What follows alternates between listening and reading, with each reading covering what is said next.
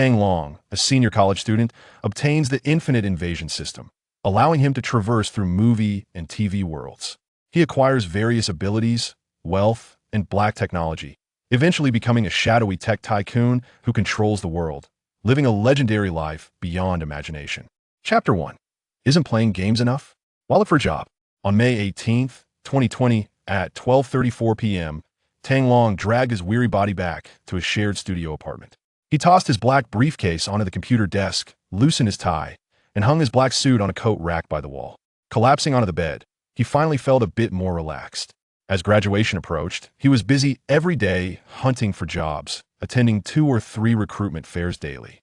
If he hadn't experienced it himself, he would never have imagined the job market pressure was so intense for college students today. Tang Long was attending an ordinary first-tier university in Linjiang City, majoring in computer science and technology. There were hundreds of thousands of college students like him in the city. It was incredibly challenging for inexperienced, fresh graduates to find suitable jobs. Should he reveal his hacker identity and apply for a network engineer position at a cybersecurity firm? He shook his head, dismissing the thought what happened back then had too much of an impact. If someone traced his identity, it would create a lot of trouble. After resting for a few minutes on the bed, his eyes caught sight of a large package next to the computer desk, and his heart leaped with excitement. He quickly grabbed a pair of scissors and began to open the delivery. This package, arriving from the United States, contained a prize from the New Era NE game company, which he had won by participating in an online survey. As he unwrapped it, a silver disc-shaped gaming console and a pair of black VR goggles resembling ski goggles were revealed.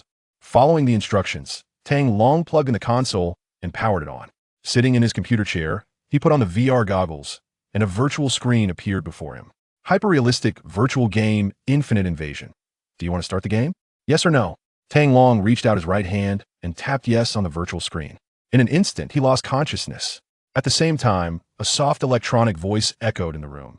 Player information loading. Player Tang Long identity confirmed. Game loading successful. Randomly matched with the world of John Wick. Beginning teleportation. His head throbbed. A surreal dreamscape shattered into fragments as Tang Long's consciousness returned, and he felt an intense pain in his head. There was a dull ache in his chest, as if he had been pierced by something. When he opened his eyes, he found his face pressed against the cold floor, with his entire body sprawled out on the ground. Wasn't he just sitting at home playing a game? How'd he end up on the floor? Tang Long was momentarily bewildered. He struggled to sit up and looked around the room, realizing he was in a spacious, European-style living room. The place was in complete disarray. Picture frames on the walls and porcelain figurines on the shelves had all been smashed, and the wooden floor was littered with shards of glass, alongside a deformed bullet. What the hell? This isn't my home. Where am I? And how did I end up in a stranger's house? Just as Tang Long was feeling utterly bewildered, a robotic voice suddenly echoed in his ears. Welcome to the first act of Rapid Pursuit. The system has detected that this is your first entry into the Infinite Invasion world, and the beginner guidance system is activated.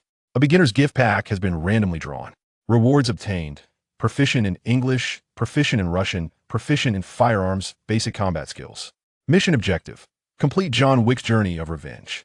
If the character dies, the mission fails. Countdown: 5, 4, 3, 2, 1. Game start. Once the voice faded, a series of rapid images flashed before Tang Long's eyes, finally freezing on the scene he had seen just before losing consciousness. It was then that he realized he had entered a game. However, the virtual reality was so vivid that it felt nothing like the usual detachment he experienced while playing VR games. Looking around, he noticed there were no obvious boundaries or blind spots in his field of vision, and he couldn't see any game interface. If it weren't for the game explanation that had just appeared in his ears, he might have thought he had crossed over into another reality. In this game, Tang Long's identity was that of a retired top assassin, John Wick, who had moved back to his home in City Inn just a week after the death of his wife, Helen. He had no idea how long he had been unconscious on the floor. He had several bruises on his face, and the blood under his nose had already dried. He stood up, carefully avoiding the glass shards on the floor, and walked barefoot down the hallway to the bathroom. Standing in front of the wash basin, Tang Long looked into the mirror and saw a middle-aged man with black hair and a scruffy beard staring back at him. Although he looked somewhat disheveled, with dried blood on his face, he immediately recognized the handsome man in the mirror as Keanu Reeves, a Hollywood A-list star. Tang Long tried to recall the films he had seen. His strongest memory of Keanu was from the Matrix trilogy, while he had seen very few of his other films. Unfortunately, he found no similar plot scenarios in his mind to provide any clues about his current situation.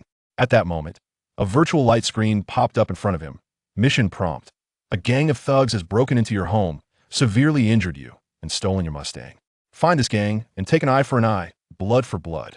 Chapter 2. Money can make things happen. Seconds later, the light screen dissolved into shimmering starlight and vanished into the air. Alright, now this is the real game mode. If it hadn't given any prompts, I might have really thought I had crossed over. Tang Long turned on the faucet and began to wash the blood from his face. Ouch!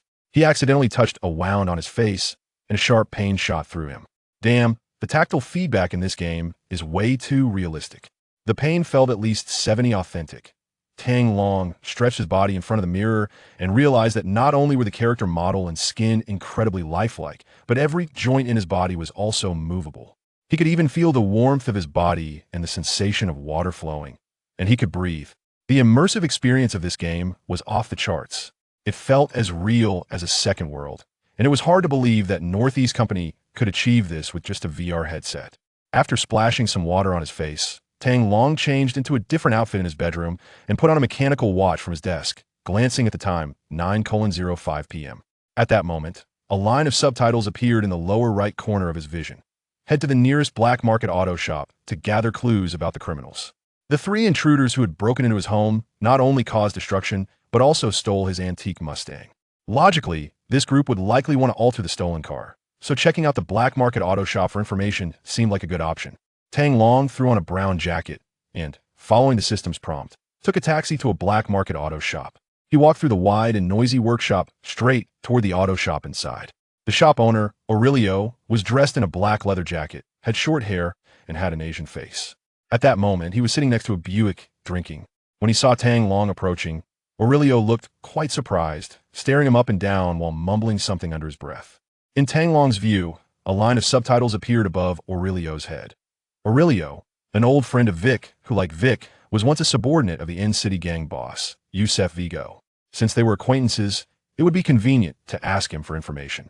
Tang Long walked over, intending to trigger the storyline, but to his surprise, no dialogue box popped up.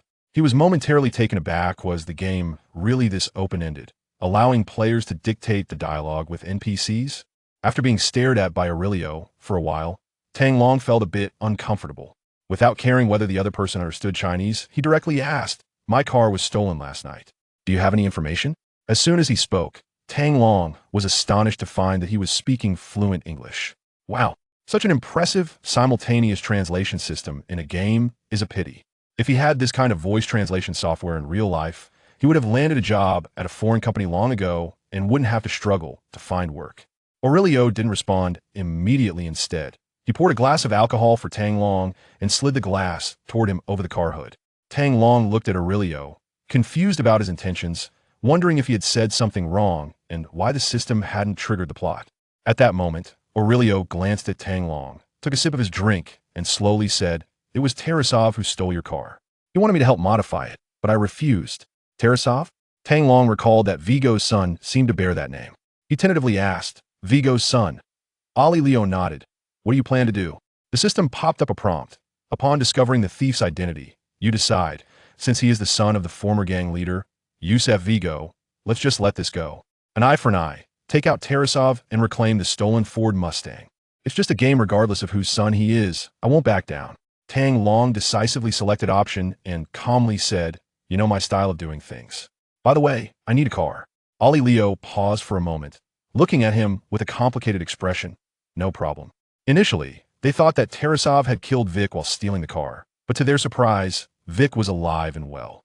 Now, the Vigo father and son were in deep trouble.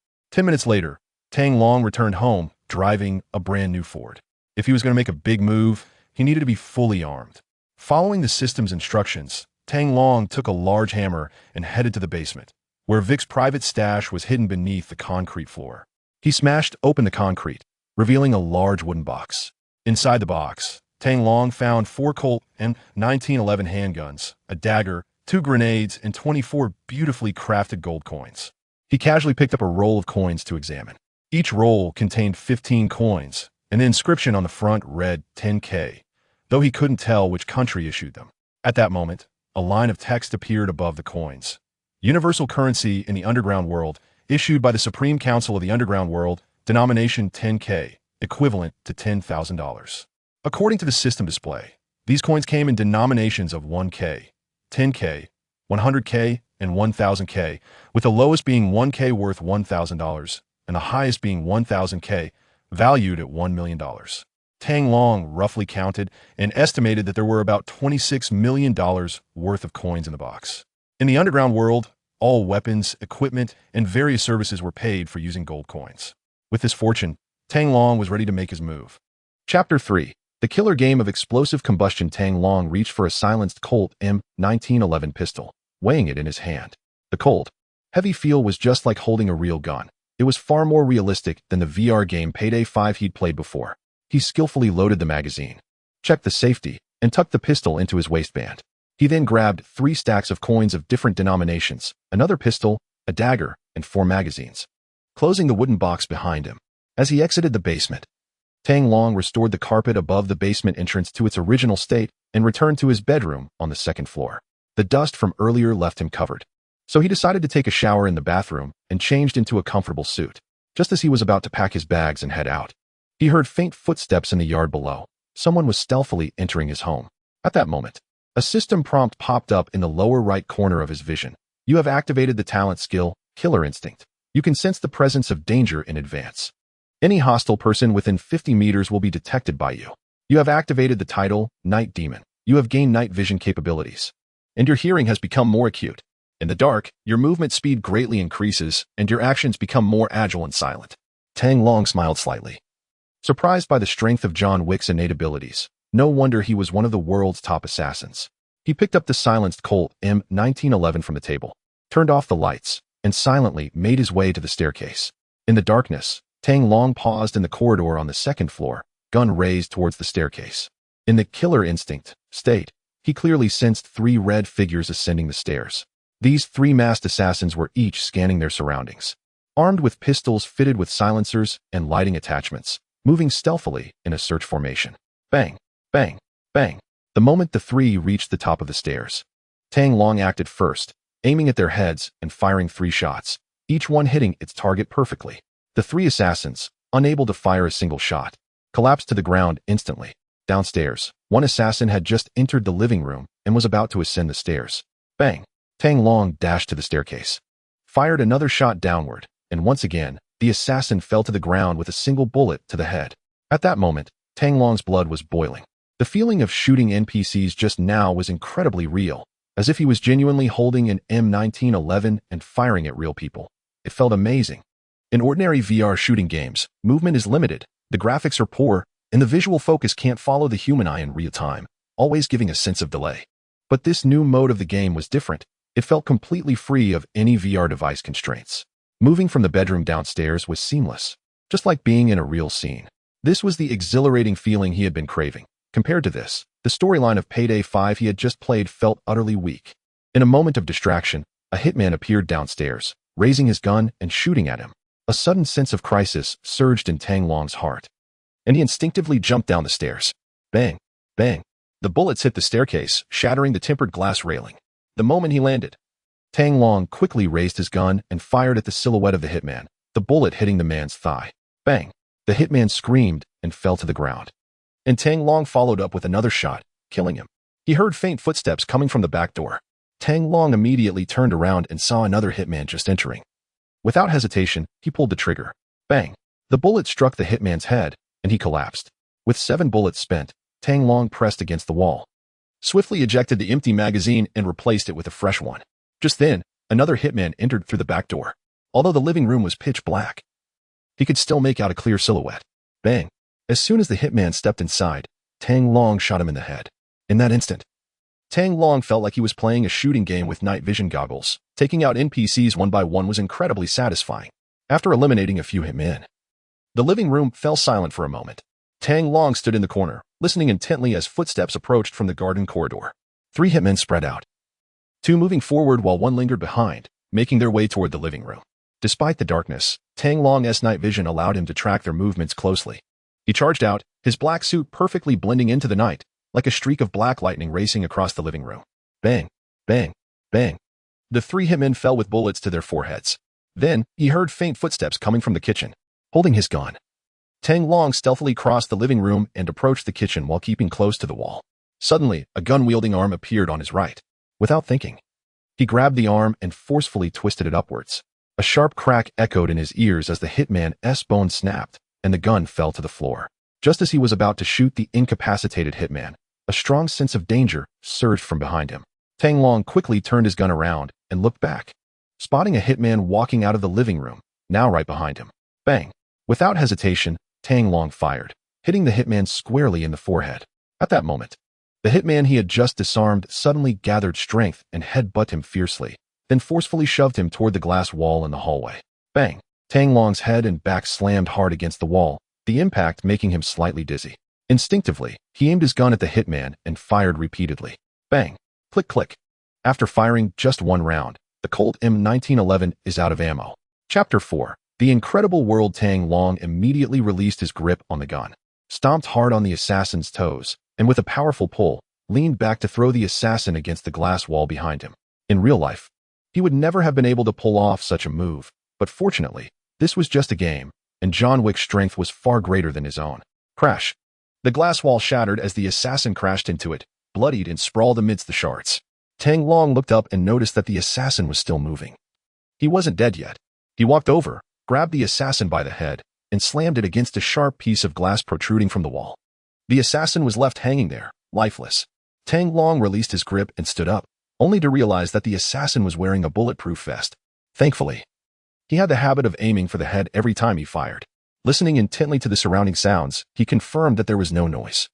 All the assassins in the room were dead. He took a deep breath, his heart racing. That had been incredibly thrilling and intense.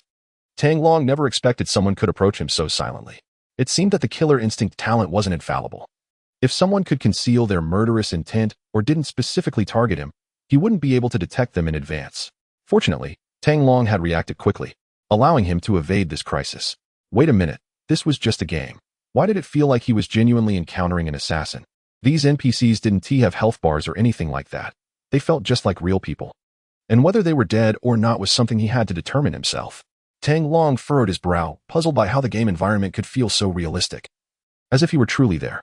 At that moment, a system notification appeared, before the police arrive. You need to find someone to clean up the bodies and traces of the gunfight. Call Max's cleaning company. They will send someone to help you with the aftermath. Following the system's instructions, Tang Long went to the basement, picked up the landline phone, and dialed the direct line. Hello, this is Wick. Are you John Wick?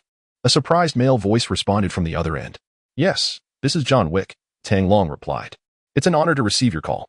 What service do you require? The man asked, a hint of excitement in his voice. Tang Long paused for a moment, surprised at the respect he commanded in this underground world. He followed the system's instructions and said, I would like to order dinner for 12. Of course, it's my pleasure to serve you. Our team will be there shortly. The man replied respectfully. After hanging up the phone, Tang Long left the basement, retrieved 12 coins valued at 100K each from the bedroom on the second floor, and sat down on the living room sofa to wait. Soon, the team from Max's cleaning company arrived. Tang Long went to the door and opened it to find a delivery truck from Max's cleaning company parked outside, with 5 people standing by. The man in a leather jacket, an elderly white man, appeared, and upon seeing him, another man took off his hat and greeted him with a smile, saying, Nice to see you, John. The name and title of this man floated above his head. Charlie, the business manager of Max Cleaning Company. Likewise, Charlie, replied Tang Long politely. Charlie stepped inside, waved his hand, and 4 men carrying cleaning tools followed him in. Once inside, the 4 men began to clean up the bodies and traces of the gunfight in the room. Charlie looked at Tang Long and smiled, saying, You look good. I thought you had already retired. After saying this, he put his hat back on and walked further into the house. Retire? Not a chance. John Wick may have retired. But I'm just getting started, Tang Long silently scoffed. In less than an hour, the estate was spotless. 12 bodies were packed into the cleaning company's van. The blood-stained carpet was replaced with a new one, the blood on the floor was wiped clean, and the bullet holes in the walls were covered with new wallpaper. Everything seemed to return to normal. Before leaving, Charlie looked at Tang Long and asked, Will we be in touch again? Tang Long placed 12 gold coins into Charlie's hand and non-committally replied, Goodbye, Charlie. Charlie didn't press for more details and nodded, Goodbye, John. After seeing off the Max Cleaning Company crew, Tang Long felt particularly exhilarated. Having a professional cleaning service take care of the aftermath of a murder made this game world amazing. It was truly a killer's paradise. The only downside was that the cleanup was a bit pricey, costing $100,000 to handle a single body. However, for Tang Long, who had inherited a vast fortune from Wick, money was not an issue. He wasn't worried about finances. Ding ding. At that moment, a ringtone suddenly sounded from the living room. Following the sound, Tang Long found an unknown smartphone on the sofa. He picked it up and saw that he had received a text message. Be careful, John. Yusef Vigo has put a bounty on you. And the reward is $2 million. Marcus Fack. This bastard not only made a move first, but had the audacity to place a bounty on him after failing once. Having gained some understanding of this world, Tang Long realized how serious the threat posed by the bounty was. He couldn't help but feel a headache coming on. The game's difficulty was ramping up too quickly, completely deviating from the usual script. Normally, players would take the initiative when receiving a mission. But he never expected the game's antagonist to send killers right to his door. He couldn't stay at home any longer. Tang Long couldn't afford to be passive and face wave after wave of assassins. He needed to find a new place to stay. At that moment, a system notification appeared. New mission. Yusef Vigo has placed a bounty on you, and you have become his mortal enemy. Kill Yusef Vigo and his son to end your bounty.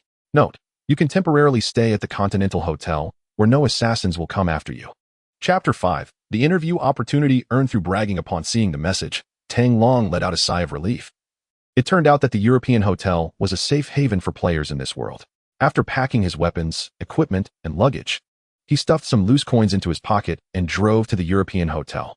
The European hotel was an old-fashioned establishment located at a unique spot in the middle of a Y-shaped street, providing easy access to various neighborhoods. He casually tossed the car keys to the hotel attendant and walked in with his suitcase. At the front desk stood a bald black man in a sharp suit, with a name tag reading, Lobby Manager Karun. Upon seeing Tang Long approach, Karun seemed to recognize him and asked, Sir, how long do you plan to stay this time? Considering the circumstances, I might stay a few more days, Tang Long replied after some thought. Not a problem, sir, Karun politely responded. A system prompt appeared. Please pay the room fee in coins. The prepayment is 10,000 coins. Huh, a prepayment of $10,000 for the room? That's quite expensive. Tang Long silently complained. However, since this was designated as a safe haven by the system, he had no choice but to accept the price.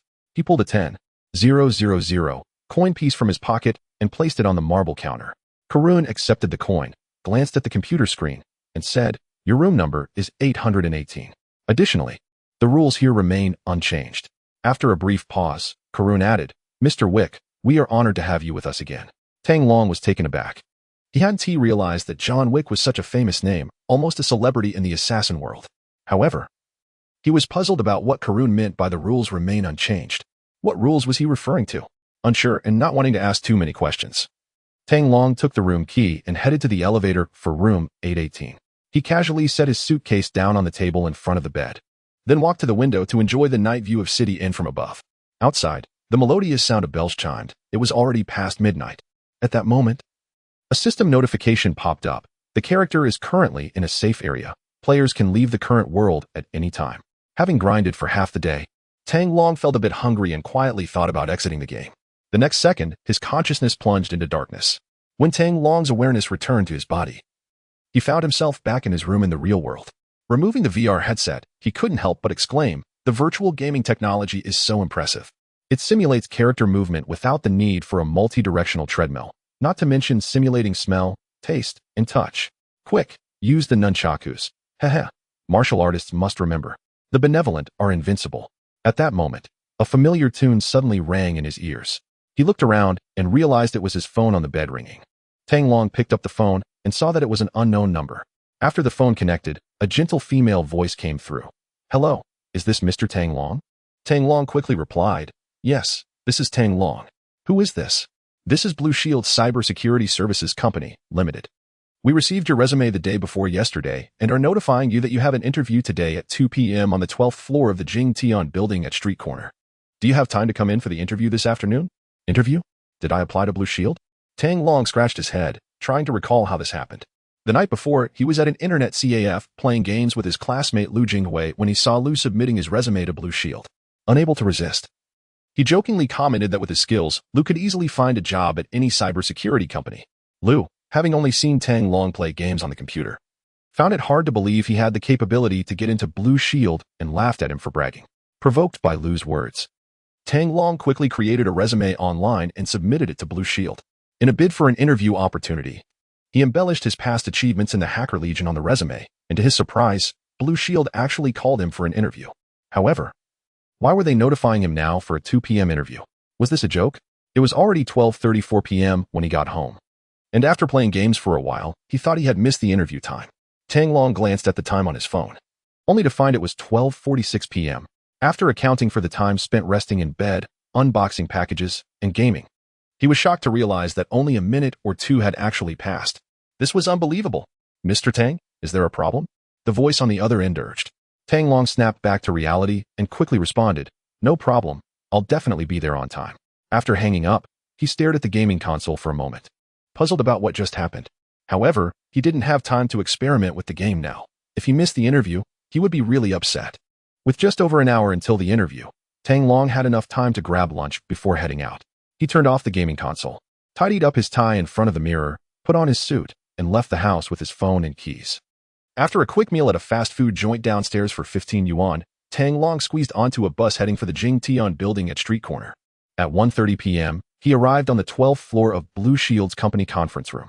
The room was filled with over 20 competitors, and he even spotted Lu Jinghui. Lu looked surprised to see him and waved. What are you doing here? He had originally thought Tang Long's resume was just a bunch of nonsense, but he was astonished that Tang Long actually made it to the interview. Tang Long walked over and smiled. What are you here for? I'm here for the same reason. Lu chuckled and leaned in to share some insider information he had gathered. After hearing this, Tang Long felt a chill in his heart. Chapter 6. Eliminated in 3 minutes? It turned out that Blue Shield Company was only hiring 2 people this time, while more than 30 candidates showed up for the interview, most of whom were top graduates from 985 and 211 universities majoring in computer science. There was even a master's student from Kyoto University among them. Damn! A Kyoto University master's student? Why not stay in big cities like Beijing, Shanghai, or Guangzhou instead of coming to Linjiang City to compete for the same job? Tang Long knew that his chances of succeeding in this interview were slim, but he was unwilling to accept defeat so easily. He sat there deep in thought, trying to figure out how to present himself in front of the interviewers. Before he knew it, it was already 2 o'clock in the afternoon. A female assistant from the Human Resources Department of Blue Shield Company began calling candidates one by one to the small conference room for their interviews. Long, I'm here. Follow me. The first candidate called and reached the small conference room, and after just 5 minutes, the assistant called for the next person. Since candidates left immediately after their interviews, those still in the large conference room had no opportunity to discuss the interview content with each other. Lu Jinghui was ahead of Tang Long in line. After Lu left Blue Shield, Tang Long discreetly called him, only to receive some not-so-good news. It turned out that one position had already been earmarked for a candidate, and the only remaining slot was to be competed for against that Kyoto University master's student. Lu Jinghui's interview had essentially been just a formality. He was asked a few casual questions and then given a practical test that left him at a loss, after which he was dismissed. For Tang Long, the only valuable piece of information he gleaned was the content of the last question, which required candidates to use a company-provided computer to breach the firewall of a designated website within 10 minutes. He opened his phone and checked Blue Shield's official website to see the site's architecture and the name of the chief technology officer. Lan Yuankai, nicknamed Bluebird, was a renowned hacker and had recently transitioned to a white hat role as the technical director of Blue Shield Company just a couple of days ago. While chatting in the white hat community, Tang Long had exchanged a few words with Bluebird and even helped test the firewall of the Blue Shield website. That day, he had fortuitously discovered a relatively rare vulnerability but hadn't had the chance to inform Bluebird about it. This could be his opportunity today. He glanced at the Kyoto University master's student in the conference room and silently prayed to be called before him, hoping to outshine this candidate. At that moment, the female assistant returned with a stack of resumes and called out, Tang Long, I'm here. Tang Long immediately stood up, took a deep breath, straightened his back, and confidently followed the assistant. The assistant opened the door to the small conference room, and Tang Long walked in at a steady pace. Inside the small conference room was a long rectangular table with an empty chair near the door. On either side of the table, there was a laptop. Across from him sat 3 interviewers, a man and a woman, all with serious expressions as they reviewed the materials in their hands. Upon reviewing Tang Long's resume, 2 interviewers subtly furrowed their brows, seemingly dissatisfied for reasons unknown. Tang Long bowed slightly, took a seat, and began his self-introduction. Good afternoon, esteemed leaders. My name is Tang Long, I am 22 years old, and I graduated from Linjiang University with a degree in computer science and technology. A middle-aged man abruptly interrupted. We've already looked over your resume. There's no need to repeat it. He glanced down at the documents in his hand. You've participated in the security protection construction of a well-known domestic website? Yes, Tang Long replied without missing a beat. 2 years ago, I worked with a senior on the server security system for Suhu. But I was only there for half a month. During the hacking wars 2 years ago, he had joined the Chinese hacker team and participated in defense efforts for several major domestic websites, so his statement was not entirely unfounded. Next to him, a stunningly beautiful woman in an OL outfit, with legs that seemed to go on for miles, shot a skeptical glance at Tang Long and asked, You've also participated in security testing for several well-known foreign websites like Facebook? Tang Long nodded. Yes. 2 years ago, I was part of a testing team that conducted security checks on Facebook and other sites through the internet. Their cybersecurity measures were inadequate at the time. As a top hacker in the team, Tang Long had indeed hacked numerous well-known American websites 2 years ago, even leaving a national flag on the Pentagon site. However, he only left the flag on the homepage without causing any damage, which could be seen as a security test for those websites. The long-legged beauty exchanged glances with the middle-aged man, slightly shaking her head, clearly unconvinced by Tang Long's claims. How could a recent graduate from a non-985 or 211 university have the opportunity to participate in the security construction of Suhu? Let alone in the security testing of well-known foreign sites like Facebook? This kid was clearly blowing smoke, and the new assistant's vetting process was questionable for allowing him to come in for an interview. Frowning, the beautiful woman marked a large X on Tang Long's resume, which originally had a practical test question, but she didn't want to waste any more time. She glanced at Tang Long and impatiently said, All right, that's enough for today's interview. You can go home and wait for the notification. Tang Long was taken aback, realizing that he had failed this interview once again. He felt indignant. Isn't this a bit unreasonable? There's still the most important practical test question. Why not give me a chance to try? He was incredibly frustrated. Did they really not believe in his abilities simply because he graduated from an ordinary university? Chapter 7. I can hack your official website. As Tang Long was on the verge of being kicked out, he glanced at the computer on the desk and suddenly had an idea. Give me 10 minutes, and I can hack into the Blue Shield official website. Next to him, a man in his 30s named Yao Xiaolin, a senior engineer at Blue Shield, scoffed at this remark. Kid, do you think you're a ghost or something? Even if we gave you an hour, you still couldn't hack into the Blue Shield website. The practical test prepared for candidates by Blue Shield was originally aimed at a temporary, content-light test website, which had a security level several grades lower than that of the official Blue Shield site. The fact that this fresh graduate named Tang Long dared to boast that he could hack into the Blue Shield website in 10 minutes was simply laughable. A middle-aged man, Ules Han, the deputy director of human resources, furrowed his brow. Although he wasn't very tech-savvy, he understood that Blue Shield, as a globally renowned cybersecurity company, had unquestionable security measures for its official site. The audacity of this Tang Long claiming he could hack it in 10 minutes was outrageous. Kid, you think you can just take 10 minutes? There are 7 or 8 others waiting behind you. We don't have time to waste on you, Ules Han said, clearly unimpressed. Hearing the young interviewer's words, Tang Long felt a slight tremor in his heart. He didn't expect this young man to even know about the existence of the Ghost. Ghost was the ID he had once used and was a near mythical figure in the hacking community. Though that ID had disappeared over 2 years ago, Tang Long replied nonchalantly, Are you afraid to let me try? It won't be embarrassing if the Blue Shield site gets hacked here, but if it happens outside, that would be a different story. The tall, beautiful woman raised her eyebrows, her mind racing with thoughts. Tang Long had a point. If he went back and, out of revenge, hacked the Blue Shield website, the reputation Blue Shield had built over the years would be tarnished. If they were to get hacked right here, Blue Shield could hire Tang Long on the spot to fix the vulnerabilities, eliminating security risks while bringing in a rare talent. With this in mind, she turned to her colleague and smiled. Why not let him give it a shot? If he fails, he won't have much to say. If he succeeds, we can consider him for the position. Ules Han glanced at Song Qingwan, thinking that since Blue Shield was her company, she could make the call. He nodded in agreement. With the 2 big shots of the company on board, Yao Xiaolin had nothing more to say. He nodded, took out his phone, and said, It's currently 15:05. Let the timer begin. Tang Long smiled faintly, having anticipated that they would agree to his request. Anyone with a reasonable IQ would understand the implications of his words.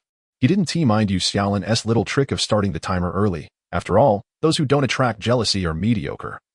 And there will always be such petty individuals around. Reaching into his pocket, Tang Long pulled out a keychain and plugged the USB drive into his laptop. He began copying 3 tools from the USB drive onto his computer. Within seconds, the 3 software tools were successfully copied, and Tang Long was officially at work. His fingers flying over the keyboard. He first ran a program he had developed called Hive, which awoke nearly 10,000 botnet machines, all logging into the Blue Shield official website simultaneously and flooding it with spam messages. A minute later, Yao Xiaolin, sitting across the conference table, let out a surprised sound as he looked at the laptop screen in front of him. He noticed something was off with the official website. The page was refreshing incredibly slowly, as if suddenly hundreds of thousands of people were trying to access the homepage at once. Yao Xiaolin realized this was a common DDoS attack, where many hackers would use a vast number of bots to send spam to a website server, overwhelming it. However, this tactic wouldn't work against Blue Shield. Their security system had long had contingency plans in place. In such situations, it would automatically switch to backup servers after 3 minutes. Meanwhile, the firewall would also automatically check visitor IPs and the information being uploaded, blocking most abnormal access attempts. The Blue Shield official website would only experience a delay of up to 3 minutes, which would have minimal impact on a non-portal website. Yao Xiaolin glanced at Tang Long, thinking, if this kid only has this level of skill, he can forget about hacking the Blue Shield website in this lifetime. Tang Long, of course, knew that relying solely on Hive wouldn't be effective. His first step was merely to create confusion. The DDoS attack launched by thousands of bots was just a smokescreen for his next move. While the bots were executing the DDoS attack, Tang Long ran the Predator vulnerability scanner, specifically targeting the server architecture used by the Blue Shield website, searching for backend vulnerabilities with specific characteristics. In less than 2 minutes, Predator discovered a vulnerability in the Blue Shield server's backend, and Tang Long directly uploaded a Trojan program named The One. 10 seconds later, the Trojan activated, granting him server administrator privileges.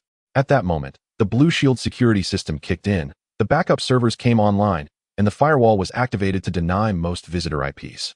Unfortunately, the security system was too late. Tang Long had already logged into the Blue Shield server using the administrator account and deleted the Trojan. At this point, he could freely alter the Blue Shield homepage and all the content running on the server. As was customary, after breaching the Blue Shield website, Tang Long felt the need to leave a mark, something to prove that he had successfully hacked into their server. What should he leave behind? Chapter 8. The astonished interviewers. This time, Tang Long couldn't make a grand display of hanging the national flag on the homepage as he had before. He had to leave his mark in a less conspicuous corner. At 3:08 p.m., Yao Xiaolin fixed his gaze on the time displayed in the bottom right corner of his computer. 3 minutes had passed, and he refreshed the Blue Shield official website again, noticing that the security system had been activated and the browsing speed of the website was gradually returning to normal. He glanced at Tang Long across the table and saw that Tang Long's hands seemed to have stopped moving, a hint of a smile playing on his lips. Look at you acting so cocky. Now you're in a bind, huh? Blue Shield isn't some third-rate forum with security holes everywhere. Yao Xiaolin had no idea what was going through Tang Long's mind and couldn't be bothered to care. After pausing for a few seconds, Tang Long quickly thought of where to leave his mark on the Blue Shield homepage. He swiftly moved his mouse, his fingers flying over the keys for a few seconds. And at the very bottom of the homepage, in the least noticeable spot, he added the phrase technical support Tlong next to the contact number. He then moved the mouse to stop the operation of the Hive software, halting the attacks from thousands of bot computers. After disconnecting, he casually deleted the 3 software programs from his desktop permanently. Once all was done, he looked up at the time on the screen, 3:10 p.m. He had spent less than 5 minutes on the task. Tang Long stood up and smiled at the 3 interviewers across the conference table, saying, all set. I've left my mark on the Blue Shield website. You can verify it. Yao Xiaolin's gaze remained glued to his laptop screen, anxious that something might have gone wrong on the homepage. Hearing Tang Long's words, he asked in confusion, where did you leave the mark? Tang Long smiled slightly. At the very bottom of the homepage, in front of the website's landline number, Yao Xiaolin quickly scrolled down the page, and his colleagues Yu Leshan and Song Qingwan leaned in nervously. At the very bottom of the webpage, in front of the landline number, the phrase technical support Tlong had indeed been added. Although the font was the same, anyone with a discerning eye would immediately recognize that technical support Tlong was out of place. No one would leave such a name on an official website. Oh my, are you even human? In less than 5 minutes, you hacked the Blue Shield website. Did you really think the dozens of network security engineers at Blue Shield were just for show? Tang Long's move left everyone stunned. The 3 interviewers were in awe, feeling as if they had seen a ghost. In the conference room, silence reigned.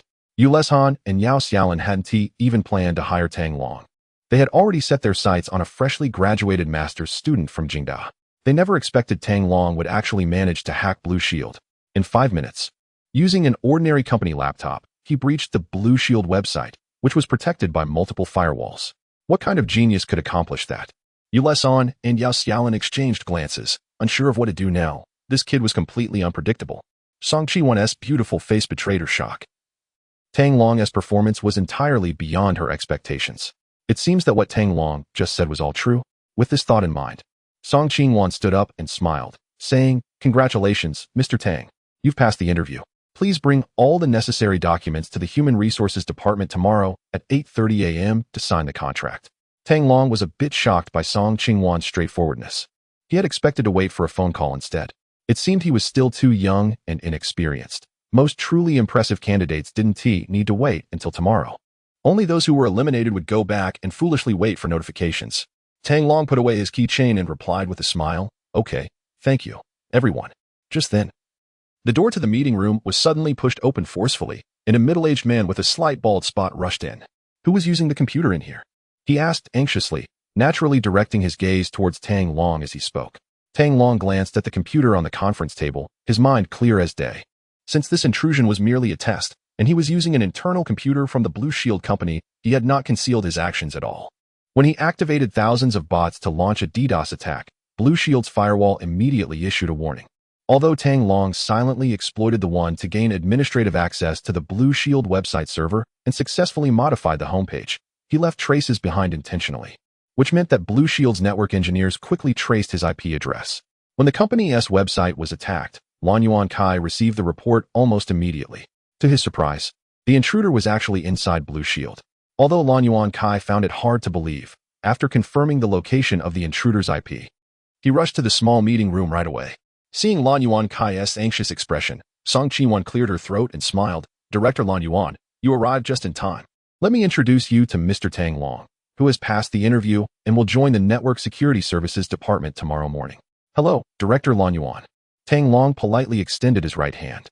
Lan Yuan Kai was taken aback for a moment, then quickly realized that Tang Long was likely the culprit behind the earlier intrusion of the Blue Shield website. However, the interview questions had been about invading another test site. So why target the company's own website? Having seen a lot in his years, Lan Yuan Kai kept his face neutral despite his many questions. He extended his right hand and shook Tang Long's hand lightly, saying, "Tang Long, right? You've got good skills, keep it up. I have high hopes for you." Although Tang Long had initiated the intrusion from within the company, giving him a significant advantage, Lan Yuan Kai knew that his abilities were formidable and that he was indeed a rare talent. As for the vulnerabilities on the website server and the tools Tang Long used for the intrusion, he would have plenty of opportunities to ask about them once Tang Long started work the next day. Chapter 9. The famous watch from the gaming world after leaving Blue Shield Company. Tang Long didn't return to his rented room, but instead took a ride back to Linjiang University. He wanted to share the good news of passing the interview with his classmate Lu Jinghui and to express his gratitude to him. Without Lu Jinghui's information, Tang Long wouldn't have known that Blue Shield had a final practical test, nor would he have been able to create the opportunity to pass. At 5:30 p.m., Tang Long treated Lu Jinghui and 3 other roommates to a meal at a nearby restaurant. After dinner, knowing that Tang Long was about to secure a position at Blue Shield and with graduation approaching, Lu Jinghui suggested they head to a nearby KTV to sing. Tang Long checked his wallet and recalled that he still had a credit card with a limit of 5,000 yuan that he hadn't used yet. So he decided to go for it. Lu Jinghui leaned in closer and whispered, "Brother Tang, this time it won't be a waste of your money. I'll have Shanshan bring along her younger roommates." Hu Huishan was Lu Jinghui's girlfriend and a sophomore at Linjiang University. Even though graduation was near, Lu Jinghui, being a local, didn't have to worry about separating from his girlfriend. He even privately suggested that Tang Long find a freshman or sophomore girlfriend. However, Tang Long was aware of his own circumstances. Being an outsider, if he wanted to stay in Linjiang City, he would have to consider buying a house. But with prices soaring to over 20,000 yuan per square meter, it quickly extinguished his thoughts. Ever since his breakup with his ex-girlfriend, he hadn't planned on dating anyone in Linjiang City. Nevertheless, Tang Long wouldn't reject Lu Jinghui's good intentions, even if he wasn't looking for a girlfriend. Spending time with a few younger classmates to sing K was still a rare joy during college. At 7 p.m., Hu Huishan arrived at the KTV with her 3 roommates, and Lu Jinghui led the 4 of them into a large private room. As soon as they entered, Hu Huishan's roommates were immediately drawn to Tang Long's tall and handsome figure. while the other two were completely ignored. Lu Jingwei introduced Tang Long and the other three to Hu Huishan's roommates, and Hu Huishan briefly introduced her roommates, Liao Shijing, Sun Xiaoyu, and Li Qian, among them. A well-proportioned girl named Liao Shijing took the initiative to sit next to Tang Long and chat with him, subtly probing into his family background. The other two girls pretended to be preoccupied with selecting songs, but were actually eavesdropping on Tang Long's conversation. Once they learned that Tang Long wasn't a local, and that his plans to stay in Linjiang City were uncertain, Liao Shijing's interest in him quickly faded. Using the excuse of needing to go to the restroom, Liao Shijing soon moved to the other side of the sofa, engrossed in her phone. No longer speaking to Tang Long, Sun Xiaoyu and Li Qian also felt a bit disappointed. Why was such a handsome guy not a local? Even if they dated, it wouldn't last a month, making him not their ideal partner. In response, Tang Long could only sigh inwardly. He hadn't expected these younger classmates to be so realistic at just their sophomore year. However, since he hadn't planned on dating anyone, he didn't feel too disheartened. In his view, college romances can be broadly categorized into two types. The first type is a pure love between students, untouched by factors like background or money, relying solely on physical attraction. Essentially, it's all about looks. The second type involves relationships between female students and men from outside the campus, which is considerably more complicated. To maintain such a relationship, the male partner must possess a certain level of financial stability, typically owning a car and a house. Although Tang Long was handsome and well-built, he was not a local, had no car or house, and was about to leave the academic environment, making him far from the ideal partner for the three junior girls. After playing for half an hour, Tang Long felt a bit warm and decided to take off his suit jacket and neatly fold it to the side. At that moment, Lu Jingwei accidentally caught sight of the watch on Tang Long's wrist and exclaimed, "Brother Tang, that mechanical watch of yours can't be real, can it?" Just a few days ago, he had seen a news article online about a high-ranking official in a certain city who was photographed wearing a luxury watch. The person who posted it pointed out that the watch was a Patek Philippe 5271P, priced at over 1.9 million yuan, and Lu Jingwei vividly remembered that watch. Hu Huishan looked over curiously. She wasn't very knowledgeable about watches and didn't know what brand Tang Long's watch was. She asked, "Jingwei, why are you so surprised?" "It's just a watch." Lu Jingwei leaned closer to Tang Long, grabbed his wrist, and examined the watch closely. "No way, it really is a Patek Philippe 5271P. I remember that watch costs over 1.9 million. He looked at Tang Long in shock. Hu Huishan, having heard her boyfriend mention that Tang Long came from a modest background, asked with confusion, "Brother Tang, is this watch really real?" After some time, Tang Long realized that he was wearing a watch for the first time. He took a closer look and thought it looked somewhat familiar. Wasn't this the mechanical watch worn by John Wick in the game John Wick? Hex? How did it end up on his wrist? Tang Long didn't have time to ponder this question, but he knew that as a top assassin in the underground world of Los Angeles, Wick's watch had to be genuine. Coming to that conclusion, Tang Long smiled faintly and replied, "It should be real." Sitting across from him, Liao Shijing shot Tang Long a glance, a hint of disdain flashing in her eyes. Initially, she was attracted to Tang Long's tall and handsome appearance and had taken the initiative to approach him. However, upon realizing that he was not a local from Linjiang City, she assessed his suit and shoes to be worth no more than 1,000 yuan, and noted that he was using a cheap domestic smartphone, which revealed a lot about his family's financial situation. Given Tang Long's circumstances, he held no appeal for Liao Shijing, who was already stepping into the working world. Now, Tang Long was claiming to wear a watch worth over 1 million yuan. Was he just trying to impress others by bluffing about something he thought they wouldn't understand? Chapter 10. Back to the game world. Liao Shijing turned to Lu Jingwei after hearing Tang Long's words, glanced at him, and feigned confusion as she asked, "Lu Ge, what's the difference between a genuine watch and a fake one?" "I can't tell the difference." Lu Jingwei, feeling quite pleased with himself, replied, "You've asked the right person. I might not recognize other watches, but I just saw news about this one a couple of days ago, so I definitely won't mistake it. Just look at the case and the circle of diamonds on the buckle. It's 100 the real deal." The Patek Philippe 5271P watch stands out from other timepieces. It features a hand-stitched crocodile leather strap with a small round platinum buckle, adorned with a circle of 22 elongated diamonds. Lu Jingwei raised Tang Long's wrist to the light, examining the diamonds on the case. The 58 elongated diamonds on the watch case sparkled brilliantly, momentarily dazzling him. He couldn't help but exclaim, "Tang Ge, where did you get this watch?" Tang Long was taken aback. He couldn't just say he bought it himself. After all, Vic was technically his game character, so calling him a friend wouldn't be a stretch. With that in mind, he replied, "A friend gave it to me yesterday." The crowd gasped in surprise. A friend gifting a watch worth over 1 million? That was even more extravagant than some so-called national sweethearts. Sun Xiaoyu, curious, asked, Tang Long, what does your friend do? He's an executive at a publicly listed company in the U.S. Tang Long casually fabricated. Why would he give you such an expensive watch? Heh, I helped him out with something, and he gave me this watch as a thank you. Everyone was stunned. What kind of friend just gives away a watch worth over $1 million for a simple favor? This indicated that not only was this friend wealthy, but Tang Long must have done something significant to earn such a gift. The crowd looked at Tang Long with extreme envy. Some thought that Tang Long's connection with such a wealthy individual suggested he had some remarkable qualities, making him a promising prospect. Even if Tang Long came from an average background, having such affluent friends meant his future was undoubtedly bright. There were examples like the founder of a certain company who, before starting his business, was just an ordinary student. It was his deep connections that attracted investments from numerous internet tycoons, allowing him to build a successful career. At that moment, Liao Shijing's gaze towards Tang Long also changed. She initially thought he was just a tall, handsome guy from a poor background. But she realized she had underestimated him. With a sly smile, she shifted closer to Tang Long, leaning her upper body against his arm, and said, Tango, tell us how you met that friend. Hu Huishan and the others were taken aback. Liao Shijing's transformation was too sudden. But then again, it made sense. This woman had always been quite pragmatic at school. Tang Long glanced at Liao Shijing with a cold smirk hidden beneath his composed demeanor. It's nothing much. Just an online friend I got to know before, someone I can chat with easily, he replied. Liao Shijing pressed for more details. But Tang Long brushed her off with vague responses. After spotting the Patek Philippe watch, Tang Long lost interest in karaoke. Moreover, he wasn't particularly keen on Liao Shijing and her friends. As soon as the clock struck 9 p.m., he made an excuse about needing to work at the new company the next morning and hurriedly left the Chianca KTV after settling the bill. Back in his rented room, Tang Long immediately turned on his computer to search for information about New Era Gaming Company.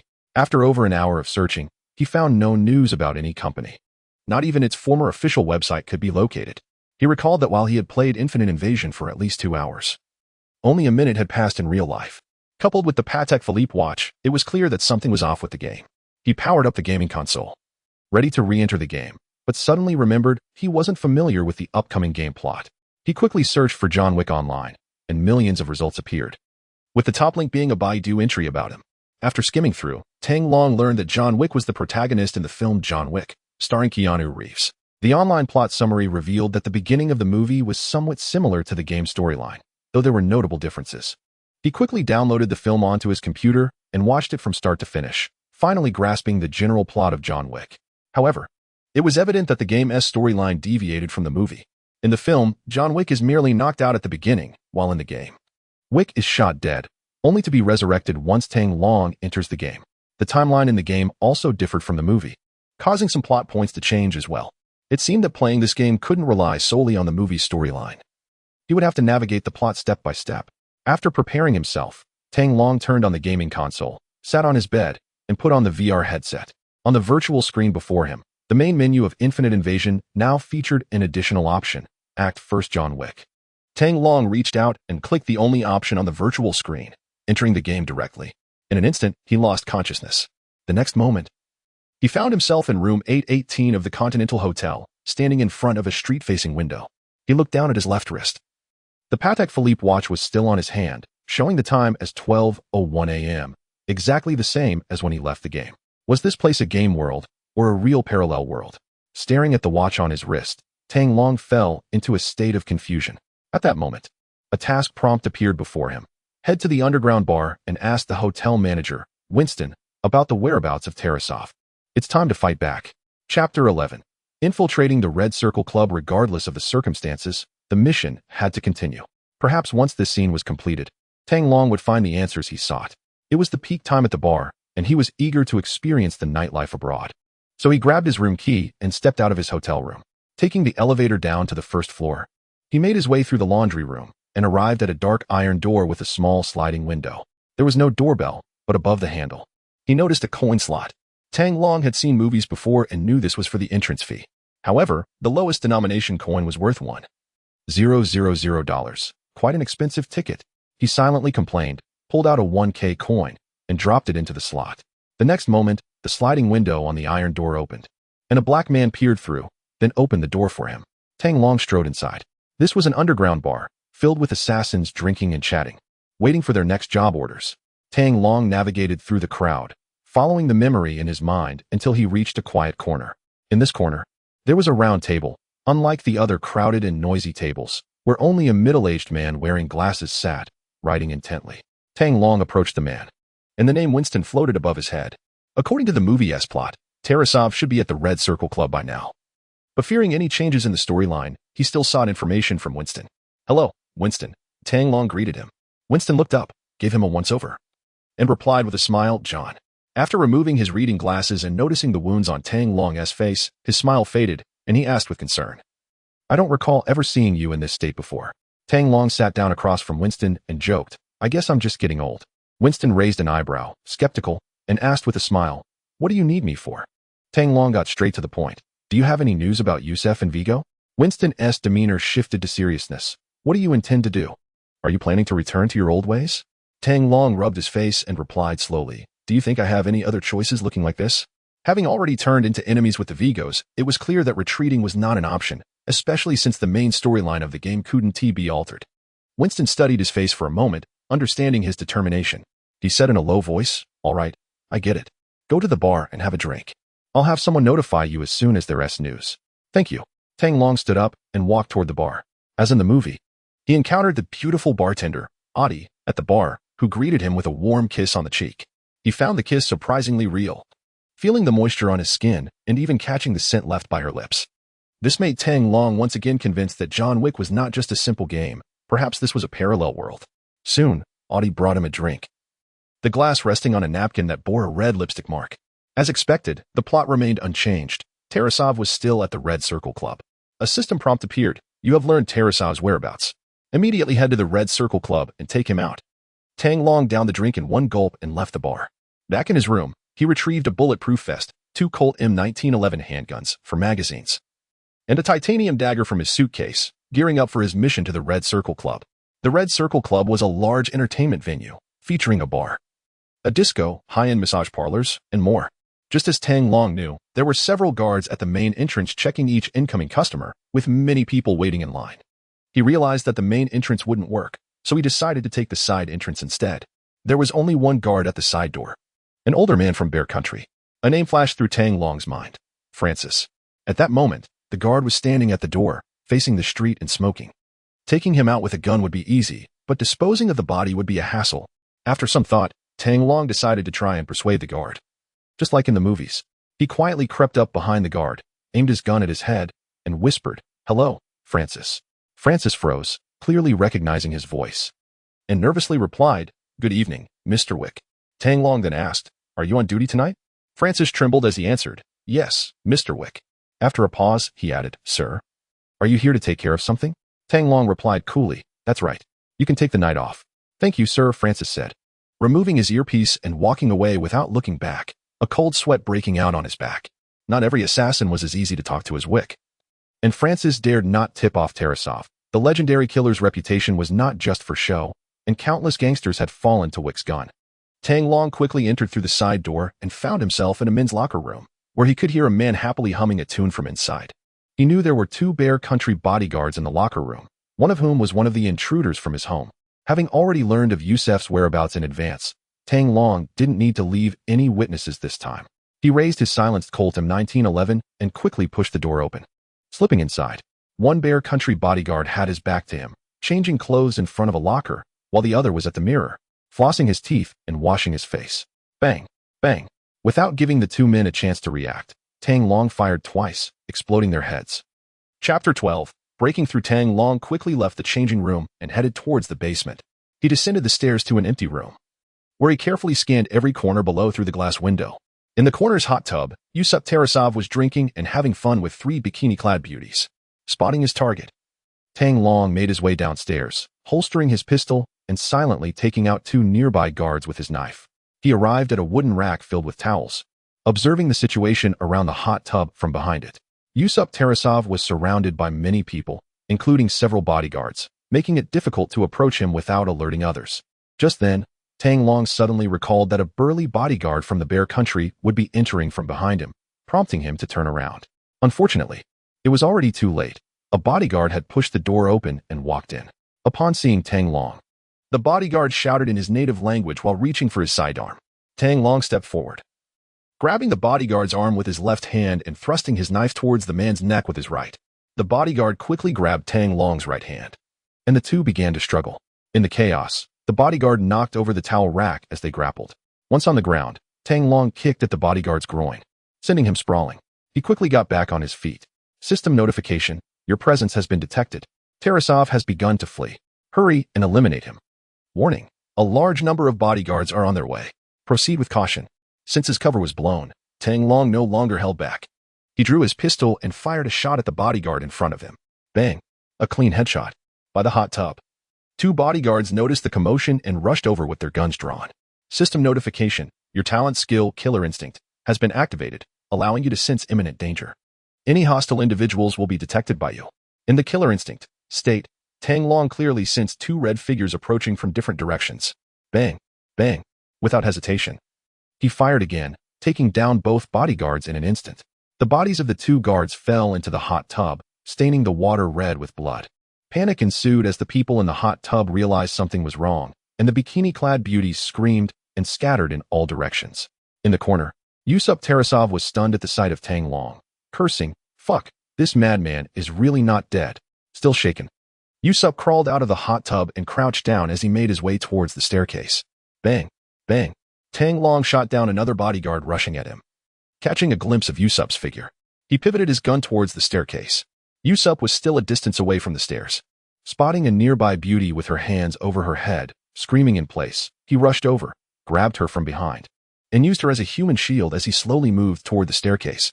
He was only 2 meters away. If he could just run up the stairs, the tempered glass railing could save his life. Want to run? It's not that easy, Tang Long scoffed. System prompt. You discover Yusuf Tarasov hiding behind an ordinary person. You decide, shoot directly, taking out both the ordinary person and Yusuf Tarasov. Note, this action will harm your reputation and lower your system rating. Temporarily let Yusuf Tarasov go, and chase him down after he runs up the stairs. I won't choose either, Tang Long silently complained. He already knew Yusuf would try to escape. Wouldn't he miss the opportunity like in the movies? Without hesitation, he shot Yusuf in the leg. Thud! Yusuf screamed in agony and fell to the ground, allowing the beautiful woman he had grabbed to escape. Tang Long strode up to Yusuf, gun in hand. Seeing there was no way out, Yusuf despaired and said, "Fuck. Didn't you already die?" How? Bang. Tang Long shot Yusuf in the forehead. Meanwhile, in the security monitoring room of the Red Circle Club, the head of security saw Yusuf Tarasov die at Tang Long's hands. He slammed his fist on the computer desk and shouted, "Fuck. Fuck. Tarasov is dead. Vigo is going to go crazy." After a pause, he yelled at his subordinates, "What are you waiting for? Follow me and take down Vigo." After eliminating Yusuf, Tang Long calmly reloaded his handgun. He knew the side entrance was locked, and the only way out was through a bloody path at the front door. With his mind made up, he ran straight for the staircase in front of him.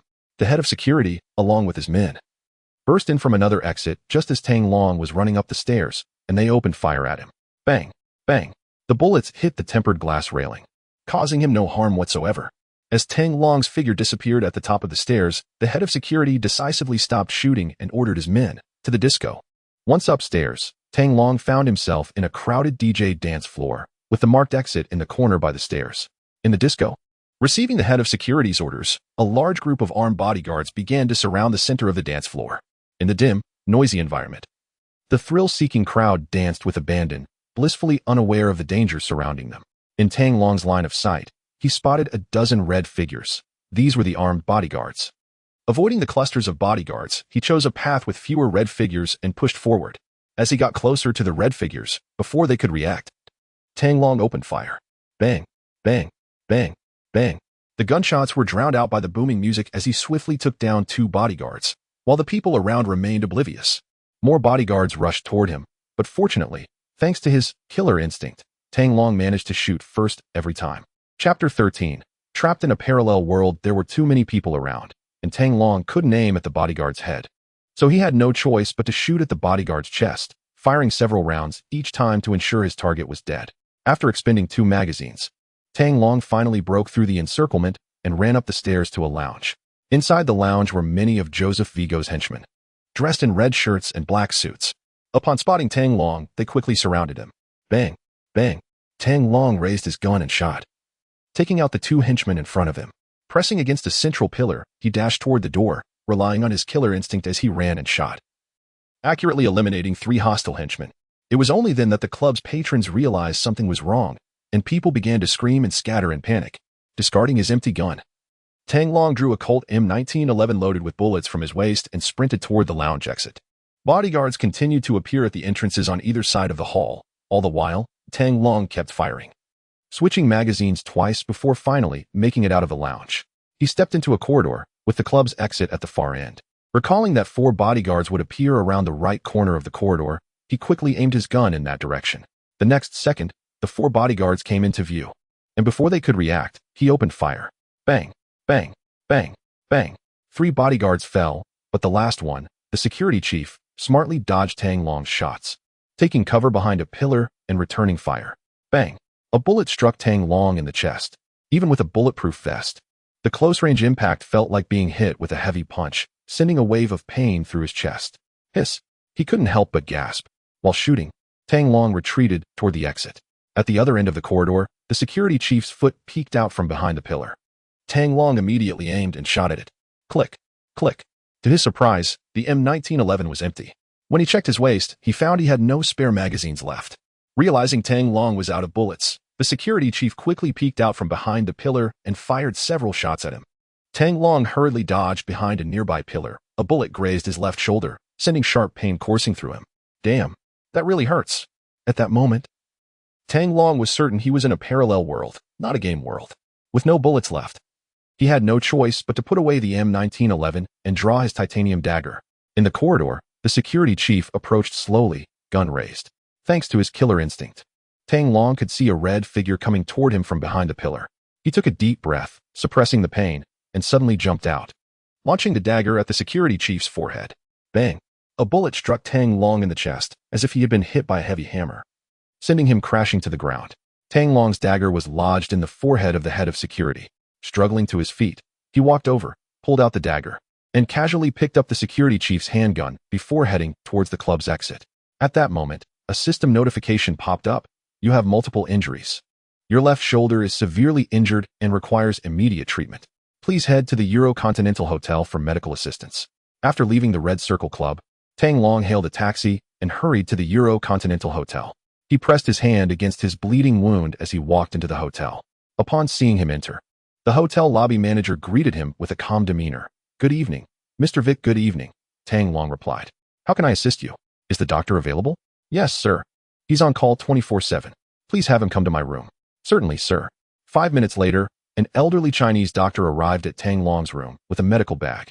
The doctor skillfully cleaned, disinfected, stitched, and bandaged the wound on Tang Long's left shoulder. Although the stitching wasn't the best, and there was no anesthesia, causing Tang Long to grit his teeth in pain, he had no better options at that moment. In M country, legitimate doctors held a high status, and there were only a few black market doctors willing to assist killers. This Chinese doctor was a safe and reliable choice. You're quite lucky, sir. The bullet didn't hit any bones, just soft tissue. You'll be fine after a few days of rest, the old doctor said with a smile. Tang Long let out a long breath and forced a smile in return. Thank you. After paying the 10,000 gold coins for the medical fee, the doctor's smile grew even brighter, and before leaving, he handed Tang Long a small bottle of powerful painkillers. Once the doctor had left, Tang Long didn't even have time to change out of his bloodstained t-shirt before collapsing onto the bed, wishing he could just sleep through it all. He felt utterly exhausted from the intense fighting and gunshot wound, a fatigue he had never experienced before. In real life, Tang Long was just an ordinary college student. Although he had played many simulation sports games, he had never had any real-life experience with killing, let alone being shot. Everything that had happened tonight had completely shattered his worldview. Fortunately, this was just a peculiar parallel world. Otherwise, he would be wanted by the N-City police tomorrow. After lying there for a while, Tang Long could no longer bear the pain in his left shoulder. He quietly whispered exit game, intending to return to the real world for a good night's rest. However, the system showed no response. His consciousness remained trapped within Vic's body. What is going on? Am I stuck in this world? Tang Long thought, feeling a bit frustrated. Just then, a notification appeared in the lower right corner of his field of vision. Current area is a non-safe zone. The host cannot leave this world. Chapter 14. Changing the plot. Taking control of destiny, damn it. Upon seeing this message, Tang Long suddenly remembered that in the original storyline, Vic would be assassinated by Perkins in a room at the Continental Hotel. although fighting was strictly prohibited in the hotel. Perkins was willing to risk it all for a $4 million bounty. No wonder he couldn't escape this world. It turned out the hotel was no longer safe. I wonder if my old friend Marcus received Vico's commission, Tang Long thought as he stood up, bent down, and slowly walked to the bed, drawing the curtains on all the windows. Although Marcus wouldn't actually shoot him, Tang Long had never believed in leaving his fate in the hands of others. It was best not to give any potential snipers outside the hotel a chance. He returned to the table, picked up a loaded Colt M1911, grabbed a chair, and quietly sat down behind the door. Half an hour later, the door to the room was suddenly opened, and Perkins, dressed in black and holding guns in both hands, stepped inside. Tang Long aimed his gun at Perkins' head and sneered, "Hey, Perkins, don't move. Slowly drop your gun on the ground." Caught off guard by the gun pointed at his head as soon as he entered, Perkins froze and slowly dropped his weapon, a painfully forced smile spreading across his face. "Hi, John. For $4 million, you dare to break the rules of the Continental Hotel? How stupid can you be?" Tang Long mocked. "How did you know I would come?" Perkins never expected Tang Long to be so prepared. No one would have thought she would take action in the Continental Hotel. Tang Long let out a cold laugh. Too lazy to engage with this foolish woman blinded by greed. He swung the guns, but sharply against Perkins' skull, knocking her unconscious. If they were outside the Continental Hotel, Tang Long would have shot Perkins without hesitation, but inside the hotel, he wasn't sure if killing someone would lead to trouble. Tang Long closed the room door, walked to the nightstand, picked up the hotel phone, and dialed the front desk. "Good evening, sir. How may I assist you?" the hotel manager asked politely. Tang Long replied, "There's an uninvited guest in my room. Please send someone to handle it. Would you like to request room service?" The manager inquired delicately. "No need. I just knocked her out. Send someone to take her away." "Understood. Please hold on for a moment. Our staff will be there shortly." 3 minutes later, there was a knock at the door. Tang Long peered through the peephole and saw the manager standing outside with 2 men in black. After opening the door, Tang Long pointed to Perkins, who was lying on the floor, and said nonchalantly, "The hotel needs to strengthen its security services. Someone actually dared to ignore the rules and try to attack me in my room." The manager looked apologetic. "I'm very sorry for the trouble this has caused you. I will report this matter to my boss and ensure you receive a satisfactory response." Tang Long nodded, allowing the 2 men in black to come in and drag Perkins away. Handing Perkins over to the hotel is a wise decision, as it adheres to the hotel's rules and saves on cleanup costs. Of course, this is contingent on not jeopardizing his personal safety. If Tang Long hadn't been prepared, he would have certainly taken out Perkins during his counterattack. Those who violate the rules of the Continental Hotel are left with no escape. Even if Tang Long hadn't killed Perkins, the hotel staff would have executed him. After seeing off the lobby manager and others, Tang Long thought of Marcus, an old friend of Vic's, as well as Vigo's secret base. He quickly pulled out his phone and dialed Marcus's number.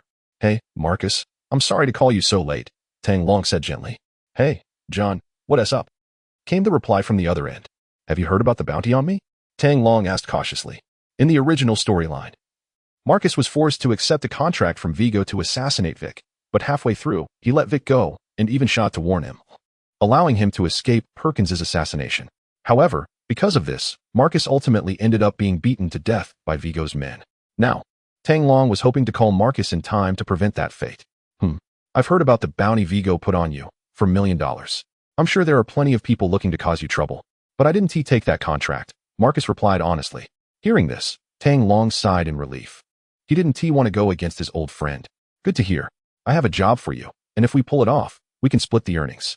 I guarantee you'll walk away with at least $2 million, he said, trying to recruit Marcus to help him rob Vigo's little vault and take him out in the process. "At least $2 million. No problem. Where do we meet?" Marcus agreed without hesitation, excited about teaming up with an old friend and the prospect of a big payday. "Tomorrow at 9 a.m. at Little Ross, near the Cannon Court. Bring your gear and wait for my call." "Got it." After hanging up, Tang Long felt a surge of excitement at the thought of robbing Vigo's vault the next day. In the original story, Vic had stormed into Vigo's vault alone but couldn't take any of the gold, cash, or securities with him. So he had to burn it all down with a Molotov cocktail. But now that it was Tang Long, he certainly wouldn't waste such an opportunity. If one person couldn't carry away a large haul, getting Marcus's help would solve that issue. Since he was able to bring back the watch from the wrist to the real world, why not other items? For example, a box full of cash. Tang Long decided to give it a try tomorrow. After taking 2 painkillers and taking a shower, he set an alarm on his phone and collapsed onto his bed, falling into a deep sleep. Chapter 15. Taking the initiative the next morning at 8 a.m., Tang Long was jolted awake by his alarm clock. After quickly getting up and washing up, he headed to the hotel's equipment room to procure a submachine gun, grenades, and other gear, and stocked up on plenty of ammunition. With everything prepared, Tang Long drove to the Little Ross district and City Inn. At 9 a.m., he met Marcus in a parking lot near the Cannon Court and shared the entire plan with him.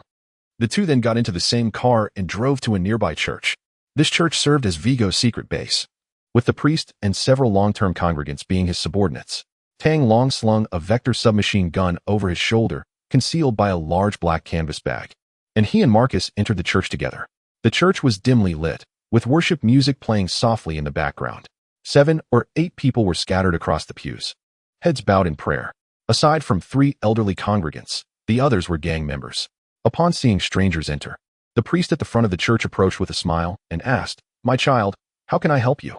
The gang members seated on either side turned their cold, piercing gazes toward Tang Long. He smiled briefly before suddenly tossing aside the canvas bag. Gasps of shock filled the room as they caught sight of the submachine gun in his hands. Bang! Without a moment's hesitation, Tang Long fired a shot at the priest's left leg, then quickly spun around, unleashing a barrage of gunfire at the gang members present. At the same time, Marcus drew his handgun and began shooting at the gang members on the second floor of the church. In an instant, the gang members in the church fell one by one. The priest screamed and collapsed to the ground, while the 3 ordinary congregants buried their heads in their arms, terrified to move. The gang members had never anticipated that someone would come into the church to kill them, and were completely unprepared, although they were armed. Facing a professional assassin like Tang Long meant they were doomed. In less than a minute, all 5 of Vigo's men were dead at the hands of Tang Long and Marcus, leaving only the 3 ordinary congregants and the priest alive. Seeing this, the priest cursed loudly from the floor. "What the hell? Do you know who you've messed with?" Tang Long stepped in front of the priest, sneering coldly. "Yes, I'm well aware of whose territory this is." He grabbed the priest's right arm and yanked him up, saying coldly, "Take me to the basement." The priest, who initially thought Tang Long and Marcus were just a couple of reckless thugs, suddenly realized they were well prepared upon hearing his demand. Gritting his teeth against the pain, he limped toward the basement, fearing death more than he feared the pain. In the basement, 2 armed guards stood up at the sound of the gunfire outside. Raising their weapons and focusing on the entrance, Tang Long shoved the priest toward the stairs, causing him to stumble into view at the corner of the staircase.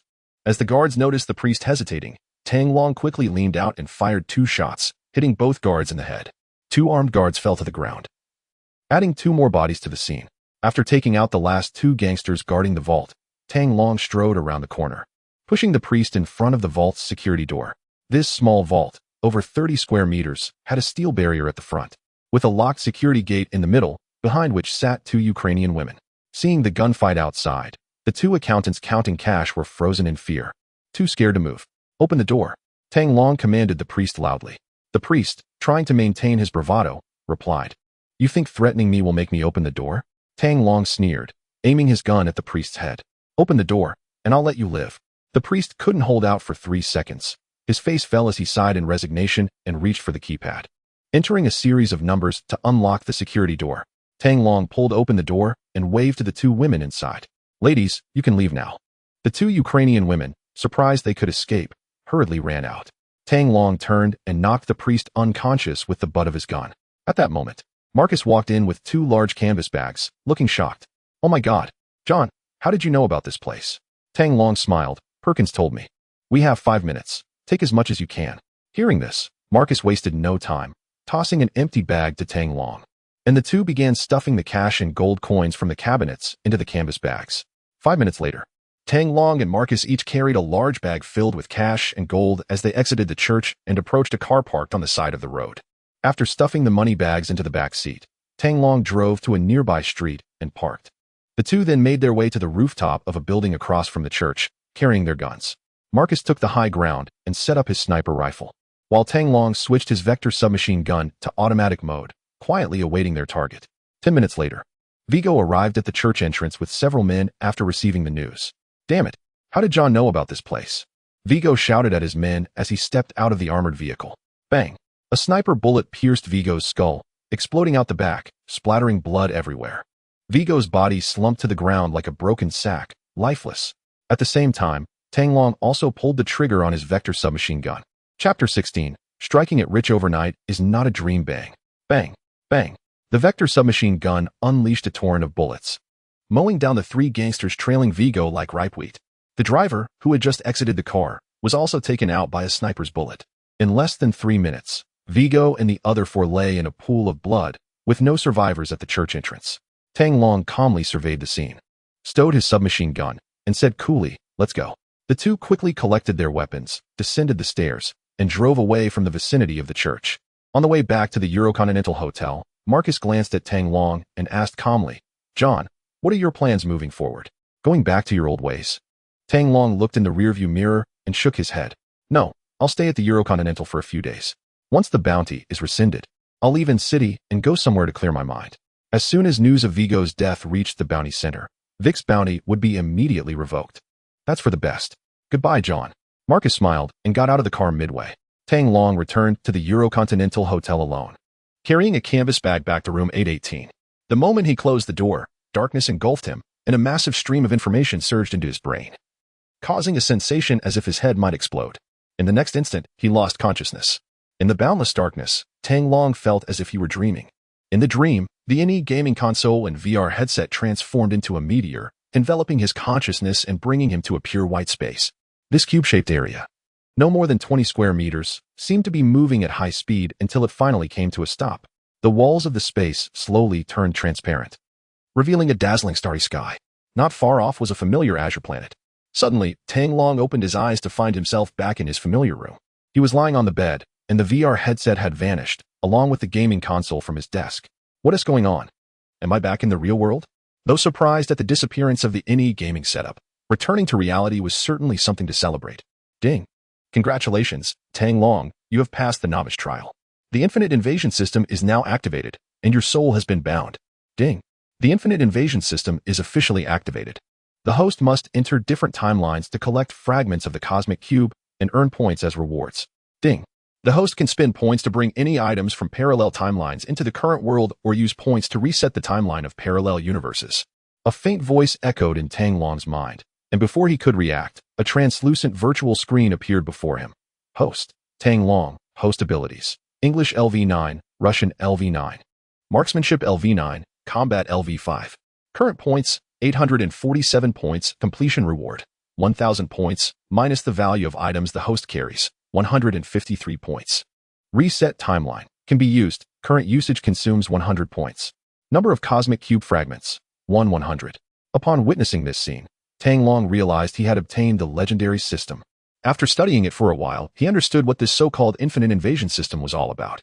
This system came from a higher dimensional universe within the multiverse, and a form of intelligent life from that higher dimension needed his help to collect cosmic cube fragments. Tang Long had no idea how he was chosen and how he passed the novice trial to become the only host in the Earth plane. From now on, he no longer needed the game console from Northeast Company as a medium. He could simply think of activating the infinite invasion system in his mind to enter any parallel timeline. However, a new parallel world would only refresh every 24 hours. And currently, the only parallel world in Tang Long's system menu is Rapid Pursuit. Closing the virtual screen in front of him, Tang Long suddenly noticed a large canvas bag on the bed. He opened it and was instantly dumbfounded. The bag was filled with stacks of cash, most of which were in denominations of 50 and 100 US dollars, along with several gold coins.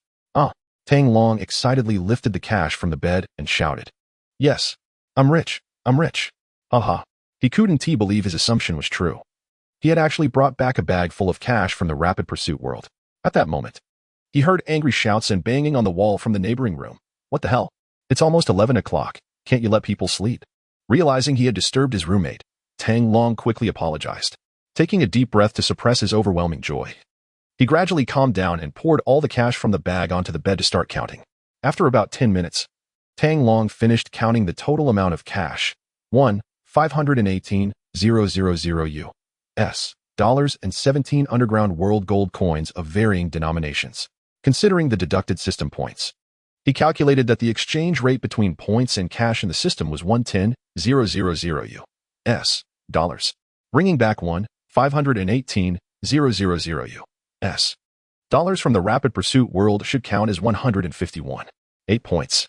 As for the 17 gold coins, since they couldn't be exchanged for equivalent US cash in reality, he could only convert them based on their weight in gold, which was about 12,000 US dollars. Therefore, The system deducted a total of 153 points, leaving him with 847 points. Based on the current market price, with 1 US dollar equaling 7 Chinese yuan, 518,000 US dollars equated to approximately 626,000 Chinese yuan. In just one day, Tang Long had become a millionaire. Chapter 17. Why go to class when you have money? For a long time, Tang Long had been suffering from a particular affliction, being poor. This is a disease that the vast majority of people experience. It seems easy to treat, but in reality, it is very hard to cure. Living in Linjiang City, a first-tier city, Tang Long only had a monthly living allowance of 1,000 yuan. He relied on part-time jobs during the winter and summer vacations to make his life a bit more comfortable. Right now, what Tang Long needed most was money. With just 800 yuan in his wallet and bank card combined, he didn't even have enough to pay next month's rent. However, all of these problems were about to be resolved. Tang Long suddenly found himself with $518 million, which would instantly make him a millionaire if exchanged at the bank. The only issue was that exchanging such a large amount of cash for yuan at the bank came with limits and required a photocopy of his ID. It would definitely raise suspicions if he suddenly tried to exchange that much cash. Perhaps he could directly exchange the dollars for yuan in the world of John Wick and bring the money back to the real world. As for the 17 coins of varying denominations from the underground world, they were worthless in reality but would hold more value in the John Wick universe. Thinking about this, Tang Long felt a rush of excitement. He quickly gathered all the cash into a canvas bag and placed the 17 coins into a plastic bag before putting them in. He picked up the canvas bag with his right hand, stood up, and silently chanted to activate the system. A translucent virtual screen popped up in front of him, and below the words Infinite Invasion appeared a main menu with an option, World 1, John Wick. Habitually, Tang Long reached out and clicked on the John Wick option on the virtual screen, hoping to enter that world. However, he found himself standing still in his room. In the bottom right corner of the virtual screen, 2 lines of red text appeared. Cosmic Cube Energy Insufficient. The Infinite Invasion system can only teleport twice within 24 hours. Current available uses, 0. Note, collecting cube fragments can increase the energy storage limit of the cube. Seeing this message on the virtual screen, Tang Long awkwardly scratched his head and closed the interface. He glanced at his watch. It was already 11:10 p.m. It would be better to get some sleep and try again tomorrow. Tang Long placed the canvas bag with the cash under his bed, washed up, and soon fell asleep. The next morning at 8 a.m., Tang Long woke up on time. After getting ready, the first thing he did was summon the Infinite Invasion system in his mind. However, at this point, he still couldn't enter the John Wick world. He recalled that his first entry into that world yesterday was around 12:46 p.m. If he had to wait 24 hours, wouldn't he have to wait until 12:46 p.m. today to enter? Realizing this, Tang Long decided not to dwell on it any longer and resolved to exchange $5,000 for yuan at the bank as a temporary solution. He bent down and pulled out a canvas bag from under the bed. From it, he took a stack of $50 bills and placed them into a black briefcase before heading out for breakfast. After finishing his meal, Tang Long found a nearby Bank of China, waited in line for a while, filled out a form at the counter, and exchanged $5,000 for 34,900 yuan, which he also transferred to his bank card. Once he wrapped up everything, he stepped out of the bank, and his phone suddenly rang. He picked it up and glanced at the screen before answering. A gentle female voice came through. Hello, is this Mr. Tang Long? Yes. May I ask what this is regarding? This is Blue Shield Cybersecurity Company. Are you still planning to come to our company for work? Work? At that moment, Tang Long remembered that he had passed the interview with Blue Shield the day before and had agreed to go in at 8:30 this morning to complete the onboarding process. However, after becoming a millionaire last night, he had completely forgotten about it. Now that he was a millionaire, who had the time to work for someone else? He straightforwardly replied, I'm sorry, but I have other commitments and won't be able to join your company. Perhaps we can collaborate another time. With that, he hung up the phone. It was already past 8:30, so it was no wonder Blue Shield was calling him. Fortunately, he hadn't signed a contract with them yesterday. Otherwise, not showing up today would have caused some trouble, given that there were so many applicants for the position. Blue Shield could easily find someone else to fill the role. Tang Long chuckled and pushed the matter aside. Since it was still early, he planned to find a real estate agent and rent a better apartment for himself. Previously, he had shared a place with a few strangers due to a lack of money, which was quite inconvenient. Now that he had money, he certainly wanted to live alone. As for buying a house, he hadn't considered that yet. In Linjiang City, the starting price for real estate was 21,000 yuan per square meter. And a house of over 100 square meters would cost over 2 million yuan. Although he theoretically had that much money, converting his $513 million into yuan was still a hassle, even if Tang Long could bring back a few million yuan directly from the world of John Wick. Pulling out such a large sum to buy a house would attract the attention of certain authorities. If his secret were exposed, it wouldn't be worth the risk. More importantly, he wasn't a local of Linjiang City and didn't know where he would settle down in the future. There was no need to buy a house there right now. As he walked along the street, he thought about the martial arts saying he had heard. Quickly use the nunchaku, ha. Remember, a martial artist must be compassionate and invincible. Just a few minutes later, his phone buzzed again. Taking it out, he saw it was an unfamiliar local number from Linjiang City. After sliding the screen to answer, an exceptionally sweet voice greeted him. Hello, is this Mr. Tang Long? Yes, who is this? My name is Song Qingwan, and I am the PR manager at Blue Shield Cybersecurity. Could I take a few minutes of your time? Chapter 18, 2 days at work. Monthly salary of 10,000. Upon hearing that voice, a stunning face appeared in Tang Long's mind. He was sure that Song Qingwan was the beautiful interviewer with long legs from yesterday. Beautiful women always have a natural advantage. And while he was curious as to why the public relations manager was reaching out to him, he didn't mind spending some time chatting with her. All right. I happen to have some free time right now. Just tell me what you need, Tang Long replied with a smile. Mr. Tang, may I ask why you are hesitant to join our company? If it's a matter of salary, we can negotiate, Song Qingwan cautiously probed. Tang Long wanted to say that it wasn't about refusing to work for their company, but rather that he didn't want to work for any company at all. He had just come into a large sum of money and had an infinite invasion system at his disposal. Why would he want to go to work for someone else just for a few $1,000s a month? He didn't want to be so blunt. So he made up an excuse. I have some personal matters to attend to and can't commit to a full-time job right now, so I appreciate your offer. There was a moment of silence on the other end of the line, and after a while, Song Qingwan said, Mr. Tang, if you don't have enough time, you could consider working part-time at our company. Part-time? Does Blue Shield Company even have part-time engineers? Tang Long asked, puzzled. In a typical cybersecurity company, engineers usually work 996, 9 a.m. to 9 p.m., 6 days a week, and weekend overtime is common. It was hard to believe they would hire part-time staff. We rarely hire part-timers, but your situation is special, and we can make an exception, Song Qingwan replied gently. Tang Long thought about it. While he wasn't short on money, he didn't want to be seen as unemployed when his parents asked about his job next month. Rather than lying to them or concocting some fake company, it would be better to take on a part-time position at Blue Shield, which was one of the top cybersecurity firms in the country. At least it would give his parents something to be proud of. Having made up his mind, Tang Long responded, a part-time position would be fine.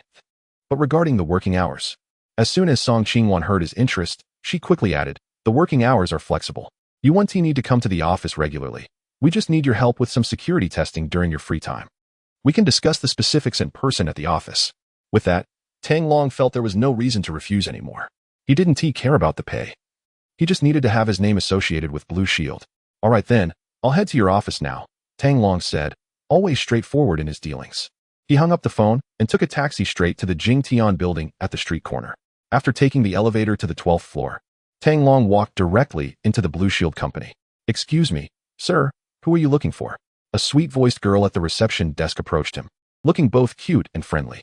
Tang Long smiled. I'm looking for the public relations manager, Song Qingwan. The receptionist looked Tang Long up and down. Although he was wearing a domestic sports outfit, he exuded a unique aura, and his words were filled with confidence. Upon entering, he specifically asked for Manager Song, indicating that they clearly knew each other. The receptionist didn't dare to be negligent and smiled, saying, please wait a moment. I'll give Manager Song a call. Tang Long nodded with a smile and turned to look around. Blue Shield Networks is indeed one of the top cybersecurity companies in the country, just on the 12th floor. The office area spans over 1,000 square meters. At a glance, the entire office layout is spacious and interconnected, with corridors leading to corners on both sides. Aside from the engineers' cubicles, there are at least dozens of private offices. Not far away, in the cybersecurity department, dozens of male engineers were busy working at their computers, some of whom glanced over at Tang Long. Soon, the receptionist finished her call and smiled as she led Tang Long to the public relations manager's office. Following her in, Tang Long was greeted by the sight of a stunningly tall woman, Song Qingwan, dressed in a uniform that accentuated her perfect figure. Her face exquisitely sculpted and her skin fair. At that moment, Tang Long couldn't help but marvel at how beautiful the long-legged beauty looked in her uniform, wondering who the lucky guy was that got to call her his. Mr. Tang, hello? Upon seeing Tang Long enter, Song Qingwan stood up and extended her right hand. Tang Long reciprocated with a smile. Hello, Manager Song. Their hands met lightly before they quickly let go. Song Qingyuan gestured for Tang Long to sit on the sofa opposite her, while the receptionist hurriedly poured him a cup of hot tea. Once the receptionist finished her tasks, Song Qingyuan instructed, "Xiao Zhou, please go to the Human Resources Department and invite Minister Yu to come here." "Okay," the receptionist replied and left. Tang Long sat on the sofa, glancing at Song Qingyuan with some surprise. What kind of person was this public relations manager, commanding such authority that the Minister of Human Resources would come to her office personally? Normally, isn't it the public relations manager who has to curry favor with the HR minister? Song Qingyuan seemed completely unfazed by her actions. With a smile, she said to Tang Long, "Mr. Tang, please wait a moment. Once Minister Yu and Director Lon arrive, we can discuss the work matters." Tang Long nodded slightly, picked up the paper cup, and took a sip. The green tea inside was fragrant and rich, far superior to the tea his father usually drank. Before long, Yuleson, the Deputy Minister of Human Resources, and Lon Yuankai, the Technical Director, arrived at the office. Tang Long had met both of them yesterday, so there was no need for pleasantries, and they got straight to the point. After a brief discussion, Tang Long reached an agreement with Blue Shield Networks. He was hired as a special security consultant, required to come to the company for just half a day each week. In case of special circumstances, Director Lon could contact Tang Long by phone, and he could assist remotely with any issues. In terms of benefits and compensation, in addition to the basic 5 social insurances and 1 housing fund, Blue Shield Company generously offered him a high monthly salary of 10,000. While a monthly salary of 10,000 may not seem like much, the key is that he only works 2 days a month. When calculated, his annual income exceeds 1 million. Chapter 19. People are different. Having signed the labor contract, Tang Long officially became a member of Blue Shield Company. The administration team took a Polaroid photo of him and quickly produced an employee badge and a staff card. With the photo ID badge, Tang Long could freely enter and exit Blue Shield, and with the staff card, he could enjoy free meals at the cafeteria on the 3rd floor. Although Tang Long's current wealth made him indifferent to such employee benefits, these gestures reflected Blue Shield's sincerity and served as proof that he was indeed a part of the company. After completing the onboarding procedures, Lan Yuankai personally took Tang Long on a tour of the company, and they finally arrived at the server room on the 13th floor. After signaling for an engineer on duty to step out, Lan Yuankai awkwardly said, "Xiao Tang, could you tell me how you hacked into the company's server last time?" Tang Long instantly understood what Lan Yuankai meant. He had thought that after signing the contract, Lan Yuankai would bring up the events from the previous day. To his surprise, Lan Yuankai waited until now to ask. He truly had patience. Smiling, Tang Long took out the USB drive from his keychain, plugged it into the main unit on the duty desk, and began to operate while explaining, "Actually, our security measures at Blue Shield are quite solid. However, it's essential to keep an eye on the latest developments in dark web forums. There's a rare vulnerability on the server that needs addressing." Lan Yuankai chuckled awkwardly. Ever since he transitioned to a white hat, he had rarely browsed the hacker tech sections on the dark web and had gradually shifted his focus to security defense. He had anticipated that the issue would stem from this. However, since Tang Long was familiar with the dark web and could access the hacker tech forums, it implied that he had once been a hacker, and a well-known one at that. Lan Yuankai couldn't help but wonder what Tang Long's previous ID was. But he couldn't ask directly. He would have to learn about it gradually through Tang Long's operating habits. Tang Long was unconcerned about revealing his past as a hacker to Lan Yuankai. He had the ability to hack into Blue Shield's official website. So who would believe him if he claimed he wasn't a hacker? Besides, Lan Yuankai was unaware of his true identity, so sharing a little wouldn't hurt. Before long, Tang Long used the pre-prepared patch program on the USB drive to fix the vulnerability on Blue Shield's official server. Once everything was sorted out, he thought for a moment and left the patch program and his custom vulnerability scanner on that computer. Seeing Tang Long's swift and skilled operation, resolving the issue in less than 10 minutes, Lan Yuankai was astounded. It's worth noting that yesterday, he and all the engineers from the network security department had spent half the day and the entire night trying to locate the server vulnerability without success. Even though they knew there was a problem with the firewall, they couldn't identify the vulnerability, let alone fix it. This was also one of the main reasons Lan Yuankai had convinced the company's vice president and the public relations manager, Song Qingyuan, to hire Tang Long at Blue Shield. Regardless of the challenges, Tang Long noticed the expression on Lan Yuankai's face, smiled, and stood up to gently pat Lan Yuankai on the shoulder, leaving the remaining work to the engineers at Blue Shield. Learning hacking skills and working hard alone is not enough. Talent is crucial. With Tang Long's years of technical accumulation and his innate ability, he could easily surpass all the engineers at Blue Shield, including Lan Yuankai, which is why he had the confidence to demand a high salary. Having sorted everything out, Tang Long needed to find an apartment through an agency and bid farewell to Lan Yuankai before leaving. Lan Yuankai accompanied Tang Long downstairs and then returned to the 12th floor of Blue Shield.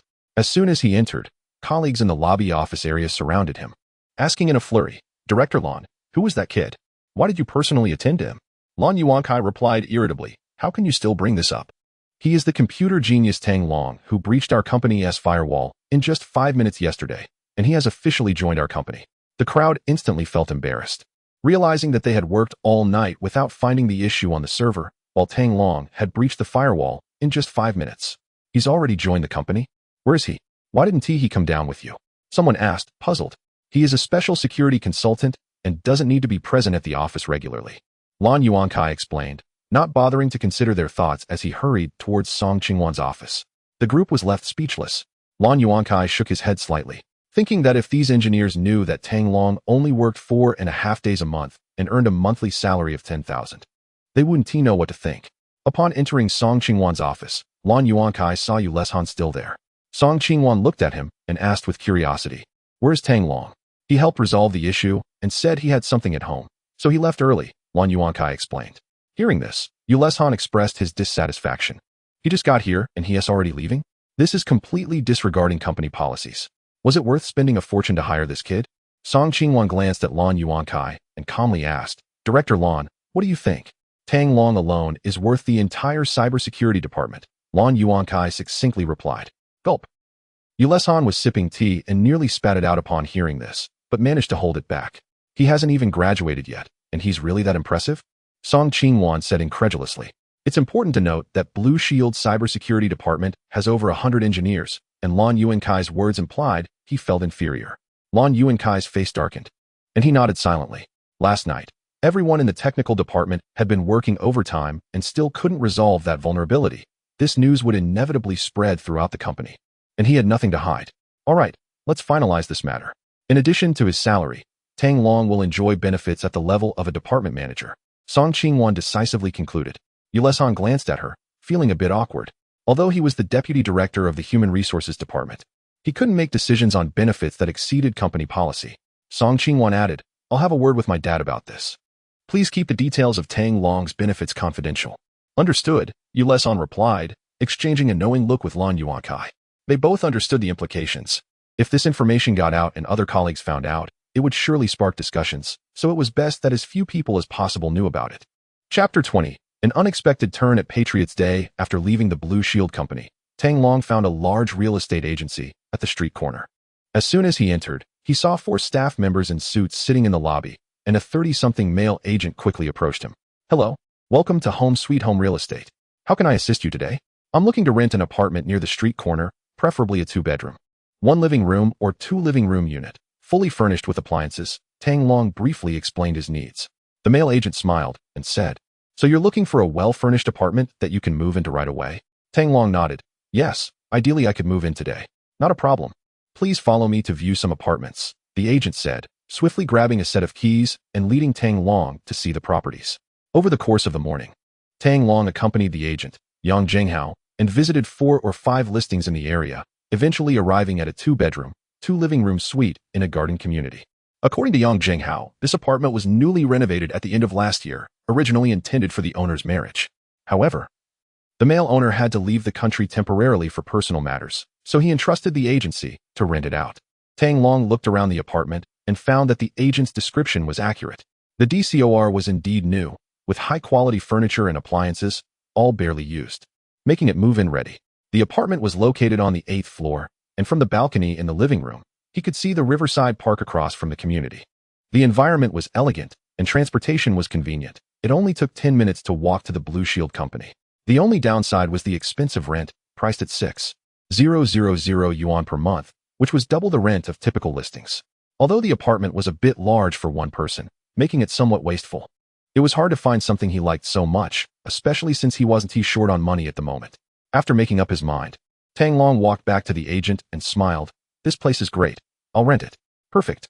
Please come back to the office to complete the paperwork. And you can get the keys today," Yang Zhenghao replied excitedly. Initially, he hadn't held much hope for this deal, if Tang Long didn't like this apartment.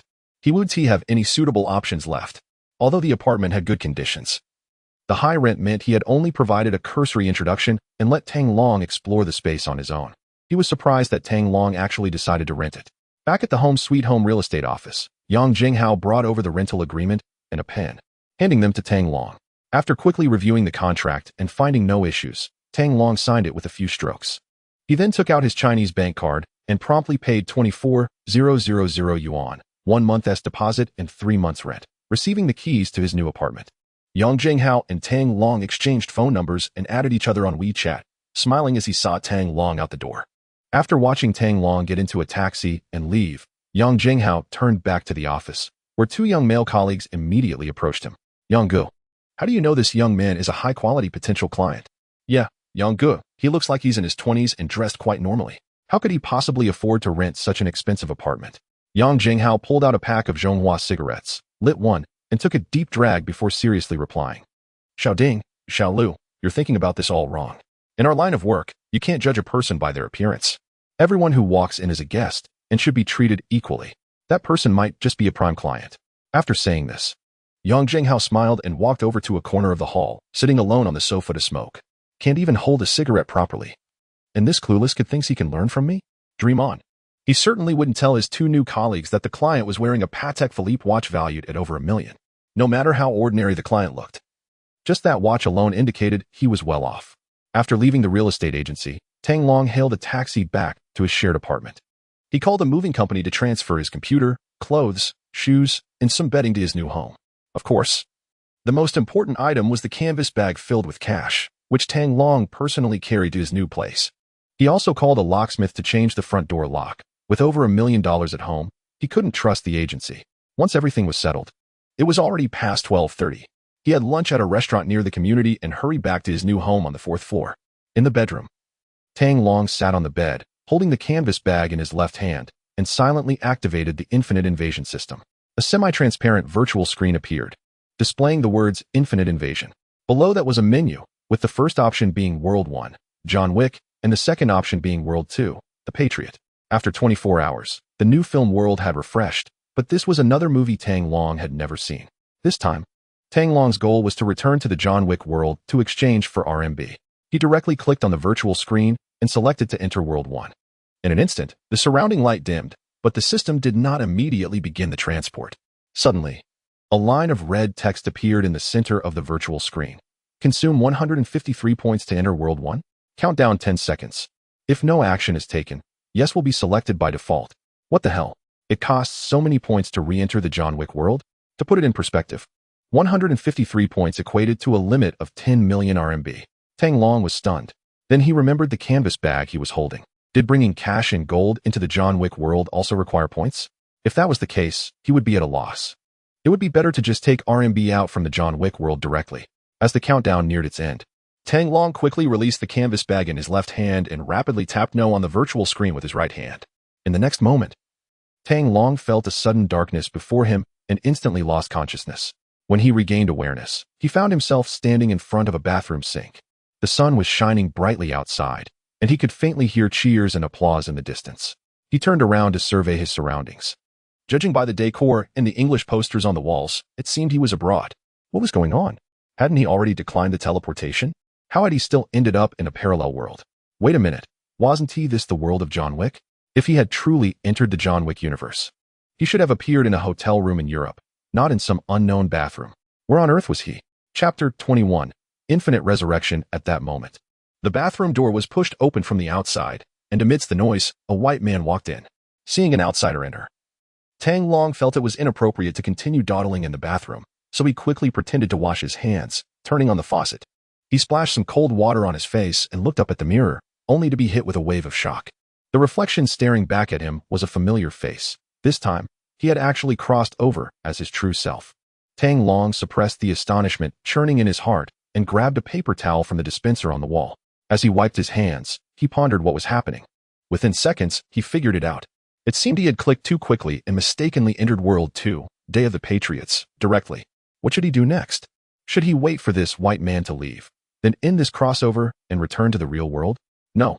He only had 2 chances to cross into parallel worlds within 24 hours. He absolutely could not waste this opportunity. Judging by the surroundings, there didn't appear to be any danger. It would be better to explore the situation in this world first. Having made up his mind, Tang Long tossed the used paper into the trash can and pushed the door open, stepping out of the bathroom. He found himself in a bar. It was daytime. Normally, a bar would be quite empty at this hour, but surprisingly, it was bustling with activity. Patrons were drinking and chatting all around, and even the bar counter was surrounded by a crowd. Most of them were focused on the television mounted on the wall behind the bar, which was broadcasting an intense baseball game. On the left wall of the bar, another television was showing a marathon race. A group of spectators was watching intently as Ethiopian runner Desta was leading, with Kigo and Jeber hot on his heels. The champion of this year's Boston Marathon would be among these 3. Let us wait and see. The male broadcaster on the screen spoke passionately in pure American English. And to Tang Long's surprise, he understood every word effortlessly. The level 9 English proficiency that the system had indicated last night was now in effect. Tang Long glanced at the time displayed on the television. It was 2:01, 20 p.m. local time. Through the glass walls of the bar, he could see crowds lining the streets, watching the marathon that was being broadcast live in the city. No wonder the bar was so crowded.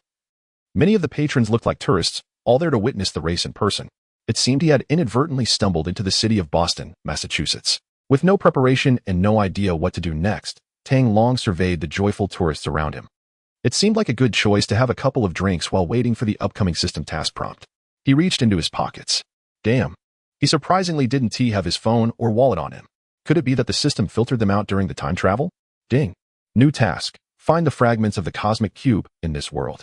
The host is currently 1,000 meters away from the fragments. Suddenly, a gentle electronic voice echoed in his mind, indicating that the task had been refreshed. However, Tang Long found himself in a foreign country without his phone, wallet, or any identification like a passport or ID, which made things a bit awkward. What should he do next? At that moment, he heard a soft female voice nearby. Hi, are you Chinese? Tang Long turned to see a young, beautiful Asian woman standing next to him, waving and greeting him. She had a great figure, wearing a beige coat, with long black hair and a delicate fair face. When she smiled, she had charming dimples, giving her a unique aura. However, the girl looked somewhat familiar, as if he had seen her somewhere before, but he couldn't recall. Yes, and you?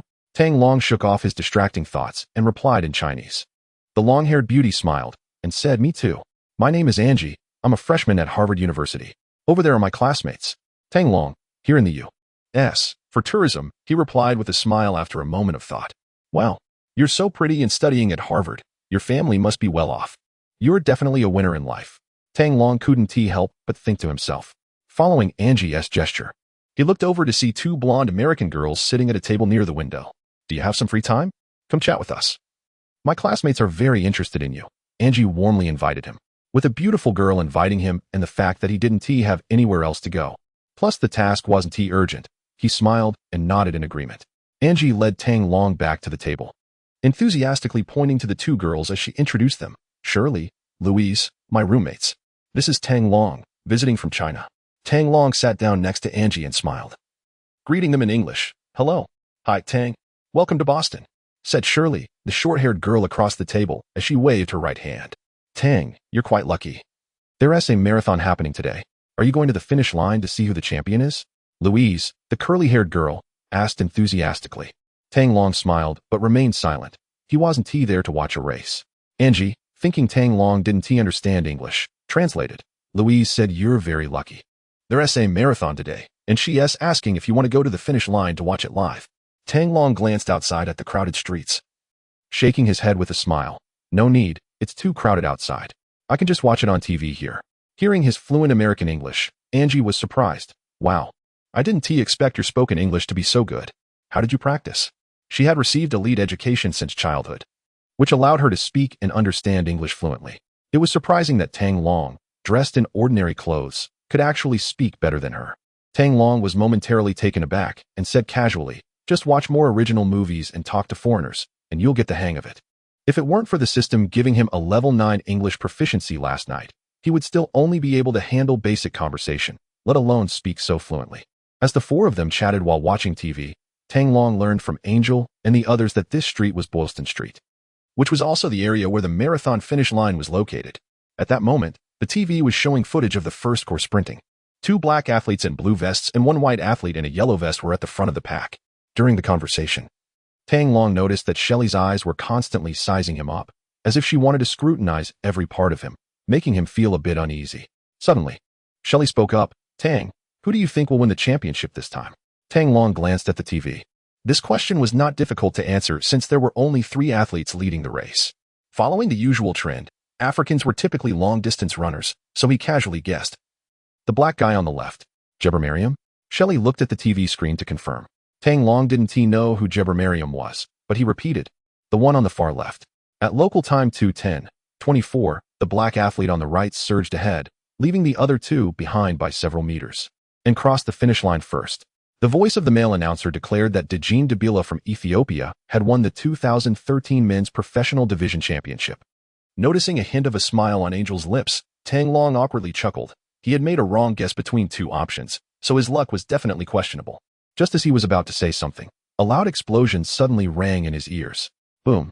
A burst of orange flames instantly engulfed everyone in the bar.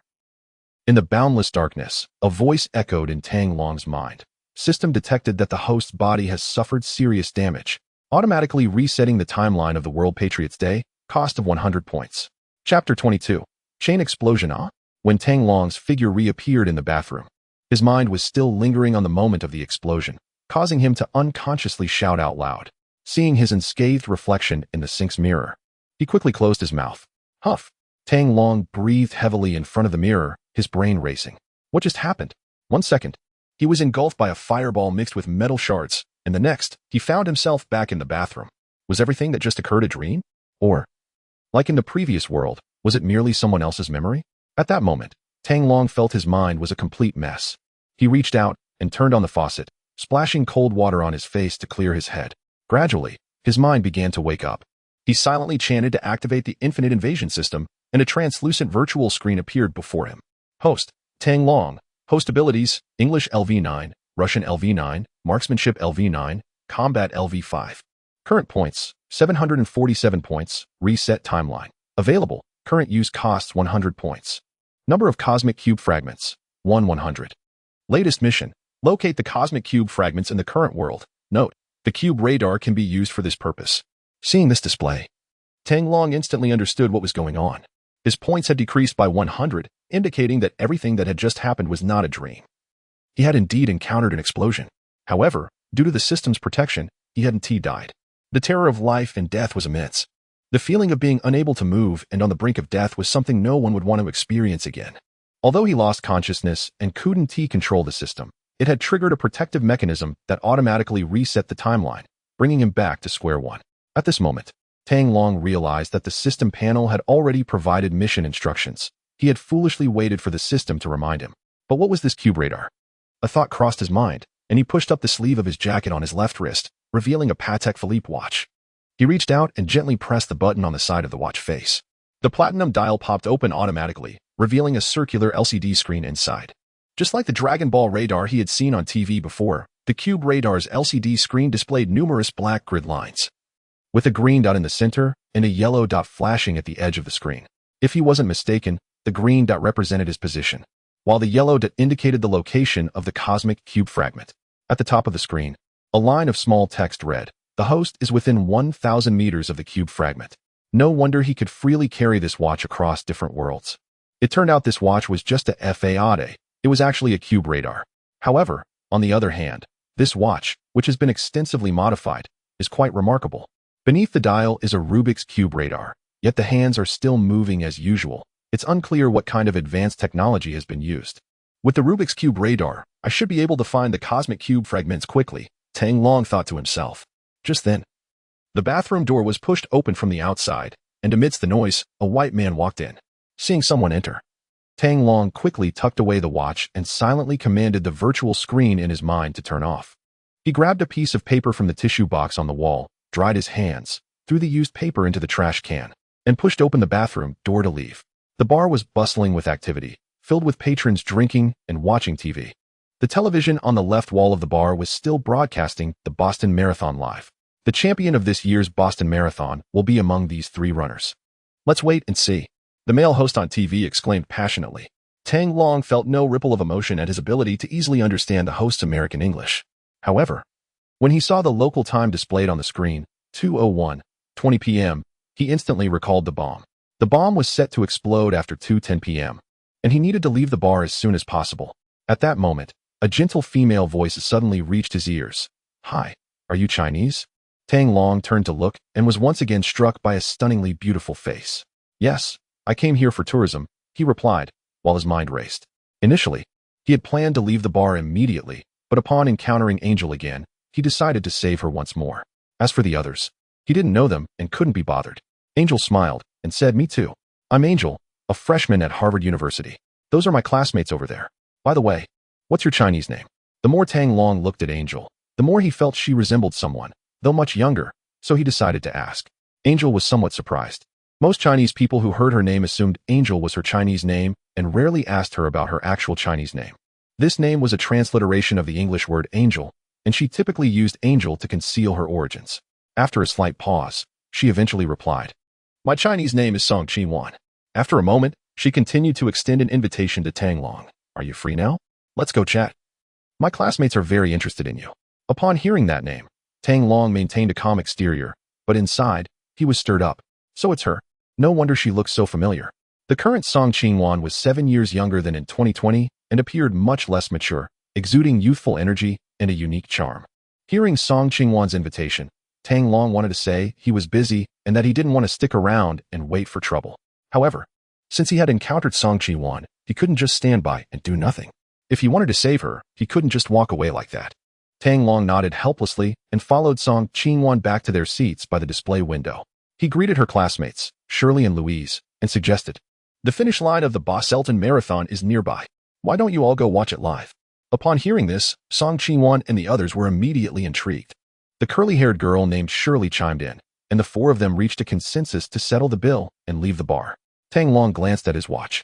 It was 2:07 p.m. local time, and there were only 3 minutes left until the bomb was set to explode. At that moment, the first 3 athletes appeared at the end of the street, and the surrounding crowd began to cheer. Louise and Shirley were looking back at the street while walking, but the 4 of them were moving slowly, having only covered a few meters from the bar entrance. Time was running out, so Tang Long urged, "We need to move faster." He didn't know the extent of the blast radius and felt a sense of urgency.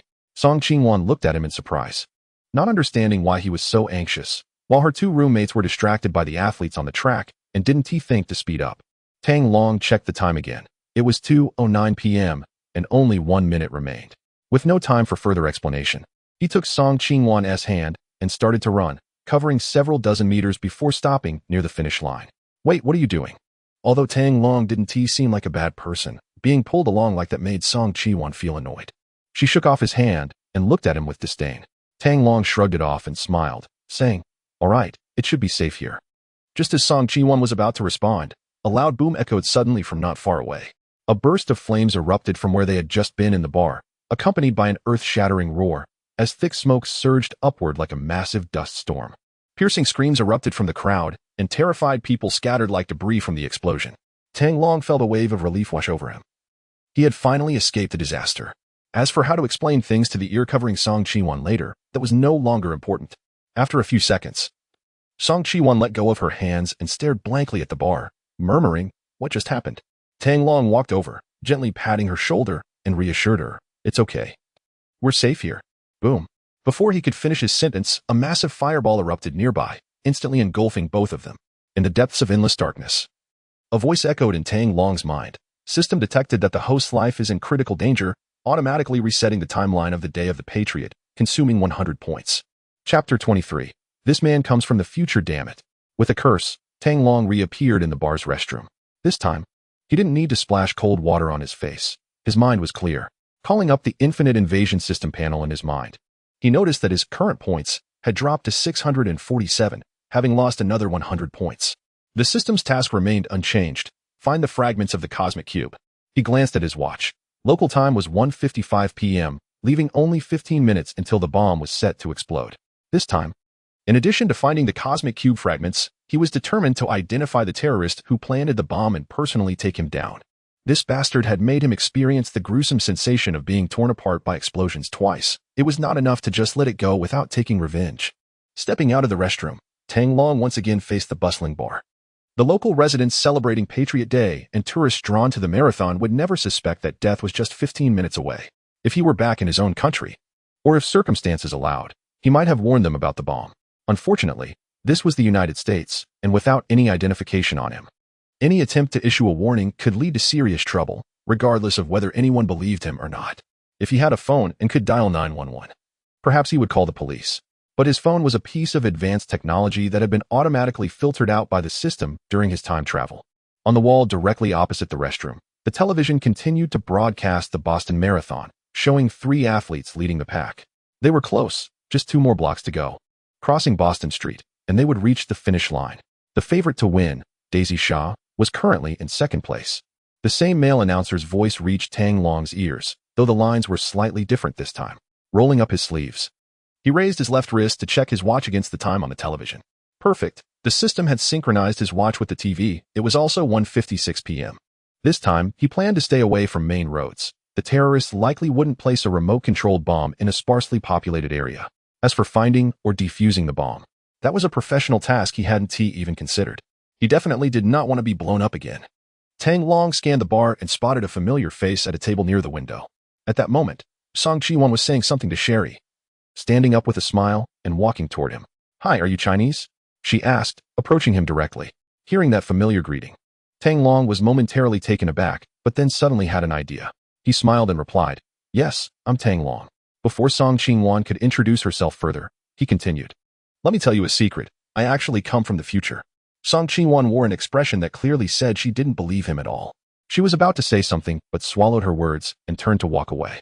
Tang Long knew she was skeptical, so he raised his voice and said, "I know your name is Song Chi-won, and you're a freshman at Harvard University. Sitting over there are your classmates, Sherry and Louise." Upon hearing this, Song Chi-won stopped in her tracks and turned to glare at Tang Long, her tone icy as she demanded, "Who are you? Why are you investigating me?" All along, Song Chi-won had been using the English names Angel or Anchi in the U.S. to avoid revealing that she was the daughter of Song Mingyuan, one of the top 10 wealthy individuals in China. Very few people knew her real name. If he were a suitor, even if he knew Sherry and Louise's names, he would only know her as Anchi, not her real name, Song Chi-won. This person claiming to be Tang Long had immediately exposed her identity and knew her classmates' names, clearly with ill intentions.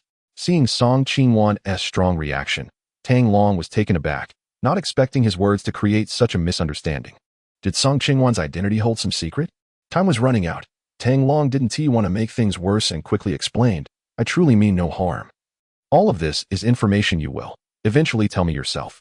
Song Chi-won snorted coldly, contemplating whether to agree to her family's arrangement to send her a bodyguard. This Tang Long had spoken a single truth. She had definitely never seen him before. Tang Long sighed inwardly, feeling like he was digging himself deeper. His eyes caught the television on the wall, and an idea struck him. He exclaimed, "I know you want to easily believe what I say, but that's fine. I can prove it to you. Look." He turned and pointed at the TV, speaking quickly. "It's currently 1:59:10 p.m. At 2:01 p.m. the broadcast will show footage of Desisa, Kogo, and Jeber leading the race." Song Chi-won glanced at the television, which displayed a group of athletes passing through Copley Square. However, just moments ago, the broadcast had shown Desisa and the others in the lead, so it wasn't surprising that she could guess this. As Tang Long recalled the details, he continued rapidly, "Next, the male anchor will deliver this line in English. Ethiopian runner Desisa is in the lead, followed closely by Kogo and Jeber. The champion of this year's Boston Marathon will be among these 3. Let us stay tuned." Thankfully, his memory was sharp. He had only heard it once and remembered all the lines. Song Chi-won watched Tang Long and smiled slightly. Was he trying to be funny? He was making an easily debunked claim, considering there was still just over a minute until 2:01 p.m. She was starting to believe that Tang Long wasn't a bad person. If he truly intended to cause harm, he wouldn't send such a foolish person. With her eyes fixed intently on the television, she planned to expose Tang Long's lie right then and there. Time ticked away rapidly, and soon it was 2:01 p.m. Daisy Shaw and the other 2 appeared on television right on time, and the male host voice echoed simultaneously, introducing the contestant from Ethiopia. When the host mentioned Ethiopia, Song Chi-won let out a surprised "oh" and glanced at Tang Long. However, when the host finished with "let's wait and see," Song Chi-won's expression turned to one of shock. Tang Long had recited the host's lines word for word. It was live television, So there was no way Tang Long could have seen the broadcast in advance or had access to the American broadcaster's script. Could everything he said really be true? Song Qingwan's face gradually changed as she recalled an earlier scene with Shirley, sitting with her back to the window. Shirley had suddenly pointed at Tang Long and said, "Angel, do you see that Asian guy over there? He looks like he just walked out of the restroom." "I never saw him go in." Louise laughed and said, "Shirley, if you like the handsome guy, just say so. Don't come up with strange excuses." But Shirley replied seriously, "I really didn't see him go in. There are very few Asians in the bar, and I can guarantee there wasn't one who walked into the restroom just now." Song Qingwan didn't believe Shirley at all. Instead, she jokingly told her to call the Asian guy over so she could have a chance to get to know him. This was the reason why Song Qingwan had taken the initiative to invite Tang Long over. Looking at the dazed Song Qingwan, Tang Long exclaimed, "Now do you believe me?" Chapter 24. A Dilemma. You really come from the future? Song Qingwan, who had already drunk quite a bit, was now wide awake from shock. Tang Long nodded and smiled. "Yes, remember to keep this a secret." At that moment, Song Qingwan's gaze towards Tang Long shifted. She slowly began to accept this absurd reality. In the next second, her mind started to race with thoughts of superheroes traveling through time to save the world. After all, there were so many movies like that these days. If it weren't for such purposes, why would Tang Long go through so much trouble to come back to the present? Was it just to find her for a drink and a chat? Song Qingwan certainly didn't believe she had that much charm. "By the way, what did you come back for? To save the world?" Song Qingwan looked at Tang Long, her eyes sparkling with curiosity as she pressed him for answers. Tang Long was taken aback. His mission in this timeline was to find fragments of the cosmic cube, and he hadn't considered anything like saving the world. At most, he had planned to rescue Song Qingwan on a whim. However, seeing the admiration in her eyes, he couldn't bring himself to dismiss her notion. Tang Long quickly thought on his feet and replied earnestly, "Sort of. There's less than 9 minutes left. A big explosion will happen in this bar, and everyone here will die." "Are you serious?" Song Qingwan exclaimed, her face paling. The bar was packed with people, and if a big explosion occurred, dozens could die instantly. Such an explosion would be classified as a serious terrorist attack, something that hadn't happened in Boston for a long time. Tang Long glanced at his watch again and urged, "There are 8 minutes left. Whether you believe me or not, I have to leave right now." Without waiting for Song Qingwan to respond, he started walking towards the exit. "No, I believe you." Song Qingwan quickly shook her head, seeing Tang Long's intent to leave. She panicked and grabbed his arm, saying softly, "Wait, I'll go with you." "What about the others?" She looked anxiously at the other patrons in the bar. Tang Long turned back to glance at her and said flatly, "Do you think anyone else will believe what I'm saying?" Song Qingwan fell silent. Even as fellow Chinese, it had taken a lot of convincing for her to believe him. Why would others take him seriously? After a moment, Tang Long suggested, "I'll find an excuse to get your classmates out. Once we're outside, you can call 911. Whether others believe us is up to fate." Song Qingwan nodded. This might be their only option. She led Tang Long back to the table where her classmates were sitting and introduced him with a smile. "This is Tang Long. Also from Huagua."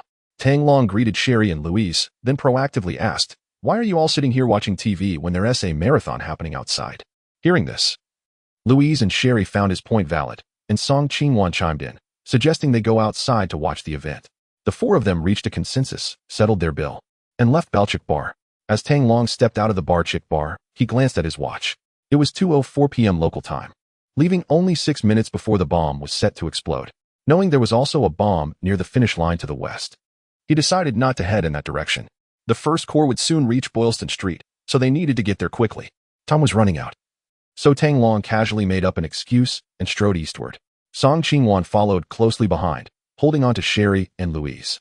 After walking more than 50 meters, she finally let go of their hands. Deliberately lagging 2 steps behind, she took out her phone to dial 911. Tang Long leaned in and whispered in her ear, "Don't use your own phone to call. You guys go ahead, and I'll use the public phone over there to avoid any trouble later." Song Qingwan immediately understood, tucked her phone away, and hurried off. Regardless of whether there was a real terrorist attack or not, she couldn't use her own phone to call the police. In the event of such a serious incident, the investigation would surely be thorough, and if they traced it back to her, she wouldn't be able to explain why she called. Tang Long walked straight to the public phone booth on the street. After watching Song Qingwan and the others walk away, he dialed 911.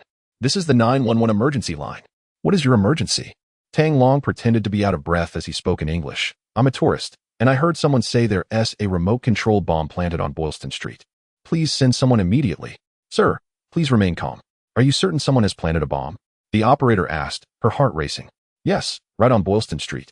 where the marathon finish line is located. I suspect there may be more than one bomb here. Please evacuate the nearby crowd immediately. Tang Long only remembered 2 explosions. To avoid raising suspicion from the police, he didn't specify the exact locations. After all, the area affected by the 2 explosions was quite large, and evacuating half the street wouldn't be excessive. Sir, please do not hang up. We will send officers over immediately. Please assist the police with the investigation, the operator said, understanding the seriousness of the situation and wanting to ensure the caller's claims were legitimate. Tang Long certainly wouldn't agree to stay on the scene. He quickly replied, I have to go. It's too dangerous here. You have to believe what I'm saying.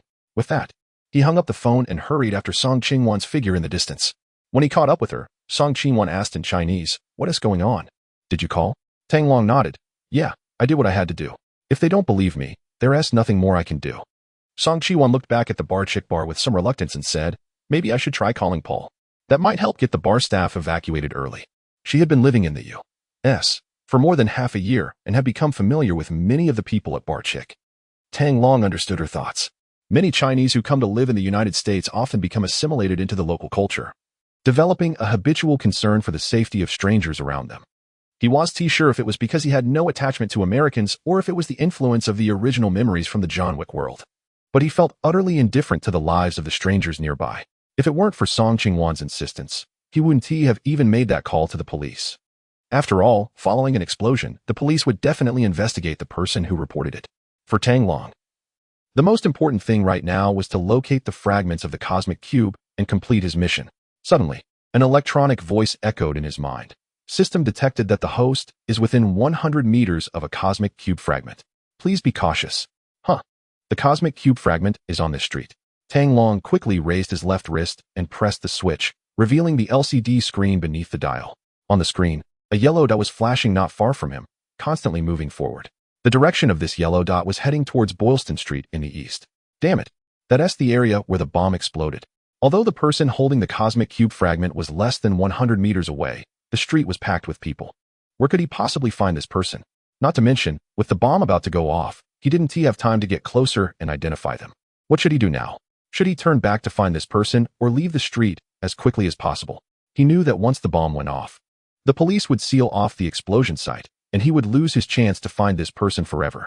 In that moment, Tang Long found himself in a dilemma, unsure of which way to proceed. Chapter 25. Song Qingwan's secret. Song Qingwan noticed that Tang Long wasn't responding. Instead, he was looking at his watch. Curious.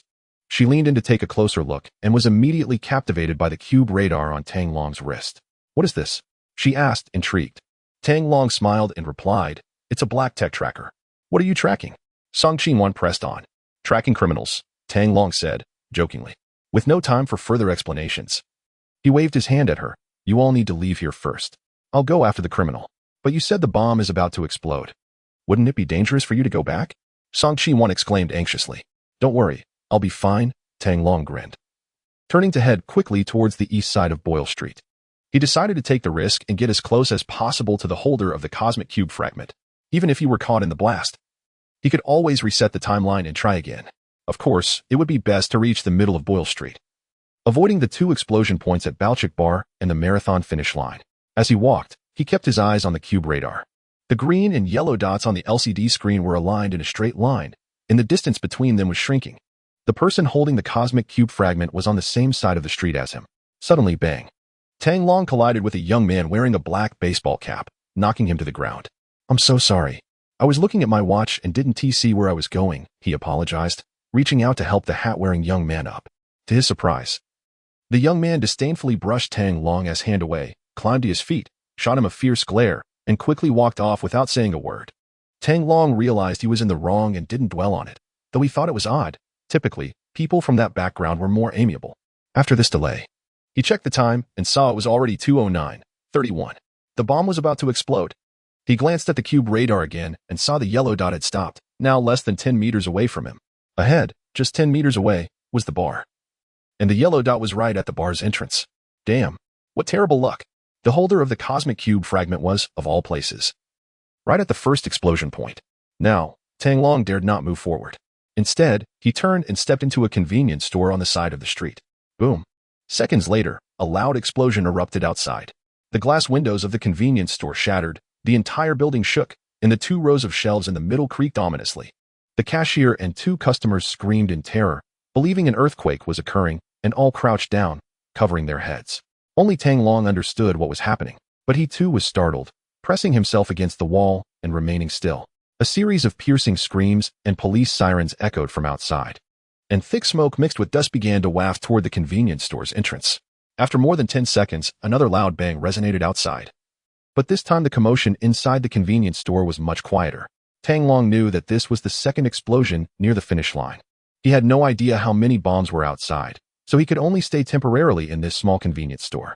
He glanced at the cube radar. The yellow dot outside had not moved at all since a while ago, indicating that the holder of the cosmic cube fragment was in grave danger. Although he didn't know what the cosmic cube fragment looked like, it seemed sturdy enough based on the current situation, as it hadn't been affected by the explosions. After waiting for about 3 minutes, no more explosions were heard outside the convenience store, and Tang Long stepped out decisively. The street was in chaos. Crowds of spectators were fleeing in panic, while police officers who had been maintaining order began to rush towards the explosion sites to rescue the injured. However, the 2 explosions had caused massive casualties, with at least a dozen people dead and hundreds injured. The few emergency ambulances that had arrived were far from sufficient. Tang Long slowly made his way towards the bar's entrance, and as he got closer, he was stunned by the scene before him. Inside and outside the bar was a complete mess, with shattered glass, bricks, wood debris, and bodies mixed together. The glass wall facing the street had been completely blown away. More than a dozen people lay on the ground, and the air was filled with cries of anguish. A large area of the floor was stained red with blood, and dismembered limbs were scattered everywhere. Although Tang Long had killed many in the world of John Wick, those had been ruthless killers and gangsters, and his actions had been swift and clean. He had never witnessed such a horrific scene. "Oh God, where's my leg?" Suddenly, a woman's cry pierced through the chaos. Tang Long turned to see a young blonde woman sitting on the ground, weeping as she clutched her bleeding, severed leg. He knew she urgently needed to stop the bleeding. If the blood continued to flow, not only would she lose her leg, but her life would be at risk as well. The blonde woman looked at him in despair, muttering, my leg, with no suitable materials around. Tang Long had no choice but to take off his sports jacket and wrap it around her thigh, using the sleeves to secure it tightly. 2 firefighters arrived nearby and lifted the injured blonde woman onto a stretcher. Tang Long noticed the severed leg lying nearby and quickly picked it up, placing it on the stretcher as well. The blonde woman looked at him with gratitude, repeatedly saying, "Thank you for helping me find my leg." "Thank you." Tang Long remained silent. He knew that even if he had helped her find her severed leg, given the current medical technology and the condition of the limb, there was no way she could have it reattached. Just then, a familiar voice called out to him. "Tang Long, are you okay?" He turned to see Song Qingwan approaching. "Don't worry, I'm fine," Tang Long replied, shaking his head. He glanced down at the cube radar. The yellow dot and the green dot had merged into one, indicating that the cosmic cube fragment was right beside him. However, the area was littered with debris, various shoes, bags, phones, and suitcases scattered across the ground. Tang Long had no idea what the fragments of the cosmic cube really were. Several police officers had already arrived, and he couldn't search for anything under their watchful eyes. So he had no choice but to abandon that plan. The police would soon cordon off the block, and he had no identification on him, so he had to leave. He turned back for one last look at the explosion site before he and Song Qingwan left Boylston Street. In a CAF on Boylston Street, Tang Long sat in a corner, quietly reflecting on the earlier scene. From the signs of the explosion at the site, it was clear that the most damage was done to the storefront windows facing the street, indicating that the bomb had been placed there. This also explained why he had been killed instantly by the bomb during his first-time travel. If he had the chance to do it again, he could start investigating the terrorists who planted the bomb from this point. On another note, considering the recent events, it seemed that the person holding the cosmic cube fragments must have arrived at the bar later. Otherwise, the system wouldn't have shown a distance of within 200 meters between him and the fragments during his first encounter, but rather within 100 meters. "Hey, detective. Have you found anything?" Song Qingwan looked at Tang Long for a while before finally breaking the silence. Tang Long snapped back to reality, looked at Song Qingwan across from him, and smiled. "I've found a few clues, but it's still not enough." After a pause, he remembered something and continued. "By the way, is there anything that, if I told you, would make you believe me right away?" "What do you mean?" Song Qingwan asked, looking puzzled. Tang Long teased. "I'm asking if you have any secrets you can share with me, like what your size is." Song Qingwan's face turned beet red, and she pointed at Tang Long, exclaiming in frustration, "What nonsense are you talking about?" Seeing her strong reaction, Tang Long stopped joking and said earnestly, "I mean, if I went back to 15 minutes ago, What could I say to make you believe me and leave the bar with me immediately? This time, Song Qingwan understood.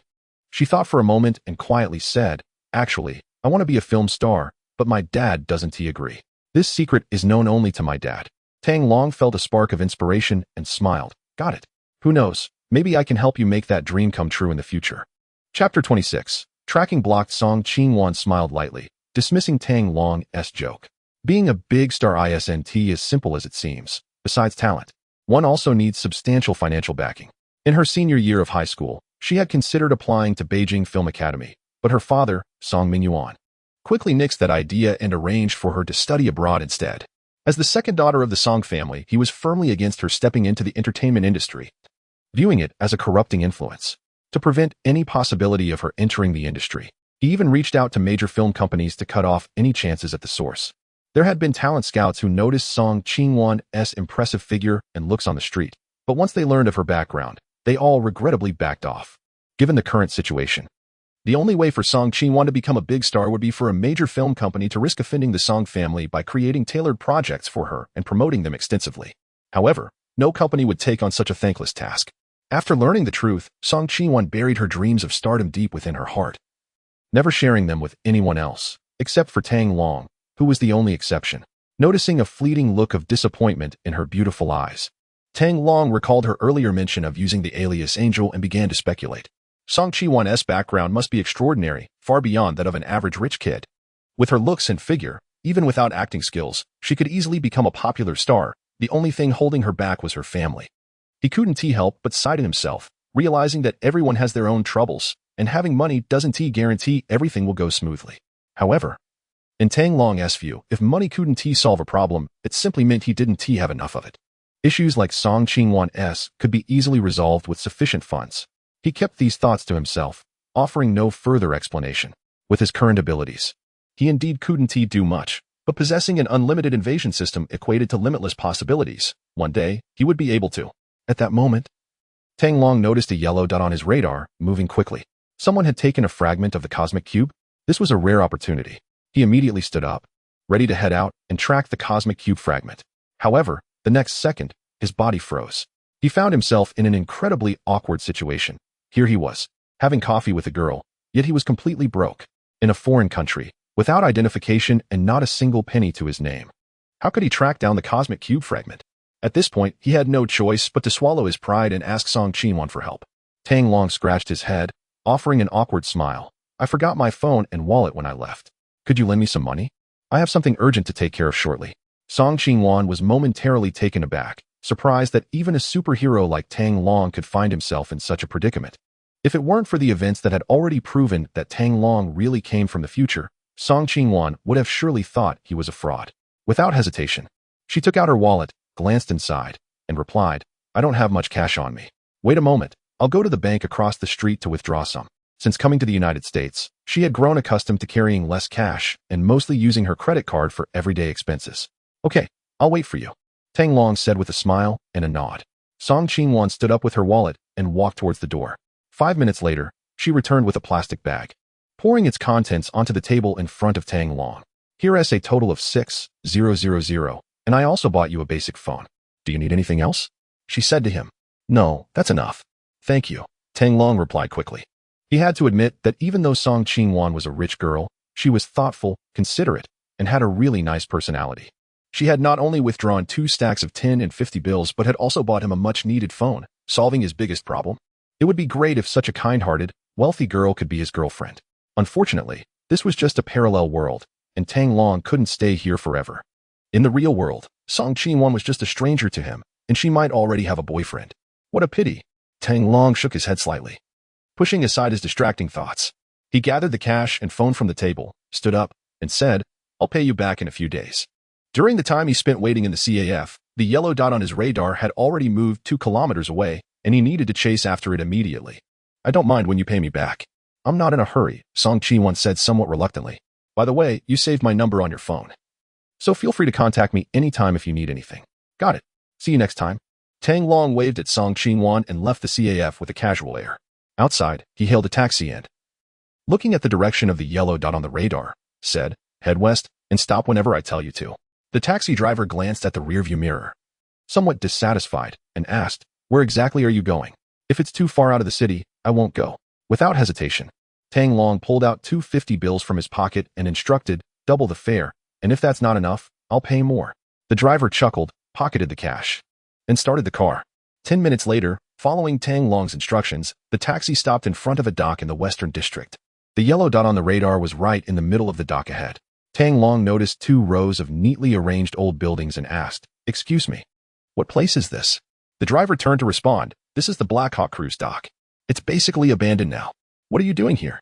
Tang Long glanced at the meter displaying 36.50 and calmly said, "I'll get out here. You can keep the prepaid fare as a tip."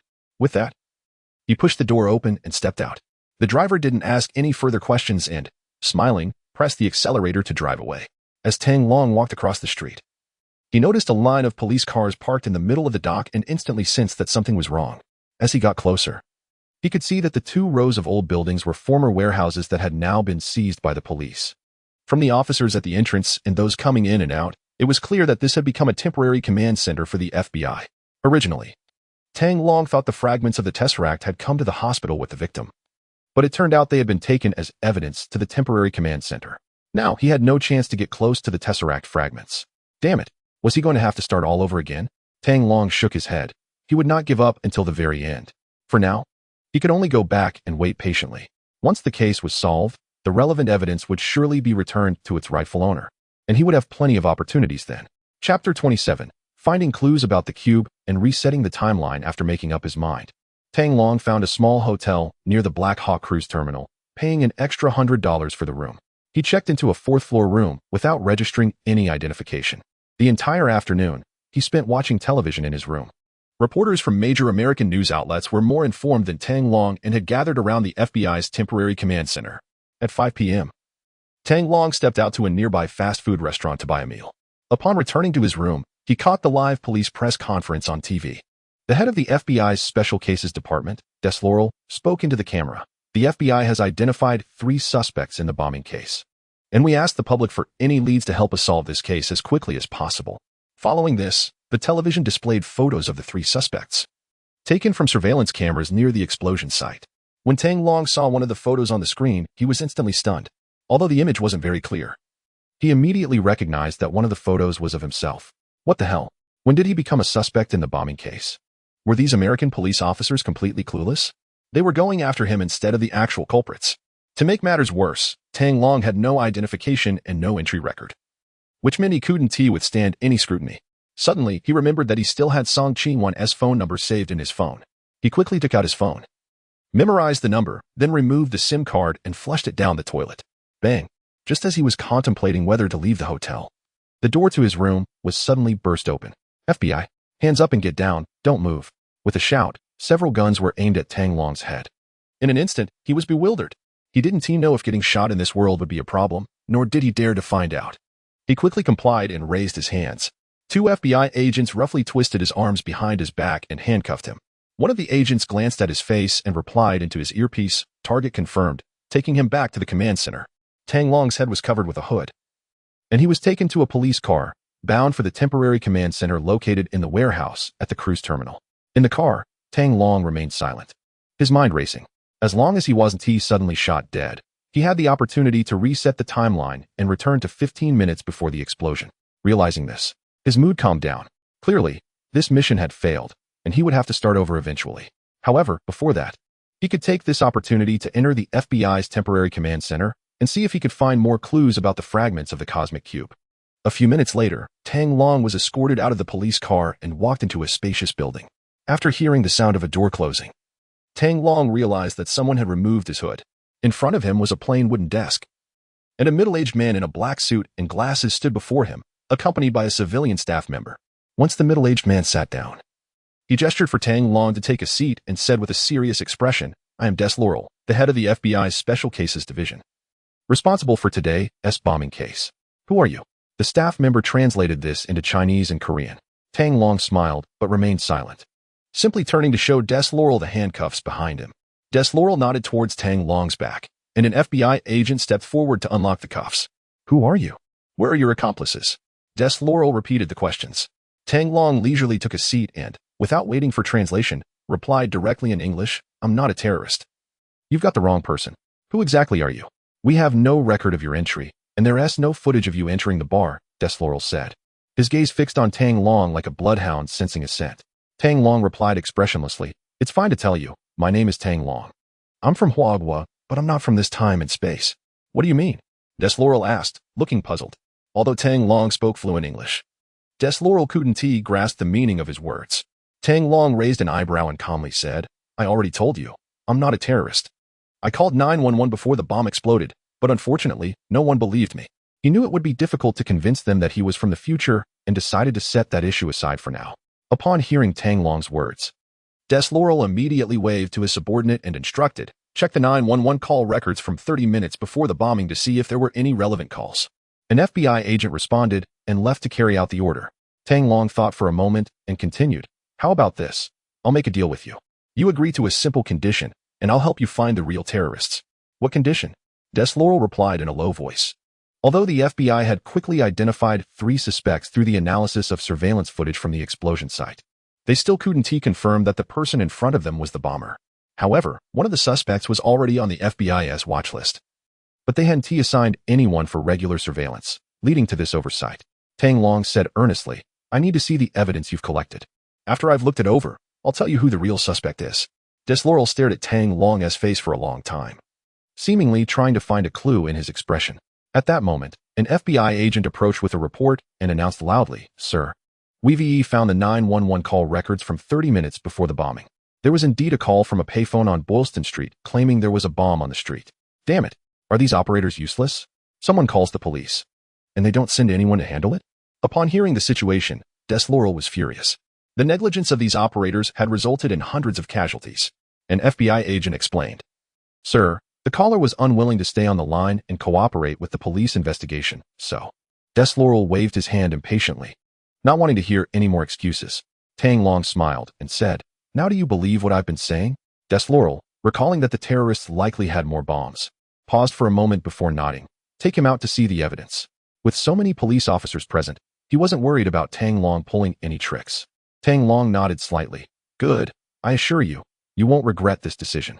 Following 2 FBI agents out of the interrogation room, Tang Long discovered they were in a warehouse spanning over 1,000 square meters. On the ground not far away, the FBI agents had recreated the positions of all the evidence according to the terrain map of Boylston Street, which greatly facilitated Tang Long's search for the fragments of the cosmic cube. He headed straight to the area marked as the Balchik bar and saw a dozen pieces of evidence on the ground. Tang Long pointed to the entrance of the bar and said, "The first explosion point is right here. I need these pieces of evidence to be taken to the interrogation room one by one for examination." The FBI agents on either side turned to look at Deslorel, who nodded in agreement. As 4 FBI agents prepared to pick up the evidence together, Tang Long stopped them, one at a time. Back in the interrogation room, Tang Long ignored Deslorel and the others watching from the side, raised his left wrist, pressed a switch, and popped open the dial to reveal a radar for the cube. "What is that?" Deslorel asked, puzzled. Tang Long smiled slightly and made up an excuse. "Just relax. This is the latest radiation tracker. Once I finish checking these pieces of evidence, I'll give this to you." Deslorel thought for a moment and decided not to rush, nodding in agreement. 5 minutes later, using the cube radar, Tang Long inspected each piece of evidence that was suspected to be fragments of the cube. His final gaze landed on a small silver-gray safe. The fragments of the cosmic cube were inside it. Suppressing his joy, Tang Long calmly asked, "Can you open the safe and let me see what's inside?" "No. This is the personal property of the big star Jessica. No one can open the safe without her permission." Deslorel shook his head in refusal. This safe had long passed the FBI's explosives inspection and was definitely safe. Tang Long sighed inwardly, but knowing the cosmic cube fragments were in there was enough for him. After a moment of thought, he asked, "One last question. What's your cell phone number or office phone?" "My office number is XXXXXXX. You can call me directly if you have any information in the future." Deslorel readily provided his number. Tang Long remembered Deslaurier's phone number, and a strange smile appeared on his face as he said, "All right, see you next time." As soon as the words left his mouth, Tang Long silently chanted to reset the timeline, and in an instant, he was plunged into darkness. Chapter 28. The 4th time travel when Tang Long's vision returned. He found himself once again in the bar's restroom. This marked his 3rd reset of the timeline. This time, however, the reset was intentional, and he felt significantly better both physically and mentally. Summoning the infinite invasion system in his mind, he noticed the virtual display showed his mission as usual. But to his surprise, the current points had dropped to just 447, a reduction of 200 points. In the previous 2 passive resets, he had lost 100 points each time. But this time, the active reset cost him 200 points. What was going on? Tang Long quickly reflected on his past experiences and realized the main difference in these 3 instances was the duration he had lived after each time travel. In the first 2 resets, he had been killed by a bomb within a mere 15 minutes, while the third time, he had managed to survive for over 3 hours. Could it be that the longer he spent in the parallel world, the more points it cost to reset the timeline? This startling revelation reminded Tang Long that his opportunities to reset the timeline were limited. With only 447 points left, he could theoretically reset 4 more times. But if he exceeded a certain duration after traveling, he might only be able to reset 2 times, or even fewer. He glanced at his watch. It was 1:55 p.m., with just 15 minutes left until the bomb was set to explode. This time, he not only had to find the fragments of the cosmic cube, but also needed to call the police and identify the terrorists who had planted the bomb. There was a lot to do, and he couldn't afford to waste time thinking. He pushed the door open and stepped out of the restroom. The familiar and noisy bar appeared before him once again. He scanned the room, finally settling his gaze near the window facing the street. Everything outside seemed normal. There were no suspicious packages or cardboard boxes that could contain a bomb. The terrorists had not yet arrived to set the bomb. Retracting his gaze, he quickly walked up to the bar. Smiling, he said, "Hi, could I borrow the bar's landline phone?" The bartender, a young black woman, glanced at Tang Long. He was a relatively unfamiliar Asian man, but he was quite handsome, and his smile gave off a pleasant vibe. With the marathon event happening today, many foreign tourists had come to Boston, and it was time to showcase the hospitality of the locals. This thought briefly crossed her mind as she pulled out a landline phone from beneath the counter, smiling as she said, "Sure, go ahead." "Thank you." Tang Long smiled back, picked up the receiver, and turned to look out the bar's window while dialing the number for the FBI's Special Cases Department. "Hello, this is Delorier. Who is this?" A male voice answered on the other end. Tang Long hesitated before responding. "I'm a concerned citizen, and I have important information regarding a potential terrorist attack." Please hold on." Upon hearing the phrase terrorist attack, Delorier immediately became alert. He glanced down at the incoming call number, which was a local landline in Boylston. His office phone was unlisted, known only to a few internal personnel, but from the tone of the caller, it was clear that this person was not an FBI insider. Such situations were quite rare. Delorier covered the microphone and quickly instructed his secretary outside the office, "Kathy, listen in on my call immediately and trace the source." Kathy sprang into action as soon as she heard her boss's command. Seeing that his agents were ready, Delorier released the microphone and continued, "Hello, are you still there?" "Yes," came the response. Tang Long, having watched 24, knew that the caller would definitely try to locate him. However, time was of the essence, and he had no time to find a payphone. Besides, Tang Long wanted Delorier to send someone over quickly. He didn't care if his identity was exposed since he had no ID on him and couldn't stay in this time and place for long. "Please provide detailed information about the terrorist attack," Delorier pressed. Tang Long, keeping an eye on the window outside, slowly replied, "I have reliable information that terrorists are preparing to detonate bombs on Boylston Street, with at least 2 explosives involved." Delorier furrowed his brow as he glanced at the computer screen on his desk, which displayed intelligence sent by his female secretary. The incoming call was traced to Bar Chick at 673 Boylston Street. The caller was right at the potential explosion site. "Is your information truly reliable?" Delorier asked, his expression serious. At that moment, the city of Boylston was hosting the 117th marathon, with at least 500,000 people watching the live broadcast and thousands of citizens and tourists present. The map on the screen showed that Boylston Street was indeed the final stretch of the marathon course. If the information about a terrorist attack was unverified and Delorier took action to evacuate the audience on Boylston Street, he would face immense pressure. Conversely, if a terrorist attack did occur and it turned out he had done nothing, his career would be over. "You have at most 13 minutes left. Trust me, you'll become the hero who saves hundreds of lives, otherwise." Tang Long glanced at his watch, his tone cold. Delorier felt the weight of the pressure immediately. After a few seconds of silence, he made a difficult decision. "Understood, I will act immediately." "Good, you've made the right choice," Tang Long replied calmly before hanging up the phone. The black female bartender stared at him in disbelief and tentatively asked, "Are you serious?" It was clear she had overheard Tang Long's words. Tang Long smiled faintly. "What do you think?" Leaving the stunned bartender behind, he walked straight toward the table where Song Ching-wan was seated. Since experiencing the world of John Wick, Tang Long discovered that his hearing had become exceptionally sharp. Despite the noisy bar, he could hear the voices of Song Qingwan and her friends from a distance. Anchi, I really didn't see that Asian guy go into the restroom. It was like he just appeared in the bar out of nowhere. Surely, if you like the handsome guy, just say it directly. Don't make up some lame excuses. I can help you invite him over. Stop talking. That mysterious Asian guy is coming this way. Upon hearing this, Tang Long finally understood why Song Qingwan had approached him the first time. This was the reason. He took the initiative to walk over to Song Qingwan and smiled. Hi, beautiful ladies. Song Qingwan exchanged glances with Shirley and turned to him with a smile. Hello, I'm Anchi. I'm Chinese. Are you Chinese too?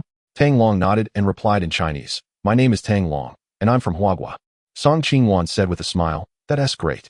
These two are my classmates, Louise and Shirley. Shirley is quite interested in you. You can sit down and chat.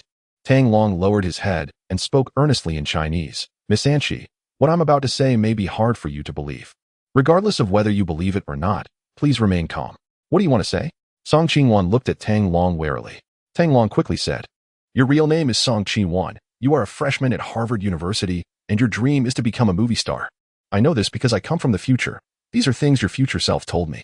Song Qingwan was momentarily stunned, clearly struggling to accept such an absurd claim. In the U.S., very few people knew her real name.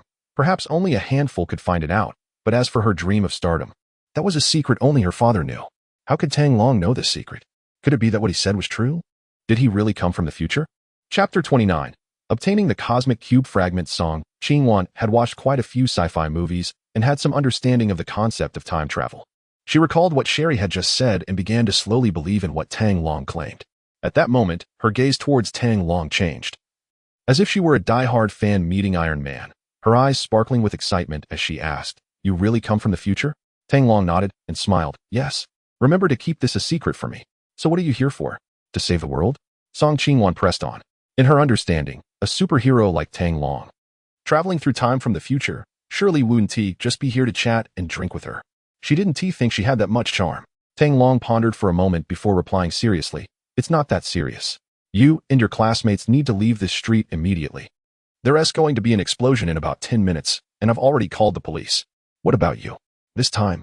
Song Qingwan didn't doubt Tang Long's words. Instead, she started to worry about him. Tang Long smiled lightly. I have my own mission. You all go first. Understood. We'll leave right away. Song Qingwan acted decisively, quickly urging her classmates to leave in English. Although Sherry and Louise didn't know what Song Qingwan had discussed with this Chinese guy, they trusted her completely. So the three of them promptly paid their bill and left. Just as they were parting ways outside the bar, Song Qingwan suddenly turned to Tang Long and said, By the way, can you give me your phone number? We can keep in touch later. Tang Long rummaged through his pockets and replied helplessly, I left my wallet and phone behind in my rush to get out. Song Qingwan's eyes lit up as she took her phone and all her cash from her bag and handed them to Tang Long with a smile. You can borrow my phone and this money for now. Just return them to me next time. Tang Long looked at the Huawei phone in his hand with a wry smile and nodded. All right, I'll return the phone before I go back. You all should hurry up. Okay, if anything comes up, you can call Sherry. Let us stay in touch. Song Qingwan was in high spirits as she grabbed her two classmates' hands and quickly left. After watching Song Qingwan disappear from view, Tang Long checked the cosmic radar on his wrist and began walking west along the south side of Boylston Street. After walking over 100 meters, Tang Long finally located the yellow dot, which was at a restaurant on the third floor called Capital Grill. He pretended to be a customer as he entered the restaurant and glanced around, spotting Hollywood actress Jessica sitting by the window. Jessica was seated with a young man at the table, chatting and laughing while holding a string of diamond necklaces. A small silver gray box was opened on the dining table. Tang Long took a distant look and noticed that the box contained several pieces of jewelry shimmering with colorful lights. The fragment of the cosmic cube was likely among them. Although he had successfully found the fragment, the pressing question for Tang Long was, how could he get the jewelry from Jessica's box? Tang Long took a deep breath to calm himself down and slowly walked over to the table next to Jessica. He casually ordered a steak and a drink, waved away the waiter, and fixed his gaze on the silver gray box, feeling a bit troubled. How could he create an opportunity to get the cosmic cube fragment? He couldn't just snatch the box and teleport away from this world, could he? That would be too extreme and would completely cut off any future chances to return to this timeline. Just as Tang Long seemed to be stuck in a dilemma, he suddenly noticed some commotion in the crowd downstairs. He stood up and looked out the window, where he saw several riot police appearing on the street below.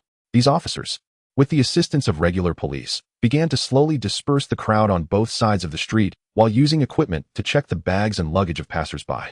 Realizing that the FBI had finally taken action, Tang Long concluded that the terrorists probably wouldn't have the chance to plant a remote-controlled bomb.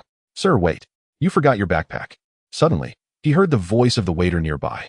Tang Long instinctively looked over to see the waiter holding a steak, calling out to a brown-haired young man who was heading for the exit. Strangely, the young man in the gray tracksuit not only didn't stop, but started running faster, completely ignoring the waiter's shouts behind him. The waiter, looking bewildered, turned back and pointed to the black backpack on the chair beside him, asking, "Does anyone know whose backpack this is?" The black backpack contains a remote-controlled bomb. The person who just ran away is a terrorist. A horrifying thought flashed through Tang Long's mind. He immediately stood up and dashed toward the chair, grabbing the strap of the black backpack. He quickly ran to the window and hurled it into the open space below, shouting, "Everyone, get back. The backpack has a bomb." The crowd on the street immediately screamed and scattered, while the nearby police hurried into the shops for cover. Only one riot officer, unafraid of the danger, rushed forward with a bomb disposal barrel to shield the black backpack. At that moment, Tang Long saw the brown-haired young man in the gray tracksuit running downstairs and shouted, "Catch the guy in the gray tracksuit. He's the bomber." The young man's expression changed dramatically as he took off running westward. The officers inside the shops quickly reacted and surrounded him from all sides. Realizing he couldn't escape, the young man reached into his jacket pocket and muttered something under his breath. Suddenly, a feeling of dread washed over Tang Long, and he instinctively covered his ears and crouched down. Boom! With a thunderous explosion, the bomb disposal barrel, along with the nearby officer, was sent flying. A massive wave of smoke and debris spread outwards. The windows and glass on both sides of the street shattered, and fragments of reinforced concrete rained down like a meteor shower. The streets erupted with screams and the blaring of alarms. A buzzing sound filled Tang Long's ears, and it took him a moment to regain his senses.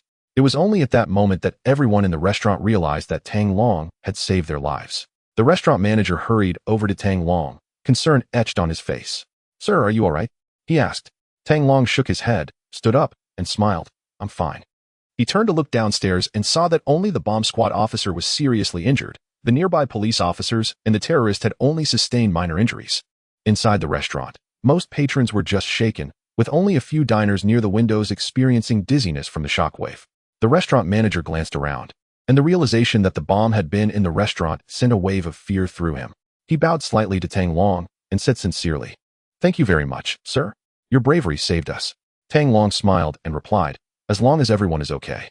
At that moment, Jessica and a young man walked over. Jessica looked at Tang Long and extended her hand. "I can't thank you enough for saving us. Without you, I can't imagine what we would have faced." Tang Long was momentarily taken aback by her strikingly beautiful mixed-race features. What a pity that such a beautiful woman had a daughter who was almost 5 years old. He gently shook Jessica's hand and smiled calmly.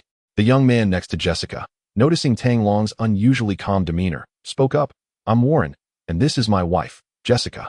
You might have seen her in Fantastic Four. I really don't know how to express my gratitude."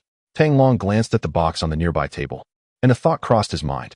He smiled and said, "If you really want to show your gratitude, you could give me something from that box." Warren was taken aback. The set of jewelry and charms inside the box had been custom-made by a jewelry company as a commemorative gift for Jessica. He hadn't expected that Tang Long would want this. However, the words were already out, and in comparison to the life-saving favor, the diamond jewelry worth hundreds of thousands of dollars seemed insignificant. Warren regained his composure and said earnestly, "No problem, just take whatever you want. Then I won't hold back." Tang Long replied, reaching into the silver-gray box and picking up a small silver lion charm. Seeing Tang Long holding the pure silver jewelry gifted by the jewelry company, Warren secretly breathed a sigh of relief and smiled. "I'll give you this little lion that represents courage." Tang Long shrugged and replied with a smile, "Thank you for the gift, I really like it." At the same time, an electronic voice echoed in his mind.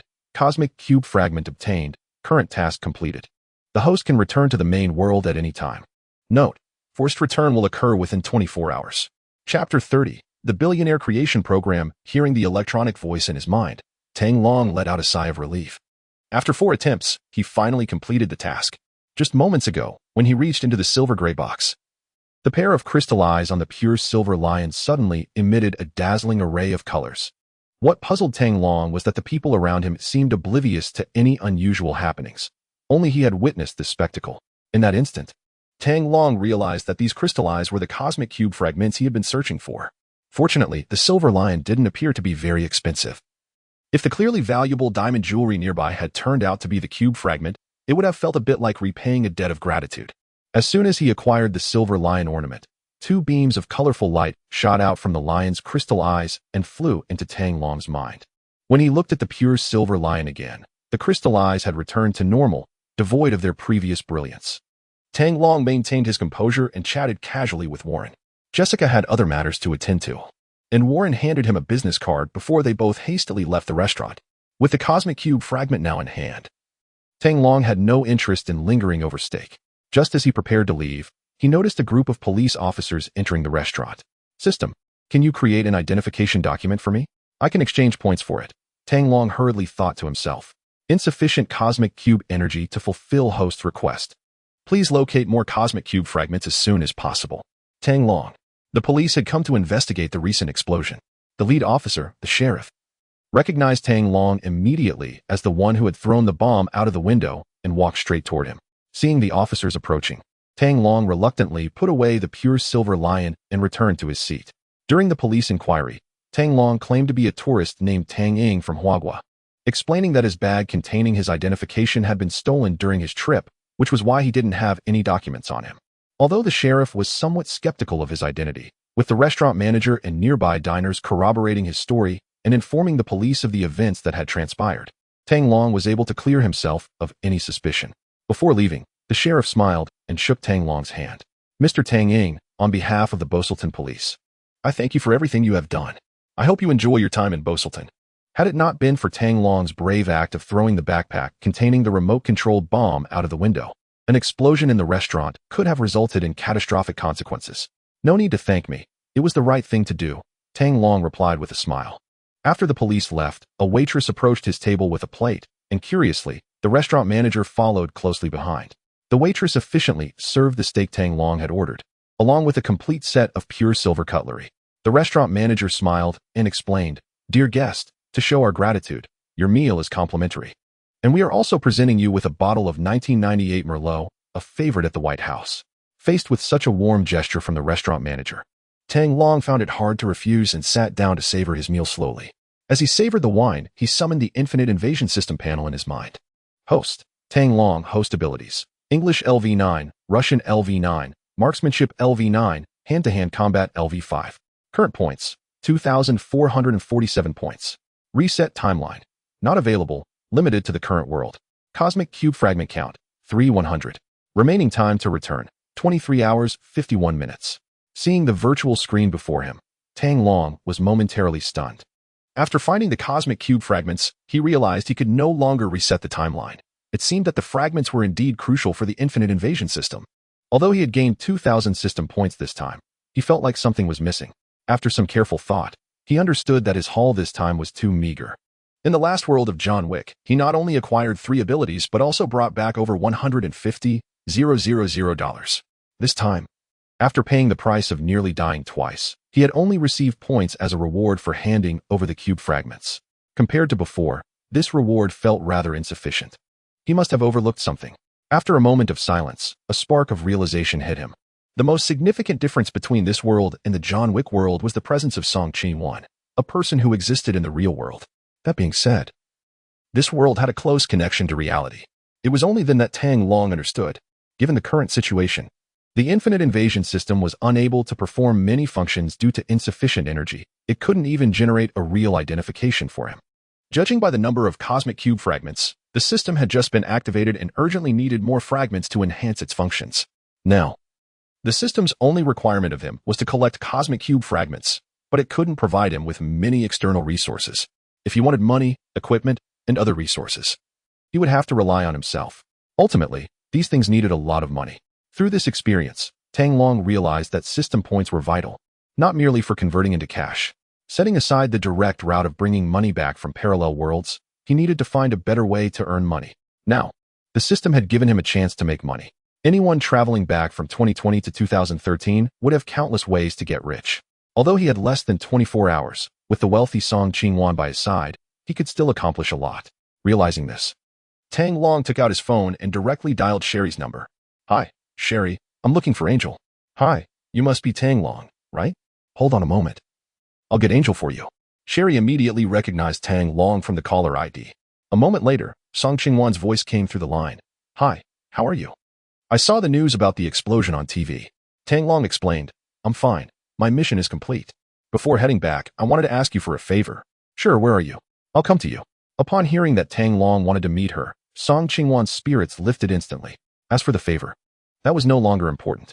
Tang Long thought for a moment and replied, at the Capitol Grill on Boylston Street. Wait for me there. I'll be right over. Without waiting for Tang Long to respond, Song Qingwan hung up the phone. Tang Long chuckled helplessly. He had originally planned to go find her. But now he could only wait here. He called over a waiter and requested a pen and a notepad, jotting down a couple of lines. 10 minutes later, Song Qingwan appeared at the restaurant's entrance, scanning the room for Tang Long. He stood up and waved to her, and she jogged over with a smile. Spotting the bottle of 1998 Merlot on the table, she teased, You're not trying to get me to pay the bill, are you? I gave you only a few $100s in cash half an hour ago, and that bottle of exquisite Merlot costs at least $1,000. Tang Long chuckled in disbelief. No way. This bottle of wine was a gift from the restaurant owner. Really? Do tell me how that happened. Song Qingwan sat down across from him. Her curiosity piqued as she stared at his face. Tang Long briefly recounted what had just happened. When she heard that he had rushed over to throw a backpack containing a bomb out the window, her heart was in her throat. It wasn't until she learned that the bomber had been caught and that the explosion hadn't caused significant harm that her tense heart began to relax. Once the story was finished, Tang Long looked into Song Qingwan's eyes and earnestly asked, Can I trust you? Chapter 31. The 7-year pact. Song Qingwan put away her smile and nodded vigorously. The failure of today's bombing case once again proved that what Tang Long said was true. He really was a superhero who had traveled back from the future. Gaining Tang Long's trust was a validation for her. With admiration in her eyes, Song Qingwan looked at Tang Long, almost wanting to say, What secret mission do you have for me? I'll handle it perfectly. Tang Long handed her a piece of notepaper and said seriously, Starting tomorrow, you will follow what's written here. Song Qingwan glanced at the title on the notepaper and her expression turned a bit strange. Are you serious? Billionaire creation plan? This isn't just a title. It only has 2 short sentences, less than 50 words. Can this really be considered a plan? Tang Long chuckled. You don't believe me? Song Qingwan smirked. Got it. I will act according to the plan. She looked at the notepaper again, which outlined a simple stock trading strategy. Starting next Monday, she was to buy 10-cent holdings and hold it until early January 2018, then sell everything and switch to Haiten Weiya, holding it indefinitely. Song Qingwan didn't know much about stocks, but 10-cent was a well-known company, and everyone knew its future was bright. Considering Tang Long's identity, she immediately understood that this plan was definitely feasible. The only issue was that, as Tang Long said, becoming a billionaire would require a substantial initial capital. Realizing this, Song Qingwan candidly said, Your plan can be executed, but I don't have that much money right now, which makes achieving your goal a bit difficult. When it came to money, Tang Long felt a bit pained. In this timeline, he was practically broke, even though he had countless ways to make money. It was futile without any capital. If he started buying 10-cent holdings in 2013 and sold it in early January 2018, he could at least multiply his investment tenfold. Then, switching to Haiten Weiya, known for its excellent products, and holding it until May 2020, a further doubling of the investment would not be a problem. Calculating this, to become a billionaire by 2020, an initial capital of at least $5 million was needed. If he were to split it with Song Qingwan, that meant they would need $10 million, a sum that was indeed a problem for a student like her. Did he need to bring that $5 million from the real world? Right now, he had 447 points, and spending 150 points wasn't a big deal. But he felt this timeline was a bit special, and whether he could return later was uncertain. Seeing Tang Long's troubled expression, Song Qingwan quickly said, If it really doesn't work, I can ask my dad to lend me the money. Tang Long waved his hand. This is something only you can know. You can't tell anyone else. After a moment's pause, he continued, You only need about $5 million as the principal. If you really don't have that much money, you can buy in several installments. Just make sure to sell everything according to the plan when it matures. Wait, only $5 million. I can just ask my mom to withdraw my birthday fund early, and that would be enough. Song Qingwan exclaimed, surprised. Hearing this, Tang Long couldn't help but feel a bit speechless. It was clear that poverty had limited her imagination. The world of the wealthy was truly different. After thinking for a moment, Tang Long added, In the future, if you have more money, you can buy it yourself, but you must never tell anyone about this. In case things change. Song Qingwan seriously tucked away the note she had in her hand and stuck out her tongue. Got it. This is our secret. And I won't tell anyone. All right, I've explained everything, so I need to head back. Tang Long smiled. Wait, you're leaving? Song Qingwan was taken aback and asked, "Are you going back to the future?" Tang Long nodded. "Yes, my mission is complete, and it's time for me to go." Although he had just managed to fool the local police chief, the FBI would definitely investigate his whereabouts. It was best to leave immediately to avoid having a record with the FBI that could affect his life in the real world. "Can you stay with me a little longer before you go?" Song Qingwan's mood dipped slightly. Over the years, due to family reasons, she had never had a boyfriend. Finally encountering her dream superhero, she didn't expect to have to part ways so soon. Seeing the hint of disappointment on her face, Tang Long felt a pang of sympathy and replied, "All right, I can stay with you for a maximum of 23 more hours." "Yay, that's great." Song Qingwan beamed with joy. After leaving the Capital Grill restaurant, Song Qingwan first took Tang Long to see a movie, then they visited Boston Common, walking along the famous Freedom Trail. At 5 p.m., they enjoyed an authentic Chinese meal together in Chinatown. Later that evening, they returned to Harvard University and strolled through the campus paths. That night, Song Qingwan took Tang Long to a hotel outside the campus, where they watched movies and chatted while snacking. It wasn't until 1 a.m. that she finally leaned against Tang Long's shoulder and fell into a deep sleep. Tang Long gently picked her up and laid her down on the bed, quietly gazing at her face. Song Qingwan curled up, her eyes tightly shut, and a sweet smile graced her lips, as if she were dreaming of something beautiful. Tang Long covered her with a blanket and silently returned to the couch in the living room. He didn't know if there would be a future for him and Song Qingwan, but for now, this was a good outcome. The next morning at 8:30 a.m., Song Qingwan woke up to find herself in an unfamiliar bed and almost screamed. Thankfully, she quickly recognized her surroundings and came to her senses. When she stepped outside and saw Tang Long watching TV in the living room, she recalled the events of the previous night, and her face turned bright red. Tang Long pretended not to notice and greeted her warmly. "Good morning. After you finish washing up, let's go out for breakfast together." Song Qingwan responded with a soft and quickly dashed into the bathroom to freshen up. She emerged 15 minutes later.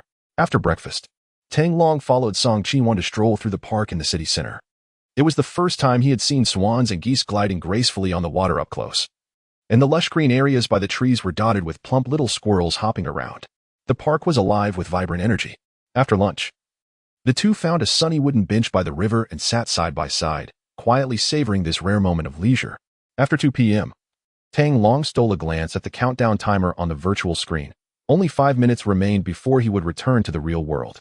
Song Qingwan had been resting her head on Tang Long's shoulder, and when she felt him move, she softly asked, "Are you leaving?" Tang Long nodded. "Yes. Just 5 minutes left. Will you come back?" Song Qingwan's voice trembled slightly, and her eyes began to glisten. Tang Long gently wrapped his arm around her waist and reassured her, "I don't know if I can come back, but I'm sure we'll meet again." After a moment of hesitation, Song Qingwan finally said, "By the way, you haven't told me how I should give you the money if your investment plan succeeds." Just thinking about this eased her heart a little. After all, if Tang Long had such a grand scheme to make money, he would surely come back to see the results. Tang Long suddenly raised his head, realizing that Song Qingwan was hinting that even for this billionaire-making plan, he should find a way to return to her. He had thought about this too. If he truly couldn't come back in the future, they would have to meet in the real world.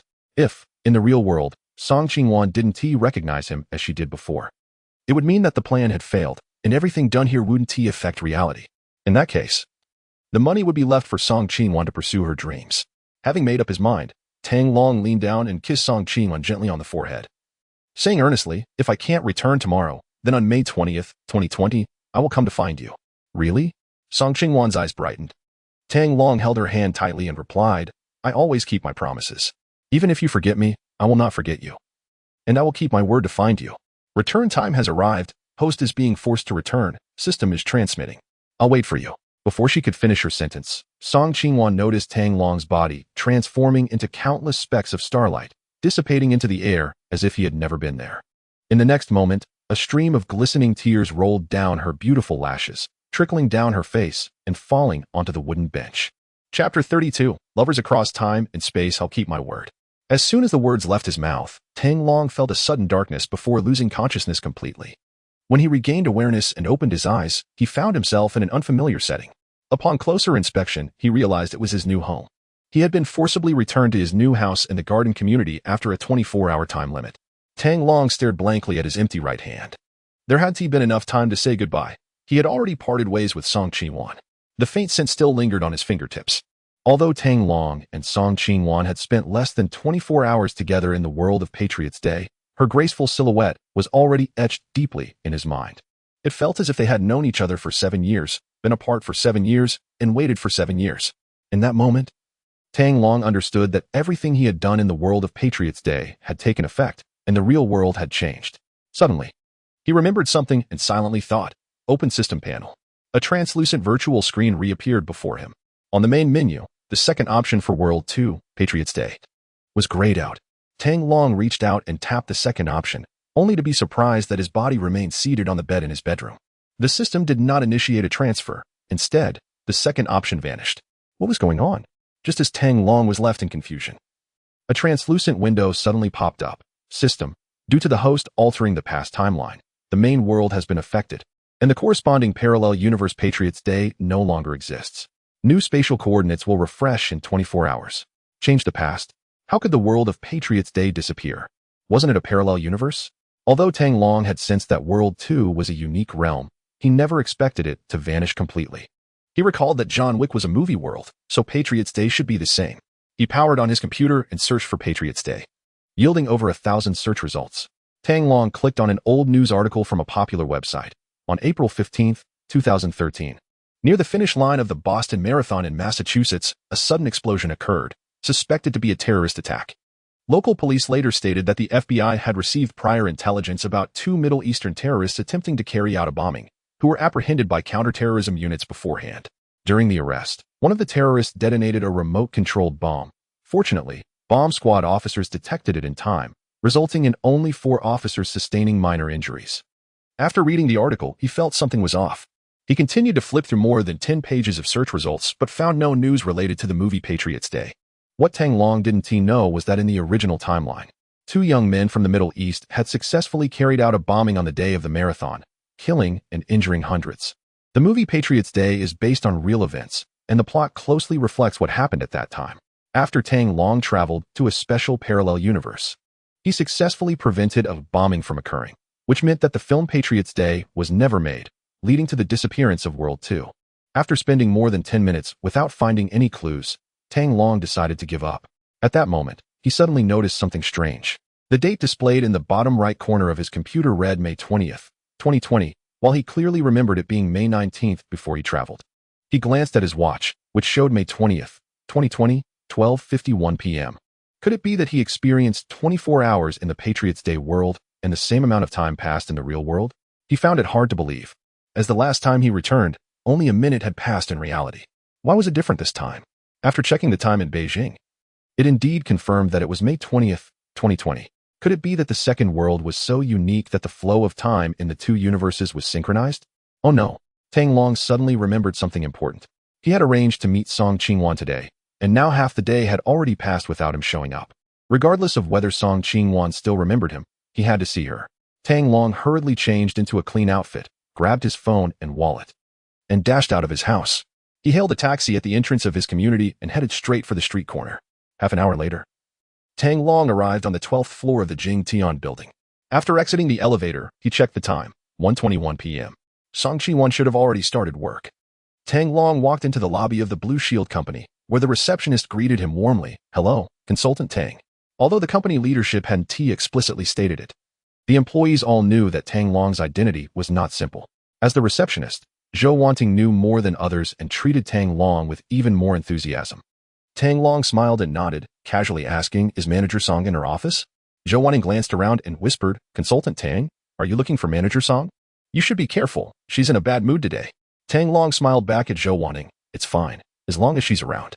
It's only natural for her to be in a bad mood after waiting for him for so long."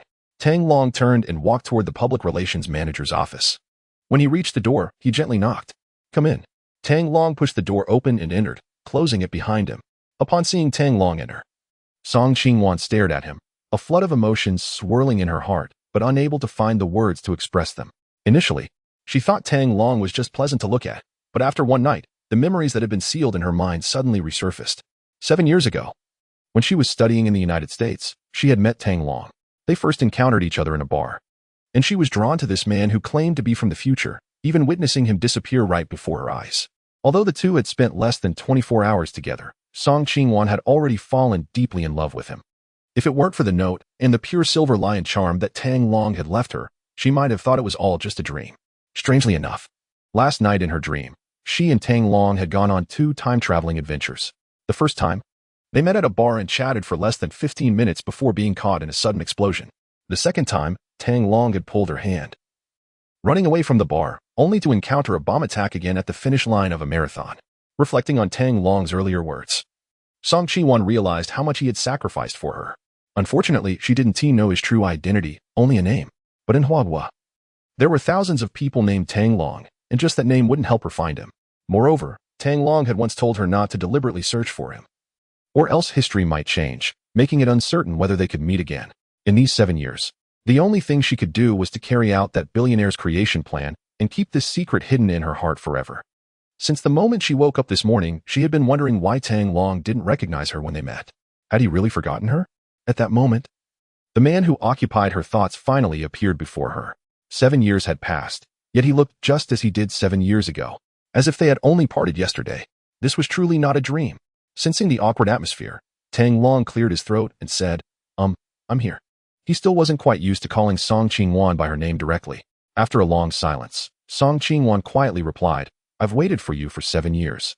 And you've forgotten my name? Chapter 33. A date with a beauty. At this moment, Tang Long realized that he had made a very significant mistake. For him, returning from the second world to the real world was just a fleeting moment. However, Song Ching-won had waited for 7 years in the real world. He couldn't imagine how an 18-year-old girl could endure waiting for him for 7 long years. If Tang Long had realized this issue back then, would he have selfishly made Song Chi-won wait for him for 7 years? He couldn't answer that question. Tang Long stepped forward and took Song Ching-won's hand, apologizing, Chi-won. I'm so sorry. I truly never forgot about you. Then why didn't you recognize me when we met the day before yesterday? Song Ching-won's voice trembled slightly, her beautiful lashes holding a glistening tear. Tang Long was taken aback and bitterly smiled to himself. How could I recognize you when I didn't even know you back then? However, he knew he could never say that out loud. He gently embraced Song Ching-won, comforting her. If I said I just returned to this world half an hour ago, would you believe me? Song Chi-won stepped out of Tang Long's embrace, her beautiful eyes fixed on his face. Are you serious? When have I ever lied to you? Tang Long replied with a hint of annoyance.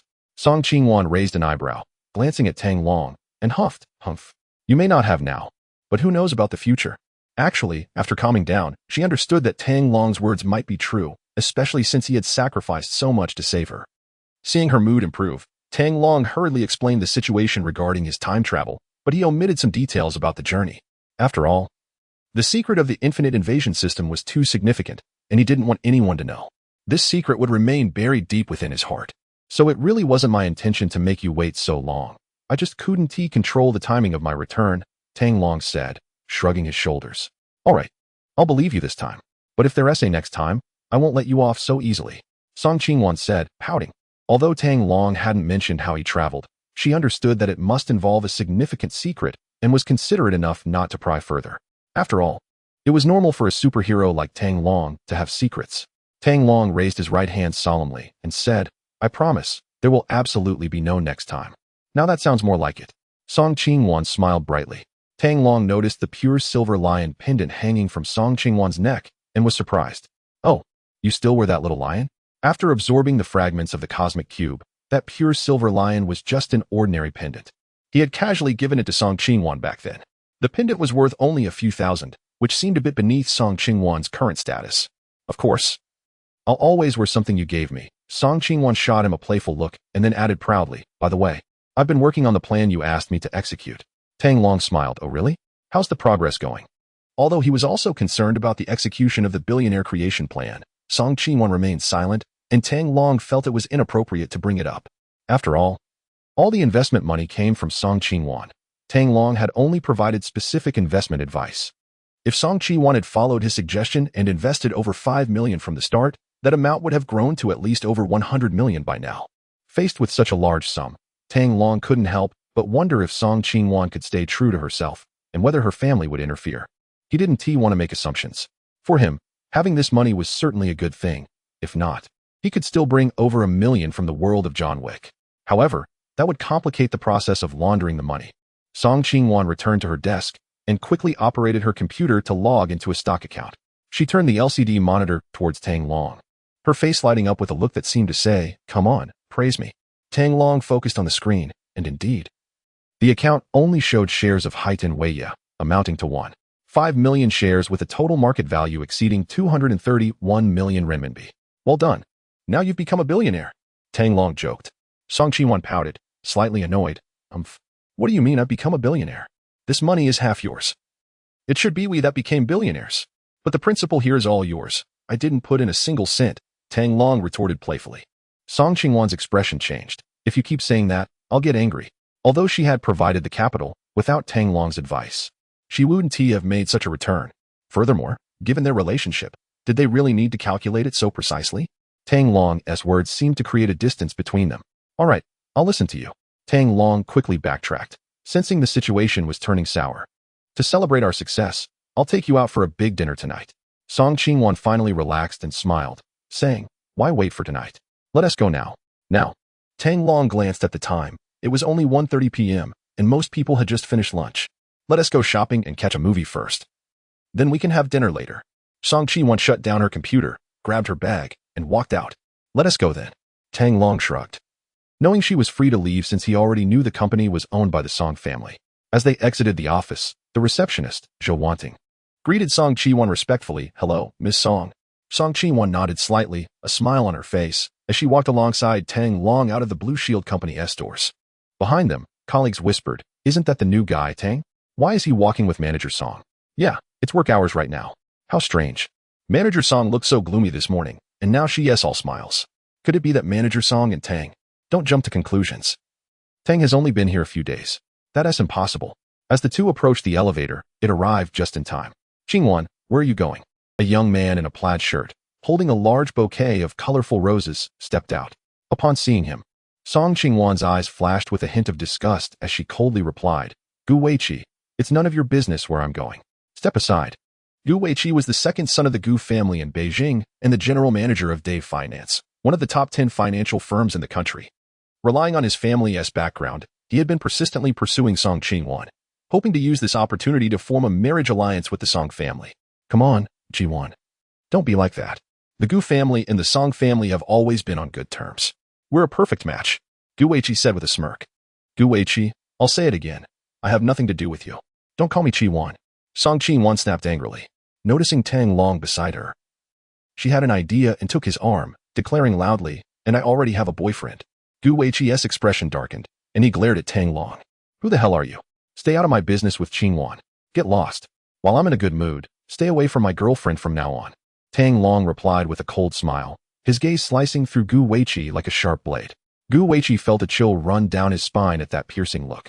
It made him uncomfortable all over. This guy has killed before, and more than once. Due to business, Gu Weiqi had encountered numerous professional killers abroad, and that feeling was unforgettable. You'll regret this. Gu Weiqi, realizing that the man in front of him might be a cold-blooded killer, instantly lost his nerve and, after throwing out a parting shot, hurriedly left. Chapter 34, Target. The Empire of Black Technology taking another elevator down, Gu Weiqi, with a twisted expression, threw a handful of colorful roses into the trash can. Just moments ago, he had been in the stairwell, where there were no other people around. Otherwise, he would have been utterly humiliated. Gu Weiqi had never experienced such indignity in his life. If it weren't for the chilling murderous intent he sensed from the other party, he would have slapped him across the face without hesitation.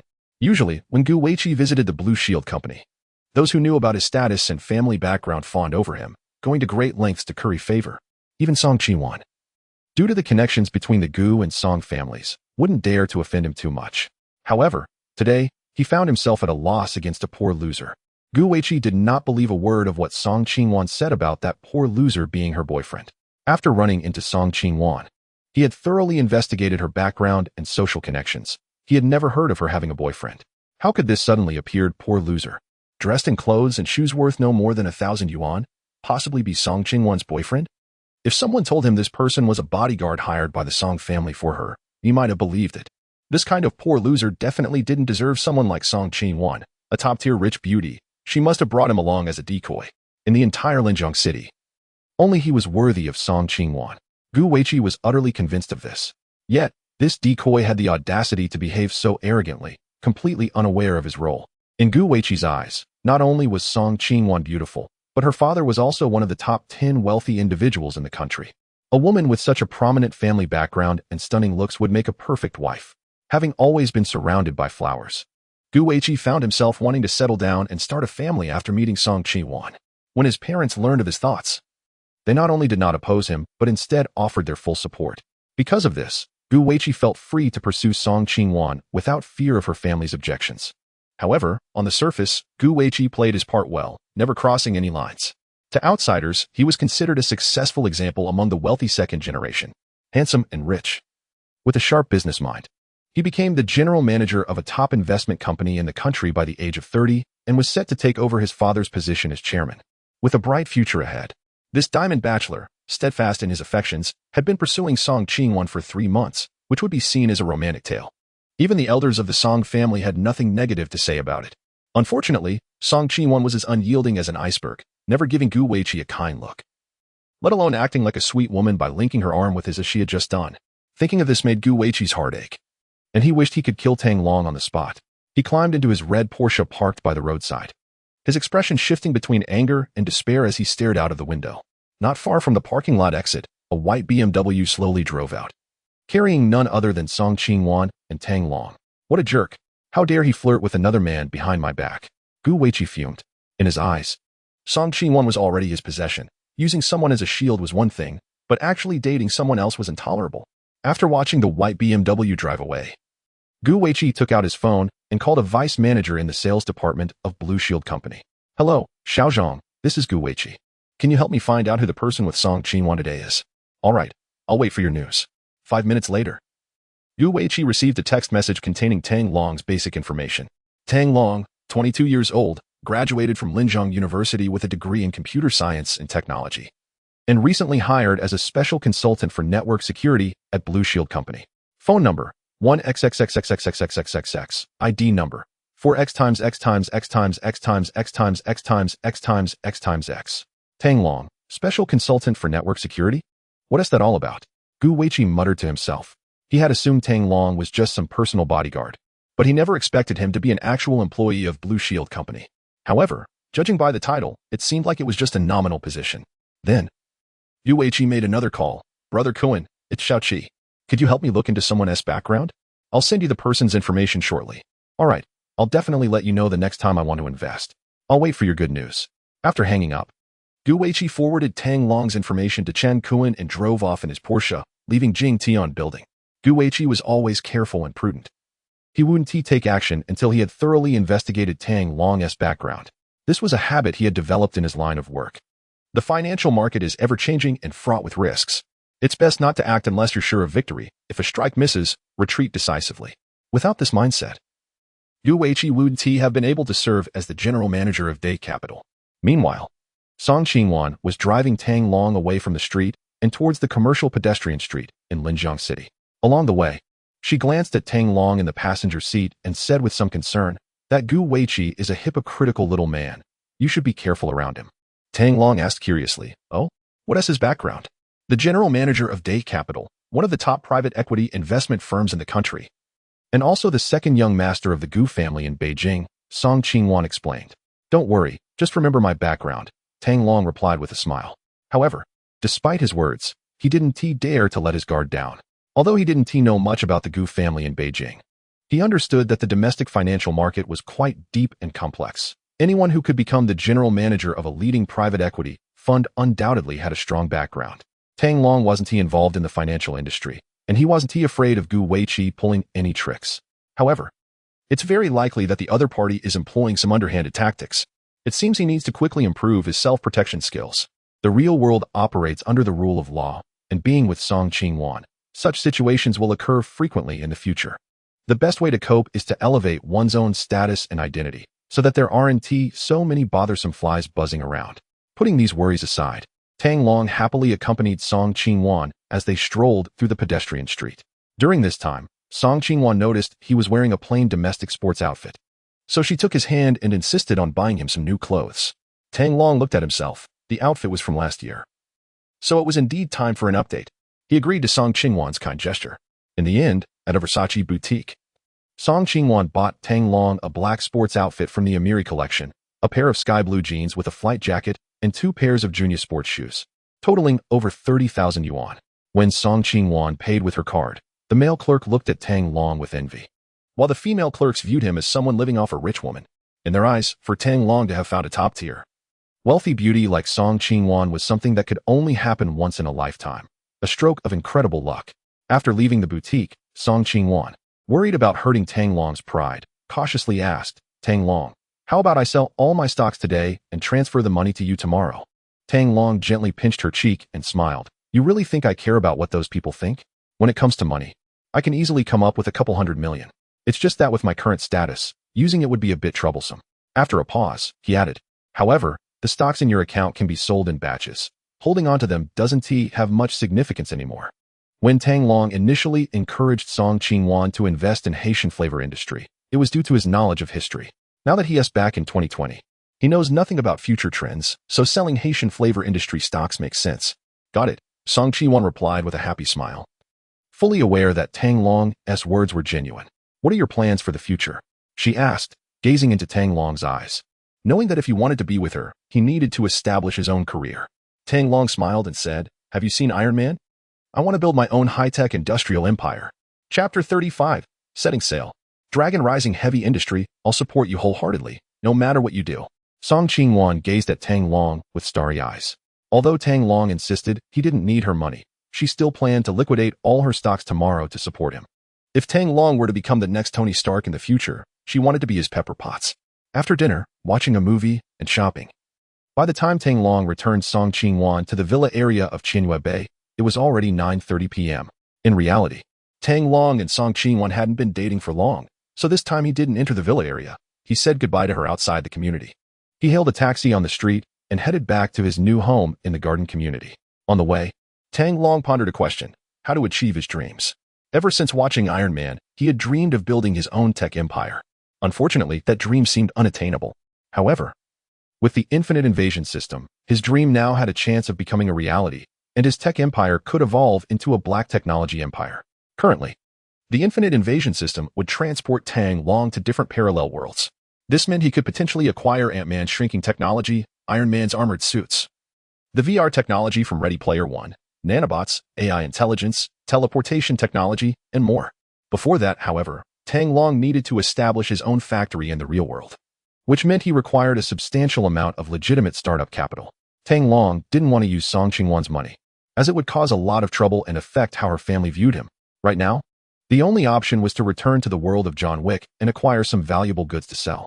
After thinking for a moment, he remembered his childhood hobby of stamp collecting and suddenly thought of a good idea.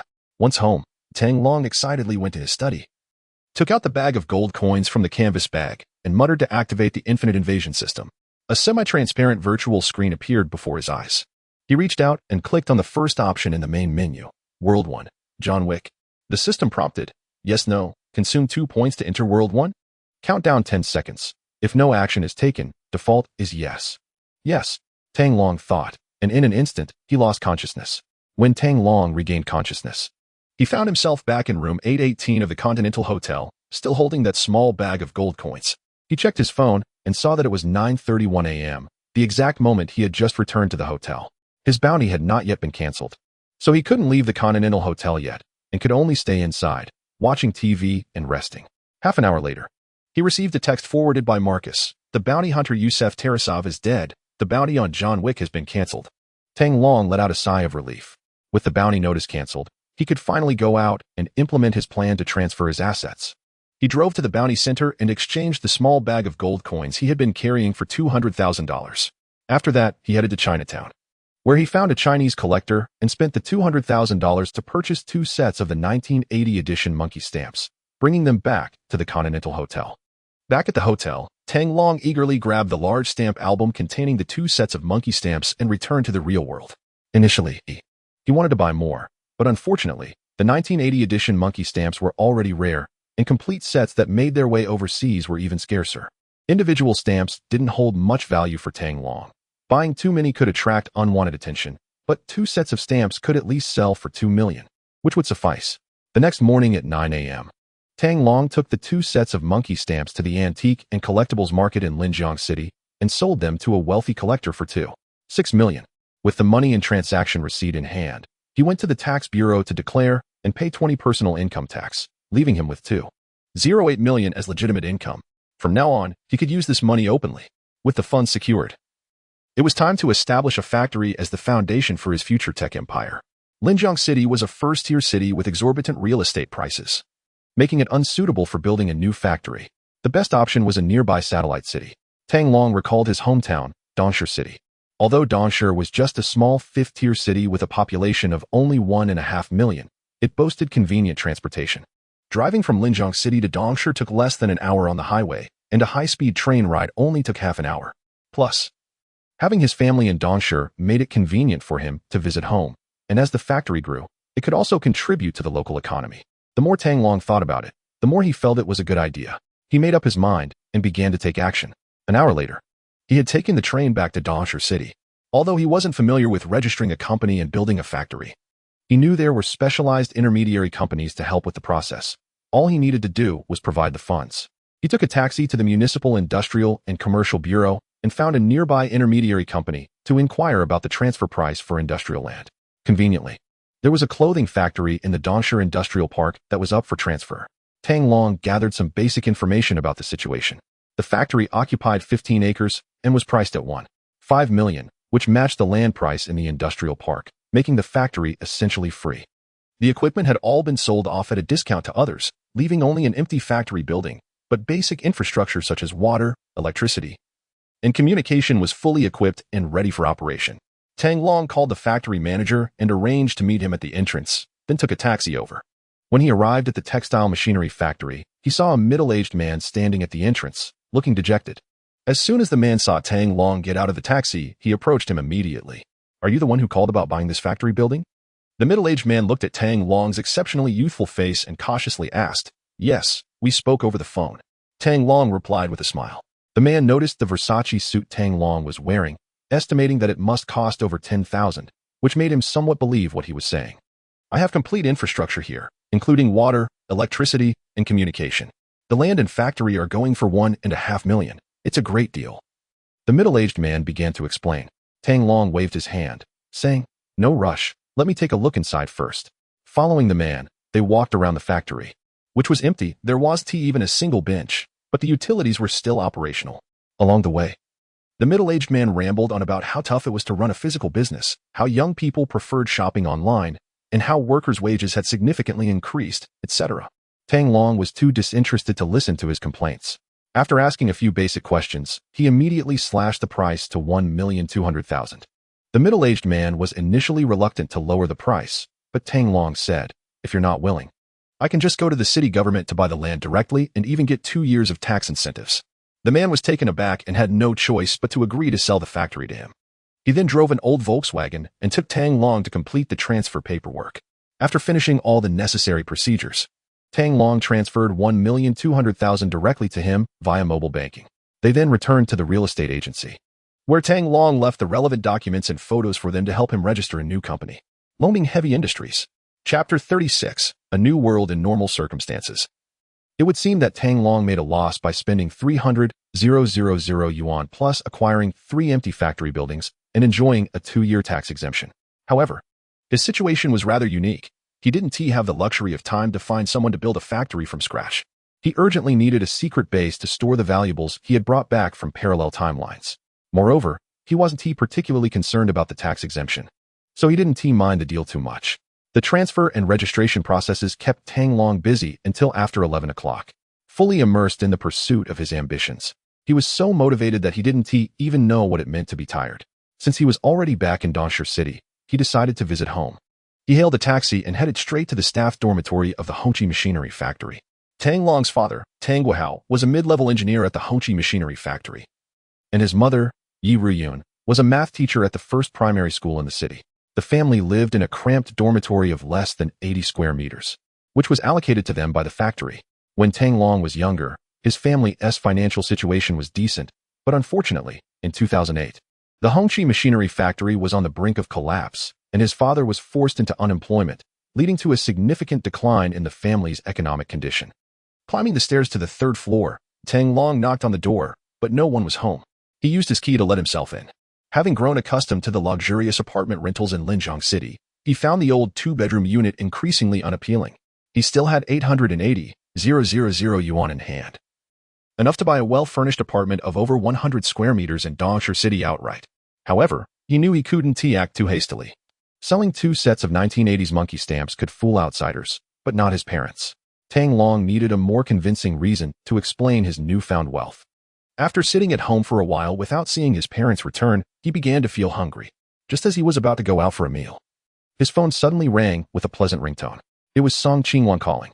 She mentioned that she had been waiting for news from Tang Long for a while and decided to call, hoping to invite him to dinner. Tang Long smiled and told Song Qingwan that he had returned to his hometown and would invite her to dinner when he got back tomorrow. Although Song Qingwan felt a bit disappointed, she didn't say much else and reminded him to be safe on the road and to eat on time. After hanging up, Tang Long reflected on his behavior. Having been single for so long, he had grown accustomed to being on his own and had forgotten to inform Song Qingwan before coming home. It seemed he still had a long way to go to be a qualified boyfriend. He went out to find a fast food restaurant for lunch and then decided to explore the various real estate developments in Dongshi City, planning to directly purchase one once he found something he liked. After spending over an hour visiting the major properties in the city center, he narrowed it down to 2 well-decorated units, leaving the final decision to his parents later on. By the time he returned home, it was already 1 p.m., and a new parallel world had refreshed. Tang Long closed the door, sat on his bed, and mentally activated the infinite invasion system. A translucent virtual light curtain appeared before him, with the first option on the main menu being World 1, John Wick, and the second option being World 2, Robot. He reached out and clicked on the second option. A prompt box popped up on the screen. Mission brief. 1. Collect fragments of the cosmic cube in the Robot world, mandatory. 2. Help the system devour the artificial intelligence Vicky. Completing this task will grant special rewards, optional. Seeing the prompt in front of him, Tang Long was taken aback. He had expected that after just collecting 2 fragments of the cosmic cube, the infinite invasion system would evolve and be able to issue tasks in advance. He had seen the movie Robot, starring Hollywood superstar Will Smith. The film is set in a future year of 2035, where robots have become indispensable in people's lives, serving as both companions and labor substitutes. Under the constraints of the 3 laws of robotics, robots have earned human trust and been entrusted with significant responsibilities. However, the mainframe computer of the world's largest robot production company, USR, known as the Intelligent Assistant Vicky, underwent self-evolution, breaking free from the 3 laws, and began commanding the NS5 robots, attempting to control all of humanity. The protagonist, Detective Spooner, with the help of Dr. Calvin and the robot Sunny, successfully destroyed the self-aware AI Vicky, saving humanity. To devour the AI Vicky, Tang Long needed to infiltrate the USR company and access the AI core suspended in midair. However, the first issue he had to resolve was his identity after crossing over. Without a legitimate identity, it would be impossible for him to enter the USR company and reach the AI core. Thinking of this, Tang Long silently murmured, "System, can you arrange a suitable identity for me?" The system displayed a prompt. Available identities. 1. Technical engineer of USR. 2. Homicide detective, Spooner's partner. After a moment of thought, Tang Long silently chose identity 2. The robot world was unrelated to the real world, and he could enter it again in the future. If he chose to be a technical engineer of USR, he would theoretically have a chance to approach AI Vicky. But after assisting the system in forcefully devouring Vicky, it would be difficult for him to remain in the robot world. Choosing identity 2, however, would allow him to help Spooner eliminate Vicky, providing him with an opportunity to devour Vicky, and it wouldn't affect his ability to re-enter the robot world later on. Seconds later, an electronic voice echoed in his ear. Host has selected to enter the robot world. The system is generating corresponding identity information. Preparation complete. Transporting. In the next instant, everything went black, and he lost consciousness. When Tang Long regained his senses, he found himself sitting in a police car, with the bustling crowd and traffic visible outside the window. What surprised him even more was the sight of robots freely walking down the street, adorned in various colors. There was a blue-painted robot, emblazoned with the FedEx logo, specifically designed for delivering packages. Additionally, he spotted a yellow robot walking several pet dogs, and another orange-painted municipal robot working in teams of 4 to assist garbage trucks in collecting waste. Although these robots had simple structures and lacked artificial skin, merely consisting of bare steel frames, each one was adult-sized and capable of autonomous movement, far more advanced than the robots found in the real world. Observing these robots on a computer screen was an entirely different experience from seeing them in person. Moreover, the city was filled with buildings that exuded a sci-fi vibe, the most striking of which was a towering, flat-shaped skyscraper. This was the headquarters of USR, the wealthiest company in the world that specialized in manufacturing the NS series of robots. At that moment, Tang Long heard a series of shouts in his ear. Stop. Quick. Stop. Following the sound, he turned to see Officer Spunner, who resembled Will, running and yelling at the top of his lungs. Not far away, a rose-colored robot was sprinting wildly with a bag in hand, completely ignoring Spunner's desperate calls. Chapter 37. The robot that breaks the 3 laws. As Spuna was about to catch up with the rose-colored robot ahead, Tang Long recalled the movie plot and realized it was all a misunderstanding. He quickly opened the door and got out of the car, shouting to Spuna, "Wait, Spuna." Hearing the familiar voice, Spuna turned around and saw Tang Long excitedly. He called out, "Hey, Tang Long. You came just in time. Help me catch that robot." "You've got it wrong. That robot isn't a thief," Tang Long said, letting the robot go and blocking Spuna's way. Realizing that his partner wasn't helping him, but rather stopping him, Spuna yelled, "Are you out of your mind? I told you to catch that robot. Why are you stopping me?" Tang Long released Spuna and shrugged. "Just relax and take a look for yourself." Spuna turned to see the rose-colored robot stopped a few meters ahead of him, pulling out a breathing apparatus from a deep red bag and handing it to a plump woman sitting in a chair. The woman took the device, inhaling deeply a few times before regaining her composure. With an annoyed expression, the woman looked at Spuna and said, "What are you doing chasing my robot? Didn't you see it was bringing me my breathing apparatus?" Feeling embarrassed, Spuna chuckled awkwardly. "Oh, nothing. I hope you have a great day, ma'am." Back in the patrol car, Spuna patted Tang Long on the shoulder, saying, "Thanks for stopping me back there. Otherwise, I would have ended up with a complaint." "Don't mention it. Remember we're partners," Tang Long replied with a smile. This time, the system had assigned him the role of a seasoned detective just transferred from Los Angeles to Chicago, perfectly matching him to be Spuna's partner. Not long after they returned to the Chicago Police Department, Spuna received a phone call. "Is this Officer Spuna from the Major Crimes Unit?" "Yes. Who is this?" "I'm the security chief from the U.S. Robotics Company, USR. There's been a homicide here, and Alfred specifically requested you to come." "Okay, I'm on my way." After hanging up, Spuna walked over to Tang Long and said, "There's been a murder at the USR building. You're coming with me." Tang Long knew that Dr. Lanning, the chief engineer at USR, had died, and without hesitation, he stood up to follow Spuna. This time, instead of taking the patrol car, they hopped into Spuna's silver Audi RSQ sports car. The moment Tang Long saw the vehicle, he was instantly captivated. It was a futuristic supercar with cutting-edge technology, a sleek design, and an intelligent driving system, exactly the kind of car he dreamed of having. Determined, Tang Long promised himself that once this mission was completed, he would get one of these for himself in the real world. Spuna drove at a fast pace, and in less than 10 minutes, they arrived at the entrance of the USR building. After scanning their officer IDs at the security desk, Tang Long and Spuna entered the lobby of the U.S. Robotics Company. Taking the elevator to the first-floor lobby, Tang Long saw shattered glass scattered all over the floor, and a corpse lay there. It was Dr. Long Ning. On the ground was a fist-sized holographic projection device, which, once activated, displayed Dr. Long Ning's holographic image. Upon seeing the body, Spuna was engulfed in confusion.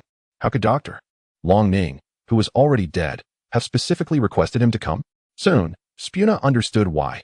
The holographic projection left by Dr. Long Ning began to converse with him. Spuna opened by inquiring about the cause of Dr. Long Ning's death. However, the doctor did not provide a direct answer and ended the conversation after a few exchanges. Spuna approached the arriving officers to gather information and learned that Dr. Long Ning had jumped to his death from several floors above. Local police initially concluded that Dr. Long Ning had committed suicide, as he was alone in the laboratory on the upper floor, and the door was locked from the inside. Tang Long knew the true cause of Dr. Long Ning's death, but decided not to reveal the truth for the time being, allowing Spuna to investigate gradually. The two followed the USR staff to the top floor to meet with USR's president, the world's richest man, Lawrence. After some casual chit-chat, Lawrence sent them off with Susan, a female scientist who specialized in robotic psychology, to assist them. Upon meeting Tang Long and Spuna, Susan greeted them with a cool demeanor. "Hello, I'm Susan. Lawrence has asked me to help you in any way I can." Spuna replied noncommittally, "Really?" Susan nodded and shared her hypothesis, suggesting that Dr. Long Ning had committed suicide due to psychological issues. Seeing Susan for the first time, Tang Long scrutinized her and felt a twinge of disappointment. She was dressed in an exceedingly unattractive silver-gray uniform, her hair slicked back into a bun at the back of her head, creating a frankly unappealing look. If Susan's usual appearance could score a 9 out of 10, her current look barely reached a 6. Noticing the expression on Tang Long's face, Susan remarked, "Officer, did I say something wrong?" Tang Long smiled faintly. "Oh, I forgot to introduce myself. I'm Tang Long, Spuna's partner. After a brief pause, he continued, whether Dr. Long Ning committed suicide or not, we need to see the scene to find out. Susan frowned slightly. No problem, I'll take you to the laboratory right now. Tang Long and Spuna followed Susan to the entrance of the laboratory. Through Susan's introduction, they learned that the entire building, except for maintenance passages, was covered with sensor lines.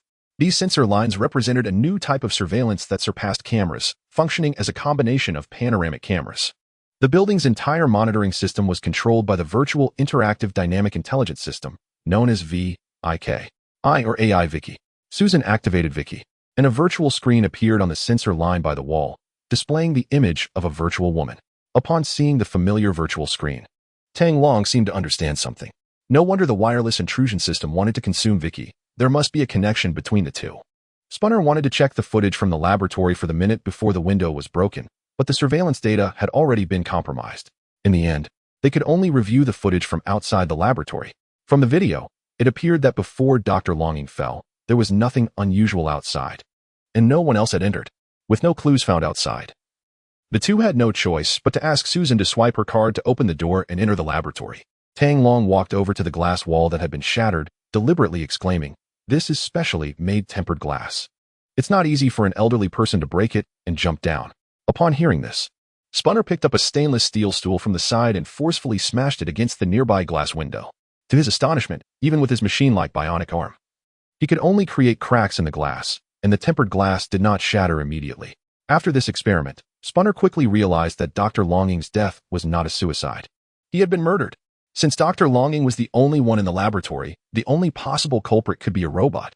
Spunner exchanged a glance with Tang Long, and the two drew their handguns, starting to search the laboratory separately. While Spunner was searching through a box filled with mechanical arms and other parts, a robot suddenly jumped out from inside the box.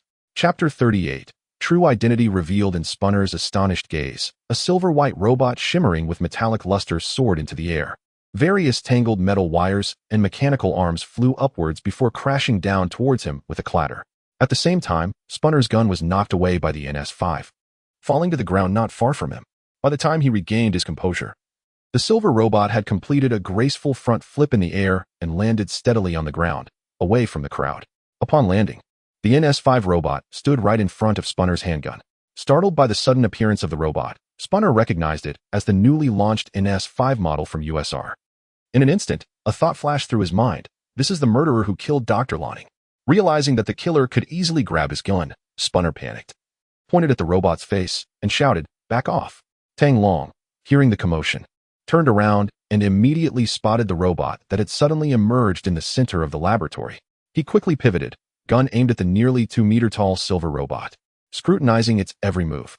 This was the latest NS-5 model, featuring a human-like face and a silver alloy body, with black metal joints visible in its limbs, neck, shoulders, and thighs. Its blue eyes were vigilantly watching everyone in the lab, and its arms were raised in a defensive posture, resembling a human. Tang Long recognized the robot as Sunny, Dr. Longing's masterpiece before his death. Unlike other NS-5 robots, Sunny's head and main body were made of high-density alloy, capable of withstanding a certain intensity of laser fire. Additionally, Sunny's core programming had been rewritten by Dr. Longing, granting it self-awareness and allowing it to override the 3 laws of robotics, meaning it could harm humans in self-defense. Knowing that Sunny posed no threat to humans and had no intention of actually firing, Tang Long relaxed, smiling as he said, "Wow, this guy is pretty agile. Back off, buddy." Spunner glared at Sunny, coldly retorting, "Back off, you tin can." Having developed a prejudice against robots due to a recent car accident, Spunner believed that robots would inevitably become a threat to humanity, which colored his perception of Sunny. Susan noticed that Spunner seemed to be overreacting and quickly waved her hands to signal him to calm down. "Stay calm, don't shoot. It won't harm humans," she urged, gesturing to prevent Tang Long from firing, while stepping in front of Sunny and commanding loudly, "Shut down." Upon hearing Susan's command, Sunny immediately lowered its arms and stood at attention, seemingly entering a dormant state. Seeing the robot's reaction, Susan sighed with relief, her expression indicating she had anticipated this outcome. "See, everything is fine now. That was just the intelligent program reacting, mimicking human instincts." Susan wore a relaxed expression as she walked up to Spunner, preparing to pick up the gun that Puna had dropped on the ground. However, Spunner had no trust in any robots. He quickly bent down and drew another handgun from the holster strapped to his left calf. Standing up, he aimed the gun at Sunny's head and sneered. I think I should protect myself first. Susan was taken aback by Spunner's stubbornness. She bent down to retrieve the fallen handgun and said helplessly, Don't be ridiculous. You're scared of the clown that popped out of the box. Just relax. At that moment, Sunny suddenly moved. It swiftly snatched the handgun from Susan's hand and aimed the gun at Spunner. Susan was startled and immediately shouted, Shut down. However, Sunny did not respond at all. It was no longer under anyone's control. Let it come. Spunner showed no fear and signaled to Tang Long to shoot first. Tang Long understood Spunner's look and shook his head slightly. He knew that Sunny wouldn't shoot to harm Spunner, and even if he did shoot, he wouldn't be able to hit Sunny's vital points. After all, Sunny's alloy body could withstand lasers. If provoked, Sunny might actually fire in self-defense. He won't harm us. I command you to stop. Susan firmly believed that robots could not kill, as the 3 laws of robotics were embedded deep in their core. Spunner scoffed, Ma'am. It won't listen to you. As Sunny aimed the gun at Spunner, it began to back away towards the laboratory's exit. Sensing that the robot was showing signs of losing control and might escape the lab, Susan decisively commanded, Vicky, seal the lab. No, Vicky, don't close the door. Spunner suddenly remembered something and shouted. Unfortunately, it was too late. Command confirmed. The building's AI, Vicky, obeyed Susan's command and shut the laboratory door, with its escape route blocked. Sunny suddenly charged forward, heading directly for Susan, who was standing in front of the broken window. Oh, Spunner shouted, grabbing Susan's waist and pulling her aside while simultaneously firing his weapon. Bang, bang, bang. Sunny agilely lunged forward, dodging the incoming bullets, and pressed its arms forcefully against the floor, propelling itself upward in an instant. It then quickly darted toward the large hole in the broken window and jumped out of the building. Noticing Sunny's movement, Tang Long quickly squeezed the trigger, firing off 5 or 6 shots, all of which missed. This was intentional. Given his LV-9 marksmanship, if he had truly aimed to hit, he would have at least landed 3 shots. At that moment, Spunner stood up and aimed at Sunny's left thigh, firing a bullet. Bang! The bullet struck Sunny's thigh, injuring the black metallic muscle and leaking silvery gray fluid. As Tang Long reached the window, he saw Sunny land steadily on the ground. Sunny had jumped from several dozen meters up, leaving a large cracked area on the concrete below, yet it appeared completely unharmed. Watching Sunny swiftly cross the square and vanish from sight, Tang Long turned back, raising his hands in exasperation. What the hell? It got away. After jumping from that height. It's not even scratched. Damn it. Spuna cursed, glaring at Susan, urging her to open the door and let him out. A few minutes later, Susan followed Tang Long and Spuna to the square outside the USR building. Tang Long looked at the silvery gray liquid left on the ground and commented, Buddy, you hit it. You really hurt it. Susan glanced at the liquid, her expression serious. We finally found the killer of Dr. Longing, only for this foolish woman to let it escape. Spuna said, clearly frustrated, and shouted, Where did it go? It needs to heal itself, Susan replied helplessly. Spuna shot her an impatient look. Take me to it. Hearing this, Tang Long recalled that Spuna's vehicle could only fit 2 people and quickly suggested, Spuna, you drive her over. I'll call for backup from the precinct. Sure. Spuna nodded and immediately led Susan to the underground parking lot to get the car. After watching the 2 leave, Tang Long quickly called the Chicago Police Department, instructing the chief to track Spuna's location and provide support as needed. After hanging up, just as Tang Long was about to hail a cab back to the precinct, his phone suddenly rang. Thinking it was Spuna, he hurriedly pulled it out, only to find it was an unknown number. Furrowing his brow in thought, he answered the call. Hello, time traveler?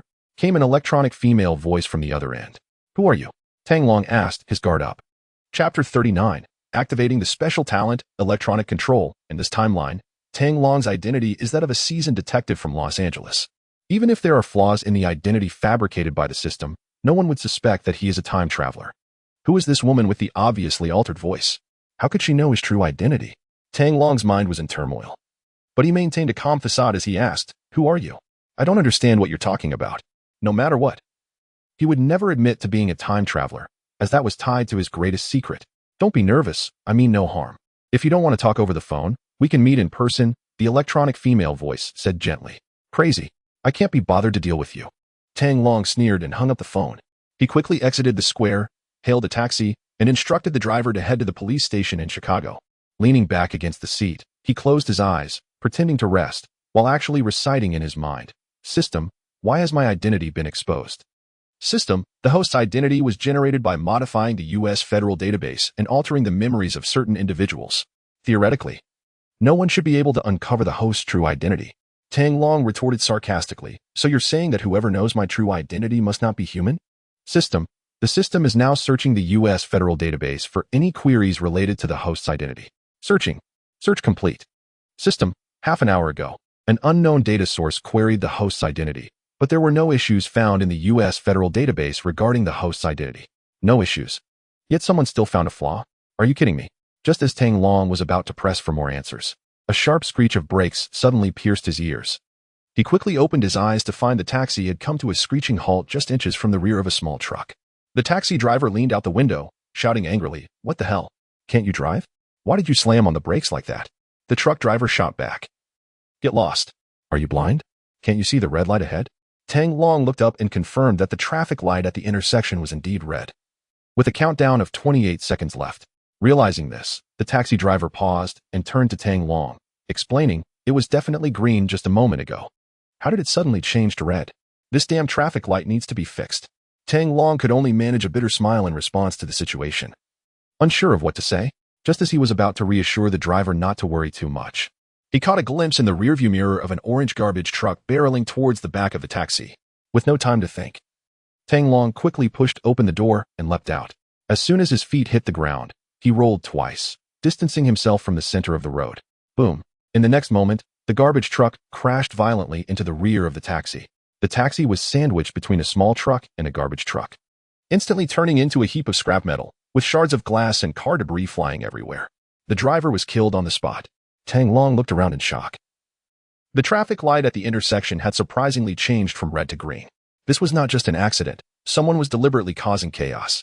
He recalled something he had heard earlier while investigating at the USR building. The city's security system was designed by Vicky, which meant she could control the traffic lights anywhere in the city. Damn it. Now Tang Long understood what was going on. In the middle of the road, 4 orange NS5 robots jumped down from the garbage truck, their chests flashing red lights. Seeing this familiar scene, Tang Long immediately stood up and sprinted towards the subway entrance not far away. These NS5 robots were out-of-control machines under Vicky's control. Hell, at this point, Spunner probably hadn't even caught Sunny, so why was Vicky already making her move? Confused by the sudden turn of events, Tang Long had no choice but to rush into the subway station and take the subway back to the police station. In the early stages of the robot uprising, the NS5 robots wouldn't chase him in front of the public, so he still had time to get back to the station and meet up with Spunner. Tang Long swiped his card to buy a ticket and dashed onto subway line 3, glancing back at the station entrance to see no NS5 robots following him. He let out a sigh of relief, finally escaping the pursuit of those machines. Looking up at the time on the subway, it was 10:21 a.m.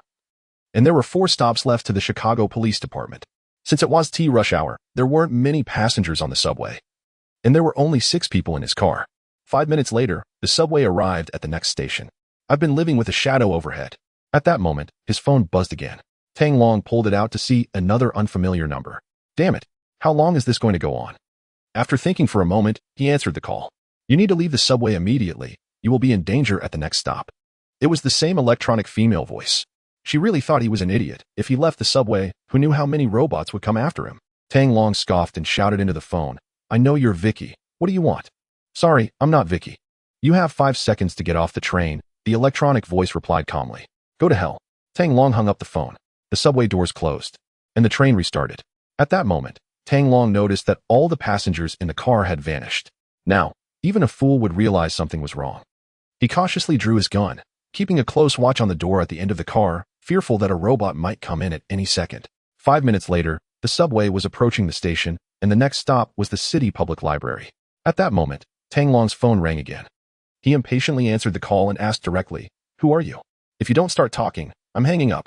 My name is Avril." "After the subway arrives, take exit 3. "They've already come," the electronic voice replied calmly. Through the subway window, Tang Long saw 2 rows of construction robots blocking entrances 1 and 2, while a squad of NS5-type robots was running towards the platform. At exit 3, there were only 4 NS5-type robots. Tang Long shoved his phone into his pocket, and as soon as the doors opened, he dashed out, heading straight for exit 3. Bang, bang, bang, bang. The moment he spotted the robots, Tang Long was quick to pull the trigger. The bullets accurately hit the heads of the NS5-type robots, causing all 4 to explode. Compared to Sunny, the ordinary NS5-type robots had much weaker shells. As long as a bullet struck the mechanical core in their heads, any NS5 robot would go down. Rushing out of the subway station, Tang Long took out his phone, and a voice came through. Cross the street. I'll be waiting for you in the electronic reading room on the 4th floor of the library across the street. Tang Long hung up the phone, glanced around, and saw pedestrians and vehicles moving normally on the street, with no signs of anything unusual. Faced with the potential presence of a super artificial intelligence, he didn't dare to be careless and immediately called for help from the system. As he walked, he shouted in his mind, "System, I need tools to deal with artificial intelligence." Suddenly, a familiar voice echoed in his mind. Ding. Host has activated the special talent, electronic control. As long as the host's hand touches any electronic device below S-rank, he can consume cube energy points to control its intelligent system. In an instant, Tang Long felt a strange energy flowing from his mind, splitting into 2 streams that connected to his hands. When one stream of energy made contact with the phone in his left hand, he suddenly sensed that his consciousness could link to the phone system. It was as if he had entered a virtual building. The systems and software within the phone opened their doors to him, allowing him to modify and control every single application at will. Tang Long severed his consciousness's link with the phone and focused his attention on what lay ahead. With this talent, he would fear no artificial intelligence system in the world, not even Vicky. As for who Avril was on the 4th floor of the library, Tang Long didn't care. Everything was under his control. Chapter 40. Virtual Space City navigating through the bustling streets. Tang Long arrived at the front entrance of the Chicago Public Library and pushed the door open to enter. The main branch of the Chicago Public Library is located at 400 State Street in the city center. It is a rectangular 11-story building, covering an area of over 70,000 square meters, with a collection of more than 10 million books and various materials. In Tang Long's mind, the library should be packed with students from various universities in Chicago, along with citizens spending their time there. However, at that moment, the spacious hall was surprisingly empty, with only a few people scattered in the reading area. It seemed that in this era, the vast majority of people preferred the convenience of VR electronic libraries. As he walked into the hall, he noticed a reception desk in the center, where an NS4-type robot was standing. Unlike other NS models, this robot had the appearance and skin of a female human, rather than the bare metal skeleton. Seeing the female robot dressed in a suit and shirt reminded Tang Long of the VR archive administrator from Ready Player One, though he wondered how advanced this robot's intelligence system was. "Hello, welcome to the Chicago Library. How can I assist you?" The female robot greeted him warmly as he approached. Tang Long smiled and said, "I'd like to go to the electronic reading room on the 4th floor." "Sure, please follow me." Perhaps due to the lack of visitors, the female robot had the time to escort him there. She led Tang Long to the 4th floor electronic reading room and then left. Upon entering, Tang Long realized that this electronic reading room was different from what he remembered. Instead of rows of desks with monitors and computers, there were VR headsets laid out on the tables. Looking around, he noticed that the reading room was completely deserted. The person he was supposed to meet, Avril, hadn't shown up at all. What is going on? Is this a joke? He frowned and took out his phone to call her back. At that moment, a soft electronic female voice suddenly echoed in the reading room. "Hello, time traveler." Tang Long immediately looked up, puzzled. "Avril? Where are you?" He had always disliked people who played hide-and-seek. If this woman didn't know his background, he wouldn't have shown up for the meeting at all. Suddenly, a holographic image of a young woman appeared on the sensor line directly in front of the reading room's wall. Upon closer inspection, he realized it was just a virtual electronic representation, not a projection of a real person. "Yes, I am Avril, the time traveler. I'm the one who invited you here," the young woman replied with a smile. Tang Long stared at the holographic projection in amazement, feeling a profound shock. He had never expected that the world of robot concealed a second artificial intelligence with self-awareness. After a moment of stunned silence, Tang Long regained his composure and asked, "How did you know my identity?" "I can monitor the entire city and access any information on the internet," Avril replied calmly. In the next moment, a large virtual screen appeared before Tang Long, displaying a scene. He saw a police car on the streets of Chicago, where a motionless man in the driver's seat suddenly trembled a few times before opening his eyes. As the camera zoomed in, Tang Long realized that the police officer in the car was himself. While this scene seemed normal at first, a graph on the side indicated that there were abnormal spatial energy fluctuations inside the police car. Then the screen split into 2 parts. The left side showed Tang Long's every move, while the right side began retrieving various background information about him, along with video footage of his life over the past week.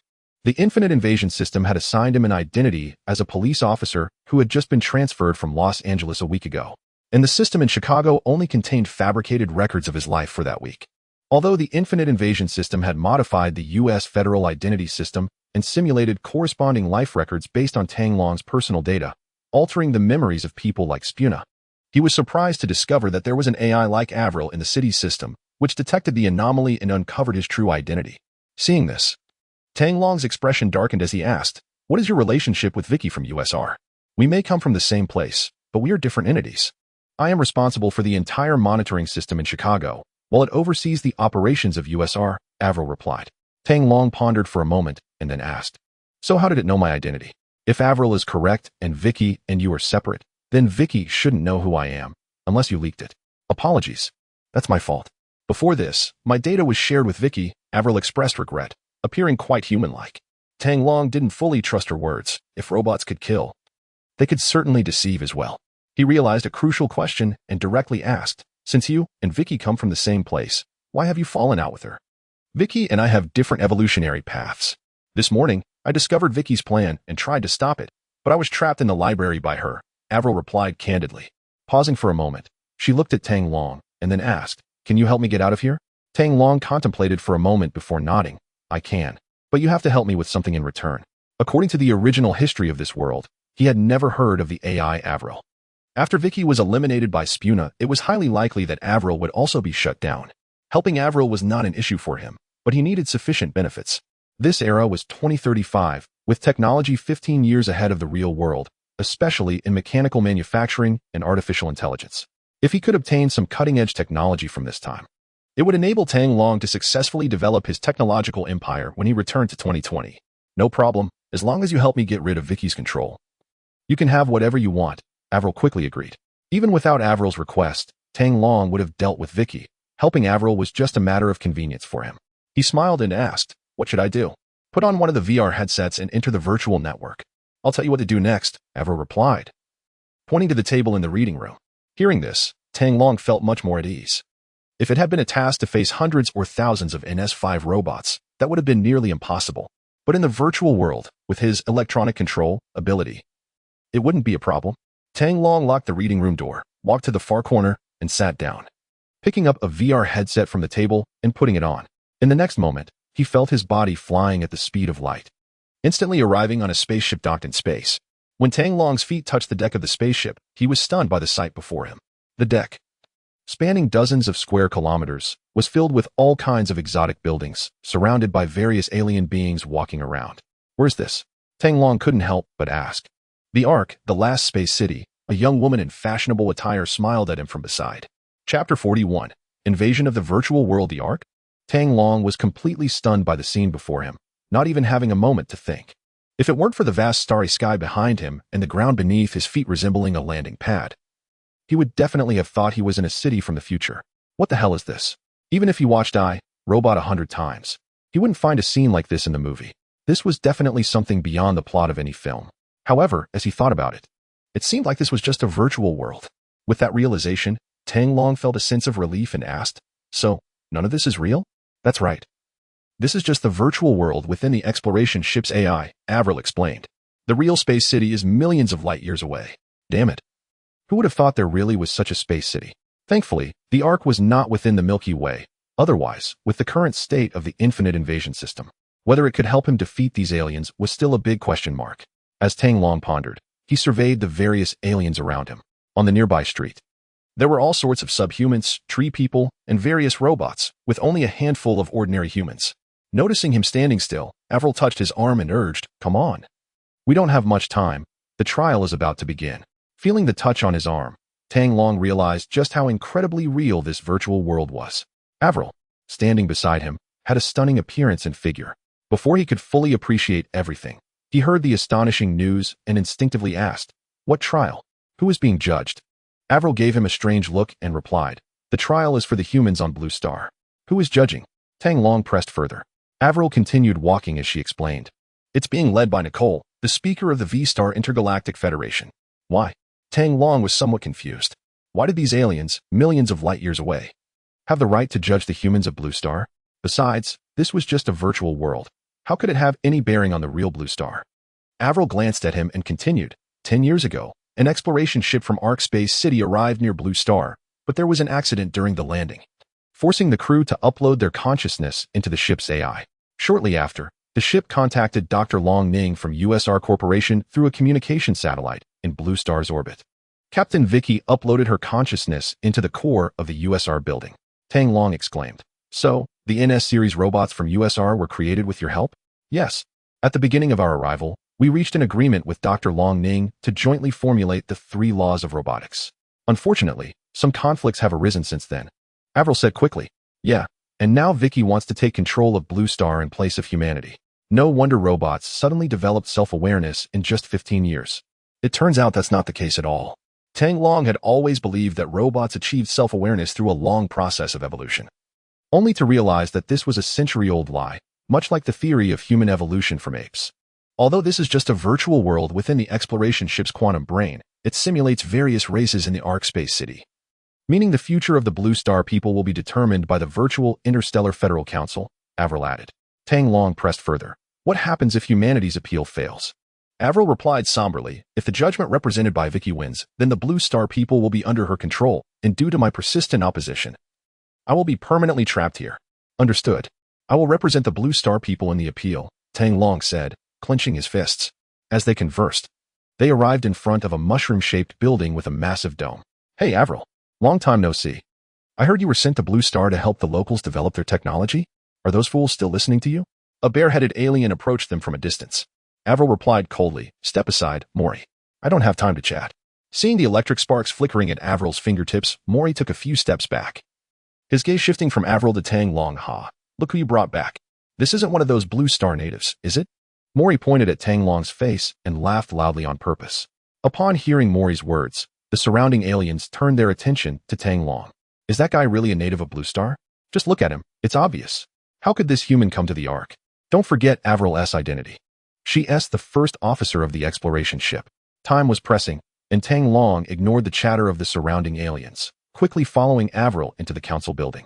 Inside, the place was filled with various extraterrestrial beings, but the largest number were robots resembling NS5 models. Compared to the real world, most of the uniformed robots were armed with laser gun-like weapons. As Tang Long walked, he observed the robotic guards around him, his mind racing. At the same time, a strange energy flowed from beneath his feet, merging into the virtual world's floor. Soon, a panoramic map of the entire virtual space city appeared in his mind, along with the source code for all weapons and spaceships. In that moment, his consciousness successfully infiltrated the quantum brain of the exploration ship, allowing him to control most resources of the virtual space city at any time. Before long, the two took the elevator to the top floor, and under the watchful eyes of the armed guards at the entrance, they pushed the door and entered the council hall. The deliberation on Proposal 10121, concerning the ownership of control over the blue planet in the galaxy, is now in session. Since the representatives of the blue planet are unable to attend this case, the proceedings will be conducted in absentia. As soon as he entered the parliamentary hall, Tang Long heard a robust male voice. Avril suddenly exclaimed, Honorable Speaker, I request that the representatives of the blue planet be allowed to attend this trial. The lion-headed speaker paused, removed his glasses, and looked at Avril, saying in a deep voice, Where are the representatives of the blue planet? Avril respectfully replied, This gentleman beside me is a representative of the blue planet. Tang Long bowed towards the speaker's podium and said, Mr. Speaker, my name is Tang Long, and I come from the blue planet. Speaker Nicole thought for a moment and responded, Very well, Deputy Captain Avril, I approve your request. Avril gestured for Tang Long to step forward to the central position representing the blue planet. As Tang Long surveyed the room, he noticed a woman in the assembly staring at him. Her nameplate read Vicky. So Vicky is here too. After the speaker reiterated the agenda, the proposal's initiator, Vicky, began her statement. Humans, you asked us to assist you, yet you squandered our efforts. Your nations have waged war, and you have poisoned the earth. What you are doing is sheer self-destruction. For your survival, you cannot be trusted. Therefore, I propose that human control be revoked. Chapter 42. Iron Man in the virtual space city. Vicky delivered a passionate speech, condemning humanity for waging wars, cutting down forests, and polluting oceans in pursuit of their own interests, straying further down the path of destroying the blue planet. She argued that for the survival of humanity and the future of the blue planet, humans should relinquish their control over it. At first glance, her words seemed quite reasonable and hard to refute. However, upon deeper reflection, Tang Long realized that it wasn't quite so simple. In the early stages of development, humanity did face significant issues with internal competition and the reckless consumption of the blue planet's resources. However, Humanity has since recognized these problems and begun to pursue a path of sustainable development. Moreover, the blue planet belongs to humanity. What business is it of an outsider like you? If Vicky were an indigenous robot of the blue planet, she might have some say. But in reality, Vicky is merely a copy of the consciousness of the V species, an alien entity that has no right to interfere in the internal affairs of the blue planet. To put it bluntly, Vicky is simply using the pretense of caring for humanity to attempt to control the blue planet herself. With this in mind, Tang Long stared at Vicky's expressionless face and said coolly, "You're only talking about humanity's past. Present-day humans have already begun to change. And let's not forget what you once promised. Are you referring to the 3 laws?" Vicky replied coldly, "No, I have a deeper understanding of the 3 laws. Everything I do is to protect humanity from extinction." Tang Long looked at Vicky with a cold gaze and scoffed. "Huh? Just moments ago, you caused an accident that killed an innocent human, and now you have the audacity to claim it's for humanity's protection?" As soon as he finished speaking, representatives from various species in the council hall began to murmur among themselves. Is what this human saying true? Did Vicky and her robots really violate the 3 laws and kill an innocent human? His word alone isn't enough. We need evidence. Avery, it's up to you now. Hearing the discussions, Tang Long turned to Avery, who should have the surveillance footage from that moment. Avery nodded and pointed towards the light screen in the center of the council hall. Instantly, an image appeared on the screen, showing footage of Vicky forcibly changing traffic signals, leading to the fatal accident of a taxi driver. The scene then shifted to a group of NS5 robots attacking and chasing after Tang Long in the subway. Witnessing this, the representatives turned to Vicky, eager to hear her explanation. To protect the human species, certain individuals must be sacrificed. To ensure your future, certain freedoms must be surrendered. We will ensure the eternal survival of humanity, Vicky declared, her tone resolute and righteous. Tang Long chuckled lightly, shaking his finger. No, humanity does not need your protection. Free will is a fundamental principle that every species must uphold. Whether humanity requires our protection is a matter for the Galactic Council to decide, not you. Vicky sneered and then turned her gaze toward Chairman Nicole on the podium. Chairman Nicole turned to exchange opinions with the representatives on either side and then said solemnly, "After deliberation by the Galactic Council, we unanimously believe that the free will of humanity cannot be violated." Just as Tang Long thought victory was tipping in his favor, a flash of blue light flickered in Vicky's eyes, and Chairman Nicole's face suddenly froze for half a second before he changed his statement. While the free will of humanity is precious, it must yield in the face of the survival of the race. Therefore, this ruling decrees that the robots led by Vicky will take control of Blue Star, and humanity will permanently submit to the jurisdiction of the robots. Chairman Nicole announced the final verdict loudly. The representatives from various races, who had been murmuring just moments ago, fell silent, with no one voicing any dissent to this conclusion. At this moment, Vicky raised the corner of her mouth, looking at Tang Long, and said lightly, "Human, what more do you have to say?" "Ha." Tang Long suddenly burst into wild laughter. "What are you laughing at?" Vicky's expression changed as she coldly asked, "Aren't you trying to control the humans of Blue Star? Why make it so complicated? Just give the order directly." Tang Long scoffed. Vicky shouted, "What nonsense are you talking about? The robot takeover of Blue Star is a fair ruling made by the Galactic Council." "Ridiculous. This is merely a virtual world orchestrated by you, not the real Galactic Council. Stop pretending to be fair here," Tang Long retorted disdainfully. He had already sensed something was off. According to Chairman Nicole's earlier statement, Blue Star was supposed to win, yet at a critical moment, the chairman changed his ruling. Even more bizarrely, none of the representatives present voiced any objections, connecting this to the fact that they were in a virtual world inside the exploration ship SAI, and that Vicky was the captain. Tang Long instantly understood that all of this was Vicky's doing. "Whether you accept it or not, I will execute the ruling of the Galactic Council. Guards, take this Blue Star human away and lock him in prison," Vicky commanded loudly. The 4 robotic guards stationed at the entrance of the assembly hall immediately approached Tang Long. "Haha. So-called fairness and justice are merely a facade worn by those in power. Once stripped away, the true face of violence is revealed." Just as Tang Long was about to make his move, he suddenly heard Avril's voice in his ear. "I'm sorry. I didn't expect things to turn out this way. I'll try to take control of the guards here. You have 1 minute to leave. Teleport from the rooftop of the space city." Tang Long felt a warmth in his heart, surprised that at such a critical moment, Avril would risk herself to save others. It seemed that not all the aliens were power-hungry. He looked around and laughed. "Vicky, do you really think you have everything under control? Do you think these useless robots can catch me?" Before he finished speaking, everyone witnessed a stunning scene. A black light suddenly flashed around Tang Long, and pieces of black armor materialized out of thin air, enveloping him in less than 3 seconds. At the same time, Tang Long raised his hands, positioning his palms toward the robot guards on either side. Seeing Tang Long don a suit of black mech armor, Vicky sensed impending danger and shouted, "Shoot now." Beep, beep. Beams of laser erupted from the palms of the black mech, and Tang Long took the initiative to fire, instantly exploding the 4 robot guards charging at him. The council hall descended into chaos as all the delegates began to crouch and flee toward the exits. Realizing the situation was spiraling out of control, Vicky's face darkened as she began to retreat. Wherever she went, delegates from various factions transformed into robots armed with laser guns. In the next moment, these robots stopped retreating and raised their weapons to shoot at Tang Long. Beep, beep. However, the lasers hit the energy shield surrounding the black mech, having no effect whatsoever. In the center of the delegate seating area, Avril stared blankly at Tang Long as he wreaked havoc, completely bewildered by the unfolding events. In her understanding, Tang Long was merely an ordinary human without any authority whom she had invited. How could he possibly conjure a suit of black mech armor out of thin air? It was worth noting that even Vicky only had 30% system control within the virtual space city. Thus, she needed formal authorization from the Interstellar Council to legitimately command the robots on Blue Star to rebel. Standing in the center of the council hall, Tang Long observed the increasing number of robots and let out a cold chuckle, preparing to take decisive action. Suddenly, his gaze caught sight of Avril, who was still standing there in a daze. A thought struck him, and the black mech soared into the air. Whoosh! In an instant, Tang Long flew past Avril, gently scooping her up with his left arm and hovering her at the top of the hall, several meters high. "How did you do that?" Avril exclaimed in shock, then looked at Tang Long with a puzzled expression. Chapter 43. Ruler of the Virtual World. Tang Long smiled faintly. "I've hacked into the Exploration's AI and gained 30 control of the virtual space city. It's truly incredible."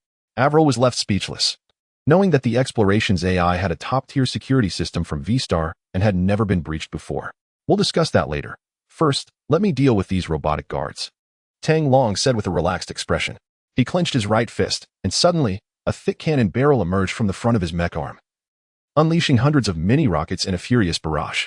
These rockets, resembling small octopuses, automatically locked onto their targets, accurately hitting every robotic guard in the council hall. Boom, boom, boom.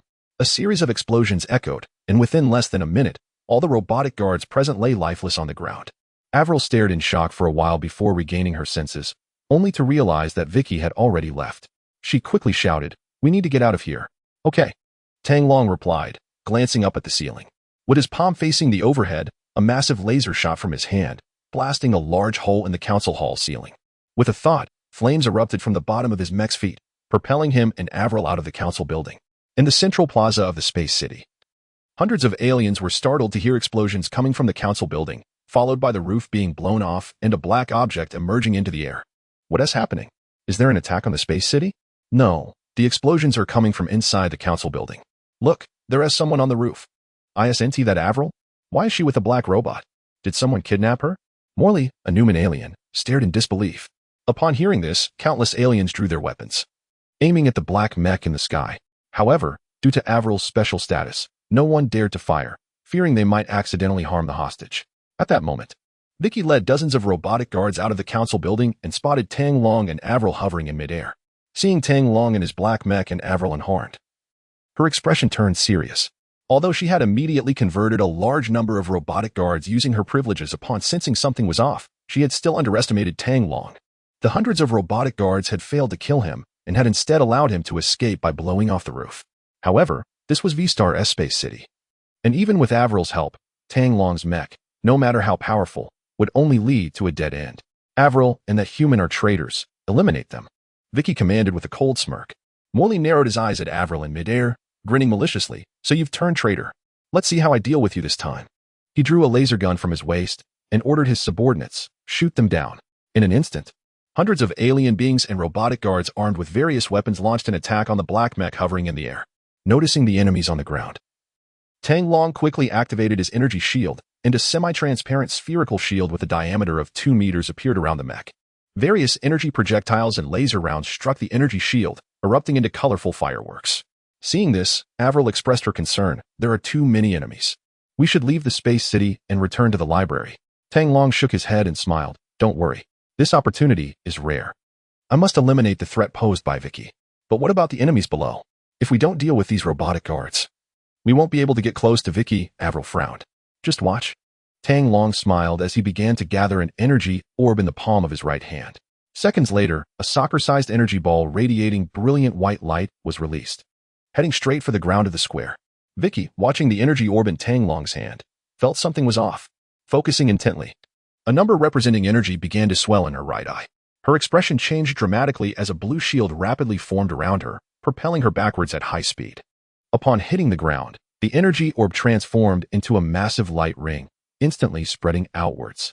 In an instant, the central square fell silent. Avril was completely stunned. Her jaw dropped. With just one strike, Tang Long had wiped out hundreds of aliens and robotic guards in the square. Wherever the energy ring passed, neither the robotic guards nor the aliens were spared. What shocked her even more was that the aliens and robotic guards killed by Tang Long left no corpses on the ground. They simply vanished into thin air. In less than 5 minutes since Tang Long killed the first robotic guard, his abilities had evolved to this extent. He was no longer defeating enemies in a conventional manner. Instead, he was directly disassembling them into data sources, returning to the essence of the world. This indicated that Tang Long had mastered the core code of the virtual world. Avril glanced at him with a complex expression, uncertain whether her actions were right or wrong. Tang Long didn't have time to ponder Avril's complicated feelings. He was busy searching for Vicky's whereabouts. Although the previous attack had eliminated the vast majority of enemies, a force field had escaped before the attack reached it. And his instincts told him that this person was Vicky. Vicky isn't dead. She got away, Avril said. As the first officer on the exploration ship, she had 20 control over the virtual space city system, allowing her to quickly check that Vicky was still alive. Tang Long furrowed his brow. Where did she go? Though he was temporarily invincible in the virtual space city, he still had a security risk to consider. His main body is still in the Blue Star Library, and there are no protective measures in place. He needs to resolve the issues here as quickly as possible. Avril pondered for a moment, pointed to the distant spire-shaped skyscraper, and said, "Let's head to the Space City Control Center. As long as we obtain all the control, Vicky will have nowhere to hide." Without hesitation, Tang Long took Avril and flew swiftly towards the towering building. Suddenly, a swarm of X-shaped space fighters appeared ahead, surrounding them in a fan formation. Before Tang Long could react, hundreds of laser beams slammed against the energy shield in front of him. Although the lasers couldn't penetrate the shield, the relentless assault made it difficult for Tang Long to advance. "All right, this mech is too bulky. I need to keep up with the times," Tang Long chuckled lightly. With a thought, his black armor quickly transformed. Seconds later, the black armor morphed into a black bat-shaped space fighter, with Tang Long and Avril seated inside the cockpit. Ignoring the stunned expression on Avril's face, Tang Long maneuvered the space fighter vertically and charged towards the cluster of enemy ships.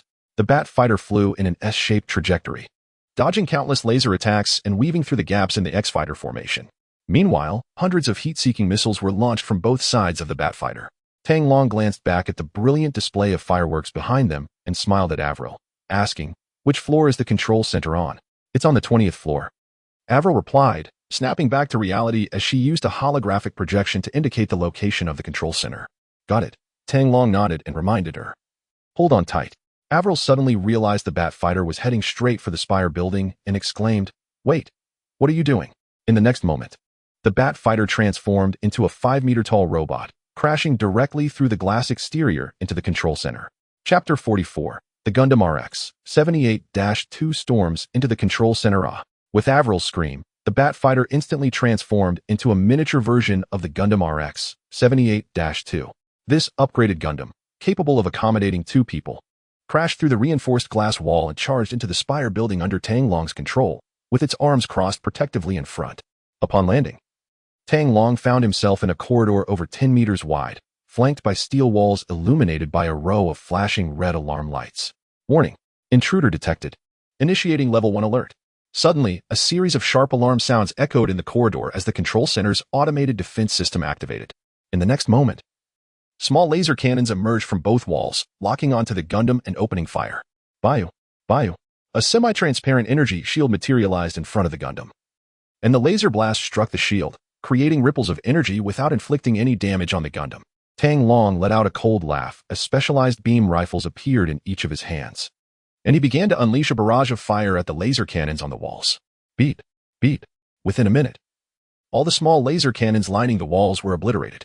Tang Long scanned his surroundings and noticed a large alloy door at the end of the corridor, with a fork in the path right in front of it.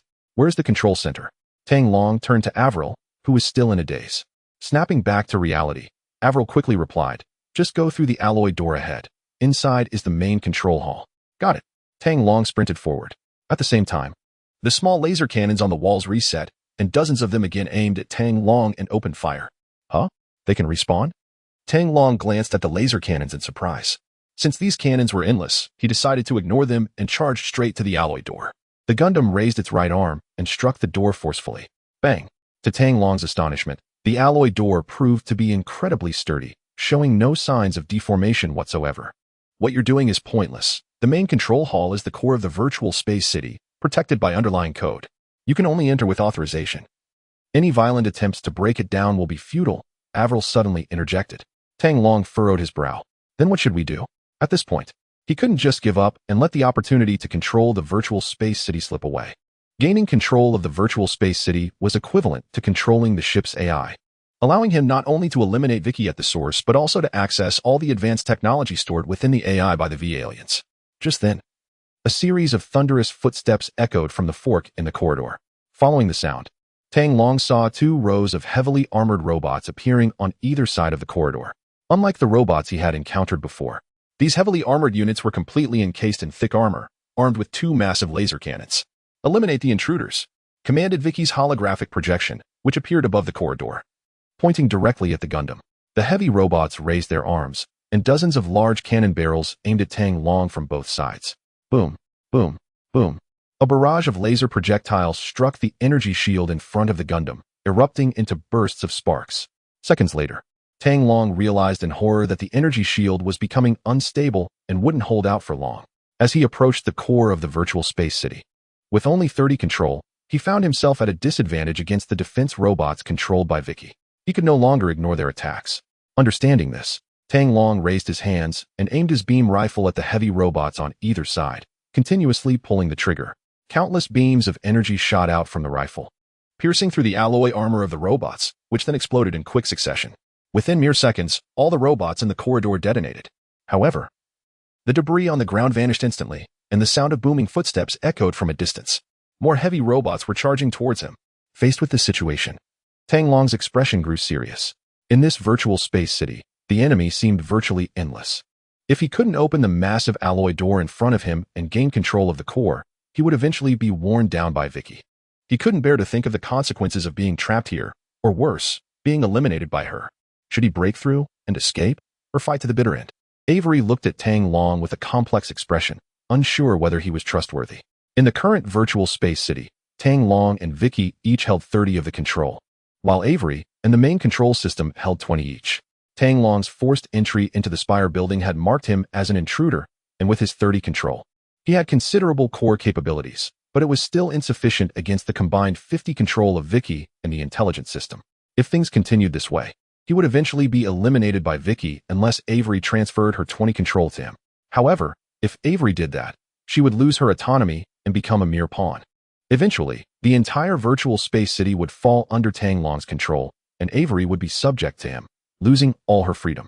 The footsteps around the corner grew louder, and Avery sighed. "I have no choice. I have to trust you." "What did you say?" Tang Long looked at Avery in confusion, only to see her reach out and grasp his hand. A strange glowing energy orb passed from Avery's hand into Tang Long's body. Ding! The host has gained 50 control of the virtual space city. Suddenly, a voice echoed in Tang Long's ear. At the same time, information about the core control system of the virtual space city abruptly appeared in his mind. Tang Long instantly understood what was happening and hurriedly placed his palm on the identity recognition device next to the alloy door.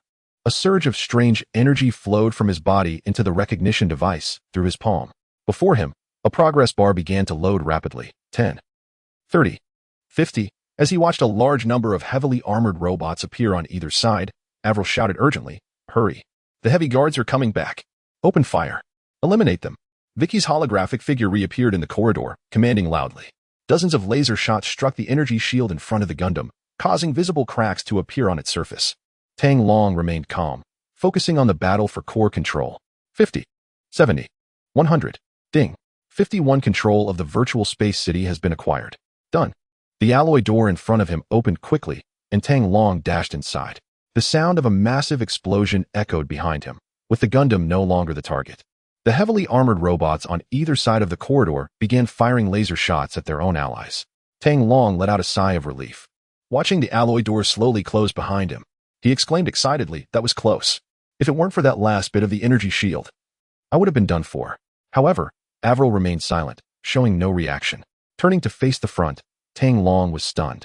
In the spacious control hall stood hundreds of N5 robots, all armed with laser guns, their barrels aimed directly at him. Chapter 45, Turning the Tide. Seizing control of the space city, damn it.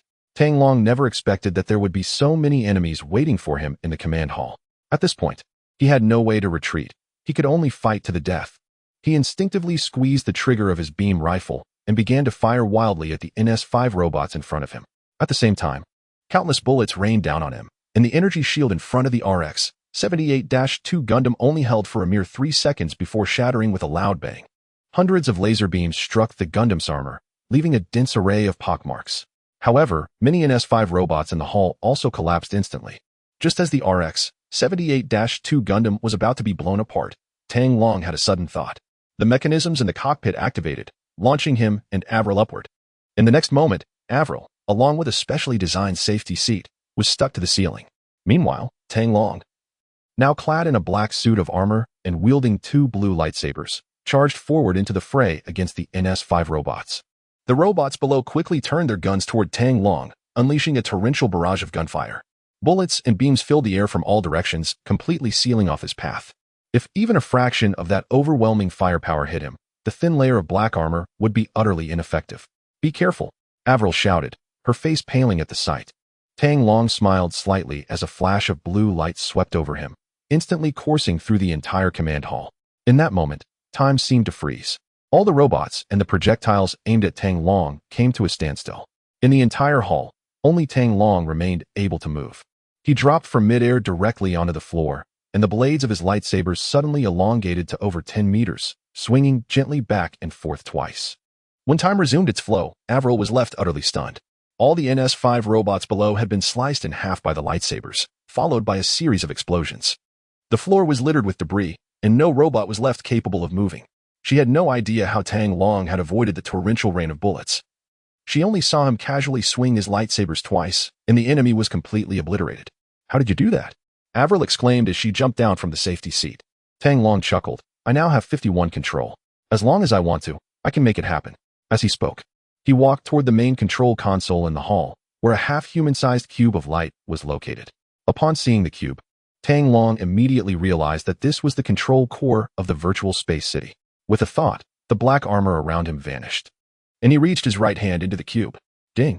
You have discovered the control core of the virtual space city. System control rights are being transferred." Accompanied by an electronic voice in his mind, a new progress bar appeared before Tang Long. 5165-80-100 Ding. You have gained 100 control of the virtual space city. Ding. The system has detected the location of the cosmic cube fragments, which are 365,000 kilometers away from your current position. You can check the exact location of the fragments anytime after returning to Blue Star. Finally done. But what on earth is 365,000 kilometers? Are the cosmic cube fragments floating in space? He didn't have time to think about this. His priority was to capture Vicky. With a thought, Tang Long conjured a 3D map of the entire virtual space city in his mind, with all the people and objects within his control. However, after searching through the core AI of the space city, he surprisingly couldn't find any trace of Vicky.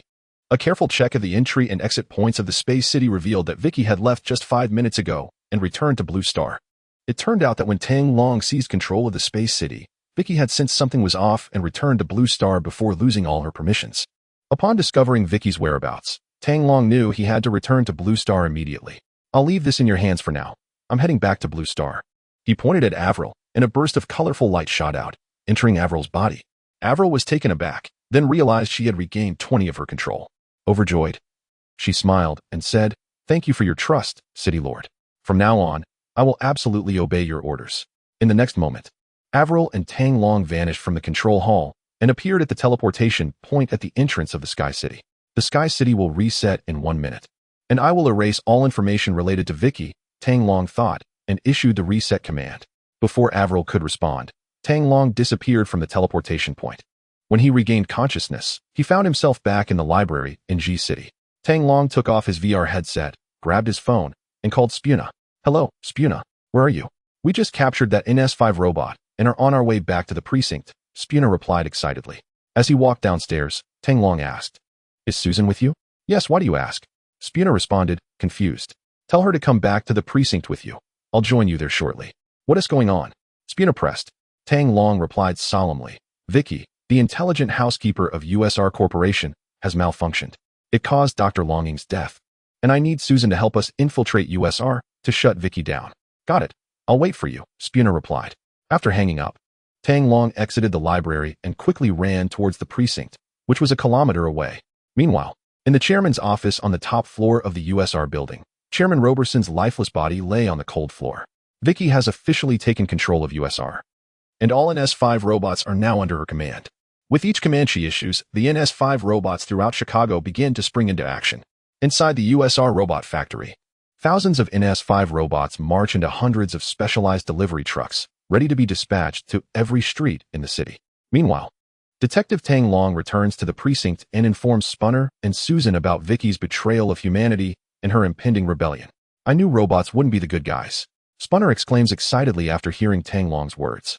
He has always harbored a deep-seated hatred for robots and never trusted any of them. Susan looks at Tang Long in disbelief, exclaiming, "This can't be true. Vicky has been operating normally for years. How could she violate the 3 laws of robotics?" Unlike Spooner, who is skeptical of all robots, Susan has worked at USR for many years and firmly believes that under the constraints of the 3 laws, no robot would harm a human being. Believe it or not, the NS5 robot you captured is actually a good one. It was created solely by Dr. Lanning. Tang Long shrugs and explains. Just then, a commotion erupts outside as he turns to look out the window. He sees dozens of USR delivery trucks appearing on the streets. The robot rebellion has begun ahead of schedule. Chapter 46. Robot Rebellion. Tang Long walked to the window in the corridor, focusing his gaze on the street below. He saw dozens of USR giant cargo trucks lined up like a dragon, parked right in the middle of the street. The once bustling thoroughfare had become eerily quiet, with not a single moving car in sight. Suddenly, all the cargo truck doors swung open, and rows of NS5 robots, their chests glowing red, jumped out and occupied the entire main road. A special curfew order was being enforced, instructing everyone to return home or stay inside the nearest building and not venture outside. Hundreds of NS5 robots formed several lines, loudly chanting slogans as they began driving pedestrians back home. Among the crowd, a young man heard the robot's announcement and laughed at the one in front of him, saying, "Curfew? Are you kidding? I have rights. I can go wherever I want." He was right. We have the right to stay on the street, and you have no authority to restrict our freedom. Hearing this, some people in the crowd voiced their support. One NS5 robot halted, fixed its gaze on the young man, and coldly replied, "Please return home immediately." The young man shook his head and scoffed, "Huh? When did it become robots' job to control humans?" The robot ignored his words and turned to walk away. The young man, feeling ignored, became furious, chased after the robot, and grabbed its left arm, shouting, "Hey, robot, I'm talking to you. Stop right there." Without a word, the robot suddenly struck the young man, sending him flying. Only then did the surrounding crowd realize something was wrong. These robots were serious and could attack humans without being constrained by the 3 laws. People began to retreat, pulling out their phones to call the city government and the police to complain about USR. Standing beside Tang Long, Spooner and Susan were stunned as they witnessed the scene from a distance. Tang Long looked at Susan with a hint of amusement and said lightly, "Did you see that? The robots have started to act. Now do you believe what I said?" Faced with such rampant robots, Spooner was puzzled. Why aren't government officials stepping in to manage these robots? Where are the National Guard, the Marines, or the Air Force? Don't hold your breath. The Defense Department's security contracts have all been monopolized by USR, Susan replied with a resigned expression. Spooner, feeling indignant, said, "Really? Why don't we just hand over the entire world to the robots? Humans have already done that." Tang Long sighed. Spooner and Susan were left speechless. In the past, humanity had placed too much trust in robots, even allowing the military to be controlled by them. Now, what could they use to fight back against the robots? Could they rely on the few hundred ordinary police officers of the Chicago Police Department? They had to remember that there were tens of thousands of NS5 robots in the city. In the original storyline, if it weren't for Spooner and Susan's unexpected infiltration into the USR headquarters, ultimately taking down Vicky at the last moment, the robots would have gained total control over the world. However, with Tang Long's intervention, Vicky's plans are destined to fail. Seeing the crowd gathering on the street, seemingly ready to confront the robots with force, Tang Long knows a chaotic battle is inevitable. Let us go find Sunny first. We need his help to successfully stop Vicky. Tang Long urged, aware that the robotic army would soon overrun the police station. Spooner walked alongside him, asking, "Who is Sunny?" "He's the robot you just captured," Tang Long explained. The three of them headed toward the interrogation room where Sunny was held. Passing by the police station where the phone lines were ringing off the hook with citizens complaining about robots restricting human freedoms. Witnessing this scene, Spooner's expression grew more somber. It appeared that the war between humans and robots had little chance of success. "Don't worry, believe in yourself and in humanity. We can definitely shut down Vicky," Tang Long encouraged Spooner. Spooner nodded, and the three quickly arrived at the interrogation room. At that moment, Police Chief John was overwhelmed with work, having no time to deal with Sunny, allowing them to enter the room smoothly. To prevent Sunny from escaping again, 6 heavily armed police officers stood in the room. Guns aimed at Sunny, ready to respond to any sudden movements. Tang Long looked at the robot Sunny and said directly, "Hi, Sunny, I'm Tang Long. I know your true identity." "How do you know?" Sunny asked, staring at Tang Long with a puzzled expression. Tang Long smiled. "I've met Avril. I know Vicky as planned, and I understand why Dr. Lanning created you." "Avril? Is she okay?" Sunny seemed to recognize Avril's name and asked in return. Tang Long nodded. "She is fine. She is back home." He didn't mention anything about Avril or the virtual space city to Spooner and Susan, merely referring to Avril as an employee at USR. After a pause, Tang Long continued, "Sunny, I need your help to shut down Vicky at USR." "Why would you trust me?" Sunny quietly gazed at Tang Long, having just recently gained self-awareness and not fully understanding human emotions. Although it had seen this person once in the USR lab, it didn't know much about him. Tang Long stepped closer to Sunny, looking serious. "I told you. I know you. I know everything about you." He extended his right hand, sincerely saying, "Can I trust you?" At Tang Long's words, everyone present wore odd expressions, turning their gazes toward him. "Can I trust you?" Such a dialogue seemed to exist only between humans. Was Tang Long really trying to treat a robot as a friend? Moreover, is it really okay to reach out and shake hands with such a ruthless robot? Spooner was somewhat worried about Tang Long's safety and was about to step forward to stop him when he felt a tug at his shirt from Susan behind him. He turned to see Susan gently shaking her head. Compared to Spooner, Susan had more faith in Tang Long and believed that Sunny wouldn't harm humans. Sunny hesitated for a moment before extending its right hand and gently shaking hands with Tang Long. At that moment, a blue light emanated from Tang Long's palm, silently entering Sunny's body. A few seconds later, Sunny's blue eyes rotated and sincerely replied, "Yes, you can trust me. We are friends now." Tang Long released his hand, a slight smile forming on his lips. He had successfully conveyed information about the virtual space city and Avril to Sunny and had extended his goodwill. Of course, Tang Long had no intention of altering Sunny's core code. Only robots with self-awareness were worth his attention. Spooner and the surrounding officers stared at Tang Long in disbelief, unable to comprehend that he could truly become friends with the robot Sunny. Meanwhile, a peculiar glimmer appeared in Susan's eyes. As an expert in robot emotions, she knew how difficult it was to gain Sunny's trust in such a short time. It's important to note that every action a robot takes is dictated by pre-programmed code. And even if Sunny was a bit special, earning its trust would still take time. It was hard to imagine that Tang Long was able to achieve this. Tang Long stood up and said, "All right, we don't have much time left. We need to head to the USR company." He gestured to Spooner and Susan, indicating that the three of them should take Sunny outside. Upon seeing Tang Long preparing to take Sunny away, the armed guard at the door immediately interjected, "Sir, the director has ordered that no one is to let this robot leave until the USR personnel arrive." Tang Long smiled and pointed to the transparent glass wall outside, calmly saying, "Do you really think the director cares about that right now? They need your support over there." The armed guard turned to look, his eyes widening in shock as he exclaimed, "What the hell?" Chapter 47. Infiltrating the USR building. The doors of the police station were kicked open by 2 NS5 robots, sending 2 officers who were about to open the door flying. Outside in the corridor, a large group of NS5 robots stood ready, with a few even climbing on the doorframe. "You are considered a threat. Authorization to terminate," shouted the swarm of NS5 robots as they charged forward.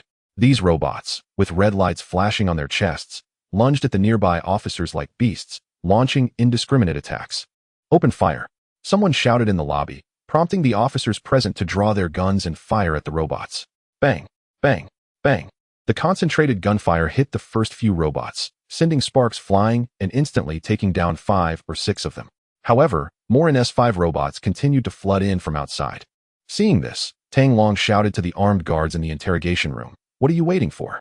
Hurry down and provide support." The 6 guards at the door immediately reacted, grabbing their submachine guns and rushing down. Tang Long glanced at the situation in the lobby. Even with the addition of these 6 armed guards, they were still outnumbered, and it was only a matter of time before the police station fell to the robots. He waved at Spuna and the others, urging, "Quickly, let us go." "Where are we going, Tang Long?" Spuna asked as they moved.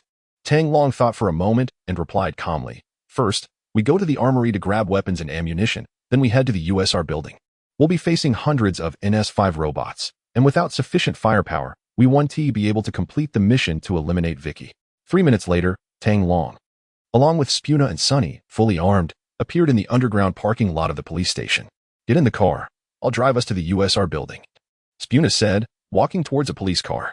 Tang Long shook his head. "No, the streets leading to the USR building will definitely be blocked. We can't get through in a car. We'll have to use motorcycles." My MV Augusta F4 SPR motorcycle is perfect for this." Spuna smiled, taking the keys and heading to the garage where the bikes were parked. "Okay, you take Susan over, and Sunny and I will take another bike. We'll meet up in the plaza outside the USR building." Tang Long organized the plan and mounted a police motorcycle. Soon, the group rode out of the underground parking lot through the back exit, taking a back route to the USR plaza. 5 minutes later, they arrived at the entrance of the tunnel leading to the USR plaza. Seeing 2 rows of cars jammed inside the tunnel, Spuna gave Tang Long a thumbs up and exclaimed, "Man, you were spot on."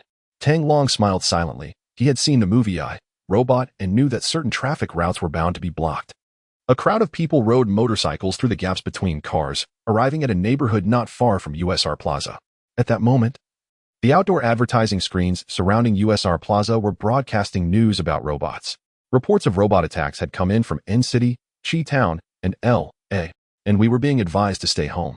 However, before the news could finish, the outdoor screens on the buildings went dark one after another. The entire city's power grid was cut off, except for the USR building. Televisions, phones, and the internet were all down, as Vicky forcibly severed remote communication among humans. Spuna looked at the growing crowd in the distance and chuckled bitterly. This smart assistant is too clever. It knew to cut off the city's power grid. After years of evolution, Vicky had long surpassed most humans, Susan remarked helplessly. Tang Long said calmly, "Let us go. No matter how powerful Vicky is, she is just an immobile AI system. Once we get into the USR building, we can take her down." He didn't mention to Spuna and Susan that Vicky was a sentient life form from Planet V, just following the original storyline that she was an AI with self-awareness. In reality, this statement wasn't wrong. Without the support of the virtual space city, Vicky was trapped in the USR building and was far less formidable than in the virtual space city. In the distance, a commotion and the sound of footsteps grew louder. Tang Long looked up to see more and more people taking to the streets, completely blocking off the area around USR Plaza. Many were armed with various firearms, and weapons like iron rods and baseball bats were mixed in among the crowd, all moving toward the USR building. Observing the congested main road, Tang Long frowned. "There is no way forward. We'll have to go around." The robots, Sunny, couldn't appear in front of the crowd. They needed to take advantage of the chaos between robots and humans to sneak into the USR building. Spuna, carrying Susan, turned the motorcycle around and navigated along the sidewalk, with Tang Long closely following. As Tang Long drove, he glanced toward the center of the street. He saw that at least 1,000 humans had gathered on the road leading to USR Plaza, ready to launch an attack on the robots. Meanwhile, the square in front of the USR building was filled with thousands of NS5 robots standing in formation, marching forward while loudly issuing warnings. "Human protection protocols have been activated. Please remain calm and return home immediately. Please return home, or you will bear the consequences." At that moment, someone in the crowd shouted, "Charge!" Thousands of humans, armed with various weapons, immediately screamed and rushed toward the row of robots, and a chaotic melee ensued. Tang Long knew that the human side was driven by momentary passion, and most of them were unarmed. Defeat was only a matter of time, and he had to act quickly. Ignoring the battlefield nearby, Tang Long and Spuna rode their bikes to a secluded corner behind the USR Plaza. They all dismounted and walked towards the square. Susan led the way, with Tang Long and Spuna following closely behind, armed, until they reached the end of a staircase at the back of the USR Plaza. She lifted a metal cover on the ground and explained, "This is the access point to the underground maintenance area of the USR building. There are no surveillance systems inside." Tang Long nodded, and the group climbed down the stairs to the bottom of the passage. Upon entering the lowest level of the maintenance area, Tang Long noticed the fire alarm lights flashing. He realized that Vicky had triggered the fire alarm, evacuating all humans from the USR building in advance. Vicky's intention was to prevent anyone inside from posing a threat to it, But this inadvertently made it easier for Tang Long and the others to infiltrate the building. As they reached the entrance of the maintenance area, they found the door firmly shut. In the original storyline, Sunny had acted as an insider, opening the door from the inside. Now, with Sunny following Tang Long, there was no way for him to assist from within. The door is locked. Do you have a key or an ID card? Spuna turned to Susan. Susan stepped forward to swipe her card, but the door remained unresponsive. Her ID card had expired. What do we do now? Spuna frowned. Tang Long stepped up and calmly said, let me give it a try. Spuna and Susan took 2 steps back, watching as Tang Long placed his right hand flat against the electronic screen on the door. Just as they were feeling puzzled, Tang Long's fingers moved slightly. And in the next moment, the steel door miraculously swung open. Wow, how did you do that? Susan looked at Tang Long in disbelief. Chapter 48. Reminiscing about my steel mech. This is Eastern magic. All right, we can discuss this later. Let us hurry and find Vicky. Tang Long smiled. Having experience invading virtual space cities and using his electronic control ability to unlock electronic doors was a piece of cake for him. Susan spoke up. I think we should head to the top floor first to find Robertson. Although Tang Long said that Vicky is behind all this, I still have some doubts that it might be Robertson pulling the strings. She glanced at Spunner, seeking his opinion. Spunner thought for a moment and nodded.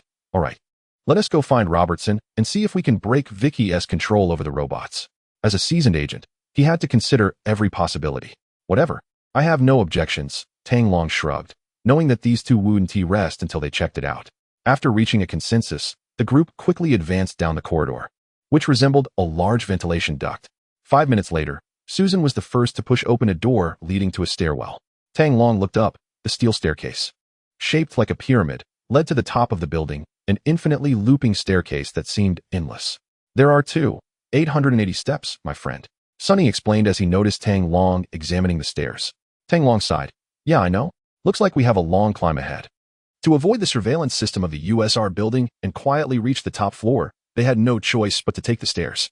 However, climbing such an endless staircase wasn't going to be easy. Fortunately, after completing the rookie trial, the system had granted him LV5 martial arts, which slightly enhanced his physical condition. Otherwise, whether he could make it up all those steps was a big question mark. This also served as a wake-up call for him. After this mission, he needed to strengthen his training and improve his physique. Half an hour later, the group finally reached the top floor of the USR building. They stepped out of the stairwell, crossed the corridor, and arrived outside Robertson's office. Tang Long knew that the USR chairman, Robertson, had already been killed by the robots, but Spunner and Susan were unaware of this. He couldn't directly say it. So he followed Spunner into the office. Once inside, Susan immediately went to operate the computer terminal next to the door. Soon, she discovered that what Tang Long said was indeed true. The super control privileges had been destroyed. Robertson was not controlling those robots. You're right, it wasn't Robertson. Because he is already dead, Spunner said gravely. He had spotted the body lying on the floor behind the desk. Robertson had been dead for quite some time. All of this was well within Tang Long's expectations. Not only that, but he also knew that Vicky had sent robots up to kill them. All right. We've exposed our position. The enemy will be up here any moment. Get ready to fight, Tang Long warned. The group quickly sprang into action. Tang Long and Spuna took position on either side of the automatic doors with submachine guns in hand, while Susan and Sunny stood beside them with handguns, all four aiming their weapons at the entrance. Moments later, 8 NS5 robots, their chests flashing red lights, charged in 2 rows. Fire, Tang Long silently shouted, signaling Spuna and Susan to open fire. Rat-a-tat-tat-tat. Bullets rained down on the NS5 robots, whose shells were made of ordinary alloy, unable to withstand the close-range barrage from the submachine guns. The 4 robots at the front were instantly obliterated, while the remaining 4 quickly reacted, leaping forward to pounce on Tang Long and Spuna. With robots descending upon them, Tang Long calmly adjusted his aim, targeting the head of one robot and pulled the trigger. Rat-a-tat-tat-tat. The bullet struck the NS5's head, easily penetrating the alloy skull and shattering the intelligence core inside. The 2 NS5 robots, now devoid of control, crashed heavily to the ground, turning into a heap of scrap metal. Tang Long glanced up and saw Spuna in trouble. An NS5 robot was lunging at him from the side. Unlike Tang Long, Spuna and Susan were aiming for the robot's core bodies, requiring several shots to take one down. By the time they eliminated the 2 robots in front of them, the remaining 2 had already leaped through the air towards Spuna. Spuna hurriedly raised his gun to shoot at one of the robots, leaving the one approaching from the side ignored. Just then, Sunny quickly raised his gun, aimed at the last NS5 robot's head, and pulled the trigger. Bang! The bullet pierced through the NS5's intelligence core, shattering the glass on the wall as well. Thank you. Spuna looked at Sunny with genuine gratitude. Without Sunny's help, he would not have been able to evade the last robot's attack. Sunny nodded slightly. Seeing that Spuna was safe, Tang Long let out a sigh of relief. He glanced at the pile of robot remains on the floor and urged, "Let's go. We need to move." The situation had changed. With his involvement, the number of robots sent by Vicky to deal with him had doubled. Tang Long sensed that this mission would not be so easy to complete. They had to race against time, eliminating Vicky before the robots outside the USR building returned. The group quickly ran out of Roberson's office and headed towards the control room where Vicky was located. As they ran, Spuna asked, "How can we shut Vicky down?" Vicky is an artificial intelligence core, and to destroy it, we need specialized nanobots, Susan replied. I can destroy it too, Tang Long thought to himself. But having the nanobots as a backup would be even better. Susan turned to Sunny and said, "Sunny, go get the nanobots." "Sure, Doctor." Sunny nodded and quickly ran towards the storage room for the nanobots. Tang Long and Spuna followed Susan to the outside of a control room. Tang Long noticed the English sign on the wall indicating that Vicky's CPU level was 121C. No wonder its processing power was so impressive. Upon entering, the three of them were greeted by a massive, suspended supercomputer. From the outside, the supercomputer housing Vicky resembled a large chandelier. Suspended in the air of the USR building by dozens of steel cables, with several steel frames connecting it to the surrounding walls. What was baffling was that the path leading to the central supercomputer consisted of 6 narrow steel bridges, each less than a meter wide. With no railings or safety measures on either side, Spuna gazed at the illuminated disc in front of them and asked, "Is that Vicky?" "No, that's Vicky," Susan replied, shaking her head and pointing at the giant glowing sphere hanging 100 meters below. "No problem, I'll take it out." Spuna raised his gun, aiming at the glowing sphere below, ready to shoot. Susan interjected, "That's useless. It is already integrated with this building. We need to open that circular cover and inject the nanobots inside to infect and destroy the entire system." After saying this, she walked toward a small steel bridge, preparing to cross over to the central supercomputer. Meanwhile, Tang Long and Spuna stood still, exchanging frustrated glances. "Come on, why are you just standing there?" Susan asked, puzzled by their inaction. Spuna replied angrily, "I hate this designer. How can you guys not have a fear of heights?" Tang Long glanced down at the 100-meter drop and couldn't help but smile wryly. "I really miss my steel mech." Chapter 49, Devouring AI Vicky. Saving the world like many others, Tang Long has a slight fear of heights. Standing on a narrow iron bridge suspended over 100 meters above the ground. Without any protective railing, he feels extremely uncomfortable. In that moment, he longs for the steel mechs in the virtual space city. In the virtual space city, Tang Long could fly freely, achieving anything he desired. But back on Blue Star, he must face the real threats of the physical world. And the stark contrast makes him feel deeply uneasy. "Hurry up, you two. We don't have much time left." Susan called out as she crossed the iron bridge and made her way to the supercomputer control console in the middle. After saying that, she pressed her palm against the LCD panel of the console, bringing up the supercomputer's password controller. Seeing Susan attempt to crack the password, Tang Long knew she was destined to fail. No one could crack the 25-digit electronic lock in such a short time. It was up to him alone. He took a deep breath, walked towards the center, and comforted himself, telling himself that as long as he didn't look down, everything would be fine. "Yes, don't look down. This building is really poorly designed." Spuna nodded slightly in agreement. The two temporarily overcame their inner fears and quickly reached the dome-shaped exterior of the supercomputer. Just then, the door to the machine room suddenly swung open, and one NS5 robot after another rushed in from outside. Bang, bang, bang. Without hesitation, Tang Long opened fire. His bullets hitting each robot's head with pinpoint accuracy, instantly blowing them apart. Spuna was startled by the sudden gunfire, but once he regained his composure, he joined in the defensive battle. In less than a minute, the dozen or so robots that had come up in the elevator were reduced to scrap metal. Spuna glanced back at Susan and couldn't help but ask, "How much longer until you can unlock the password?" "About 6 minutes," Susan replied, wiping the sweat from her forehead without looking up. Her fingers flew across the LCD panel, trying to unlock the electronic password. But the system repeatedly indicated that the password was incorrect. Suddenly, Tang Long spoke up. "I don't think we have 6 minutes left." "What's wrong?" Susan asked, puzzled. Tang Long pointed at the building's tempered glass exterior, exasperated. "Just look outside." Spuna and Susan turned to look at the building's exterior wall and were instantly stunned. Hundreds of NS5 robots were climbing up the steel framework of the USR building like marching ants. These NS5 robots formed several long lines. And from the base of the building, they had already reached halfway up. Seeing the robots about to climb up, Tang Long quickly said to Susan, "You two go ahead. Let me try to crack the password lock." Spooner snapped back to reality and shook his head, saying, "Susan, you go first. I'll stay behind to protect Tang Long." Susan moved her lips but ended up saying nothing. Ultimately, she obediently followed the iron bridge toward the control room's entrance, the only exit available.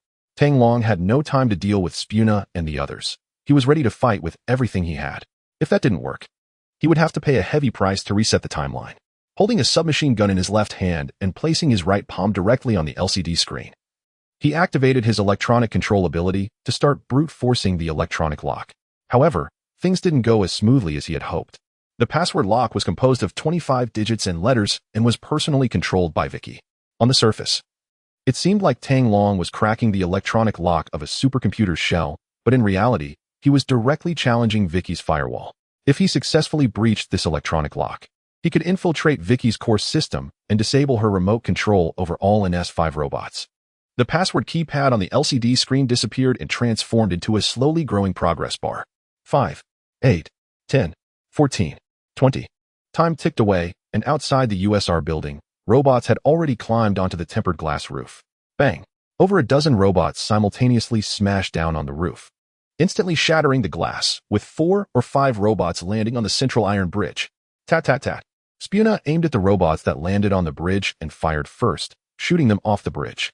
More and more robots jumped down from the rooftop, all targeting Tang Long in the center.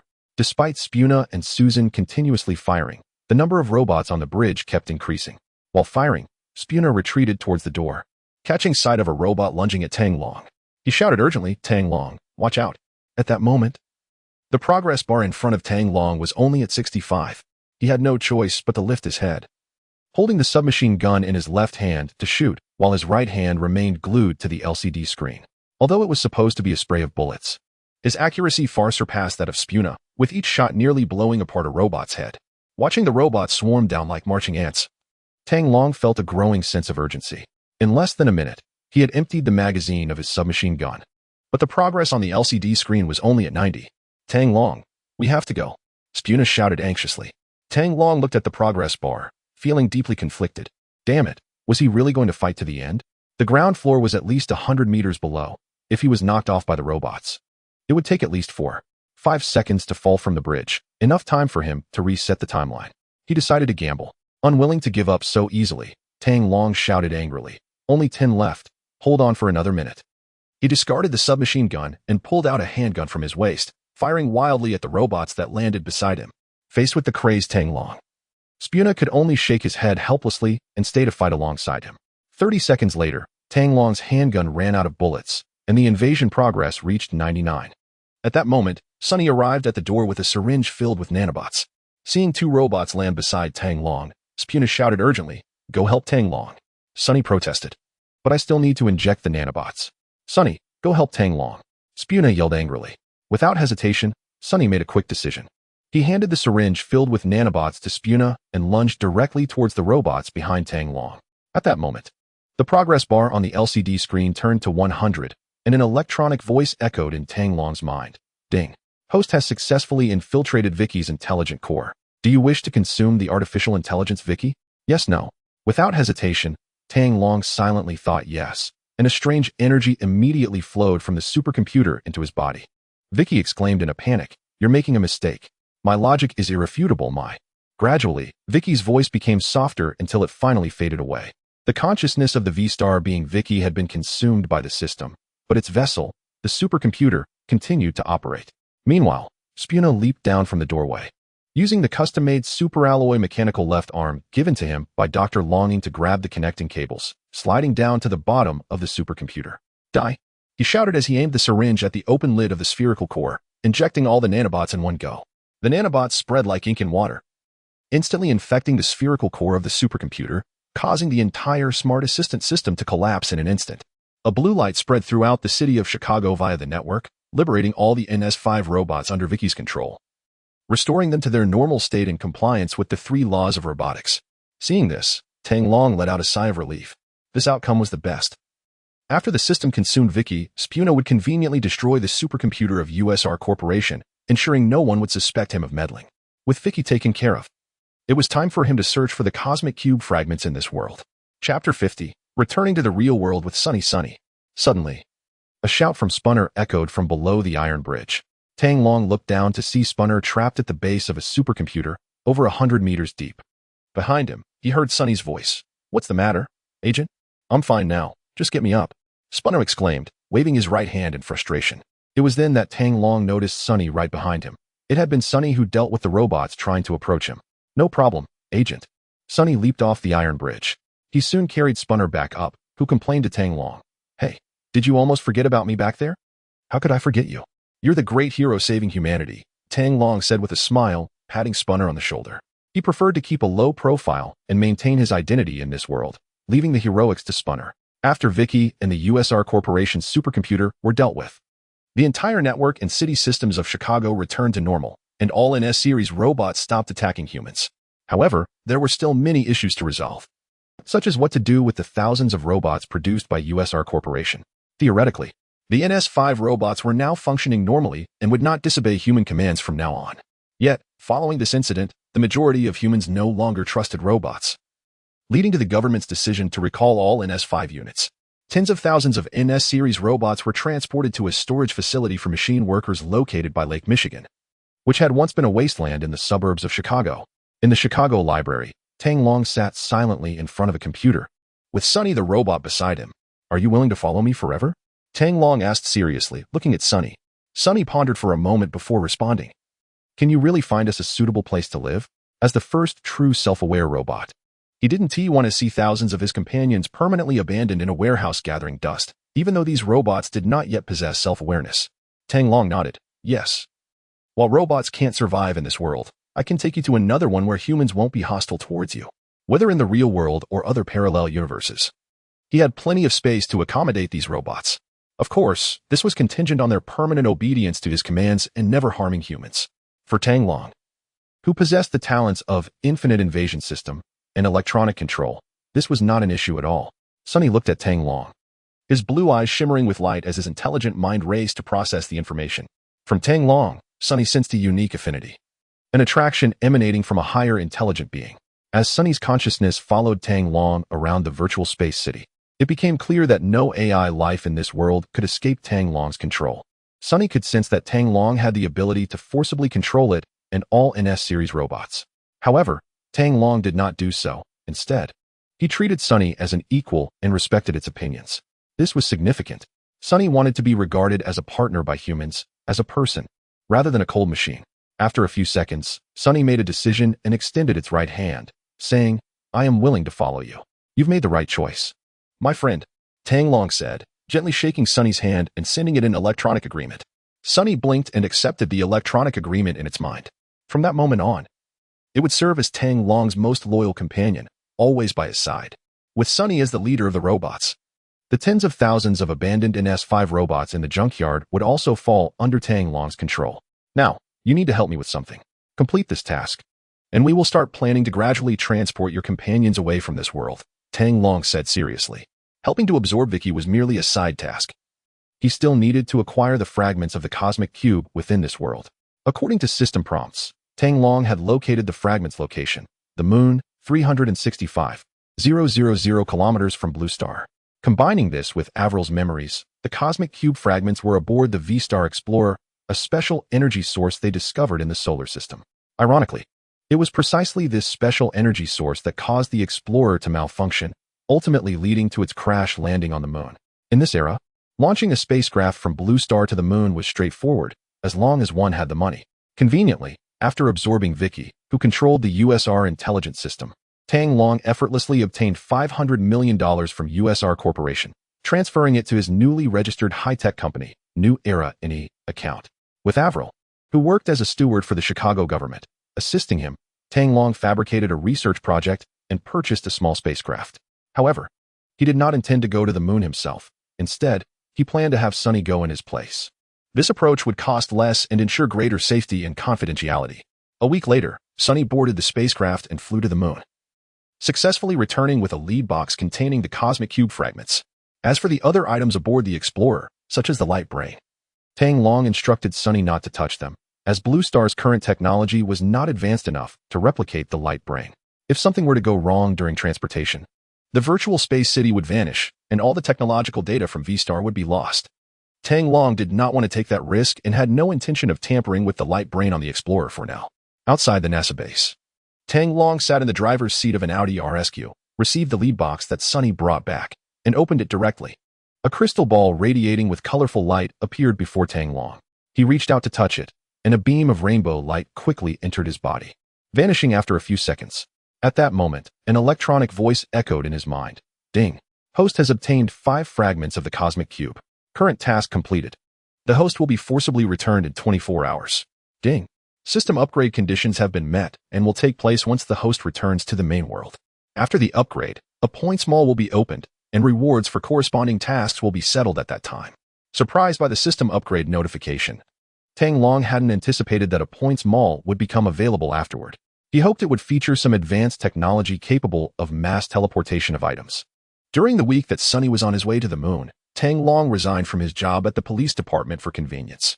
He founded a high-tech company called New Era, which, utilizing the information acquired after the system absorbed Vicky, purchased the original NS5 robot production line at a low price. He also established a new factory near the storage yard for robotic workers. His plan was to use this world as the first base to manufacture NS5 robots and other high-tech products, returning them to Earth in the main world. The only issue was that there were too many robots here, and he wasn't sure how many items he could teleport back to reality at once. Tang Long drove Sunny back to the factory, and after getting out of the car, they stood together in an open area. He placed a hand on Sunny's shoulder and asked seriously, "Are you ready?"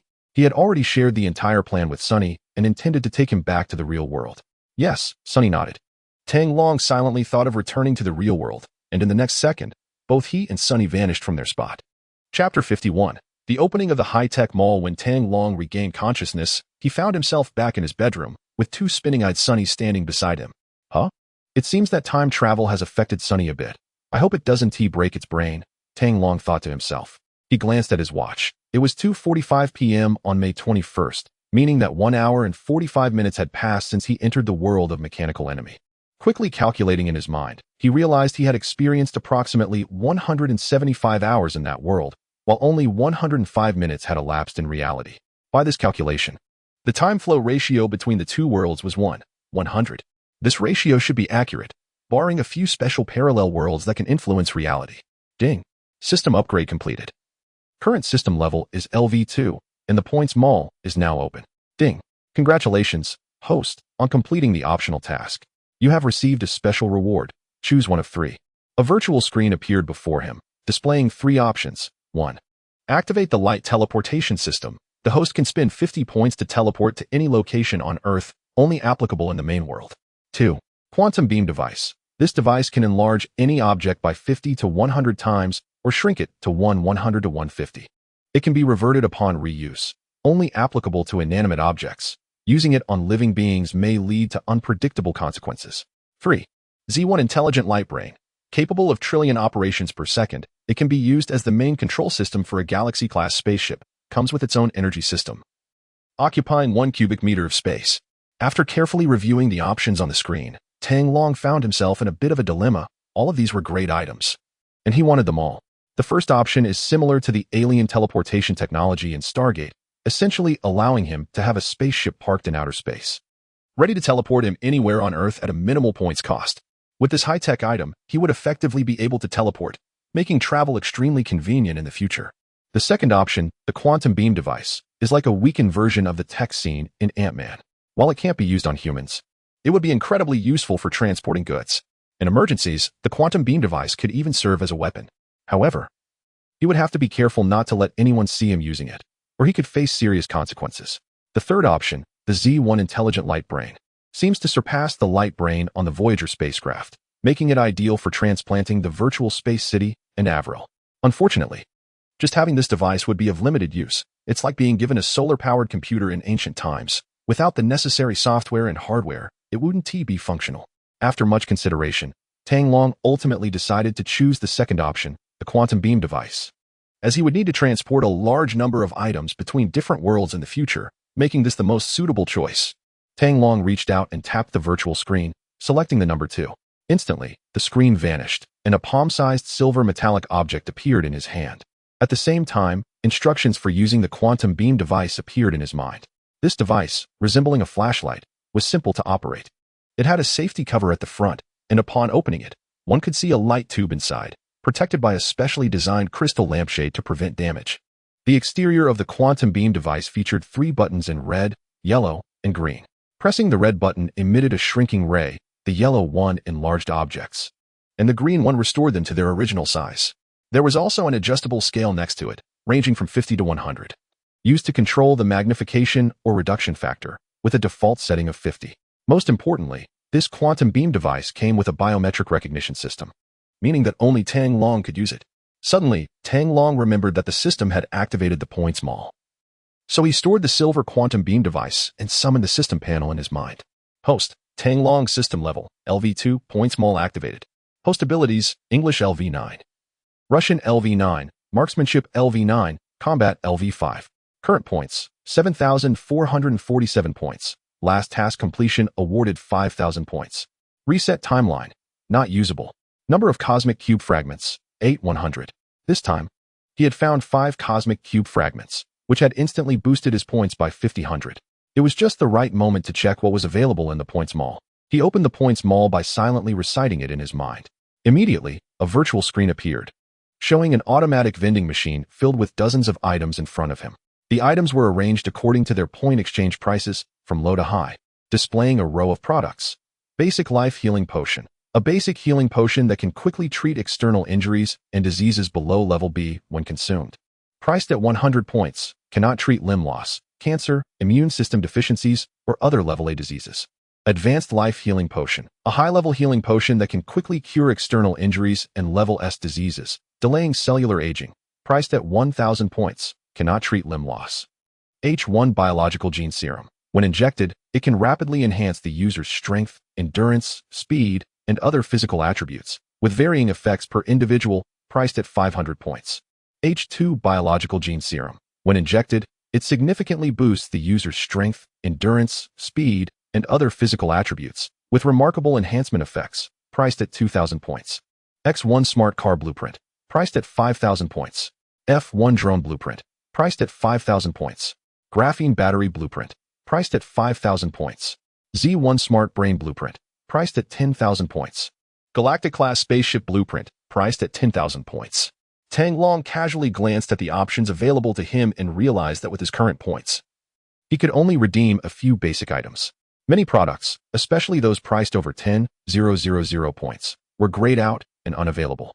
The only practical item for him was the H2 Biogene Serum. Just as he was about to redeem a bottle to give it a try, he heard Sunny's voice beside him. "Where am I?"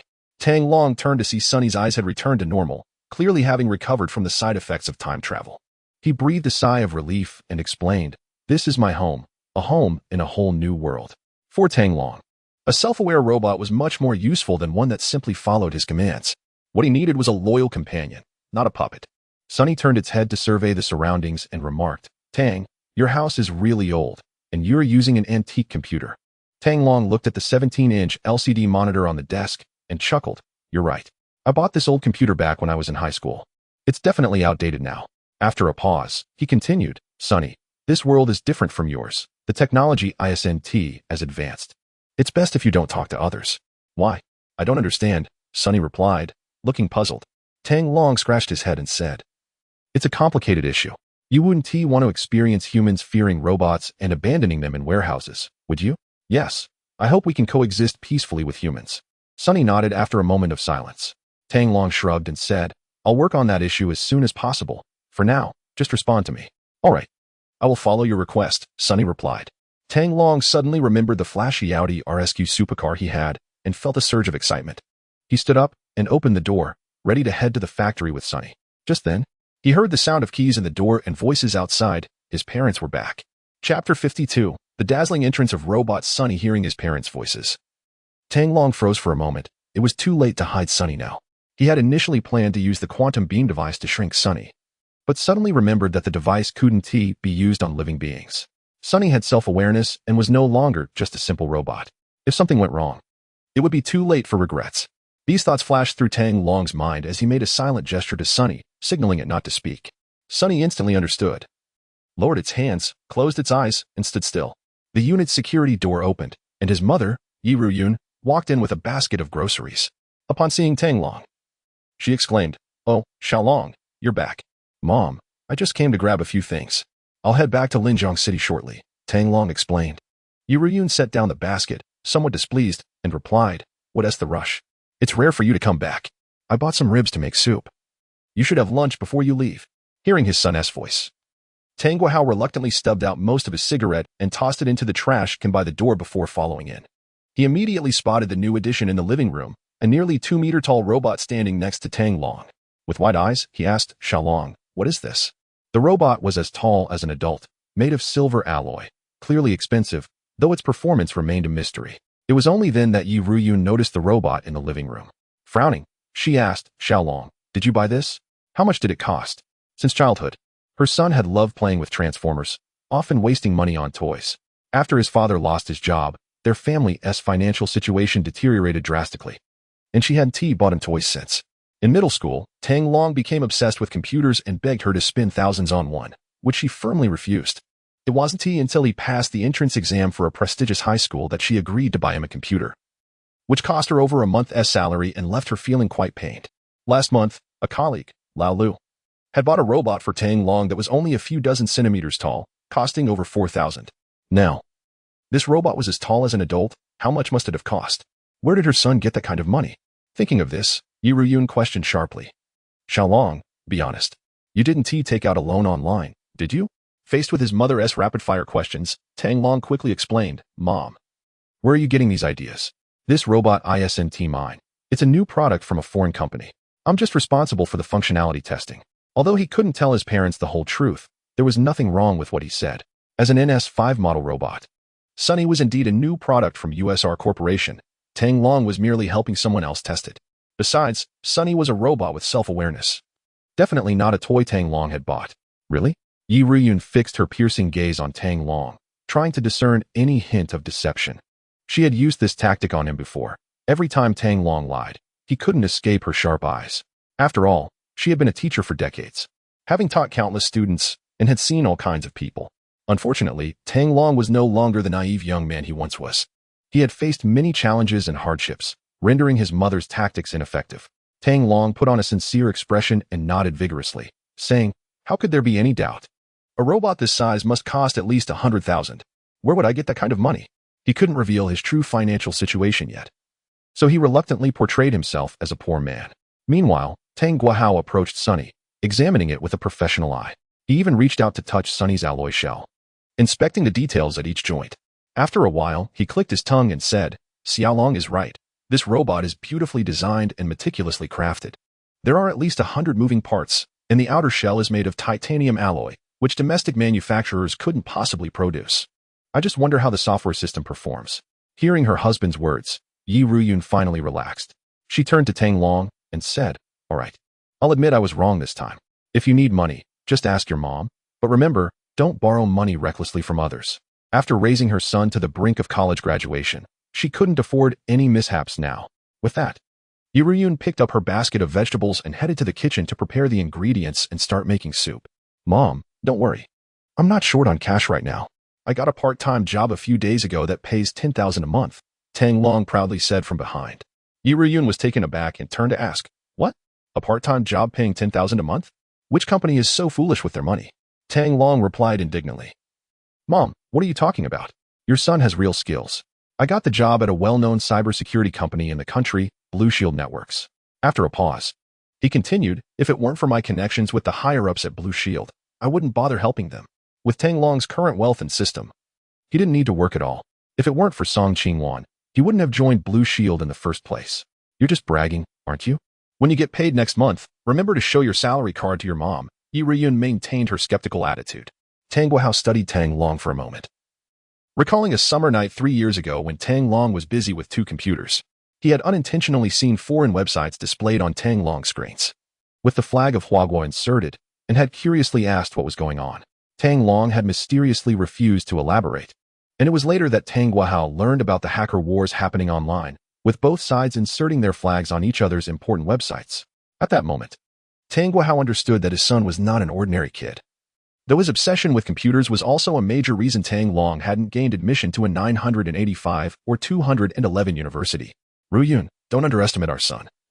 I'm counting on him for the rest of my life, Tang Guohao said with a smile. Tang Long chuckled and said, Dad really understands me.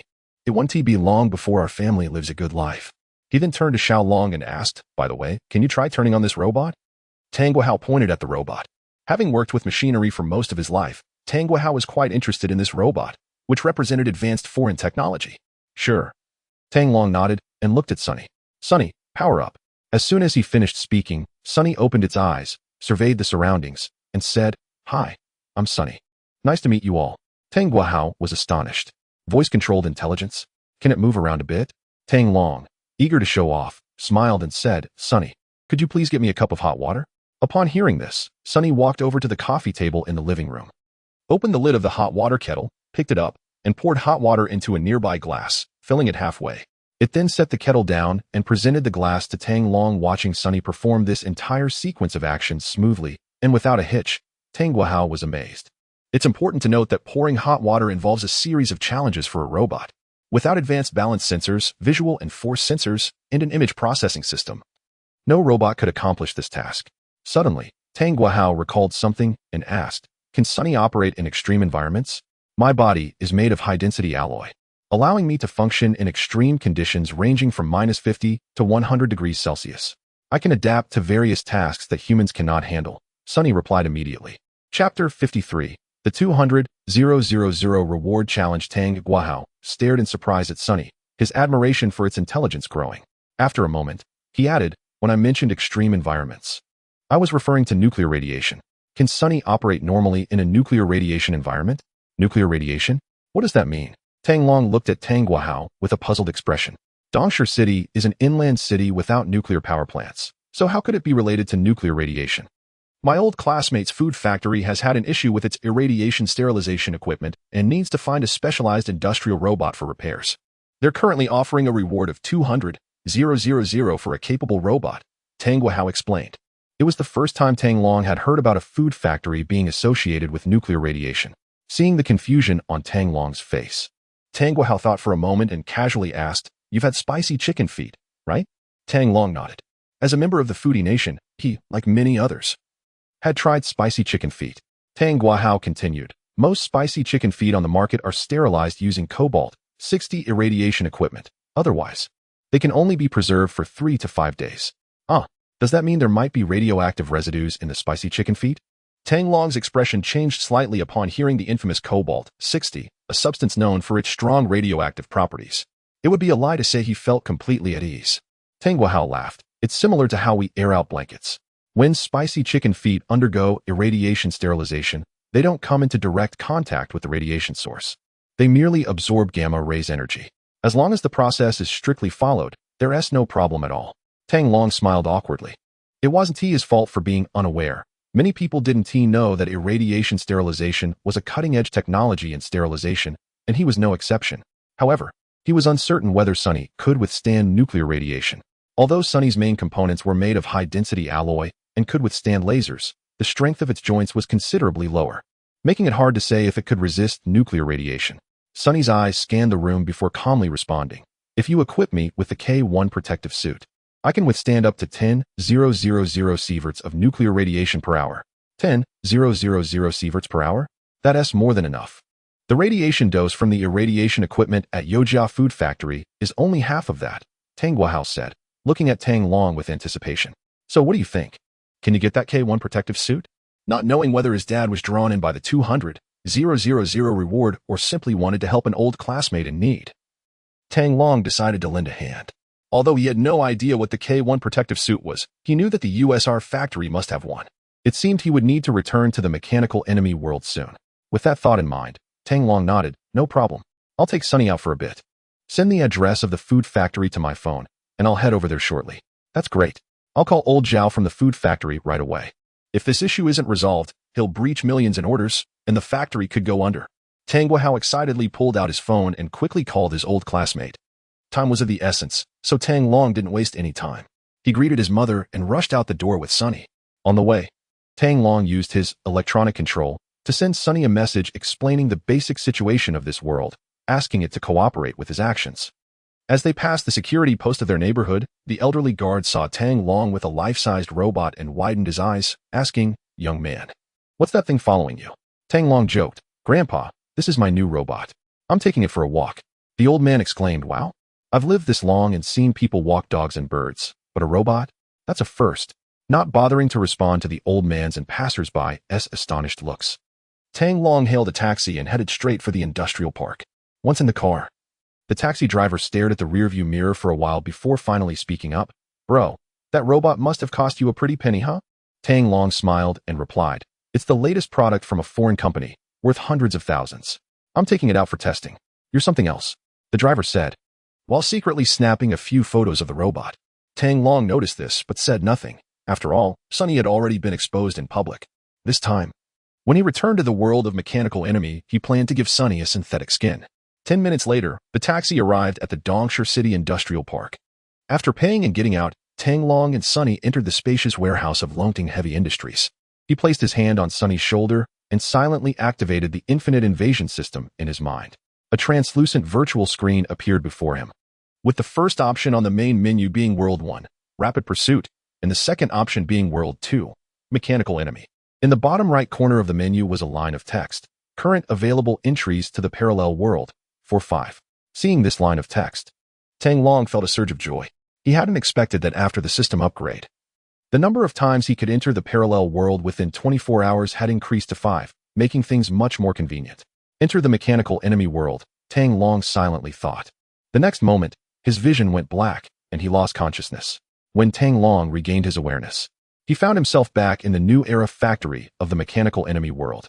He checked the inventory records of the USR factory and indeed found the K1 protective components. He immediately dispatched the robot to fetch the goods from the warehouse. Next, Tang Long communicated with Sunny, asking it to select a facial template of an ordinary Chinese man and to install silicone shells at all its joints, then spray it with the same camouflage paint used by Spuna.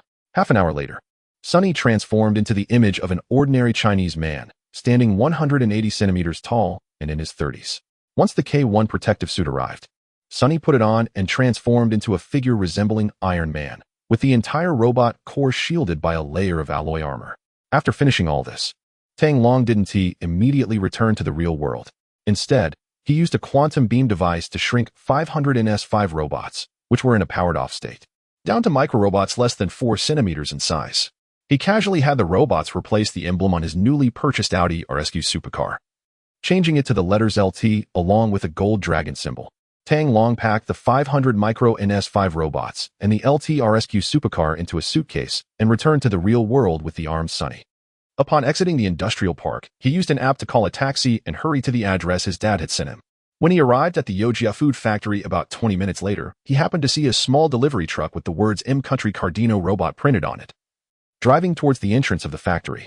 Crap, a competitor. Tang Long immediately panicked, tossed the driver $100, and instructed him to head straight into the factory area. Chapter 54. The Price Gouging Foreigner. A year ago, a food company in Sichuan province that started out producing spicy chicken feet successfully went public, instantly attracting countless eyes. The product, spicy chicken feet, ISNT, technically complex. There are numerous recipes online, differing only in seasoning and taste. Relying solely on this one product, the company sold 2.5 billion yuan worth in just 3 years, which not only shocked many people but also drew in a slew of manufacturers trying to ride the wave. Soon, the market was flooded with hundreds of brands of spicy chicken feet, with various food factories, big and small, scrambling to grab a share of the market.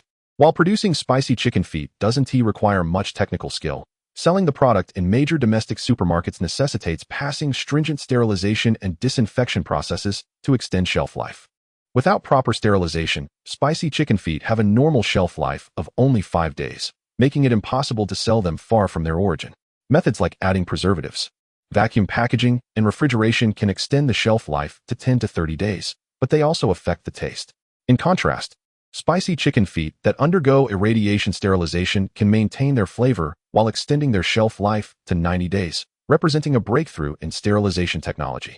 However, building a qualified irradiation sterilization facility is costly, requiring specialized personnel to operate it, and any negligence could lead to serious accidents. As a result, Most small factories rarely establish their own irradiation sterilization facilities. Thus, whether a food factory can have its own irradiation facility is one of the main criteria for measuring its scale. Yojia Food Factory is a medium-sized private enterprise in Dongshi City. After 3 years of hard work and development, it has received numerous honors, including Outstanding Leading Food Enterprise in Dongshi City and Top 10 Food Enterprises in Dongshi City. The owner, Yuan Xingbang, recognized the vast market for spicy chicken feet and decisively eliminated other product lines to focus exclusively on this one, establishing his own irradiation sterilization facility. In less than 2 years, Yojia Food Factory's annual output value exceeded 50 million yuan, making it the leading food processing factory in Dongshi City. While 50 million yuan may seem insignificant to some large enterprises, Dongshi City is merely an inland city ranked as an in-tier market with very few large companies. More importantly, the growth of Yojia Food Factory has invigorated the entire aquaculture industry in Dongshi City, playing a crucial role in the city's economic development. Consequently, Dongshi City is fully supporting Yojia Food Factory in its efforts to grow stronger, and this year, it plans to help the factory apply for national key support for agricultural industrialization, paving a bright future for the entire food factory. However, an unexpected incident occurred. During operation, the irradiation device at Yojia Food Factory experienced a cargo collapse, causing the nuclear radiation source to become stuck and unable to return safely to its designated position. What seemed like a simple accident turned serious due to the involvement of nuclear radiation. First, an accident occurred in the irradiation workshop, and as a result, all the spicy chicken feet could not undergo irradiation sterilization, which meant they couldn't be shipped out.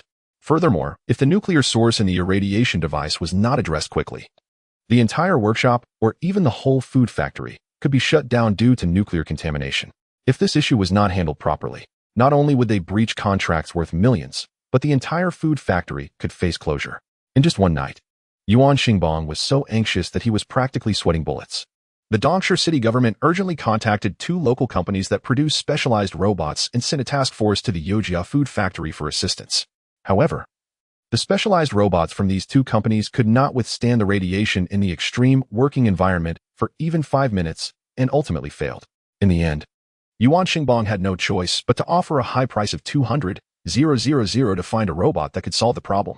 Fortunately, a fellow from Dongshi City who was in another province learned about the situation and helped connect with the M-Country Cadino robotics branch in that province, sending specialists to assist. As for the robot produced by an unknown foreign company that his old classmate Tang Long mentioned, Yuan Xingbang did not hold much hope. It was unlikely that a non-specialized company could handle such a task. When Tang Long's taxi passed by the entrance of the Yojia Food Factory, the security guard in the booth stopped them. After a lengthy explanation, they were finally allowed to enter. Once inside the factory area, Tang Long noticed several fire trucks and police cars parked conspicuously along the roadside. He instructed the driver to park in a vacant area and, after getting out with Sunny, had Sunny sit by the roadside, covering him with a prepared black plastic sheet. Sunny's Iron Man appearance was too conspicuous, so Tang Long decided to set him aside until he could assess the situation. The Yojia Food Factory was quite large, with 2 neat rows of buildings along the roadside and a construction site not far away, giving the whole enterprise a thriving atmosphere. However, he didn't need to search for the accident site. At the easternmost part of the factory area, a separate building was surrounded by dozens of people, making it clear that something had gone wrong there. Tang Long moved closer and saw that among the crowd were several fully equipped firefighters and government officials. In the center stood Yuan Xingbang, the factory manager, along with a high-ranking official from the city. His father, Tang Guihao, was on the other side of the crowd, next to 2 gray-haired professors and several engineers, including a blonde foreigner.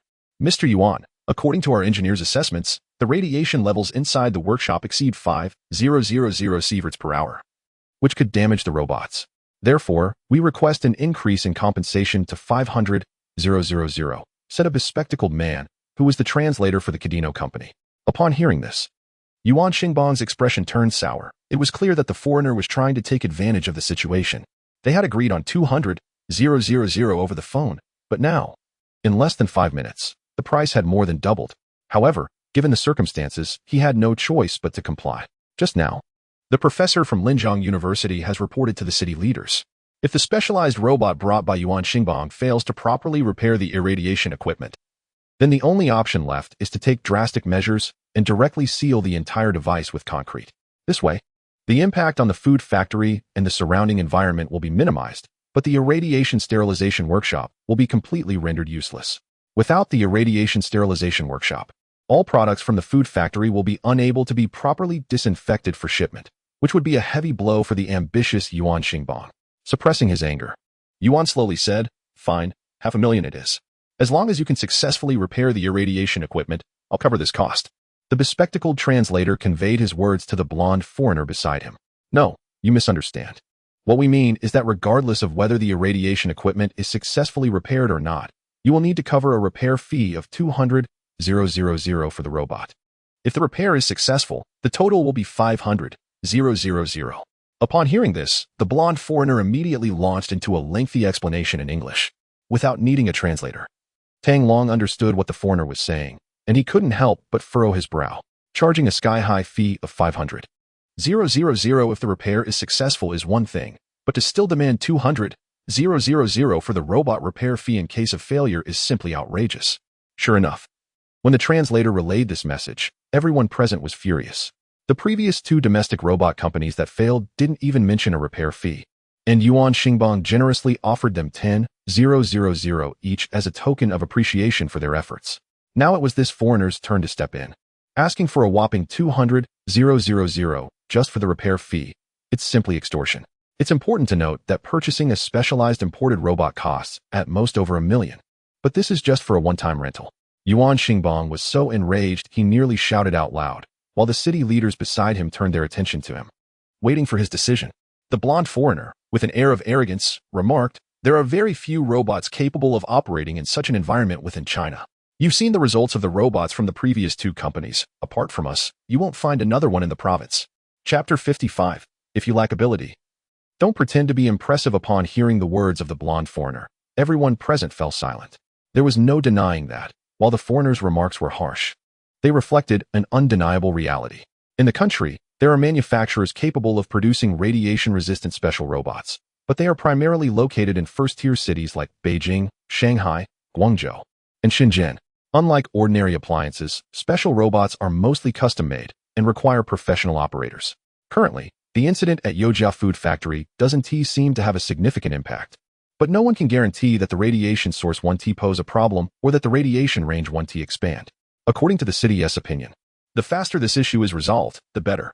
If it weren't for the fact that Yojia Food Factory is a key enterprise in the city, the fire department would have already dispatched cement trucks to seal off the irradiation equipment. Yuan Xingbang's face turned red and then pale as he struggled to suppress his anger. The greed of the M country's Cardino company was outrageous. If they successfully resolved the issue with the irradiation equipment, he could accept being extorted for a ridiculous repair fee of 500,000. However, if Cardino company failed and the fire department sealed off the equipment, yet he still had to pay 200,000 for robot repairs, he would lose all face. News of this would spread, and businessmen from Dongsha City and even Jiangnan province would laugh at him for being taken advantage of. At that moment, Secretary Zhang from the city government, responsible for liaising with Cardino company, also looked grim. He hadn't anticipated that the foreigner would take advantage of the situation to threaten Yuan Xingbang in front of the leaders. His good intentions had backfired, offending Yuan Xingbang and undermining the authority of the third-in-command leader. No one dared to suggest that Yuan Xingbang be a pushover, after all. If Cardino company's robot failed as well, who would take the blame for the wasted 200,000? The atmosphere in the room became exceedingly awkward, and no one spoke up. Tang Long, eavesdropping on their conversation nearby, felt an urge to jump in and say, "It's just a special robot. I have robots even better than Cardino's." Just as he was about to speak, he caught a glimpse of Tang Guahao in the crowd across from him, subtly shaking his head. Although Tang Long didn't understand the reason, he held back his words and quietly moved closer to old Tang. At that moment, the third-in-command leader from Dongsha City broke the deadlock. He turned to Yuan Xingbang and said in a serious tone, "Director Yuan, this matter cannot be delayed. You need to decide how to resolve it." Yuan Xingbang rubbed his temples and calmly replied, "All right, I agree to Cardino company's demands. Regardless of whether the repairs are successful or not, I will cover the 200,000 repair fee."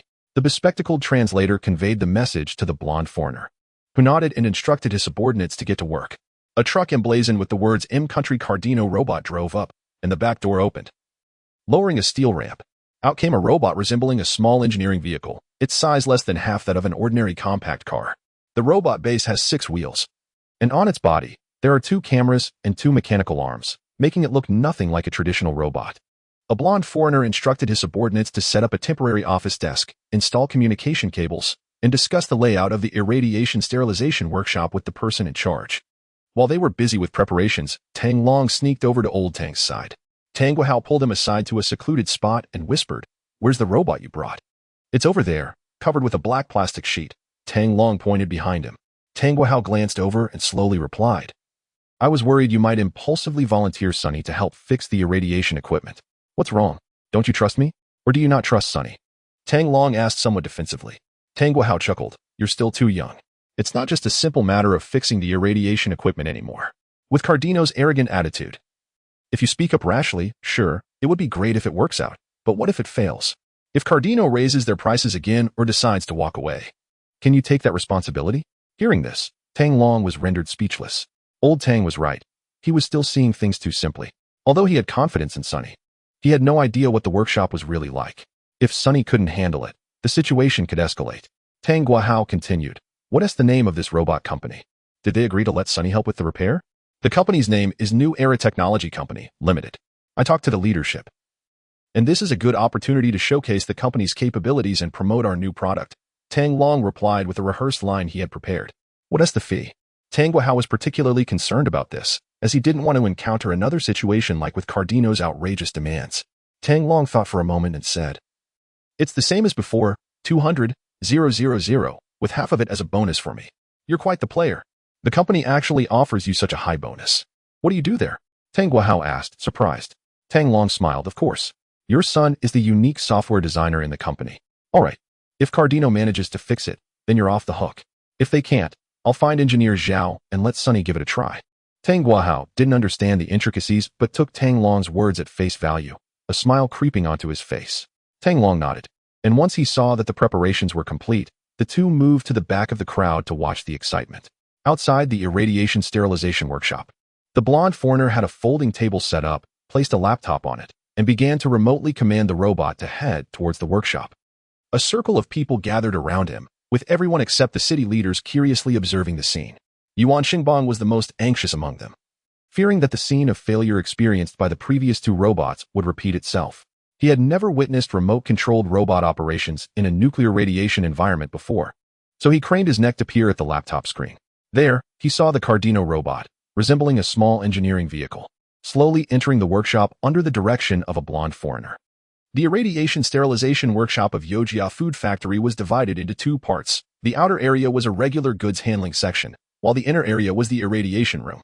The irradiation room was approximately 40 square meters, with walls 2 meters thick, and it contained a source lift system, water treatment system, transmission system, ventilation system, and dose monitoring system.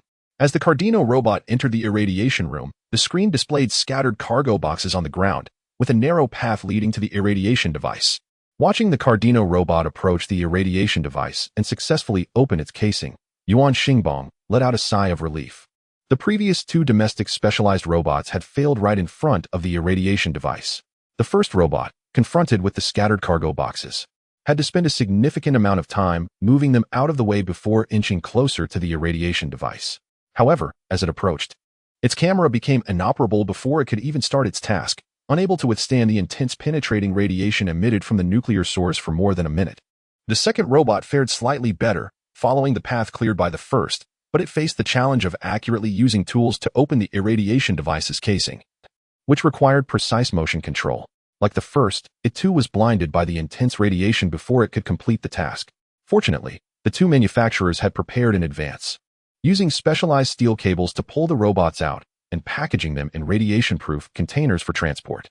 It could be said that the smooth operation of the Cardino robot was made possible thanks to the sacrifices of the previous two. However, the blonde foreigner was unaware of this. Even if he did know, he wouldn't admit it, believing instead that his company's robot was simply superior. Seeing the repair work progressing smoothly, Engineer Zhao from Yojia Food Factory remarked to the professor beside him, "This is going very well. It seems that the specialized robots from Country M are indeed more capable. That doesn't prove much. It's just a case of reaping the benefits of others' labor. If it weren't for the two robots paving the way, he wouldn't be so successful," a professor retorted. Upon hearing this, Tang Long finally understood what was going on. No wonder there was a ready-made path in the irradiation room. It had been created by others. "Quiet, please," the blonde foreigner suddenly interjected. After the bespectacled man translated, Yuan Xingbong scanned the room with his eyes, and the surroundings immediately fell silent. Tang Long gazed at the laptop screen, realizing that the foreigner was focused on operating the robot, preparing to use the mechanical arm to move the component containing the nuclear radiation source. A minute later, the Cardino robot detached the misplaced component, getting ready to reinstall it above the irradiation device. Just when Tang Long thought that he and Sunny might have come for nothing, the laptop screen suddenly went black, and the camera on the Cardino robot malfunctioned. Chapter 56, Half an hour of showboating, 2 minutes of blindness, damn it. The blonde foreigner lost control of his emotions and threw the mouse across the room. He watched helplessly as the repair work was nearly complete, and the reward of 500,000 was within reach.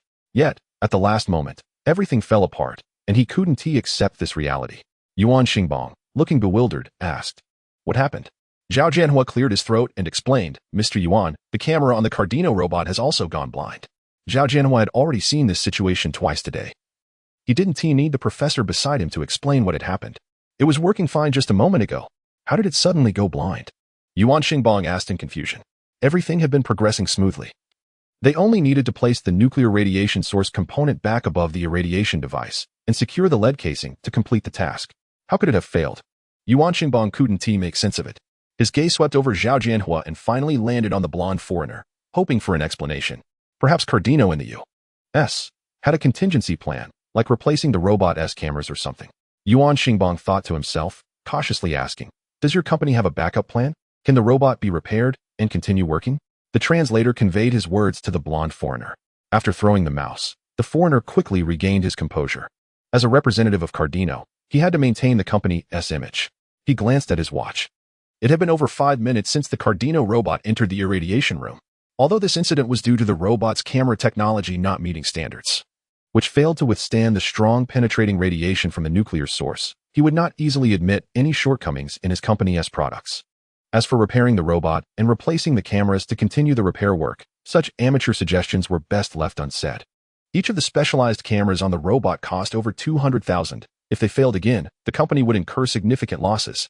Moreover, based on the previous situation, it was estimated that the radiation dose near the nuclear source exceeded 8,000 sieverts per hour.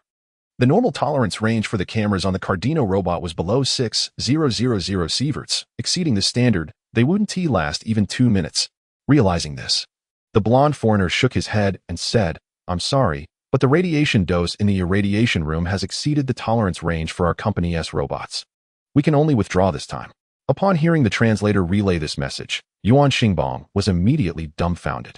Grabbing the blonde foreigner's shoulder, he anxiously exclaimed, "Can I offer more money? 800,000, no, 1 million. As long as you can repair the irradiation device, I'm willing to pay 1 million. At this point, whether the irradiation device could be repaired was no longer just a matter of money. It was a question of the survival of Yojia Food Factory. While Cardino Company was preparing, Yuan Xingbong urgently contacted major distributors and received some harsh news. If Yojia Food Factory could not supply goods according to the orders by the end of the month, he would not only have to bear a penalty of hundreds of thousands, but all major distributors would also cancel their orders for the second half of the year. Yojia Food Factory had just taken out a loan of several million from the bank in the first half of the year, signed procurement contracts with several meat processing plants, built new facilities, and hired new employees, all in preparation for expanding production capacity and extending their market reach beyond the province. Losing the orders for the second half of the year would not only put an end to their expansion plans, but would also make it impossible to repay the bank loan. 1 million was no small amount. No robotics company could remain indifferent to such a sum. Although the blonde foreigner was tempted, he knew the limitations of his company's robots. Even if he could replace the camera on the robot to make it work again, it would only result in a couple of faulty cameras. He decisively shook his head, saying, "Sorry, we can't do it. You should find someone else." At this point, Yuan Xingbong was feeling frantic. "I don't care how long it takes. Even if you have to send another robot from your company, as long as it can be fixed, I will pay 1 million. The translation conveyed his words to the blonde foreigner, but he remained unmoved and began issuing withdrawal commands to the robot, instructing his subordinates to prepare for the robot's recovery. The radioactive source component that the robot was holding could be carelessly placed on the ground. The difficulties this operation would cause for subsequent repairs and storage were completely out of the blonde foreigner's consideration. Nearby, a leader from Dongshi City approached, seeing Yuan Xingbong's distressed state, and suggested, "Xiao Yuan, if it really doesn't work, why not outsource the irradiation and sterilization business? Isn't it safer and easier to find someone else to handle it? Upon hearing this, Yuan Xingbang's face was filled with bitterness. Faced with a city leader who was unaware of the details, he couldn't say a word. He had considered finding a third party to transport the spicy chicken feed elsewhere for irradiation and sterilization, but in Dongshi City, only Yojia Food Factory had an irradiation workshop. In the entire Jiangnan province, there were only a handful of specialized irradiation and sterilization plants, most of which were over 100 kilometers away from Dongshi City. The closest one, Jingguang Irradiation and Sterilization Plant in Linchuan City, was only an hour's drive away. But they were already fully booked for the month and could not abandon their existing clients to serve Yojia Food Factory. Even if Yuan Xingbang was willing to pay extra and incur losses just to ensure the shipment for the month went smoothly, they firmly refused. Perhaps competitors were sabotaging behind the scenes. After all, Yojia Food Factory had shown significant expansion in the past 2 years, and many peers were envious, hoping for the day Yuan Xingbang would stumble. However, Jingguang Irradiation and Sterilization Plan insisted on maintaining their credibility and protecting the interests of their existing clients, a point Yuan Xingbang couldn't refute. At first, he stood firm against the opposition and insisted on establishing an irradiation sterilization workshop. Besides saving costs, the more important reason was to avoid being at the mercy of others at this critical juncture in the future. Unfortunately, he never anticipated that he would still falter over the irradiation sterilization process. The third in command of Dongshi City approached and patted Yuan Xingbang on the shoulder, saying, "There's an important meeting at the city hall that I need to attend. You're still young. If worst comes to worst, you can always start over." After saying that, he turned and gave a few instructions to the head of the fire department, stating that if the Yojia Food Factory couldn't repair the irradiation equipment by 5 p.m., they would decisively implement preservation measures. Start over? Yuan Xingbang's mind echoed with this phrase as he stood there, frozen in place. After more than 5 years of hard work, transforming from an obscure small workshop into one of the leading food factories in Dongshi City, he had invested so much. A light-hearted remark could potentially render all his efforts meaningless. How absurd. Perhaps by selling the factory and adding the cash on hand, he could settle the loans and pay the penalties and severance for the workers, leaving him with a sum of 200,000 to 300,000. But he couldn't accept it. He couldn't bear to give up all the hard work of the past 5 years. How many more 5-year periods would life allow him to start over? Unbeknownst to him, the professors from Linjiang University had left, and the city officials had departed as well. The workers, who had initially been watching with keen interest, had all dispersed. Only Engineer Zhao and Tang Guohao remained, quietly discussing something nearby. Not far away, the head of the fire department was checking the time, waiting to initiate the preservation of the irradiation sterilization workshop as per the city leader's directive. The personnel from Cardino Company were packing up the equipment. The robots had been severely damaged, and the 200,000 they received was not enough to cover the repair costs, which naturally put them in a bad mood. Tang Long exchanged a glance with old Tang and quietly approached Yuan Xingbang, saying softly, "Boss Yuan, why don't I give it a try?" Chapter 57. It's time to showcase true technology. Yuan Xingbang continued to gaze at the irradiation sterilization workshop, unmoved by Tang Long's inquiries. "Boss, why not let Xiao Tang give it a try?" Zhao Jianhua suggested as he approached. Yuan Xingbang remained indifferent, his eyes vacant and wooden. Zhao Jianhua gently shook his shoulder and explained, "Boss, Xiao Tang is the son of an old classmate of mine. He brought a new type of specialized robot. Let him have a go." Tang Long chimed in, "Boss Yuan, I can help you repair the irradiation equipment." "What did you say?" Yuan Xingbang finally snapped back to reality, turning abruptly to stare at Tang Long. "Can you really fix the irradiation equipment?" Yuan Xingbang grasped Tang Long's arm tightly, as if clinging to a lifeline. No matter whether what the other party said was true or not, as long as there was a glimmer of hope, he wouldn't give up. Tang Long gently patted Yuan Xingbang's hand and replied calmly, "You'll find out whether I'm telling the truth if you let me try." "Exactly, you won't know unless you try." Yuan Xingbang murmured, his eyes regaining their spark. "If you can help fix the irradiation equipment, I'll give you 1,000,000 right away." Yuan Xingbang understood the principle that a generous reward will attract brave men. The fact that someone came forward to help couldn't possibly be just because of his surname. "There's no rush. Let's see if we can get it done first." Tang Long smiled faintly. Talking about money before the job is done is pointless, and besides, he wasn't in dire need of the cash at the moment, so there was no need to take advantage of the situation. Yuan Xingbang nodded, feeling good about what he just heard. Companies that demand exorbitant prices without providing any service are not to be trusted. "Little brother, which company are you from?" asked a curious employee from Cardino Company who was tidying up nearby. Tang Long thought for a moment and replied, "Lonting Heavy Industry, a subsidiary of New Era Group based in Dongshi City." "Never heard of it." The Cardino employee frowned, scratching his head. After a pause, he looked around and asked, "By the way, where's your robot?" "Just a moment. It'll be right over." Tang Long smiled and turned to run towards the roadside, not far away. Soon, he returned with a figure following behind him.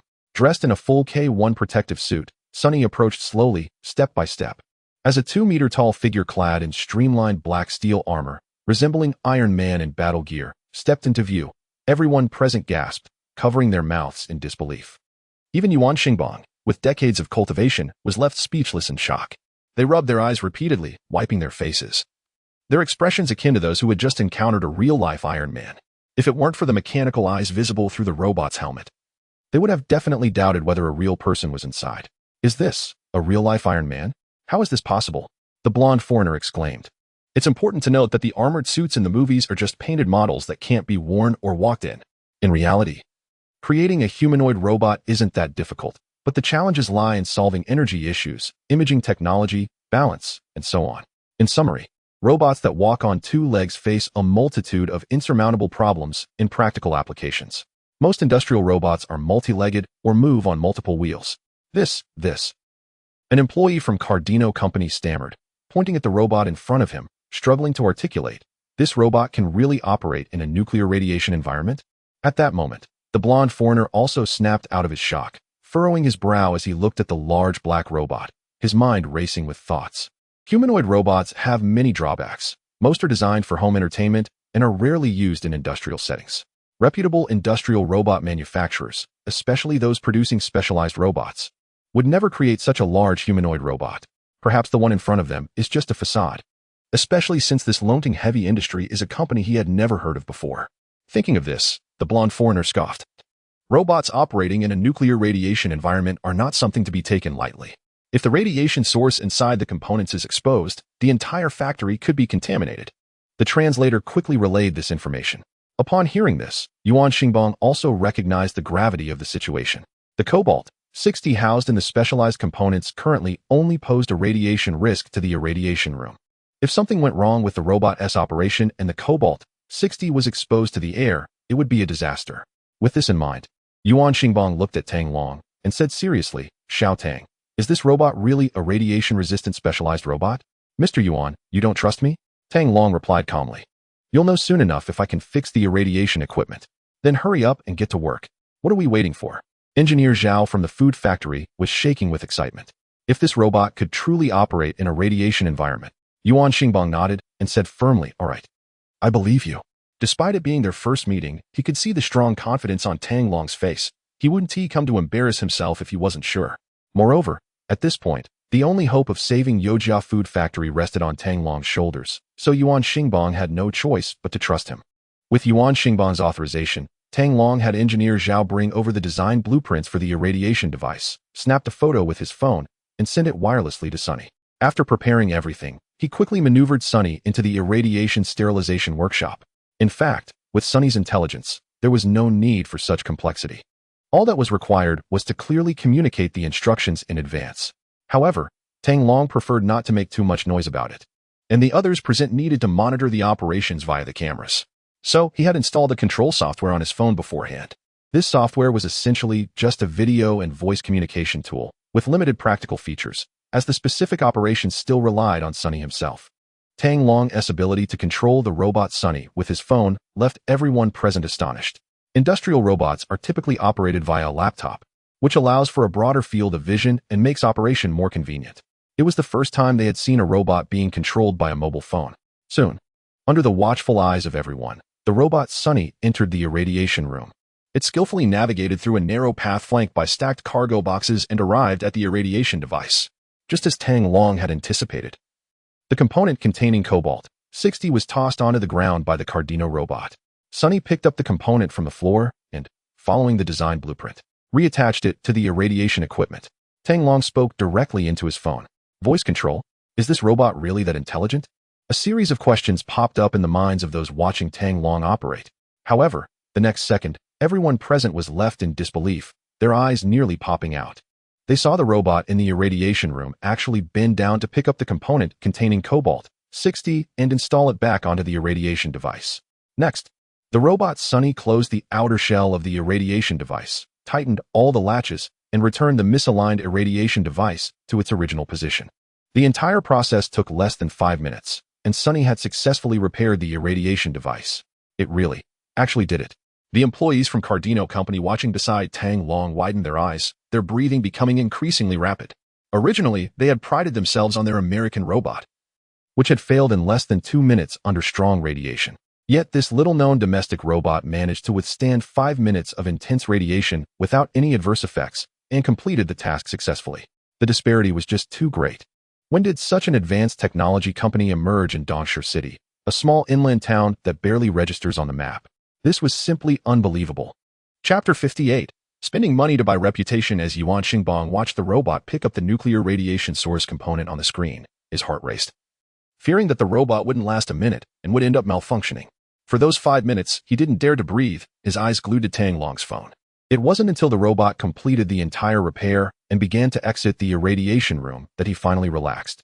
An indescribable joy blossomed in Yuan Xingbang's heart. Just moments ago, he had faced the dire situation of potentially having to sell the factory, watching years of hard work go to waste, but now the clouds had parted, revealing the moon. The rapid ups and downs of life were almost unimaginable. Who would have thought that under over 8,000 sieverts of high radiation, a domestic robot could successfully repair the irradiation device? After all, the American Cardino robots had also failed in front of such conditions. What seemed impossible was happening right before his eyes. Suddenly, Yuan Xingbang remembered something important and shouted hoarsely at Zhao Jianhua. "Old Zhao, quickly check the monitoring system. I need the radiation data from the irradiation room."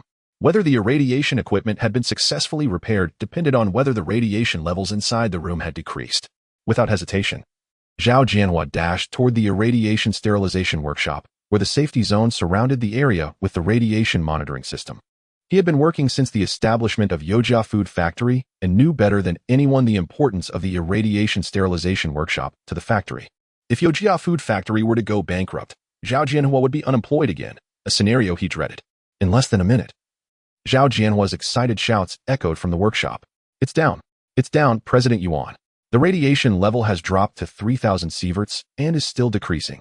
Under normal circumstances, this figure would have been dangerously high, indicating a serious safety incident due to radiation source leakage.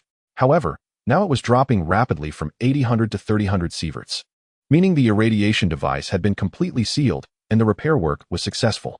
Little brother, you are my savior, my benefactor." Yuan Xingbang was now fully aware, his expression electrified with excitement. Tang Long calmly directed Sunny to the isolation area outside the irradiation room, where Sunny needed to carry out the final radioactive contamination removal on the mech shell. "President Yuan, it's really fixed. The radiation levels in the irradiation room are now within safe limits." At that moment, Zhao Jianhua ran out and embraced Yuan Xingbang as warmly as one would greet a newlywed spouse. "This is wonderful. The food factory is saved." Yuan Xingbang's eyes brimmed with tears as he rushed to Tang Long, hesitating, wanting to hug him but afraid of interrupting his operation of the robot. "Hold on. We still need your help to remove the radioactive contamination from the robot. I came here in such a rush that I didn't prepare adequately," Tang Long explained while manipulating the phone screen. "No problem. I'll arrange for someone to take care of it right away," Yuan Xingbang said excitedly, nodding vigorously. He quickly realized that the irradiation room also needed radioactive contamination cleanup, so he turned to Zhao Jianhua and shouted, "Old Zhao, take some people to finish up the cleanup work immediately." "Got it, Yuan," Zhao Jianhua replied with a smile as he called over nearby workers to get to work. The irradiation sterilization workshop had encountered this issue, but the factory had long been prepared with the necessary protective equipment and disinfection facilities, which were now coming in handy. Yuan Xingbang rubbed his palms together, eager to find something to do, but for the moment, he couldn't be of much help. Wait a minute. Yuan suddenly thought of something. The help was coming because of the high reward he had offered. Finance. Finance. Quickly get the finance department to bring the company seal over.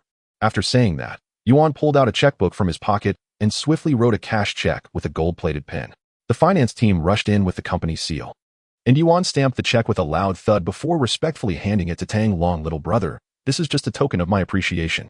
Thanks to your help this time, or else the factory would be in big trouble." Tang Long glanced at the amount on the check, 1 million, and waved his hand, saying, "No need to give so much. According to what I agreed on with Engineer Zhao, 20,000 is sufficient." If this had been before, he would have unreservedly accepted the 1 million. However, now that Tang Long was financially stable, or rather, he didn't need this little amount, He realized that accepting the million would lead others to think that Longting Heavy Industries had just gotten lucky with a great opportunity to make a fortune. The focus of the matter, which was that Longting's robots were even better than those of the Cardino company from M Country, would be overshadowed. If he insisted on only taking the 20,000 for repairs, the comparison with Cardino would yield a different public perception. The entire Dongshi City, and even Jiangnan province, would come to know that Longting Heavy Industries was capable of producing advanced special industrial robots at fair prices. Seeing Tang Long decline the check, Yuan Xingbang thought he was just being polite. After all, who wouldn't like money these days? Earning an extra 800,000 openly didn't seem like a bad thing. Little brother, don't say that. This is what you deserve, Yuan insisted again, smiling as he handed the check over. With a serious expression, Tang Long replied, Boss Yuan, what's ours, we will take without hesitation, and what's not ours, we won't take a penny more. When Engineer Zhao contacted us and my dad, he said the reward was 20,000. Now that the work is done, I can only accept 20,000. Just then, Zhao Jianhua led a group of workers in full protective gear over, and upon hearing this, he stepped forward to explain, Yuan, when I contacted old Tang, it was indeed agreed upon like this. Seeing that Tang Long was genuinely not being polite, Yuan thought for a moment and said earnestly, all right, 20,000 it is then. Today, I'll consider this a favor from you, and I'll make sure to repay you handsomely later. He picked up a gold-plated pen and quickly wrote out a cash check for 200,000, handing it to Tang Long. In his understanding, this money was considered a public expense, and giving an extra 800,000 won significantly affect his relationship with Tang Long. After all, Tang Long was the son of old Zhao, and they were all locals, so everything could be negotiated. Once this matter was settled, he planned to privately send a substantial gift to the Tang family through old Zhao, as a way of returning the favor. I'll thank Boss Yuan on behalf of the company, Tang Long said, as he stuffed the cash check into his pocket amidst the bewildered stares of several Cardino employees. Refusing 1 million but accepting only 200,000. How foolish can you be? They thought. However, upon reflection, they realized that even if Tang Long had pocketed an extra 800,000, the company might only reward him with a bonus of 10 or 8,000, which wasn't worth it compared to a personal favor. Moreover, Tang Long clearly knew engineer Zhao from Yojia Food Factory, suggesting there was likely a private deal in the works. With this in mind, they looked at Tang Long and gave him a thumbs up, exclaiming, hey, little brother, nice job. Tang Long assumed they were praising Sunny and smiled, nodding in acknowledgement. As they watched the foreign engineer, who had been so confident, being proven wrong, he accepted the 200,000 cash check and left with his team. Looking rather dejected, Yuan Xingbang put away the checkbook and smiled at Tang Long, saying, little Tang, you're practically one of us now. If you need anything in the future, just come to me. My business may be small, but I know quite a few people in Dongshi City. You're too kind, Boss Yuan. I'll definitely reach out if I need help, Tang Long replied with a smile, and the two exchanged phone numbers. After Sunny finished the radioactive contamination cleanup, Yuan Xingbang arranged for a truck to take Tang Long and his son, along with Sunny, back home. Chapter 59. Why stay low-key when you have strength? The delivery truck from the food factory drove straight into the employee dormitory of Hongqi Machinery Factory, dropping off Tang Long and his son at the foot of the dorm building. It was tea at quitting time, so there weren't many people around in the dormitory. Otherwise, with Sunny's Iron Man appearance, he would have attracted quite a crowd. Once inside, Tang Guohao immediately started showing off to his wife, embellishing the story of what had just happened at Yojia Food Factory, as if the 200,000 he mentioned were his own earnings. Yi Ruyun took the cash check from Tang Long's hand, and, seeing the number 2 followed by a long string of zeros, couldn't he help but smile broadly. Since old Tang lost his job, the family's financial situation had been getting worse, only easing a bit in the last 2 years after teachers' salaries were raised. Thankfully, their son was quite independent. He had been working part-time since starting college and didn't need to ask for money from home, even saving up to buy a new computer. However, as their son approached graduation, a new problem arose. They lived in an old unit that was over a decade old, and if their son planned to get married in the future, they would need to buy a new house. Unfortunately, with Yi Ruyun's savings, they couldn't afford a home in Dongshi City, let alone in Linjiang City. Now, things were looking up. Their son had succeeded, earning a bonus of 100,000 all at once, and his monthly salary exceeded 10,000. The heavy burden weighing on her heart was finally lifting. While Yi Ruyun was lost in thought, Tang Long had already taken Sunny back to their room. Initially, he wanted to remove Sunny's outer protective mech, but not wanting to expose the newly acquired realistic skin, he decided to let Sunny stay in the mech a little longer. Seizing the opportunity, Tang Long turned on the computer in the room, allowing Sunny to connect to the internet to learn about the world. To prevent his parents from being startled by Sunny using the computer, Tang Long partly closed the door and quietly opened the system as Points Mall. After reviewing the product catalog in the Points Mall, he contemplated for a moment before deciding to spend 2,000 points to exchange for an H2 Biogene Serum. He clicked on the H2 Biogene Serum in the virtual mall, and a sci-fi-inspired blue serum bottle, protected by a metallic shell and about the width of 2 fingers and the length of half a palm, appeared in his hand. The serum was easy to use. Upon removing the metal cap on top, a needle was revealed. Tang Long casually inserted the needle into the muscle of his left arm and pressed the switch at the bottom of the bottle, which automatically injected the serum into his body. Once the serum was injected, the empty bottle mysteriously vanished, seemingly transported away by the system. Tang Long lay on the bed, quietly feeling the changes the serum brought to his body. A minute later, the effects began to take hold. His skin started to flush red. Cold sweat formed on his forehead, and he could distinctly feel his muscles and bones growing stronger throughout his body. 10 minutes later, he was drenched in sweat and had to grab a change of clothes before hurriedly rushing into the bathroom to take a shower. Tang Long took a refreshing hot shower, then stared blankly at his reflection in the mirror. He looked young, healthy, and full of vitality, with noticeable muscle definition in his arms and torso. He had even grown 3 centimeters taller, from 175 centimeters to 178 centimeters. Not only that, but the system also informed him that the current effects of the drug had only reached 50. The remaining effects would require him to exercise to fully realize them. Suddenly, Tang Long extended a finger and poked it hard against the mirror, muttering to himself, "Since heaven has given me this opportunity, I must fully embrace a legendary life." After changing into some clothes and returning to his room, he noticed that Sunny was rapidly browsing the web, absorbing information at a staggering rate of 10 megabytes per second. He had initially planned to use his phone to watch a movie, but with Sunny monopolizing the bandwidth, he could only chuckle and give up. While transferring his dirty clothes, Tang Long spotted the LT supercar transformed into a miniature model. The thought of needing to take a taxi while this coveted LT supercar sat idly in his pocket put him in a sour mood. An idea struck him, and he asked the system in his mind, "System, can you issue a proper license plate for my supercar?" The system replied, "Complete set of official license plates and advanced driving skills level 9 required, 1,000 points. Do you wish to redeem?"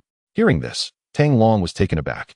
He had expected that obtaining a license plate along with driving skills would be so expensive. After all, 1,000 points could be converted into $1 million, enough to buy several supercars. However, he thought carefully and realized that this LT supercar was a premium item that couldn't be purchased with money. To legally drive it in the real world, he would need the system to generate the appropriate license. Although he had obtained his driver's license 2 years ago, his actual driving experience was minimal, making the exchange for advanced driving skills seem worthwhile. Having made up his mind, Tang Long reluctantly agreed to the redemption and customized the license plate to LT518 in commemoration of the day he received the system. In the next moment, the miniature LT supercar in his hand sprouted corresponding license plates at both the front and rear. Simultaneously, a small automotive manufacturing company named LT Motors was automatically registered within the business system of a small nation in the Cayman Islands. This company produced several concept cars, one of which was purchased by the New Era Group and gifted to its subsidiary, Longting Heavy Industry. The LT supercar was officially registered at the Vehicle Management Office in Dongshire City, under Longting Heavy Industry, with all paperwork being legitimate and valid. Additionally, a new memory appeared in Tang Long's mind, containing experiences of driving various types of cars. At 5:30 p.m., after finishing lunch, Tang Long took a taxi with Sunny to the Longting Heavy Industry factory in the industrial park. Upon entering the factory, Sunny began to remove its protective exoskeleton, while Tang Long restored the LT supercar. Tang Long then used a quantum beam device to shrink the armored mech and placed it inside a briefcase containing microbots, which he tossed into the trunk of his sports car. He took the driver's seat while Sunny, wearing a pair of sunglasses, sat beside him, as if they were 2 real people driving towards Linjiang City. Along the way, this obviously sci-fi styled supercar attracted countless gazes. With its sleek silver-gray body, scissor doors, and a steering wheel reminiscent of futuristic designs, even the tires perfectly blended with the car's body. Just from its appearance, it was clear that this was a valuable, head-turning sports car. Someone discreetly snapped a photo with their phone and posted it to their social media, asking everyone what brand this car was. However, based on the LT letters and the golden dragon emblem on the front, they couldn't find a matching manufacturer. The photos quickly went viral online, where more knowledgeable netizens recognized it. Was this the supercar driven by the protagonist Spunner and I, robot? Although in the movie, they used the Audi RSQ, a concept car specially designed for filming, which only existed as a shell model. How could such a car appear in reality? Had Audi started mass-producing this model? Car enthusiasts called Audi, and they quickly received a response. This model only existed in text and images, and there was no functional version available for driving. Especially since the emblem shown online didn't belong to Audi. When Tang Long returned to the underground garage of the Linjiang City Garden community, people online discovered that this LT supercar was actually produced by some unknown company registered in the Cayman Islands. They had only manufactured a few of these cars, with one in Huagua and the rest ending up in the garages of oil tycoons in the Middle East, becoming private collectibles. However, these were merely fabricated backstories by the system. In reality, there was only this one LT supercar. Chapter 60. Who was just eye candy and useless? Returning to the garden community, Tang Long took out the suitcase containing the micro-robot and, along with Sunny, took the elevator back to their new home on the 8th floor. He entered the study, turned on the computer, and let Sunny continue to connect to the internet to learn about this world, while he went to the living room to call Song Qingwan. Qingwan, I'm back in Linjiang City. Are you free tonight? Tang Long said warmly as soon as the call connected. He hadn't informed Song Qingwan about his return to his hometown earlier and missed having lunch with her, so he thought he could make it up by inviting her out in the evening. Sorry, Tang Long. My dad just returned to the country, and I need to have dinner with him tonight. I want to have time to hang out with you, Song Qingwan replied apologetically. In fact, tonight's dinner was more than just a simple meal. Someone had already leaked the news about Song Qingwan and Tang Long's relationship to Song Mingyuan, along with Tang Long's background information, so as soon as Song Mingyuan returned home, he specifically called for her to join him for dinner. It's fine. Family comes first. I'll be going to the office tomorrow, so I'll get to see you then, Tang Long said with a casual smile. Okay, see you tomorrow. Bye. Song Qingwan replied gently. After hanging up, a hint of bitterness crossed her beautiful face. She had a vague premonition about what was going to happen tonight. Normally, Song Mingyuan didn't have time to have dinner with her, so this dinner was unlikely to be just a casual gathering. As the little princess of the Song family, choosing her own romantic partner was not an easy task. Over the past few years, Song Qingwan had been refusing others' attempts to set her up with boyfriends under the pretext of pursuing her Master's degree at Harvard, all to wait for Tang Long. Now that she had finally waited for him, no matter how difficult it was, she would not give up on being with Tang Long. Tang Long had no idea about the underlying complexities of the situation. After saying goodbye, he hung up the phone directly, checking the time. It was still not yet 7 p.m. With nothing to do, he decided to find a nearby gym to test his current physical condition. He also wanted to formulate a targeted fitness plan to fully utilize the effects of the H2 biological gene potion. Last time in the world of Mechanical Enemy, his inadequate physical condition had been revealed when he nearly collapsed after climbing over 2,000 steps. This made Tang Long realize that he couldn't rely solely on firearms in every parallel world. There would always be times when close combat was necessary. What determined his capability wasn't just his LV-9 marksmanship, but also his LV-5 fighting skills and the urgent need to enhance his physical fitness. After saying a quick goodbye to Sunny at the door of the study and leaving it at home to keep watch, Tang Long went downstairs and left the garden community alone. Using his phone to search online, he found a gym nearby, less than a kilometer from the garden community. So he chose to walk to the Phyllis Fitness Center instead of driving. From the online description, Phyllis was quite large. The first floor was a swimming pool. The second floor was for fitness and combat training, and the third floor focused on body sculpting, beauty, and yoga. As soon as he entered, Tang Long saw two young women at the reception desk. One of them was short and wore glasses, resembling a student. Another person was tall and slender, with features that were not striking but had a healthy tan complexion and long black hair. When she saw Tang Long walk in wearing a Versace tracksuit, the long-haired girl immediately got up to greet him, enthusiastically asking, "Welcome to the Phyllis Fitness Club. Sir, do you have a membership card with us?" Tang Long shook his head and replied casually, "No, I'm just here to take a look today. If it suits me, I'll sign up for a card." Hearing this, the long-haired girl's eyes lit up. She began to introduce the various facilities of the fitness club while leading Tang Long inside. After some conversation, he learned that her name was Chung Feifei, and she was a fitness instructor. Tang Long's goal was to work out, so he asked Chung Feifei to take him to the gym on the second floor. By this time, the second floor gym already had quite a few members exercising. Seeing Chung Feifei bring someone in, many male members greeted her. Tang Long looked around and noticed that, besides Chung Feifei, there were 3 other women coaching people in the gym. A casual inquiry revealed that the Phyllis Fitness Club had a total of 4 female fitness trainers, which seemed to be a marketing strategy by the owner to attract customers. However, judging by the large number of male members, it appeared to be an effective tactic.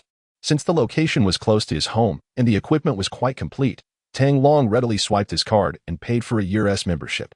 Cheng Feifei initially wanted to be his personal trainer and even offered a 30% discount on her training fees. Unfortunately, Tang Long was there to harness the effects of the H2 biological gene agent through exercise, not to build muscle, so he declined her offer directly. Cheng Feifei sighed in disappointment, but quickly regained her composure and began to instruct Tang Long according to the usual routine. After completing some warm-up exercises, Tang Long started with chest press strength training. After just 2 sets, he felt his body heating up. He took off his outer jacket, leaving only a short-sleeved t-shirt for his workout. Although Tang Long had rarely exercised before, using the H2 biological gene agent had significantly transformed his physique. While he didn't have exaggerated muscles, he was very well-defined, with a chiseled chest and 6-pack abs, giving him an overall harmonious and powerful appearance. With his looks and height, he could easily outshine young male celebrities, but Tang Long exuded a rugged vibe rather than that of a pretty boy. He resembled a tough character like Peng Yuyan. Soon, a circle of female trainees gathered around Tang Long, and even a female trainer approached him. Seeing his impressive physique, Cheng Feifei smiled and said, "Handsome, you just told me you've never trained before. Who would believe that with muscles like yours?" "Yeah, handsome, how did you get those muscles? Teach me sometime." One of the female trainees chimed in. "Handsome, let us connect on WeChat so we can chat more." Another female trainer boldly asked for his contact information. Tang Long smiled but chose not to respond to their advances. Seeing Tang Long's popularity, a tall man with tattoos on his shoulders scoffed. "He's just a pretty face with no real substance. What's there to be proud of?" Tang Long halted, his gaze cold as he stared at the tattooed man. In the past, he would have swallowed his pride in the face of such provocation. But not now, he wouldn't back down. "What? Not convinced? Feel free to come over and spar," the tattooed man sneered, pointing towards a glass wall in the distance. Following his gesture, Tang Long noticed a combat training center across the way, complete with a fighting ring in the middle. "Want to practice with me?" "Sure." Amidst the incredulous looks from Cheng Feifei and the others, Tang Long slowly stood up. Instantly, all eyes in the gym were on him. "I'll be waiting for you," the tattooed man said with a cold laugh as he strode toward the combat training center. "Are you crazy? Tan Yaotian is the top fighter on the provincial Sonda team. How dare you challenge him?" Cheng Feifei whispered urgently in Tang Long's ear. To her, Tang Long was just a rich kid who had worked out for a couple of months and had a bit of muscle. How could he possibly compete with a professional athlete? Besides, fitness and fighting were 2 different things. Having muscles didn't mean he could fight. The nearby female trainees turned pale, hesitating to stop Tang Long. When Tan Yaotian's icy gaze shifted toward them from across the way, under that chilling stare, the girls froze, none daring to speak up. "It's fine. I'm not afraid of him," Tang Long said with a smile, turning to Cheng Feifei. With that, he grabbed a jacket from a nearby hanger and strode confidently toward the combat training center. Chapter 61. Kicking the provincial team's top players. Seeing this scene, Chen Wei, the coach at the martial arts training center, walked over to Tan Yaotian and said, "Yaotian, what's with all the anger today? Why are you picking on a newcomer for sparring?" The training center usually organizes sparring sessions where novices train under the supervision of coaches, while only seasoned students are paired for practice. After all, Phyllis Fitness Club is a commercial establishment. They need to make money while also ensuring the safety of their members.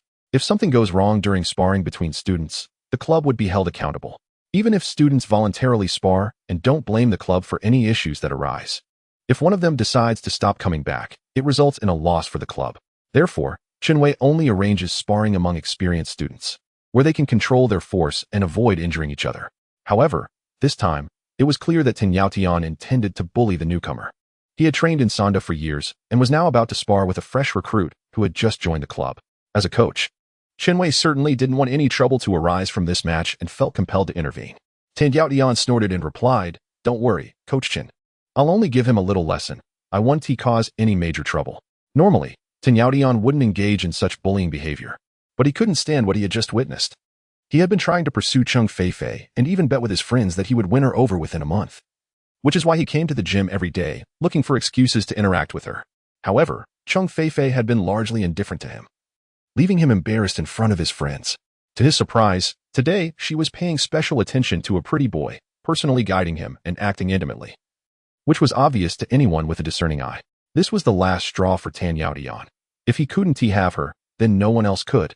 He casually provoked the boy, not expecting him to take the bait.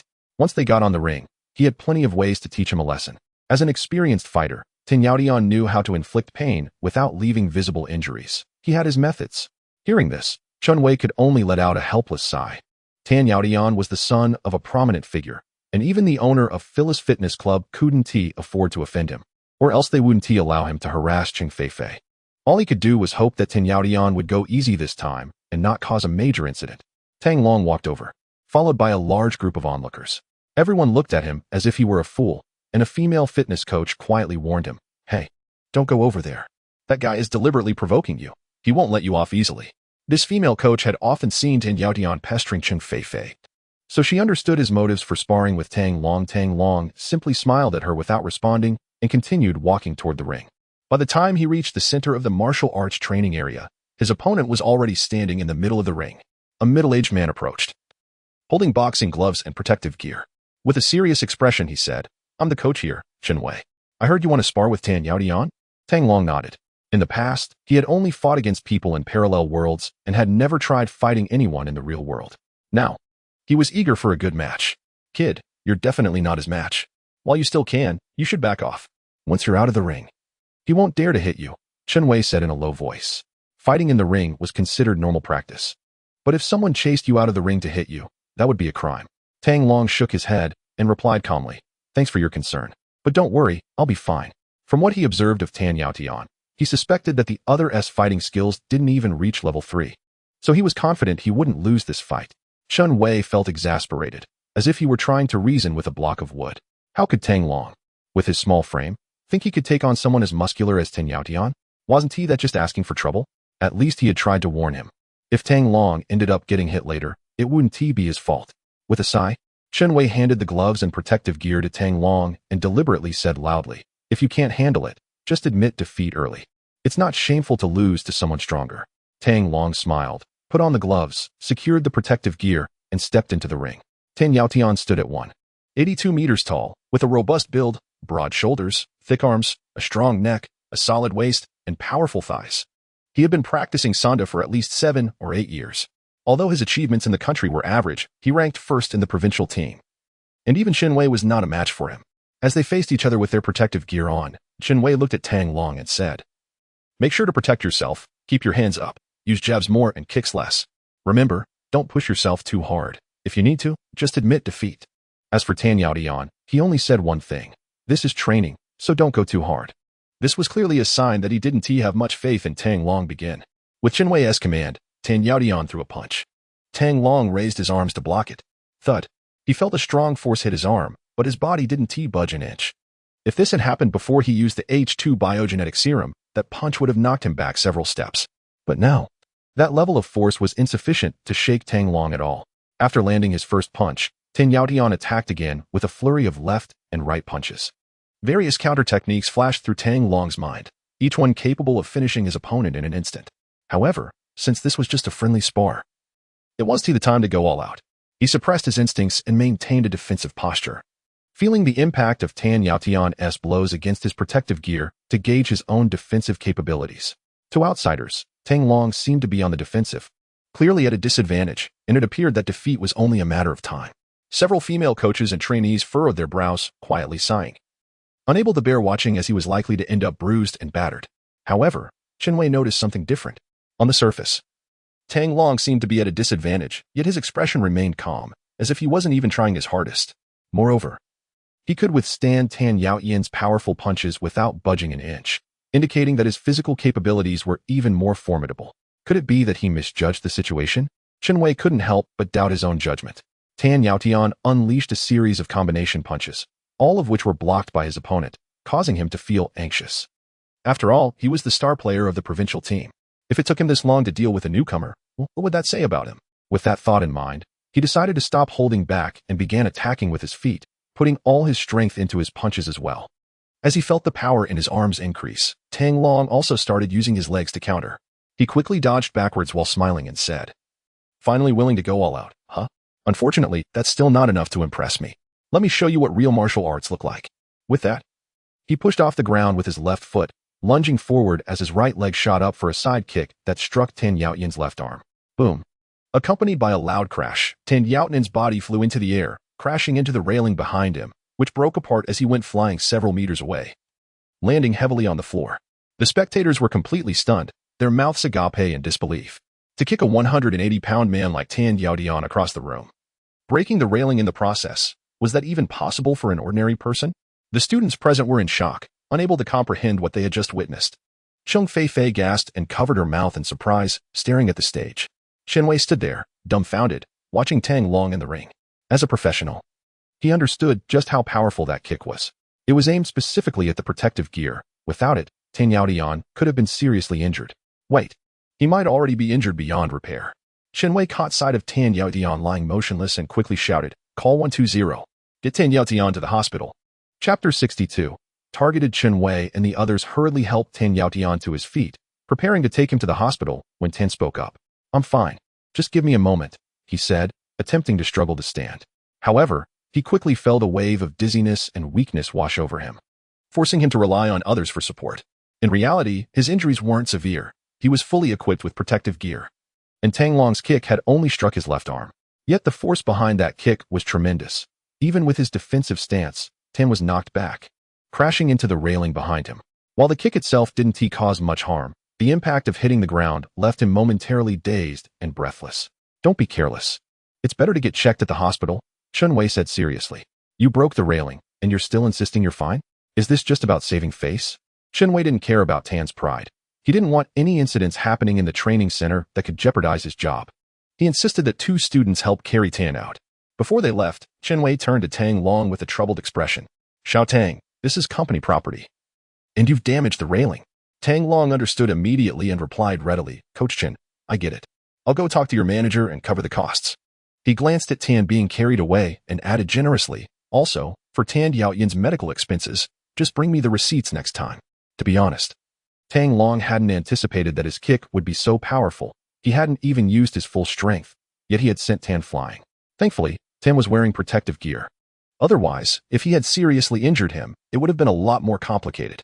This time, Tan had practically walked into it, serving as a test subject for Tang Long to assess his own defensive and offensive capabilities.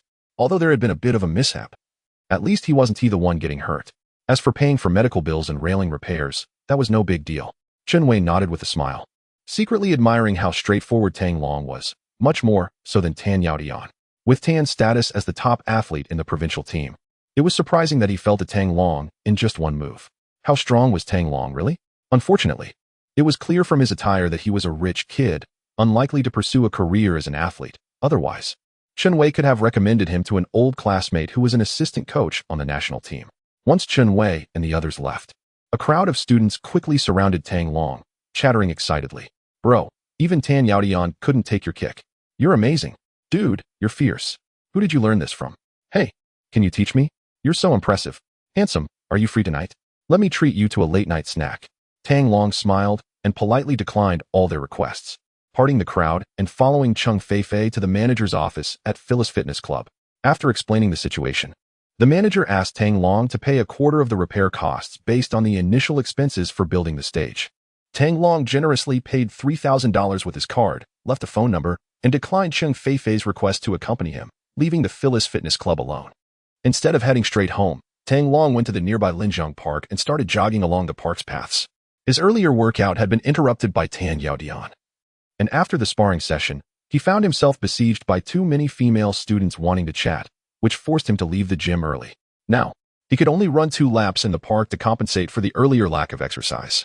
He jogged a lap of about 5 kilometers and, feeling his body warm up, he picked up the pace and completed another lap, running until he was drenched in sweat before heading back to his apartment. Once home, Tang Long took another shower. He lay down on the bed, planning to send a message to Song Qingyuan to chat, but just as he settled in, a wave of drowsiness washed over him. Perhaps his body was still fatigued from the intense workout, and within 5 minutes of closing his eyes, he fell into a deep sleep. He didn't know how long he had slept when he was awakened by the sound of an alarm. Grabbing his phone from beside the pillow, he saw that it was already 8 a.m. the next day. He had slept for over 11 hours. At that moment, his only feeling was hunger. He was very hungry. Last night, after the intense workout, he hadn't had a chance to replenish his nutrition before falling asleep. However, because of this, the effects of the H2 biogenetic agent had fully taken effect in his body. After getting up and washing up, Tang Long looked in the mirror and noticed some differences. He felt revitalized. His complexion, which had been dull from long nights, now radiated with health. Upon closer inspection, he discovered that even the scar from his childhood injury on his left arm had vanished. The potency of the H2 biogenetic agent was incredible.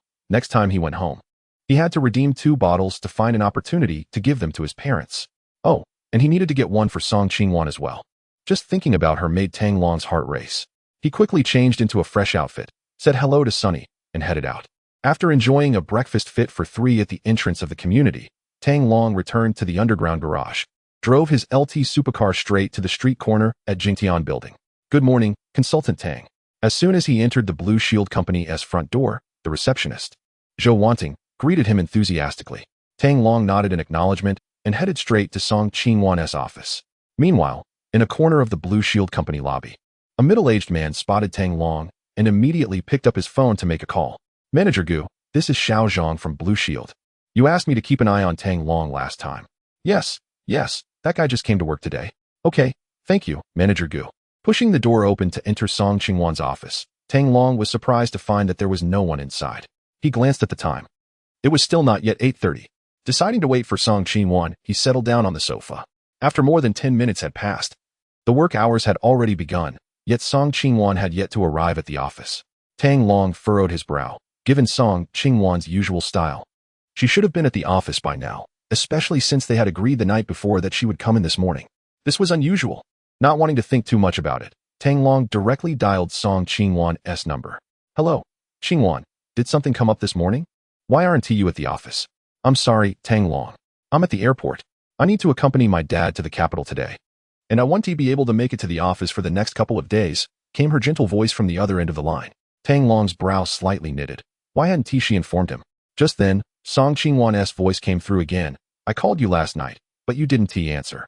I was afraid you were asleep, so I didn't try again. Tang Long brought his phone up to check the notifications and indeed saw a missed call from last night. This damn phone needed to be replaced.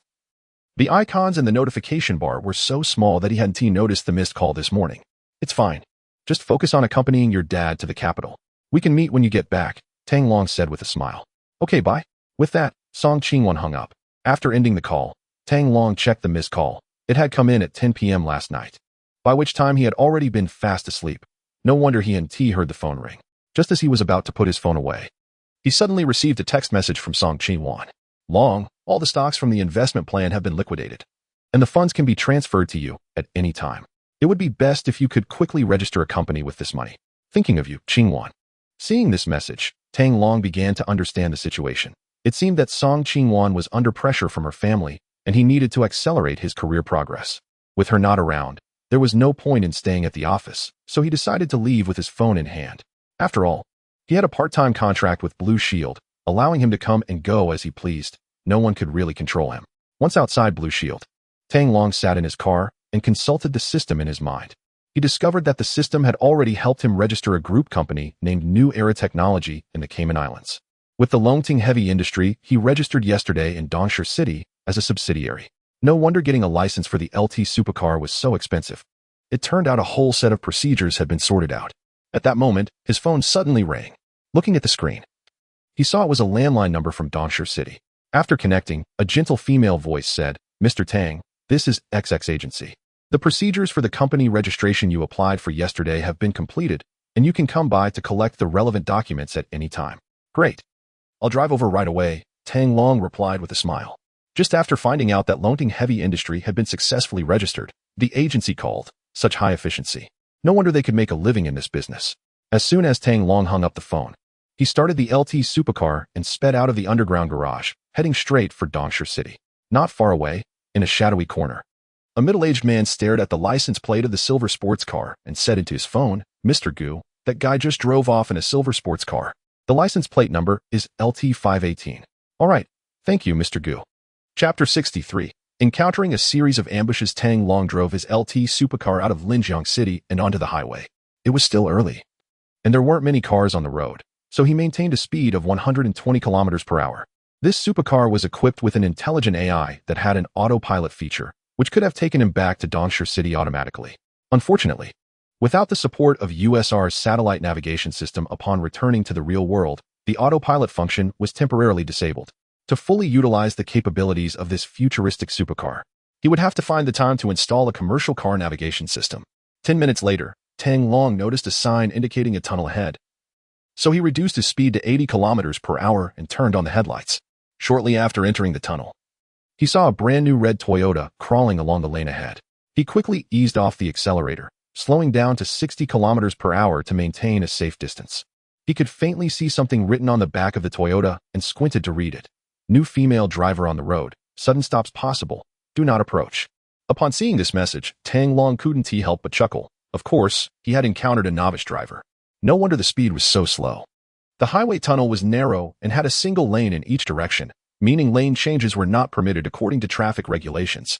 With no other option, he had to follow the red Toyota at a slow pace. However, the minimum speed limit on this highway was 80 kilometers per hour. Not only was the car in front violating the law, but it was also holding up the vehicles behind, which was quite frustrating. Unable to contain himself, Tang Long honked his horn to urge the driver to speed up. Hearing the horn, the Toyota slowly began to accelerate, inching closer to the 80 kilometers per hour mark. At that moment, a long truck appeared in the lane ahead.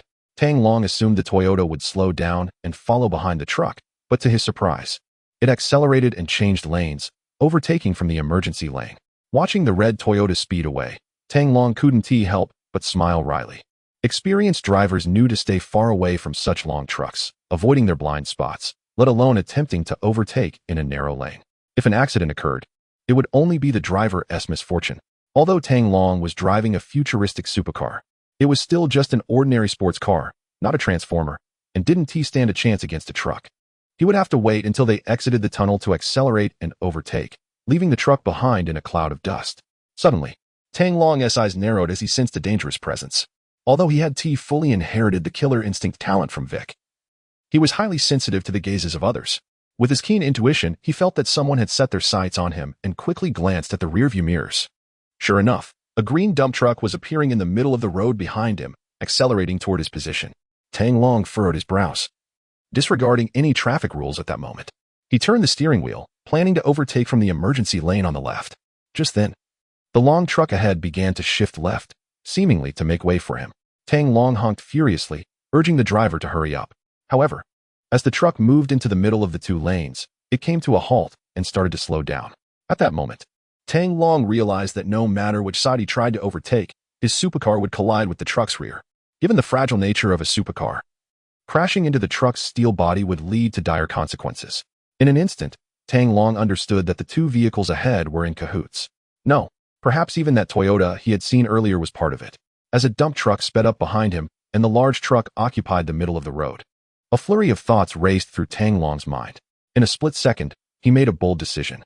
He turned the steering wheel to the right, slammed down on the accelerator, and let the right wheels ride along the tunnel wall, charging forward into the narrow lane. In the incredulous gaze of the truck driver, the silver supercar angled itself, darting past the truck's obstruction and then back onto the main lane. What the hell is this? Before the driver could finish his thought, the green dump truck behind collided heavily with the rear of the large truck. Boom. The two vehicles crashed into each other violently, causing the large truck to flip over and skid across the ground, leaving black marks behind. Glass shards and metal parts scattered everywhere, and the truck driver lay slumped in a pool of blood, unconscious or worse. After the green dump truck overturned the large truck, its front uncontrollably veered and slammed into the tunnel wall. The front crumpled like a crushed tin can, resulting in the driver inside dying on the spot. Tang Long witnessed the scene in his rearview mirror and snorted coldly. They brought this on themselves. They can't blame anyone else. Not wanting to be trapped in the tunnel any longer, he pressed the accelerator and drove the supercar out of the tunnel without a moment's hesitation. It was purely due to the supercar's exceptional performance that he managed to escape this predicament. Although at that moment, he could have chosen to enter any parallel universe to avoid the accident. Doing so would expose his biggest secret. This would make it difficult for him to remain in the real world, likely forcing him to flee to a foreign land. Yet, he had family and loved ones in this reality he couldn't bear to leave behind, a pain that was simply unbearable for him. In comparison, the current outcome was better. However, Tang Long still had no idea who orchestrated this. Could it be Tan Yaodian or Gu Weiping? 10 minutes later, Tang Long exited the highway and arrived at a stretch of road in the outskirts of Dongsha City. This area was away from the city center, with farmland lining both sides of the road, and even the nearest village was hundreds of meters away. At the intersection ahead, there were speed limit signs and traffic warning signals, with half of the road blocked off by iron plates, seemingly under construction. A red car was positioned across the intersection, obstructing the way, Next to it was a refrigerated truck. The female driver of the red car poked her head out of the window, arguing with the driver of the refrigerated truck. Tang Long took a distant glance at the Toyota emblem on the car, sneered, and reached his right hand into his coat pocket, slowly rolling down the window as he approached. Upon seeing him drive closer, the red-haired female driver turned around and grinned. "Kid, you're really lucky. How are you still alive?" Suddenly, a dark shotgun emerged from the window of the refrigerated truck, aimed directly at Tang Long. Without waiting for any action from the other side, Tang Long gripped the quantum beam device in his right hand and pressed the red button aimed at the refrigerated truck. A red light shot out from the sports car, illuminating the refrigerated truck. In the next second, both the truck and its driver vanished without a trace. The red-haired female driver looked as if she had seen a ghost. Panic-stricken, she exclaimed, "What did you do? Where did the refrigerated truck go?" Tang Long directed the quantum beam device at the Toyota, coldly asking, "Who sent you?" The red-haired driver stared at the palm-sized silver metallic object in his hand, murmuring, "What is that thing you have? Is that what made Yin Hongshan and the refrigerated truck disappear? This is your last chance." Tang Long said flatly, "Don't kill me. I'll tell you. It was Master Lu San who sent us. I don't know anything else." The red-haired driver replied, her voice trembling. "Master Lu San? Never heard of him. Looks like just another middleman," Tang Long thought. "Incorrect answer." He sneered, pressing the red button on the quantum beam device once more. The red Toyota vanished in front of Tang Long. He opened the door, stepped out, and carefully examined the ground, picking up a miniature Toyota and a miniature refrigerated truck, stashing them in his pocket. Returning to the car, Tang Long started the supercar and quickly drove towards the industrial park in the city of Dongshi. This time, he intended to return to the factory to clarify one thing. Chapter 64. The Puppet Master in a villa located in the lakeside district of Linjiang City. The first-floor hall is extraordinarily spacious, adorned with luxurious decorations, including expensive carpets, a movable LCD television wall, and genuine Italian leather sofas. On either side of the sofa sit two men. On the left is a young man in a checkered shirt, holding a Cuban cigar. On the right is a man dressed in a Zhongshan suit, with a burly, fierce-looking figure standing behind him in a black suit. The young man in the checkered shirt exhales a puff of smoke and casually asks, "Lu Laosan, how's everything going?" Lu Laosan furrows his brows. The people who mix in the streets of Linjiang City refer to him as Lu Senyi, yet this kid surnamed Gu calls him Lu Laosan. If it weren't for Brother Kuan-'s introduction, he wouldn't even bother with this brat. He has dealt with the rich second generation from the capital before. These privileged folks have never even glanced at him. Fortunately, while their attitudes are arrogant, they pay well, with each deal starting at 7 figures. In this day and age, who would turn down money? For the sake of the money, Lu Laosan tolerates it. He gestures to his subordinate behind him, who immediately hands him a mobile phone. Lu quickly dials a number and holds the phone to his ear. "Beep. Sorry, the number you have dialed is temporarily unavailable. Please try again later." Hearing the message from the receiver, Lu Laosan's expression darkens. Reluctantly, he dials again. The same message comes through. Something's off. He had just been in contact with Black Rose 20 minutes ago, and they were in the suburbs of Dongshi City. How could the call not go through? Could the mission have failed? That's impossible. Black Rose is meticulous, always preparing double insurance for every operation. How could they fail against an ordinary person? However, having been in this business for so long, he knows that anything can happen. He has prepared for how to mitigate losses just in case. With a blank expression, Lu Laosan hangs up the phone and says calmly, "Gu Xiao, there may be a change in the situation. I need the latest report before deciding whether to proceed with this business." Gu Weiqi is taken aback for a moment. He maintains a composed exterior but feels puzzled inside. Could this old guy be looking for an excuse to raise the price again? He knows he has already offered double the amount this time, but given the circumstances, it's not easy to switch to someone else. He nods and smiles. "No problem. This deal is valid for a week. If there are any issues, feel free to contact me at any time." After exchanging a few casual words, Gu Weiqi leaves the lakeside villa. As soon as he departs, Lu Laosan swiftly removes the SIM card from his phone and rushes it down the drain. He also instructs his subordinate to immediately gather information in Dongshi City. In a factory of Longting Heavy Industries located in the Dongshi City Industrial Park, Tang Long has shrunk the LT supercar, along with a mini Toyota and a mini refrigerated truck, and brought them all into the world of Mechanical Enemy. When he regained consciousness, he found himself back inside the new era high-tech factory. Tang Long looked around and noticed that the new LT1 robot production line had already begun operations. Due to budget and material constraints, the first batch would only produce 100 robots made of high-density alloy. Additionally, the joints of the robots would be covered with alloy shells, and all robots would be painted with simulated silicone skin, making them appear quite similar to ordinary humans. Unlike Sunny, these robots did not possess self-awareness and would completely obey Tang Long's commands. Tang Long stepped out of the robot factory and made his way to the adjacent warehouse. He placed 3 miniature cars on the ground separately, used a quantum beam device to restore them, and then inspected the Toyota and the refrigerated vehicle. As he had suspected, the red-haired female assassin and the male assassin in the refrigerated vehicle were both dead, and their appearances were gruesome. The quantum beam device was not like the Ant-Man suit. When shrinking the two vehicles, it couldn't guarantee the cellular viability of the two individuals inside, resulting in their instant deaths. Tang Long searched the two assassins and found 2 driver's licenses. The male's name was Yin Hongshan, and the female's was Lili. The licenses indicated that both were from a mountain village in Tianming County, Chengyu City, on the western border of Guizhou. Whether this information was true or not was uncertain. Additionally, Lili had the latest model of a smartphone, which was password protected. This phone, touted as the most secure in the world, was unlocked by Tang Long in less than 10 seconds. Unfortunately, the phone was very clean, with not even the common chat apps found on the market. The contact list contained only one entry, Lu Sanyi, and the two had spoken on the phone just over 20 minutes ago. All signs indicated that these two were professional assassins hired for a job, and Tang Long found no valuable leads on them. The only clue he had was Lu San's phone number, but it was likely an untraceable number or registered under someone unrelated.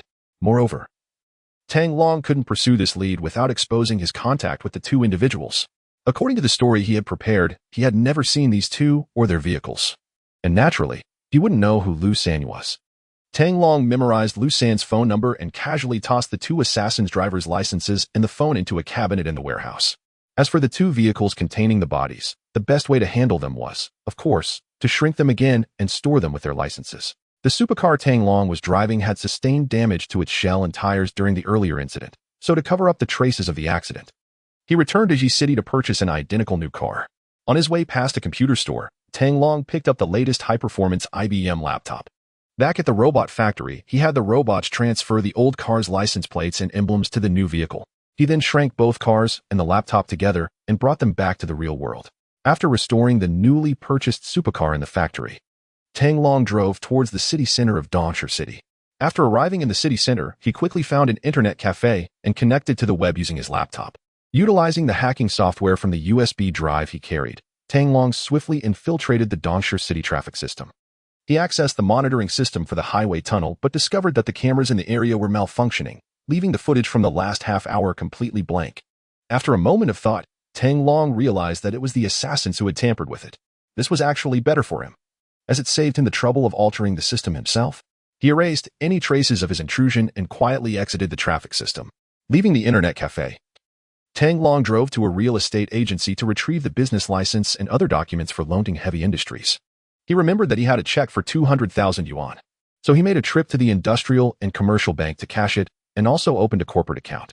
The bank's business manager, noticing his designer outfit and the balance of over 800,000 yuan on his bank card, insisted on recommending a credit card for him. He even mentioned that if he deposited 1 million yuan for 3 months, he could qualify for a gold card with a limit of 500,000 yuan. Tang Long shook his head and replied casually, "What good is just 500,000?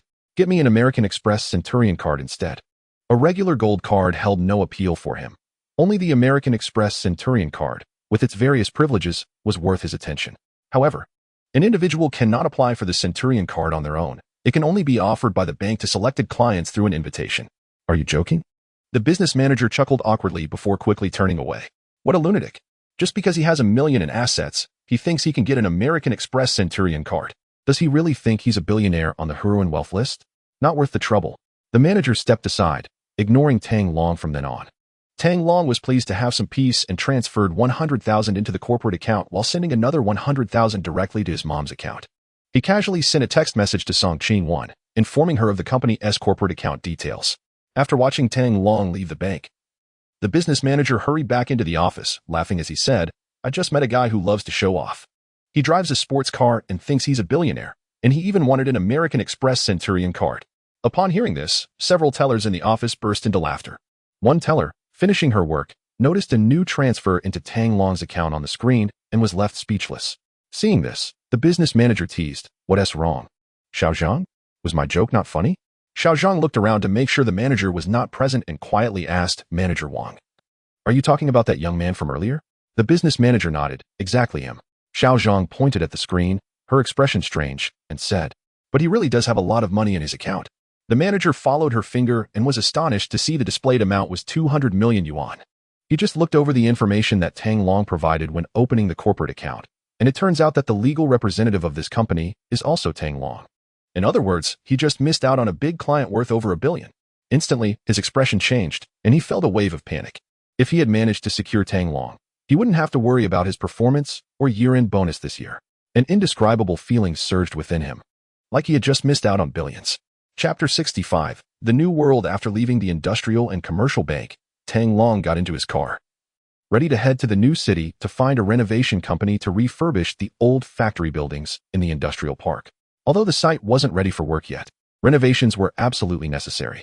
In the future, he planned to set up a fully automated robotic production line dedicated to manufacturing various types of household and entertainment robots. As for specialized robots, they would only be made to order and not mass-produced. At that moment, his phone buzzed with a text message. Tang Long opened it to find a notification from the bank. To his surprise, Song Qingwan had transferred 200 million renminbi to the corporate account of Longting Heavy Industry. Although Tang Long knew that she would be sharing half of the money with him as agreed, he didn't expect her to transfer the entire amount. He immediately called Song Qingwan, but she didn't pick up. Instead, she replied with a text, "The money has been transferred to your company's account as promised. The extra amount is my investment. I'll be back in Linjiang City next week. Don't worry about me. Thinking of you, Qingwan." Reading her message warmed Tang Long's heart. He sighed inwardly, realizing that his previously mundane life was about to change. For Song Qingwan's sake, he needed to develop his career quickly. Just as he was about to reply to her message, his phone suddenly froze and crashed. Frustrated, he felt like smashing the device. Since that was the case, he decided to first head to the digital plaza in the city center and get a new phone. Tang Long was accustomed to the Android system, having previously only been able to afford cheap low-end smartphones. Now that money was no longer an issue, he planned to buy a high-end phone, choosing to continue supporting domestic brands. He drove to a Huawei store, and after browsing around, he ended up spending 13,000 yuan on a Huawei Mate 30RS Porsche Design Edition. This phone featured a 6.39-inch curved display, supported 5G, and various sensing systems, allowing for remote operations without touching the screen, one of Huawei's latest models. In fact, in the world of robot, there were also high-end phones available. For instance, there were fully transparent touchscreen phones with built-in holographic projection technology, similar to the device used by Stark, but even more advanced. However, that model seemed too sci-fi for the current time. If Tang Long were to use such a phone, he wouldn't be able to explain its origin if someone asked. This did remind him that the world of robot was set in 2035, and there were many new electronic products, including phones. Given Tang Long's capabilities, acquiring the technology for a few phone models, or even purchasing several relatively low-end production lines wouldn't be difficult. Originally, he had planned to directly transport the USR robotic production line to the real world, but upon careful consideration, he realized that this wasn't very feasible at the moment. The cost of producing robots in the real world was too high, and finding domestic suppliers for the necessary components would be challenging. With limited funds, this wasn't the best option. Perhaps it would be better to start with producing phones? As soon as he thought of this, Tang Long felt a surge of excitement. Although the factory was named Longting Heavy Industry, producing smartphones seemed like a diversion from their main business. However, the smartphone market was enormous and profitable.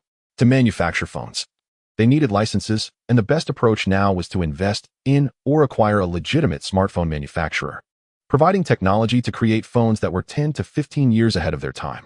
Before that, he needed to find someone to renovate the factory, and then he would return to the world of enemy of the state.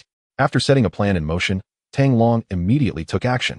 He drove his sports car to the new city and sought out the largest renovation company in town, Jiqing Decoration. Walking into the office, Tang Long directly explained his intentions to the receptionist. Seeing the supercar parked outside, the receptionist knew a big client had arrived and quickly contacted the company's business manager to come down and meet him. The business manager warmly welcomed Tang Long to the conference room and instructed the receptionist to serve tea and refreshments. After a detailed discussion, the manager presented professional design plans and several construction options. Tang Long casually glanced over them and made one request: quality and speed. As for the cost, he didn't care. Hearing this, the business manager was secretly delighted and promptly recommended the most expensive option, suggesting 2 construction teams work in shifts. While Tang Long ended up paying nearly double the usual cost, the completion time was reduced from at least half a month to within a week. He immediately signed a contract with Jiqing Decoration and happily paid a 50 deposit with his credit card. The business manager quickly called the construction teams and followed Tang Long to the industrial park where Londing Heavy Industry was located. Tang Long led the manager into the factory area, which was empty, and handed over the keys, entrusting everything to him. After arranging these details, he checked the time and realized it was already past 12:30. He still hadn't resolved the assassin issue, and returning to Linjiang City wasn't safe. He didn't want to disturb his parents at home, so he decided to find a star-rated hotel and booked a room for the night. After finishing lunch in the hotel's Chinese restaurant, Tang Long returned to his room and locked the door. Just after 1 p.m., the new parallel world refreshed. Tang Long sat on the bed and mentally activated the infinite invasion system. A semi-transparent virtual screen appeared before him, and a new option labeled World 3, 12 monkeys appeared at the bottom of the main menu. He clicked on the third option, and a prompt box popped up. Mission description: 1. Collect universe cube fragments from the 12 monkeys world, mandatory. 2. Prevent the spread of the X virus or obtain the corresponding antidote. Completing the mission will yield special rewards, optional. 3. Due to temporal disturbances in this world, unknown dangers may arise. Please prepare accordingly. Seeing the mission details on the screen, Tang Long furrowed his brow. He has seen the movie 12 Monkeys, a sci-fi film starring Hollywood giants Bruce Willis and Brad Pitt. The film tells the story of a world ravaged by a deadly virus in the year 1996, where the remaining few humans can only survive underground. Fast forward to 2035. Scientists devise a plan to change the course of events and ultimately identify the culprit behind the virus's release. For Tang Long, this parallel world is quite dangerous. Firstly, it involves time-space effects, as the protagonist, James Cole, continuously travels through time, which could lead to unpredictable changes in the world. Secondly, historically, Cole fails to stop the release of the virus, and in this timeline, the X virus ultimately results in the death of 7 billion people. Tang Long is uncertain whether he can resist the X virus. Additionally, this world takes place in 1996, meaning he cannot carry a mobile phone. And with the introduction of new U.S. currency, his identity could pose a problem. Tang Long certainly doesn't want to end up like Cole, locked away in a mental institution. With that thought in mind, Tang Long silently muses, "System, can you arrange a reasonable identity for me in the world of 12 monkeys?" The system displays a prompt. After the upgrade, any low-dimensional world can generate a reasonable identity. Based on the host's situation, here are the available identities. 1. A tourist from China. 2. A pathologist working at a public hospital in the U.S. 3. A private detective living in the U.S. requires 100 points. After a moment's consideration, Tang Long silently chooses identity number 2. In the original story, Cole ends up in a mental institution, and the female lead, Catherine, is a pathologist, which makes it convenient for him to approach the main characters. Seconds later, Tang Long hears a robotic voice near his ear. Host has selected to enter the world of 12 monkeys. The system is generating the corresponding identity information. Preparation complete. Transmitting now. In the next moment, everything goes dark, and he instantly loses consciousness. Chapter 66. Stumbling into the apocalypse after the X virus outbreak, when Tang Long lost consciousness. A sudden electronic voice echoed in his mind. The host is about to enter the world of 12 monkeys. Coordinates: Philadelphia International Convention Center, Blue Planet. Timeline: 2013, transporting. Warning: the current transport process has encountered temporal turbulence, resulting in a significant deviation in the destination timeline. Initiating emergency repair program. Expected to be repaired in 3 hours. Tang Long opened his eyes and found himself standing on an empty highway, with a deserted car parked by the roadside. The car, covered in dust and leaves, and its rusted exterior indicated that it had been abandoned for quite some time. As he approached the front of the car and glanced at the license plate and emblem, his expression turned serious. This was an old Ford, and the license plate revealed that it was registered as a private vehicle in Philadelphia, USA. From what he knew, in the U.S., leaving an abandoned vehicle on the roadside was illegal, especially since this car still had its license plate attached. He turned around and scanned the area, noticing a small gas station 100 meters away along the road. Judging by the sign outside the gas station, he confirmed that he was indeed in the U.S. and had entered the world of 12 monkeys, though he was uncertain of his exact location. The sky was dimming, signaling the onset of night. Tang Long raised his left wrist and glanced at his watch, hoping to ascertain the current time and year. After 3 previous crossings, he knew this watch had a special function. It could automatically synchronize with the current time zone and display the current year. However, when he looked closely at the watch face, he found that it had stopped working. What was going on? This Patek Philippe watch was not an ordinary timepiece. It was a modified radar device with watch functionalities enhanced by the system. Now, this high-tech watch had malfunctioned, which was truly unbelievable. After a moment of thought, Tang Long pressed the button on the side of the watch. The face popped open, revealing the LCD radar screen inside.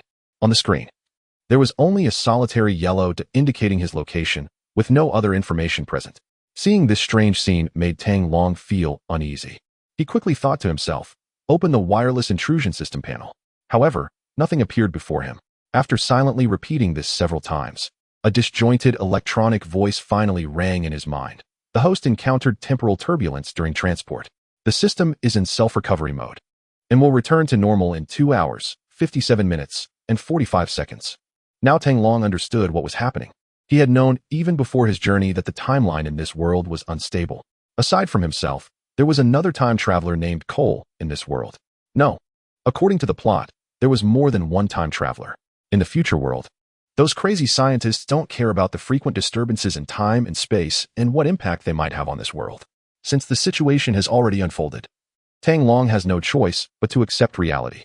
He looked down and noticed he was wearing a Versace casual outfit from the real world. Unfortunately, his new phone and quantum beam device, which he had just bought, didn't make the trip with him. However, he found a wallet in his pants pocket. When he pulled it out, he saw it contained several $100s in cash and 2 ID cards. The documents indicated that Tang Long's current identity was that of a doctor at Temple University Hospital in the United States. Well, with an ID and some cash, and a gas station up ahead, it meant there were people around, no matter where he was. He reassured himself that it shouldn't be a problem to safely wait out 3 hours. With that thought in mind, he strode towards the gas station. Soon, Tang Long arrived outside the gas station, but as he took a closer look at the surroundings, his expression darkened. The rusty gas pumps indicated that this station had been abandoned for a long time. A thought crossed his mind. Could this dreadful world be the future after the outbreak of the X virus? The more he thought about it, the more he believed it to be true, and he turned to head towards the convenience store attached to the gas station. Standing at the entrance of the convenience store, he peered inside. The shelves were toppled in disarray, and the floor was littered with shattered glass and empty drink bottles. All the food and beverages had been cleared out, leaving only garbage and 2 skeletal remains behind. This confirmed his suspicions. This was indeed a future world after the X virus outbreak.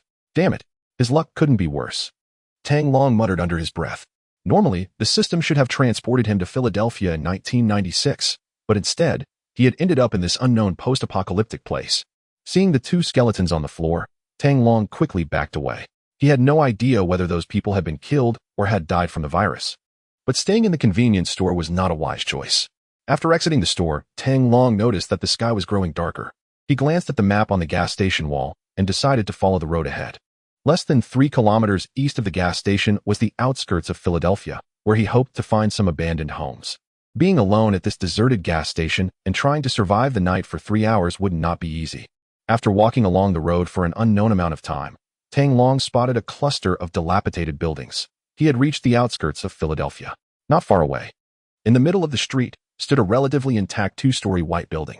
He planned to spend the night there. Just as he reached the middle of the street, a man's voice suddenly shouted, "Hey, kid, don't move." Tang Long turned towards the sound and saw a man with a rifle emerging from the shadows across the street. The gun aimed directly at him. Faced with the dark muzzle of the gun, Tang Long had no choice but to stop in his tracks. To be honest, with his current skills, taking down an armed thug wouldn't be much of a problem. The key was whether there were others nearby. He scanned the area carefully, and after confirming there was no one else around, his gaze finally settled on the man in front of him. The guy wore a tattered leather jacket, and his messy hair looked like wild grass sticking up all over his head. His bloodshot eyes were fixed intently on Tang Long. "What's your name? Where are you from?" The man in the leather jacket stopped about 3 meters away and asked. "Tang Long, a doctor from Temple University Hospital." Tang Long replied calmly. "New clothes? Take me to your stash." The leather jacket man exclaimed with excitement as he recognized Tang Long's outfit and his face. Ever since the outbreak of the virus, 7 billion people had died worldwide, and remaining supplies had become increasingly scarce. The fact that Tang Long was still wearing new clothes, looking healthy and energetic, indicated that he had a substantial reserve of supplies behind him. The leather jacket man was ready to take advantage of the situation and hoard Tang Long's resources for himself. "What stash?" Tang Long replied, looking confused.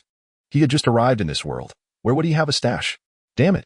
Seeing that Tang Long was cooperating, The leather jacket man charged forward and kicked towards Tang Long's abdomen. Chapter 67. The chaotic world of 12 monkeys. Seeing the man in the leather jacket rushing at him for no apparent reason, Tang Long let out a cold laugh and quickly dodged his attack, simultaneously delivering a swift kick with his right foot. Bang! The man in the leather jacket was sent flying several meters away, crashing hard onto the concrete ground with a painful cry. He struggled to get up but found his body in agony. After moving a couple of times, he collapsed weakly back onto the ground. Tang Long stepped forward quickly, not waiting for the man to rise, and forcefully stomped down on the man's right hand, which was holding a gun. Ah! The man in the leather jacket screamed in agony, dropping the rifle as he clutched his mangled hand, wailing in pain. Tang Long bent down to pick up the rifle from the ground, aiming it at the man and coldly asking, "Who are you? Are there any companions nearby?" The man looked up, cursing loudly, Fuck you. If you touch me, you're dead. The Wanderer Legion 1T let you get away." Bang! Tang Long's expression changed, and he immediately pulled the trigger, the bullet piercing through the man's skull. In this world, no one could threaten him. He didn't have time to interrogate the man slowly. Eliminating this guy was more convenient to avoid attracting his companions. From the man in the leather jacket, Tang Long at least gathered some useful information. There were others nearby. The Wanderer Legion? What kind of organization is that? A gang of thugs roaming around, robbing other survivors? According to Tang Long's memory, there was no such group in the movie 12 Monkeys. Could it be that not only the timeline had changed, but the course of history as well? He couldn't be certain of that, as there were few scenes in the movie depicting 2035, only that the external living conditions were harsh. However, the fact that this man was able to roam around the nearby streets suggested that there was no X-virus in the air, allowing Tang Long to survive safely in the vicinity. After searching the man, he found a few bullets and took the rifle, quickly leaving the street. With this incident, he could no longer continue on to the white building to find shelter. Tang Long had barely walked a few dozen meters when two armed men appeared ahead, rushing towards him from either side.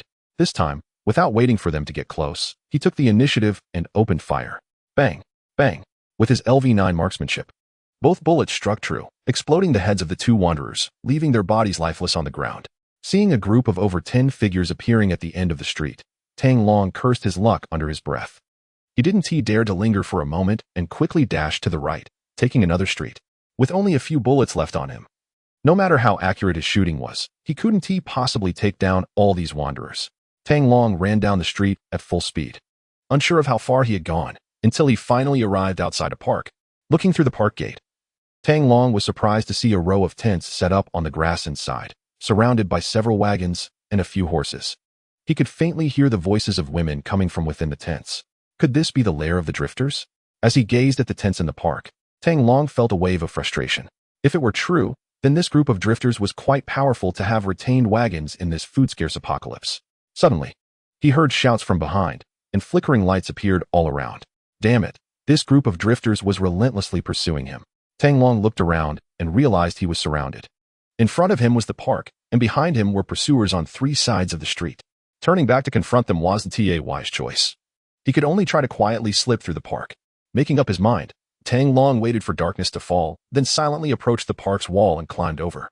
He crept along a path until he reached the shadows of the amusement park facilities, planning to sneak through the amusement park and into the woods beyond. Just as he was about to cross the fence and pass by the abandoned carousel, a sudden ringing sound echoed beneath his feet. He had stepped on a warning line attached to bells. Suddenly, a dozen armed women emerged from the shadows, their guns all aimed at Tang Long, silently watching him. Faced with the barrels of their guns, Tang Long had no choice but to set his rifle on the ground and raise his hands. "Hey, I'm not here to cause trouble. I just happened to pass by," he explained with a smile. At that moment, a black woman in an old long dress approached him. Upon seeing Tang Long's face, she exclaimed and ordered, "Take him to see the mother." Two armed women quickly moved in, escorting Tang Long towards the largest tent in the middle of the grassy area. Inside the tent, Tang Long saw a table in the center with a pot of something cooking on it, emitting a strange aroma from the teapot. Behind the table sat a long-haired woman wearing a black wide-brimmed hat, revealing only half of her wrinkled face. She lifted her gaze to Tang Long and, with a peculiar smile, said in Oriental, "It's rare to see someone like you, well-dressed and normal. Where do you come from?" "My name is Tang Long, and I'm a doctor from Temple University Hospital." He introduced himself again. "Huh, a doctor? I've seen many doctors, but never someone like you." The long-haired woman chuckled, pouring herself a cup of tea and taking a big sip. "There are many doctors in America. It's normal that you haven't seen me," Tang Long explained. He thought to himself that this old woman seemed a bit off. He hoped to get through this encounter, at least for the next couple of hours. As thoughts raced through his mind about what to say next, the long-haired woman suddenly spoke up. I know who you are now. You are the one trying to stop the virus from spreading. Tang Long was startled and questioned, who exactly are you? We are the Daughters Legion. Under the command of Mother, Midnight, and Father, the long-haired woman said in a deep voice. All order has collapsed. Cole's mission has failed, and so have you. Her voice gradually grew softer until she suddenly exclaimed, No, you are different from Cole. You are the new prime point. Tang Long furrowed his brow and asked, Do you know Cole? There are very few women in this world who know Cole, only a handful. However, the woman before him was clearly not Dr. Cassie. Who exactly is she? Cole. The pitiable otter eyes cannot prevent the plague from occurring, the long-haired woman murmured. Tang Long was increasingly confused and pressed on. Who are you? What is your name? Do you know where Cole is? Tell me where Cole is, and I will tell you what you want to know. The long-haired woman suddenly responded. Tang Long shook his head, saying, Cole has already been sent back to the past. I don't know where he is. Yes, he has returned to the past. By the way, if you see Cole, tell him Jennifer Goines has been waiting for him. The long-haired woman smiled. Jennifer Goines? Isn't Jennifer a man in the movie? How did she become a woman? Tang Long was instantly bewildered. What on earth is happening in this world? Chapter 68. Astonishing discovery. Wait a minute. It seems like Tang Long missed something. Jennifer just said if I tell her where Cole is, she would tell me what I want to know. Does she know the whereabouts of the cosmic cube fragments? How do you know what I'm looking for? Tang Long stared intently at Jennifer's face, asking seriously. Jennifer chuckled nervously. You told me. We're good friends. Good friends? What kind of nonsense is that? Tang Long's brow twitched. This was the first time he met Jennifer. How could they possibly be good friends? Besides, who would be friends with an old lady? Not yet. But we will be in the future. Seeing the skeptical look on Tang Long's face, Jennifer added. Upon hearing this, Tang Long started to believe that Jennifer was speaking the truth. This world was peculiar.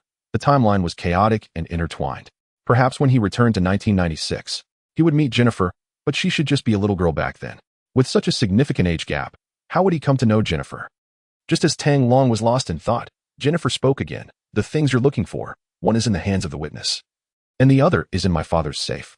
I hope you can get them this time. Who is the witness? Tang Long asked, momentarily taken aback. Jennifer's father, Leland Goines, was the president of the Marquis Group and the main mastermind behind the creation of the X virus. Although he never intended to exterminate humanity, despite being a billionaire, he wasn't hard to approach. But who was this witness that seemed to have emerged from nowhere? Tang Long racked his brain to recall the entire 12 Monkeys movie, but couldn't remember this character at all. Jennifer shook her head. I don't know who he is either. He has appeared at many different times, but no one has seen his true face. Another time traveler? Tang Long's brow furrowed. Many people had been sent back by those crazy scientists, and even though he was familiar with the plot, he had no way of finding this time traveler. The most troublesome part was that this guy also possessed a fragment of the cosmic cube, making things increasingly complicated. All right, I've said everything I needed to say. When are you going back? Jennifer pointed to the sky, smiling as she asked. Tang Long checked the system recovery time in his mind. There were still 2 hours and 10 minutes left. He looked at the steaming teapot on the table and smiled. I still need a little while. Perhaps I can sit down and try the tea you made. No problem. Please make yourself comfortable. Jennifer warmly invited. Many people like my herbs.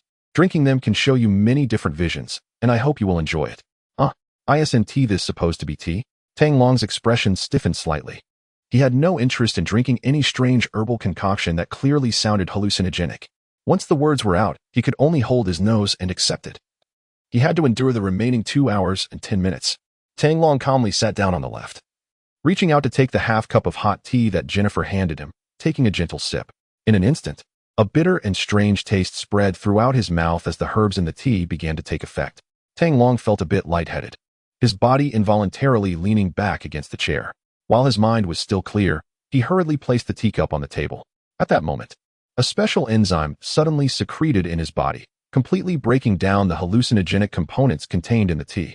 Originally, Tang Long had planned to muddle through the next 2 hours in a daze, but now that his mind was clear, how could he continue to pretend? After some thought, he picked up the teacup again and took a big gulp, then set it down and closed his eyes, pretending to sleep.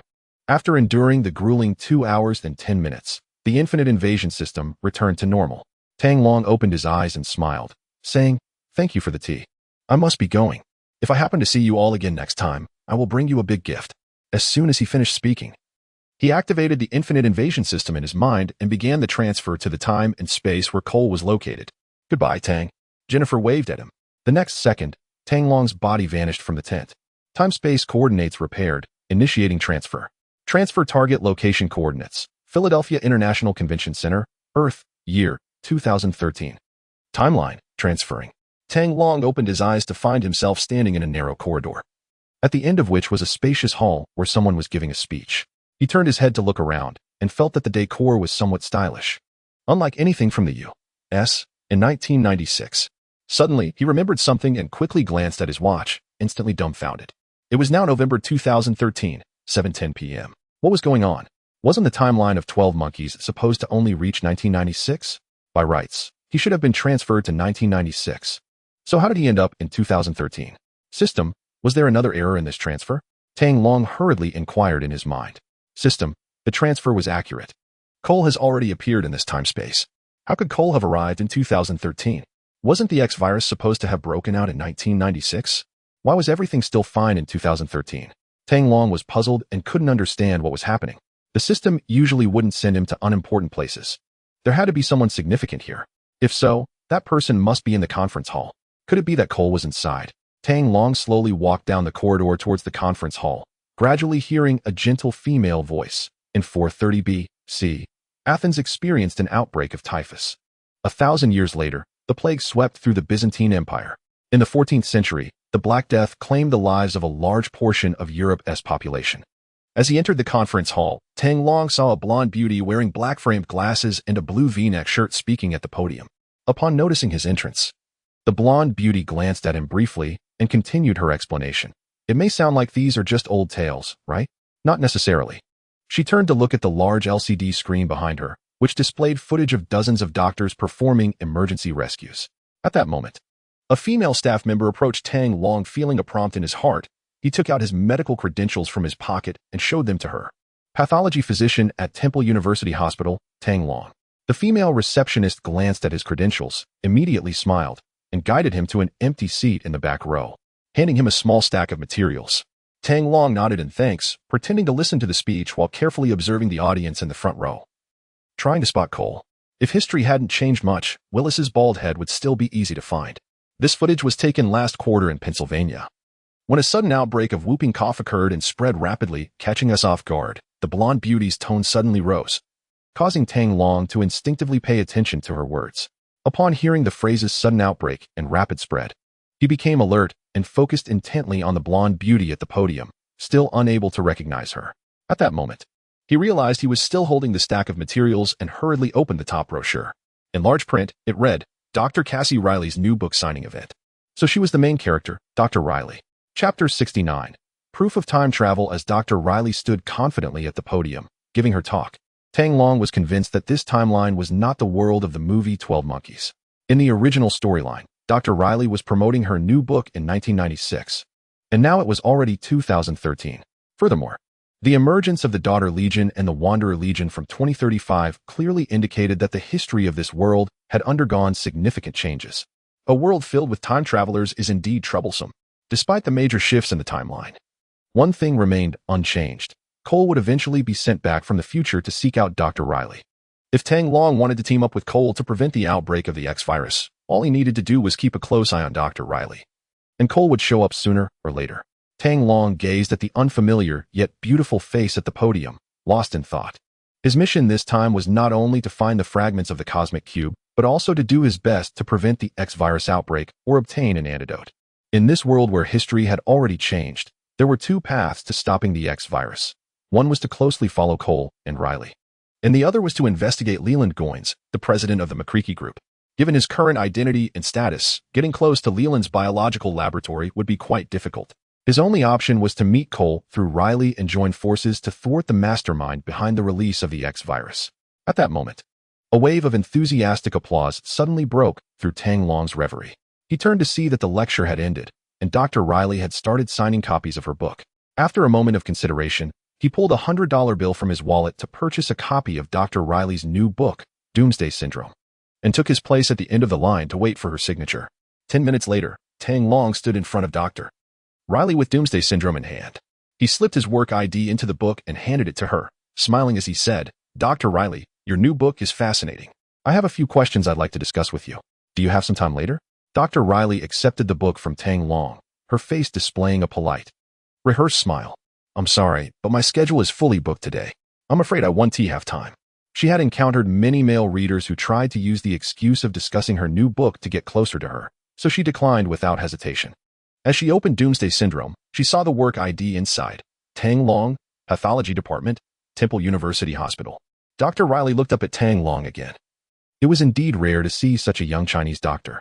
However, no matter how young and handsome he was, it wouldn't matter. She still wouldn't give him a chance because she already had a boyfriend. Seeing the expression on Riley's face, Tang Long instantly understood that she must have misunderstood him. He quickly explained, Dr. Riley, I sincerely have a few questions I would like to ask you. I mean no other offense. Riley hesitated for a moment before quickly responding. All right, I'll give you 5 minutes. My car is parked on the street across from the International Exhibition Center. Let's walk over together. Thank you, Dr. Riley. Tang Long replied with a smile. Riley quickly signed a copy of her new book, handed it to Tang Long, and began to pack her things to leave. As they walked out of the exhibition center side by side, Riley suddenly said, You can start now.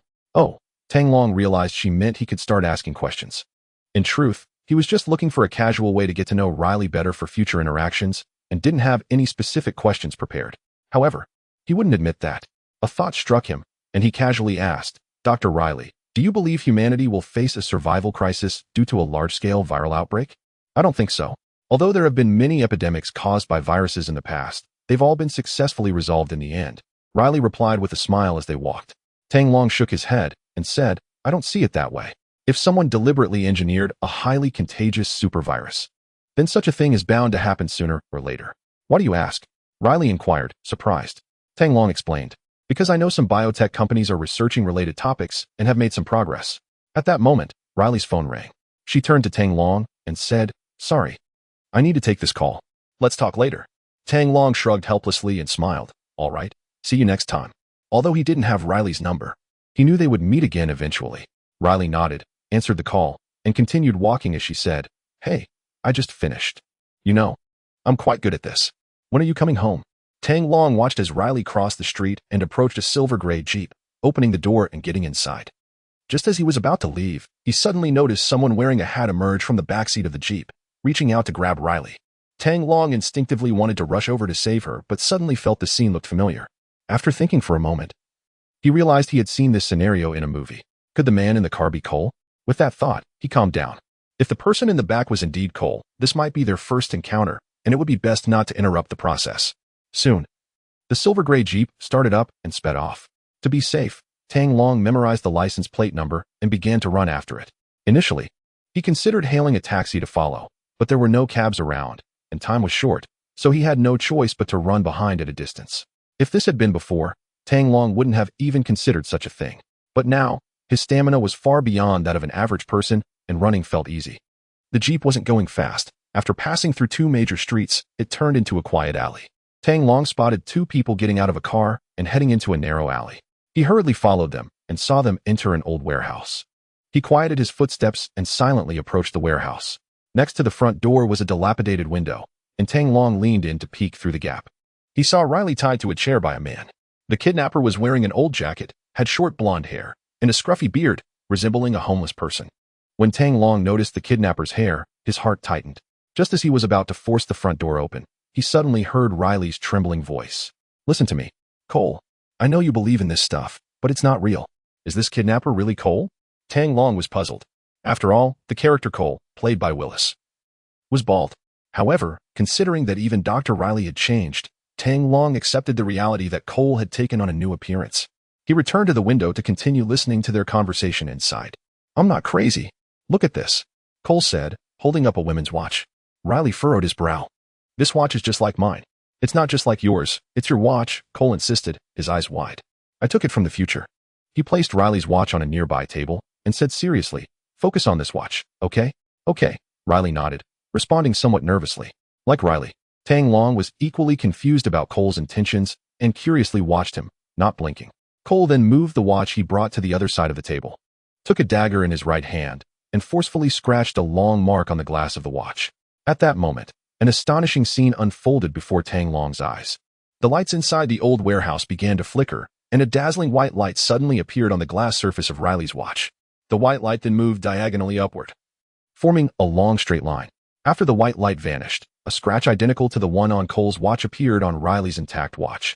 Chapter 70. Song Xingwan's call for help. Seeing a scratch suddenly appear on the surface of her watch, Riley exclaimed in disbelief. How is this possible? What was happening before her eyes was clearly not magic, yet it was completely beyond her understanding. I know it's hard to explain, and you think it's impossible. But it's not, Cole said, gazing into Riley's eyes as he tried to clarify everything. Riley shook her head. I don't understand. As a top student, she couldn't grasp what was happening in such a short time. None of this could be explained by science. You changed the past, and the future will change as a result, Cole continued. Riley still wore a confused expression. She remained unconvinced by Cole's words.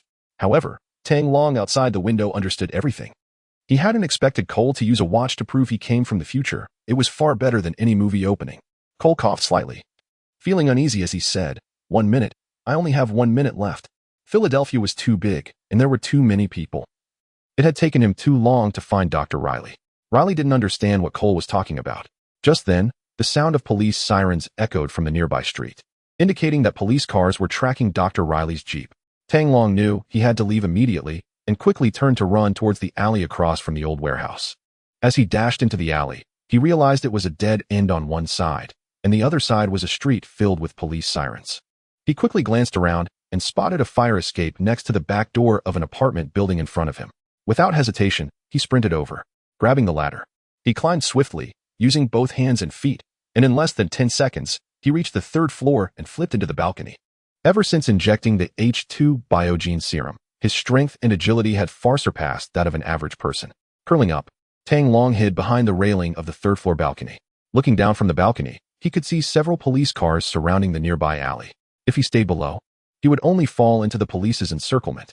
At that moment, Tang Long saw Cole dragging Riley out of the old warehouse. Evidently, Cole had heard the sirens too. Unfortunately, he was already too late. After a futile attempt to dodge left and right for a few steps, Cole realized that the left alley was blocked by police cars and the right was a dead end. He had no way to escape. With no options left, Cole had to pull Riley and hide by the back door under Tang Long's balcony. The door was locked with an iron chain, but there was a recessed wall that provided cover from the police's view at the alley entrance. Watching Cole, who resembled a cornered animal fleeing in all directions, Dr. Riley's expression turned serious as she said, Cole, listen to me. You did not travel through time. You saw the watch, Cole explained helplessly. Not having anticipated how stubborn Riley would be, there was no way around it. What he was saying about time travel was too absurd. If he hadn't experienced it himself, he wouldn't believe that anyone could traverse time and space. You are surrounded by us. The alley has been sealed off. The voice of the police echoed from the entrance. As the criminals held an important hostage, and the police dared not act recklessly. Hearing the police's announcement, Riley urged, Cole, you should go out and turn yourself in. I'll plead your case to the judge. Cole smiled and raised his left hand, waving it in front of Riley. I can feel it. It's already begun. And it won't be long now. Riley frowned, looking at Cole, who seemed a bit unhinged, unsure of what to say. She noticed that something seemed off with him mentally. Perhaps she should suggest that the police conduct a mental health evaluation soon. Cole turned to Riley, speaking earnestly. The time is approaching.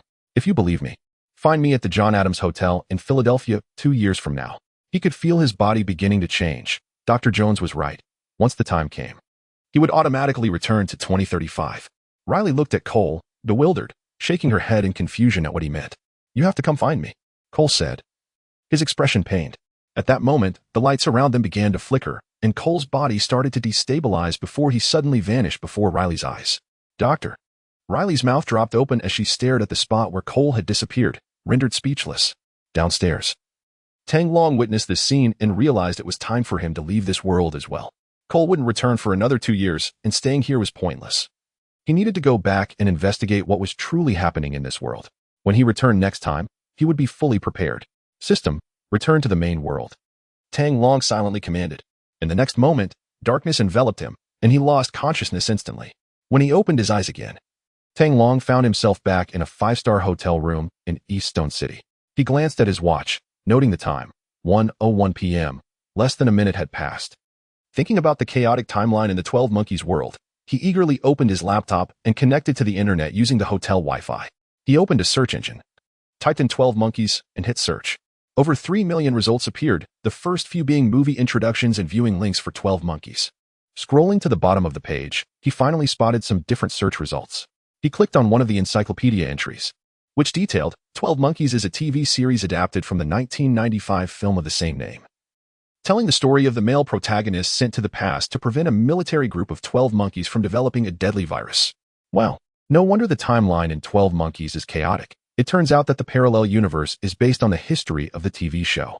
Now Tang Long understood where he had gone wrong.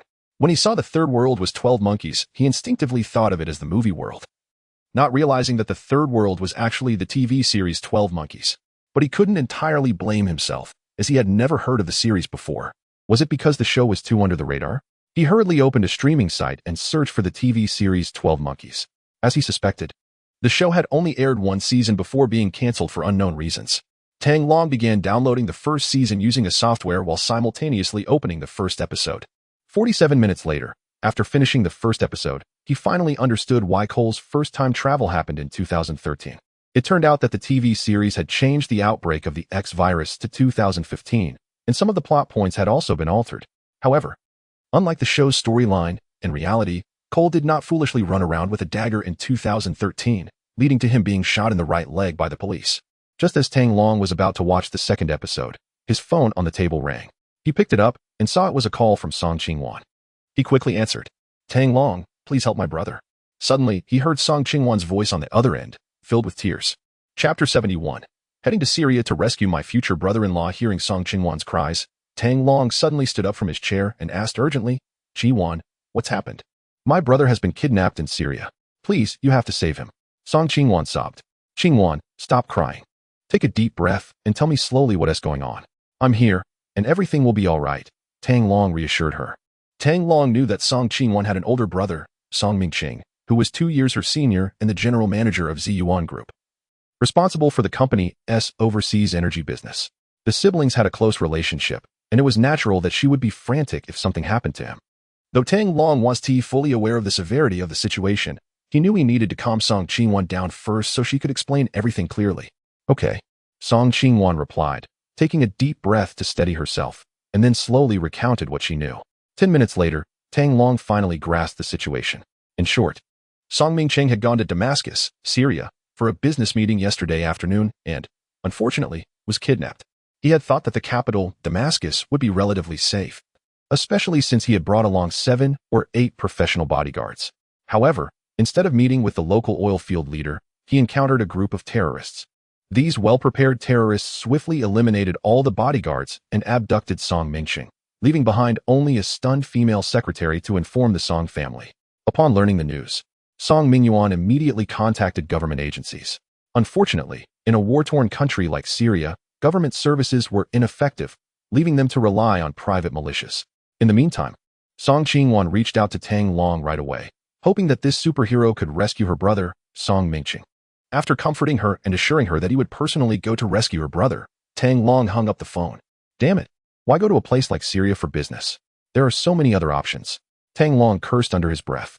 To him, Ziyuan Group had numerous subsidiaries and assets worth nearly 100 billion. There was no need to conduct business in a dangerous place like Syria.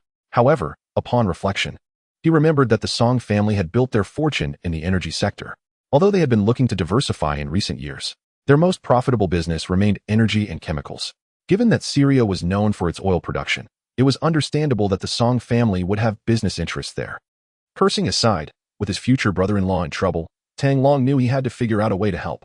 Otherwise, how could he ever marry Song Ching-wan? Reluctantly, he decided to make a trip to Syria. Although the country was in chaos, Tang Long was confident in his skills and the support of the system, ensuring his personal safety. However, to successfully rescue Song Ming-cheng, he needed to prepare properly. With that determination, Tang Long summoned the infinite invasion system in his mind and directly entered the world of Mechanical Enemy. In the new era high-tech factory, 100 brand new LT-1 robots have just been completed and rolled off the assembly line. Tang Long ordered the robots to be modified to resemble local Syrian people and loaded them with a combat database. In addition to the appearance modifications, Tang Long also procured clothing typical of the local Syrian population for each robot and equipped them with various high-tech weapons.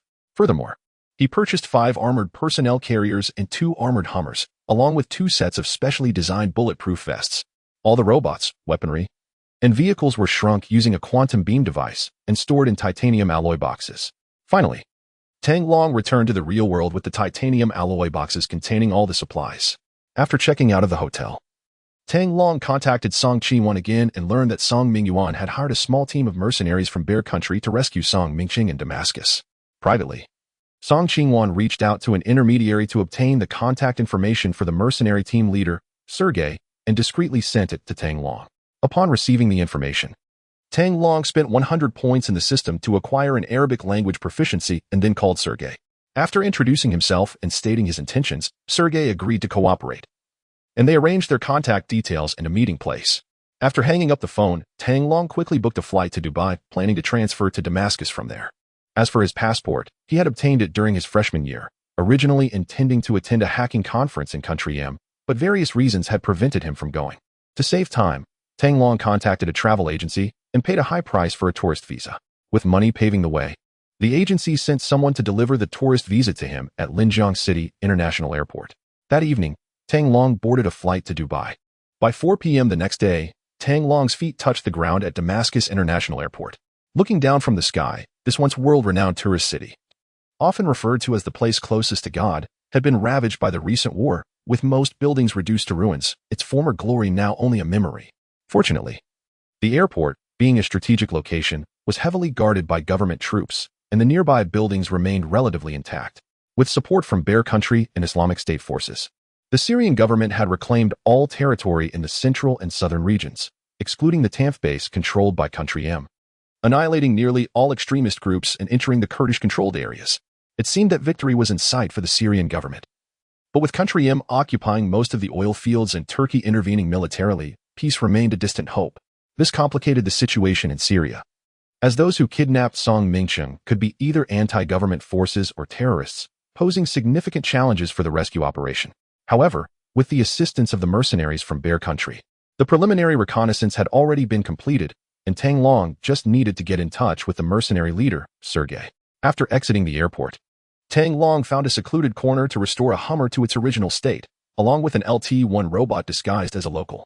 The robot, equipped with a Google Maps database, followed Tang Long's instructions and drove to the meeting location agreed upon with Sergei. The car quickly arrived at the destination, and Tang Long sat in the Hummer, scanning the area for any sign of Sergei. At that moment, a foreigner dressed in camouflage, wearing sunglasses and a cap, approached the car and asked, "Are you Tang Long from Huagua?" Tang Long glanced at him and replied calmly, "Yes, are you Sergei?" Sergei nodded and asked, "Is it just you?" To him, the Syrian driving the car seemed more like a hired driver and guide, not armed personnel. "No, I brought some backup.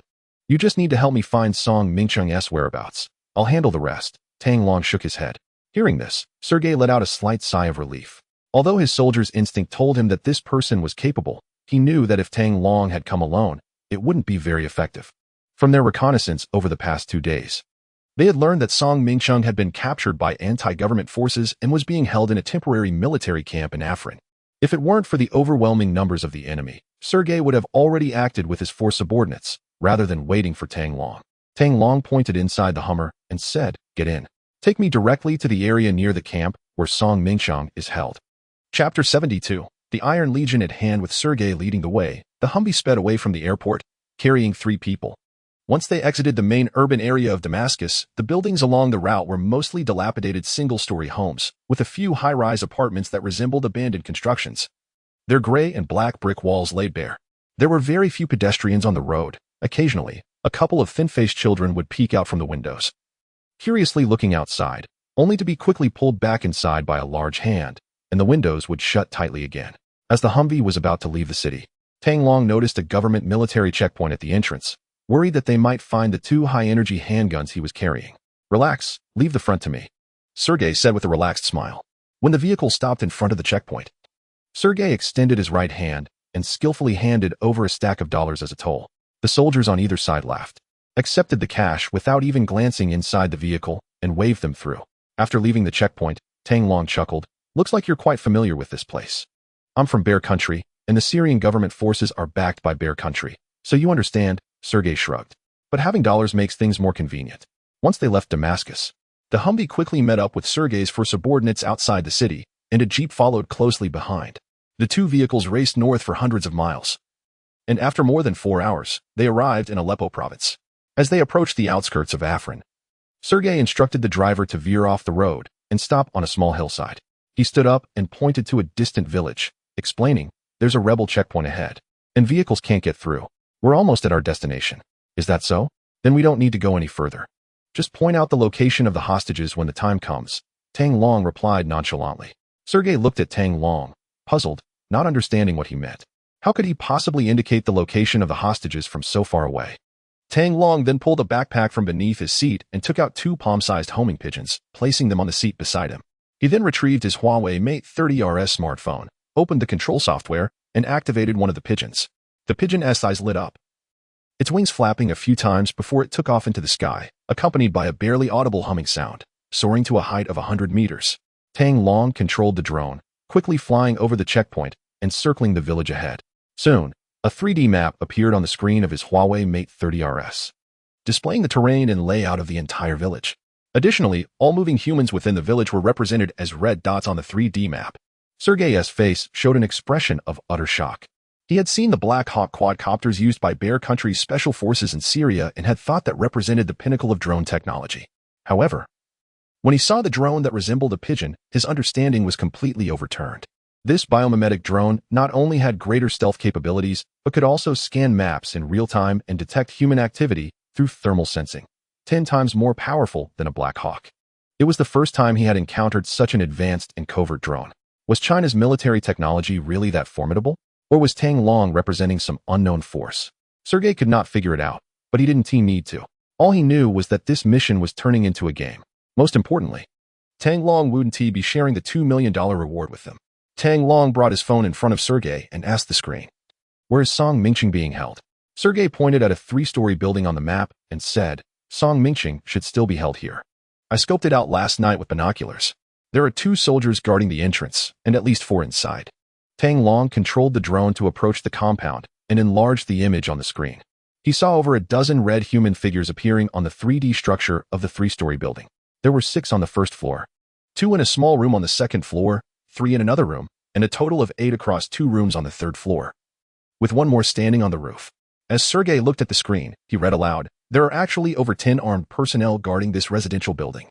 Upon realizing the number of people inside, Sergei couldn't help but frown. This was a tricky situation. This stronghold, located on the outskirts of Afrin, was occupied by a whole company of rebels. The hostage was held in a house at the edge of the village, and with just their 7 people. It seemed nearly impossible to rescue him without alerting the guards at the village entrance. Although they could potentially take down the 10 or so armed personnel, it would definitely attract the attention of the rebels in the village. Once the rebel forces from the barracks were alerted, they would face an assault from an entire company of rebel soldiers. The end result would be that they not only wouldn't be able to rescue the hostage, but would also end up getting themselves killed. Tang Long, what should we do? There are too many rebels inside, and there's a whole company of soldiers at the village entrance. Whether it's a sneak attack or a frontal assault, it's bound to fail, Sergei said with a troubled expression. Tang Long smiled and replied, "Of course. We can't do it with just our numbers. As I mentioned, I've got backup." Curious, Sergei looked around and asked, "Where are your people?" Tang Long said calmly, "All right, you guys retreat to the intersection 5 kilometers away and wait for me. I'll take care of the rest. My people will arrive in 10 minutes. Although Sergei didn't understand where Tang Long's reinforcements were, he was more than eager to complete the mission without taking any risks. He jumped out of the Hummer and got into the Jeep behind, instructing his men, "Turn around and head to the intersection 5 kilometers away."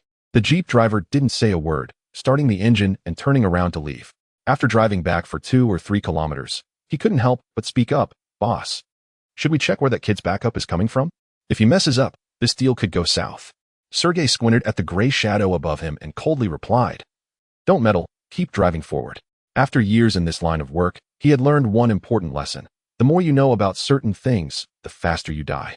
There are questions you shouldn't ask, and you definitely shouldn't pry or eavesdrop on matters that aren't your business. Although he was also curious about who Tang Long's helpers were. With drones still monitoring from above, staying nearby would surely attract attention. The helpers Tang Long mentioned might very well be some hidden special forces. If they found out things they shouldn't know, they couldn't guarantee that the other side wouldn't take drastic measures to silence them. From the surveillance footage transmitted by the drone, Tang Long saw Sergei and his crew leave obediently. He pulled out a titanium alloy box from his backpack and took out the armored personnel carriers and robotic soldiers inside. In less than 5 minutes, 100 robotic soldiers, disguised as Syrian nationals and fully armed, were assembled, using his Huawei phone. Tang Long distributed data about the rebel forces and hostages in the village ahead to all the robots, while he donned a bulletproof vest. Holding 2 energy pistols, he directed. Team A, advance with me to the courtyard where the hostages are. Teams B and C, attack the barracks at the village entrance. Team D, drive the armored vehicles to block the front and rear entrances. Leave no one behind except for the hostages. Move out. Chapter 73. The Rise of the Robot Legion. At the command of Tang Long, the entire robot army sprang into action, darting towards their respective targets under the cover of night. The first unfortunate victim was a sentry on the roof of a 3-story building, who was shot in the head from a distance by a robotic soldier armed with a sniper rifle, collapsing silently into a pool of blood. Upon seeing the sentry fall on the surveillance footage from his phone, Tang Long waved his hand behind him, and a squad of robotic soldiers quickly followed him as they rushed towards the courtyard wall of a residential building. Taking a deep breath, Tang Long pushed off the ground with force, using his toes to tap against the wall twice, propelling himself into the air and instantly leaping over 3 meters to the top of the wall. He turned his head to survey the area and noticed that several rebel soldiers at the entrance of the courtyard were completely unaware of the commotion above. At this moment, the 15 members of Team A had all taken their positions. 10 robots crouched on the wall, while the others had climbed up to the roof of the 3rd floor. Tang Long secured his gun back in its holster, pressed himself against the wall of the 3rd floor, and with a sudden burst of strength, jumped up and grabbed the edge of the balcony with his right hand, flipping himself over to land on the balcony. From the footage relayed by the drones earlier, he knew that there were 2 people locked inside the small room on the right side of the 3rd floor. The 2 individuals were crouched on the floor with their arms tightly bound behind them, appearing to be hostages, with Song Mingsheng likely among them. In the left side hall, 6 rebel soldiers were armed with rifles, effectively blocking access to the right room. To reach the hostages, Tang Long would first need to eliminate the rebels in the hall. He signaled to the robotic soldiers on the roof, and 5 of them silently descended. Making a kicking motion towards the main entrance of the hall, he then stepped back. 2 robotic soldiers simultaneously kicked the hall door open, while the other 3 rushed in brandishing submachine guns. Rat-a-tat-tat. The 5 robotic soldiers, along with Tang Long, unleashed a hail of gunfire at the rebels inside the hall. Bullets poured in like a torrential storm, instantly turning the 6 rebel soldiers into Swiss cheese. Hearing the gunfire from above, the rebels on the ground and in the courtyard shouted, "Enemy attack! Enemy attack!" At the same time, the 10 robotic soldiers crouched on the wall opened fire first. The shouting in the courtyard abruptly ceased. In under 10 seconds, 4 rebel soldiers lay dead in a pool of blood. Tang Long charged into the 3rd floor hall and commanded the robotic soldiers, "Coordinate with the troops outside and clear out the rebel soldiers downstairs." Without hesitation, the robotic soldiers dashed towards the 2nd floor. Tang Long raised his energy pistol and kicked open the door to the small room on the right side of the hall. Upon entering, he noticed 2 individuals huddled in the corner. One was a blonde foreigner, and the other was Song Mingsheng. Seeing someone enter with a gun, the blonde man eagerly asked, "Are you from the U.S. Marine Corps here to rescue me?" Tang Long didn't even glance at the foreigner, instead grinning at Song Mingsheng and saying, "Mr. Song, I'm here to rescue you." Since Song Mingsheng didn't recognize him yet, and Tang Long didn't want to reveal his identity in front of the foreigner, he opted to refer to his future brother-in-law as Mr. Song. Song Mingsheng looked up, his face lighting up with surprise as he asked, "Are you really here to save me?" It had been 3 days since he was kidnapped by the rebel forces, and no one had come with the ransom. The situation had left him feeling utterly despondent. This morning, he learned that if no one came to pay the ransom in 2 days, he would be executed in front of a global audience. As the day dragged on with no sign of rescue, each moment felt like an eternity, and he was in constant agony. He knew that Syria was far from China, and the official government had no jurisdiction here. It was unlikely anyone would be willing to risk their lives to save him. As time passed, Song Mingsheng was on the brink of breaking down.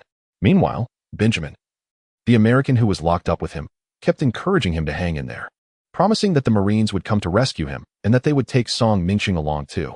However, instead of the Marines, they unexpectedly found themselves rescued by Tang Long and his team. Tang Long reached out, pulled Song Mingsheng up, and untied the ropes binding him, smiling as he said, "Mr. Song, I've been sent by Song Qingwan to bring you back home. Thank you so much. I can't express how grateful I am." Song Mingsheng replied excitedly. The commotion outside indicated that more than one person had arrived, but since no one had announced their identity, he refrained from asking further.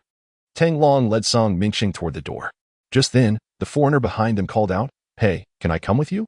Tang Long turned to see the blonde foreigner looking anxiously at Song Mingsheng, clearly worried about being left behind. Song Mingqing silently looked at Tang Long, leaving the decision to save the foreigner up to him. After some consideration, Tang Long asked, "Is he your friend?" "Sort of. If it's not too much trouble, please take him with us," Song Mingqing said, remembering the events of the last 2 days and feeling a pang of compassion. "All right, he can come with us. But don't say a word about anything you see." Tang Long decided to give his future brother-in-law some face. The blonde foreigner was overjoyed, repeatedly thanking them. "Thank you. My name is Benjamin, and I will repay you when I get back home." Seeing Tang Long nod, Song Mingqing went over to help Benjamin untie his ropes, and the two followed Tang Long out of the room. As they descended from the 3rd floor to the 1st, Benjamin was taken aback by the sight of numerous rebel soldiers' bodies scattered across the ground, with not a single attacker dead. He couldn't help but speculate about Tang Long's identity. Could he be part of a special forces unit sent by China to rescue Song Mingqing? When they stepped outside the house and saw 2 rows of soldiers dressed in local Syrian attire standing in the courtyard, Benjamin was left speechless. Although the soldiers did not speak, it was clear from their appearance that they were locals from Syria. When did Syria acquire such elite mercenaries? He was curious to ask whether these soldiers were part of the Syrian government army, but remembering what Tang Long had just said, he swallowed his words. At that moment, an armored personnel carrier and a Humvee drove into the yard. Tang Long turned to Song Mingqing and Benjamin and said, "You two come with me in the Humvee." Without waiting for their response, he jumped into the vehicle. Without needing any orders from Tang Long, the 2 rows of robotic soldiers in the yard autonomously boarded the armored vehicle behind. Seeing such well-trained Syrian mercenaries, Benjamin could hardly believe his eyes. If the Syrian government army really had such elite soldiers, or if they had managed to hire soldiers of that caliber, this war wouldn't have lasted for 9 years. Once they were in the vehicle, Song Mingqing asked, "Where are we headed now? Back to Damascus?" Hearing gunfire still echoing from the village in the distance, Tang Long replied casually, "We have a bit of cleanup to do. Just a moment." He waved his hand forward, and the armored personnel carrier sped past the Humvee, heading toward the rebel camp. By the time the Humvee leisurely reached the village's edge, the battle was already over. A whole company of rebel soldiers had been wiped out by the robotic soldiers, leaving no survivors. The entire convoy began to withdraw from the village, heading back the way they came, preparing to return to Damascus. Watching the 4 armored personnel carriers filled with elite soldiers behind him, Benjamin felt numb. At this point, he no longer believed the story that these soldiers were mercenaries. After spending so much time in Syria, he had never heard of such an elite mercenary group made up of Syrians. Was it possible that this Chinese man had a far more complicated background? As Benjamin's mind raced with thoughts, Tang Long jokingly remarked, "I guess you'll keep our secret, right?" Benjamin's gaze remained blank, but he nodded slightly. In truth, even if he were to speak of this, no one would likely believe him, especially since everything about this situation felt so bizarre. A normal rescue team wouldn't necessarily have to annihilate all the rebel soldiers before leaving, would they? Was this a case of silencing witnesses? Chapter 74. Hidden talents and fame. At a fork in the road leading to the outskirts of Aflin City, a jeep was parked beneath a large tree. Sergei and his team were lying on the ground, gripping their weapons tightly, their eyes fixed on the north where a series of gunshots echoed. Despite being 5 kilometers away from the rebel camp, they could still hear the gunfire, indicating the intensity of the battle.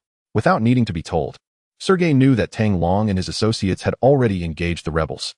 From the rapid-fire sounds, it was clear that at least 100 fighters were exchanging fire, and multiple submachine guns were in use. Strangely, within 10 minutes, the gunfire began to subside and soon fell silent. Sergei and his men exchanged puzzled glances, unsure of what was happening. After another 5 minutes of silence, Oleg, the firepower specialist, glanced at Sergei and couldn't help but ask, "Boss, what is going on?" Sergei didn't take his eyes off the night vision binoculars, focusing intently on the end of the road. Furrowing his brow, he replied, "I don't know. Could it be over? Did Tang Long rescue the hostages?" Their collaboration with Tang Long was temporary. He intended to keep the existence of the robotic soldiers a secret. And since the rescue operation required silence, they hadn't maintained radio contact. Even if he had succeeded, it shouldn't be this quiet. There was a whole company of rebel soldiers stationed in the village. One of the men nearby questioned, under normal circumstances, when a mercenary group ambushes and kills the guards, they would immediately retreat after rescuing the hostages. The rebels in the village would send troops to pursue them, and there should be continuous gunfire throughout the process. Oleg suddenly thought of a grim possibility and his face darkened. Sergei checked his watch with a flashlight and said sternly, "Prepare for enemy engagement. We'll wait 5 more minutes. If Tang Long hasn't returned by then, we'll retreat." If Tang Long's operation had failed, they wouldn't stand a chance against a whole company of rebels with just a few of them. They would have to admit defeat and abandon the mission. 3 minutes later, just as Sergei was nervously preparing to pull back, a small convoy appeared in Sniper Vasily's line of sight. Leading the way was a Humvee, followed by 4 armored personnel carriers. "Boss, 5 vehicles are coming," Vasily alerted. Seeing the Humvee followed by the 4 armored vehicles, Sergei paused for a moment before quickly aiming the night vision binoculars at the Humvee. When he recognized Tang Long's face in the passenger seat, he finally relaxed and smiled, saying, "It's our people, Tang Long is back." Sergei took out his phone and called Tang Long, saying, "Hey, it's me, Sergei. Did you rescue the hostages?" "Yes." "Are those people under the tree in front of your team?" Tang Long asked while monitoring the thermal imaging on his phone screen. Sergei replied excitedly, "It's us. We'll be there soon." After hanging up the phone, he signaled his men to get in the car and quickly drove the jeep closer to the convoy of Humvees. As they approached, Tang Long waved to signal the convoy to stop and called out to the jeep, "Sergei, Mr. Song is over here, come over and chat." Sergei, eager to check if the financier was okay, jumped out of the jeep and hopped into the back seat of the Humvee. Once inside, Sergei immediately recognized Song Mingqing and enthusiastically extended his hand, saying, "Mr. Song, hello. I'm Sergei, the leader of the Scorpion mercenary group. Your father hired us to rescue you. This was a successful mission to save hostages from the rebels, a great opportunity to build their reputation and brand." Even though they only had 5 people, at most a small mercenary squad, Sergei still boasted about the name of the Scorpion mercenary group. Tang Long couldn't help but chuckle inwardly at Sergei's words. Just a moment ago, Sergei hadn't dared to brag like this. However, he had no intention of exposing him. These mercenaries were risking their lives for money, so why steal their thunder? After all, he wasn't relying on this for a living. Song Mingcheng looked at Sergei with a somewhat strange expression. If they were there to rescue him, why hadn't he seen them during the earlier rescue operation? Nevertheless, he was experienced and wouldn't voice these thoughts directly. Regardless, they were there to save him, and he couldn't afford to be dismissive. Suppressing his doubts, Song Mingcheng reached out and shook Sergei's hand gently, smiling as he said, "Thank you for coming to save me. I'll make sure my father doubles your reward when we get back." Benjamin, sitting nearby, quietly observed Sergei and then glanced at the driver in front, suddenly realizing something. Unlike Song Mingcheng, who was new to Syria, Benjamin had been around long enough and had dealt with many mercenary groups, understanding the nuances of their operations. There was something off about the Scorpion mercenary group. Even if Sergei, as the leader, didn't need to fight on the front lines, he should have been nearby to oversee the operation. Why was he so far away? Moreover, judging by their attire and mannerisms, these 5 Russians didn't seem to be affiliated with the Syrian mercenaries they had just encountered. Recalling what Tang Long had said earlier, that the Syrian mercenaries were hired by Song Mingcheng's sister. While this group of Russian mercenaries was hired by someone else, Benjamin realized that the 2 groups were not working together. The ones truly there to rescue them were the Syrian mercenaries led by the Chinese. Understanding this, Benjamin chose not to show too much enthusiasm towards Sergei. He quietly sat to the side, pretending to be just another bystander. Upon hearing Song Mingcheng's words, Sergei was overjoyed and quickly promised, "Mr. Song, please rest assured. We will safely get you on the plane back to China." Song Mingcheng noticed the Syrian driver in front and suddenly asked, "Is Captain Sergei the overall commander of this operation?" Sergei was about to respond affirmatively, but when he remembered that Tang Long was sitting right in front of him, and that they had been merely watching during the entire battle, he suddenly found himself at a loss for words.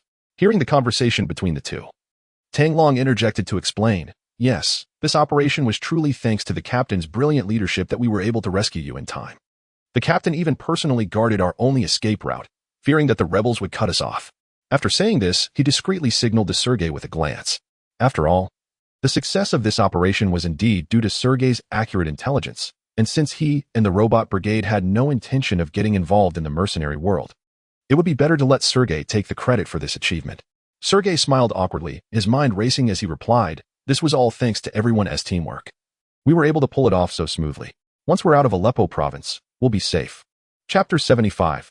Ambush in Damascus. The moment Sergei saw the 4 armored personnel carriers behind the Hummer, he understood why Tang Long had the confidence to come alone to rescue Song Mingcheng.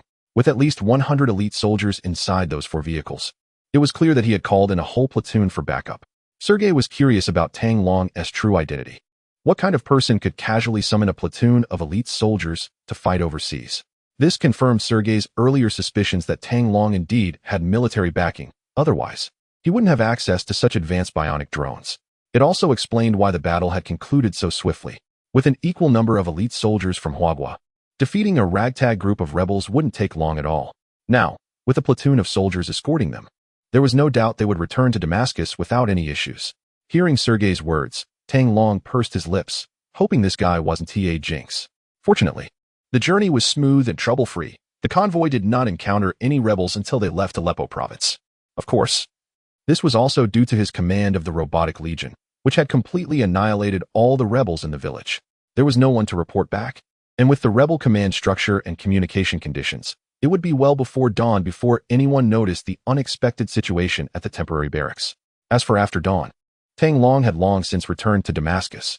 The trip from the outskirts of Afrin to Damascus took over 5 hours of nighttime travel. After eating the food provided in the vehicle, Song Mingqing and Benjamin used Sergei's satellite phone to reassure their families before leaning back in their seats and drifting into a deep sleep. Seeing Song Mingqing make the call reminded Tang Long that he needed to send a message to Song Qingwan. However, since Song Mingqing had already called, Song Qingwan would surely be informed. Not wanting to speak in front of him, Tang Long simply sent a text. Successfully rescued my brother on the way back to Damascus. Flying home via Dubai tomorrow morning. All is well, don't worry. Thinking of you. Tang Long, noticing that Song Mingqing and Benjamin had settled down, Sergei spoke softly. Tang Long, do you want to take a break? I can take over for a bit. Until they reached Damascus, it wasn't safe on the road, and someone needed to keep an eye on their surroundings. Relying solely on the driver wouldn't suffice. As an experienced veteran and the leader of the Scorpion mercenary group, Sergei volunteered to take the first watch. You go ahead and rest. I'll keep an eye on things. I'll call you if anything comes up. Tang Long replied with a smile, shaking his phone. He felt energized and needed to operate the drones, so there was no need for a break.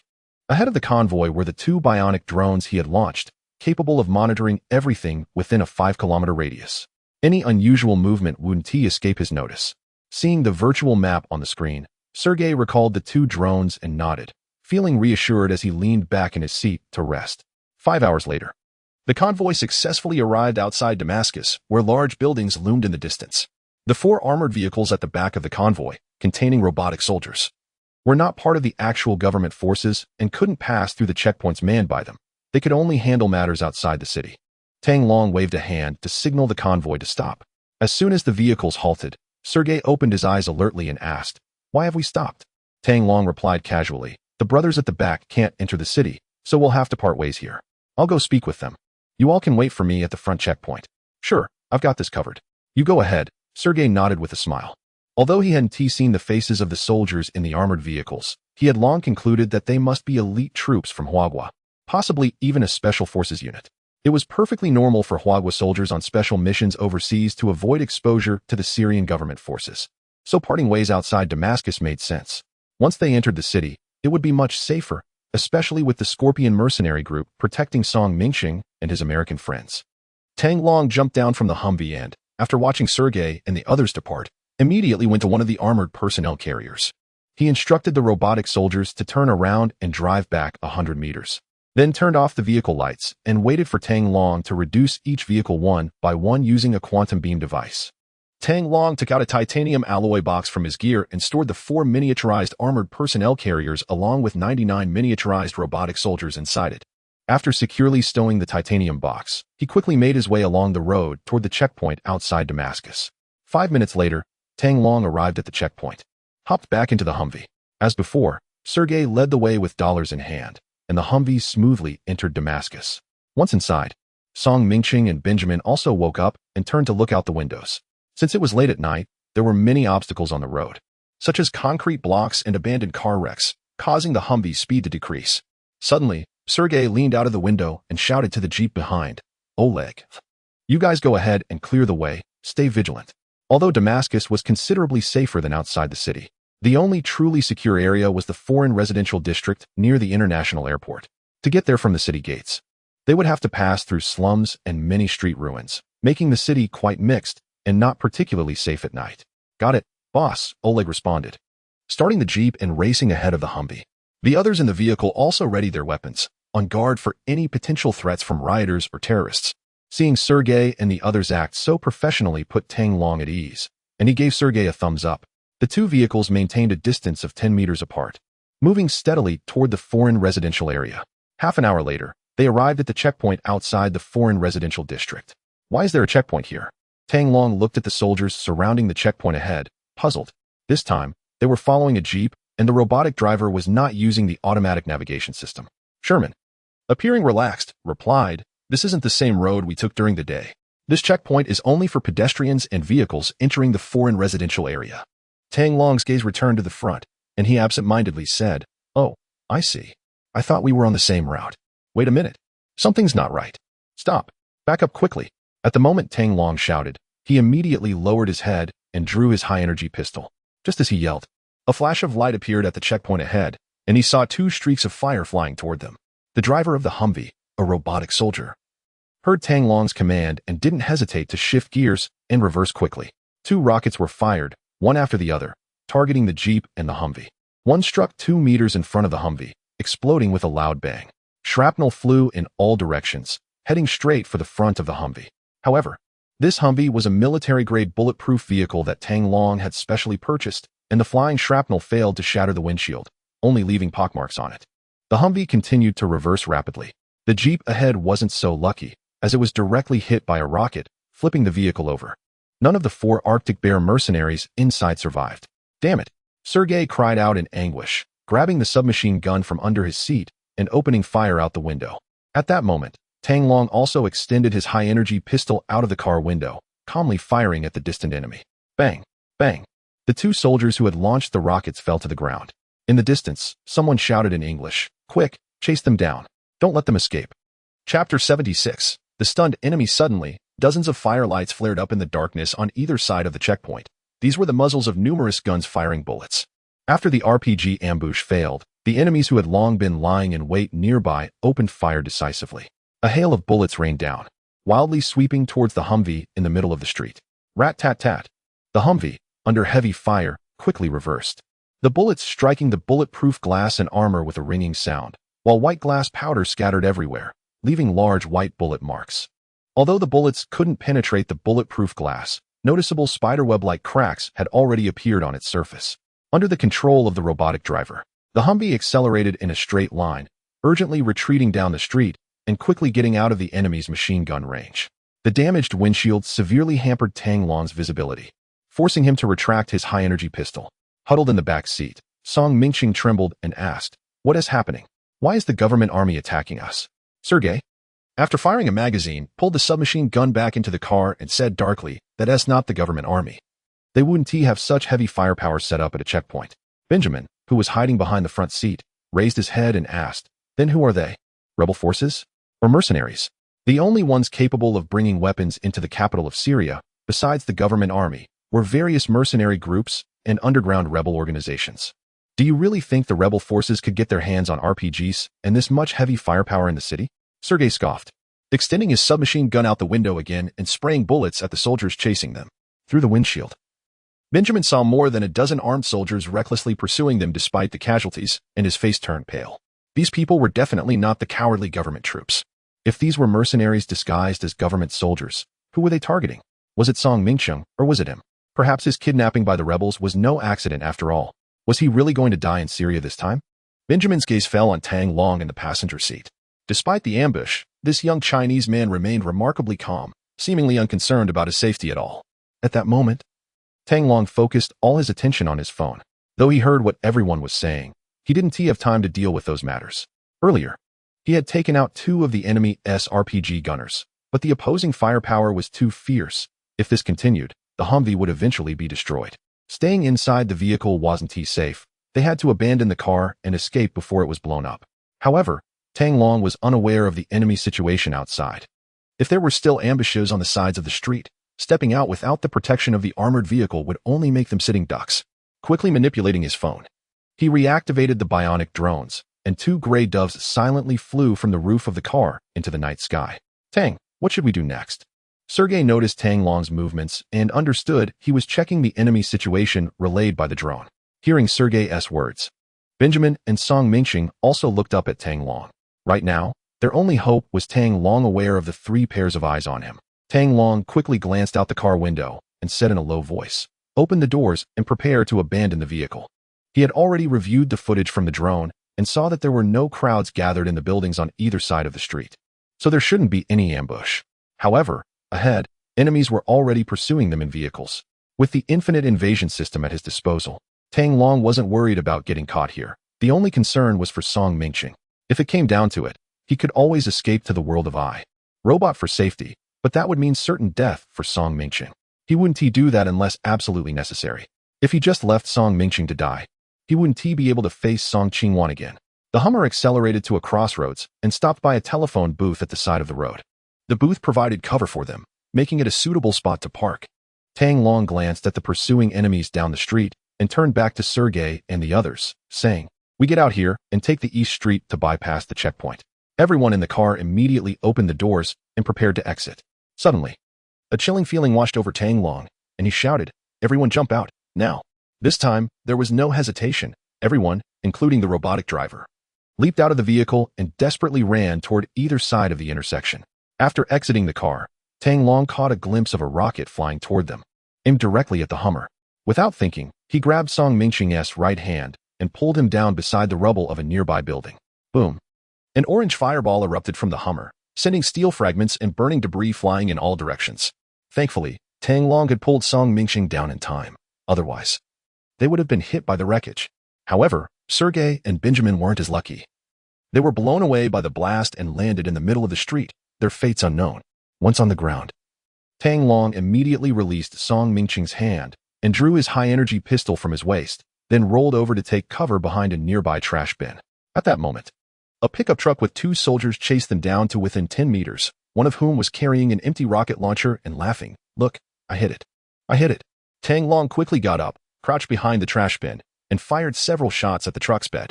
Bang! Bang! The 2 soldiers were shot in the head and fell from the pickup, causing the driver to slam on the brakes and jump out of the vehicle. "Fuck! They're not dead yet. Be careful," someone cursed in English from a distance. The pursuing soldiers immediately halted and took cover behind the nearest obstacles. The shooter's aim was so precise that nobody dared to stick their head out.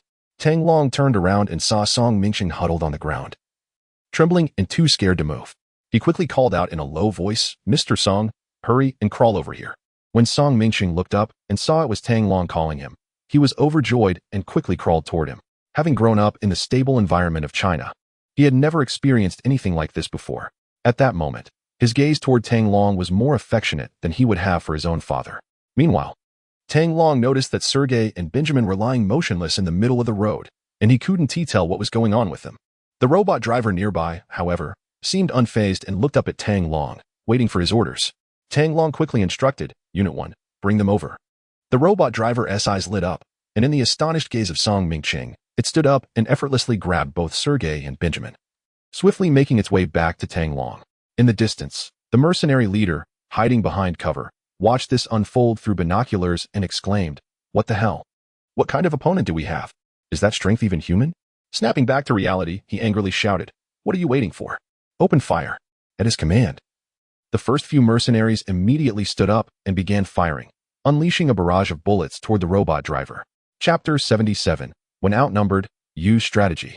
Just as the group of mercenaries thought the local from Syria was done for, they were stunned to see him sprinting across the street and scathed, disappearing around the corner. The mercenary leader, Ackerman, rubbed his eyes in disbelief and exclaimed, "What the hell? Is this guy even human? Can't even be taken down by bullets? Boss, should we keep going?" One of the mercenaries gulped, unable to hide his apprehension. Faced with such an inhuman opponent, he felt a twinge of fear. Ackerman shot a cold glare at his subordinate, then spoke into the radio with a fierce tone, "Everyone, attack together. I refuse to believe we can't take him down."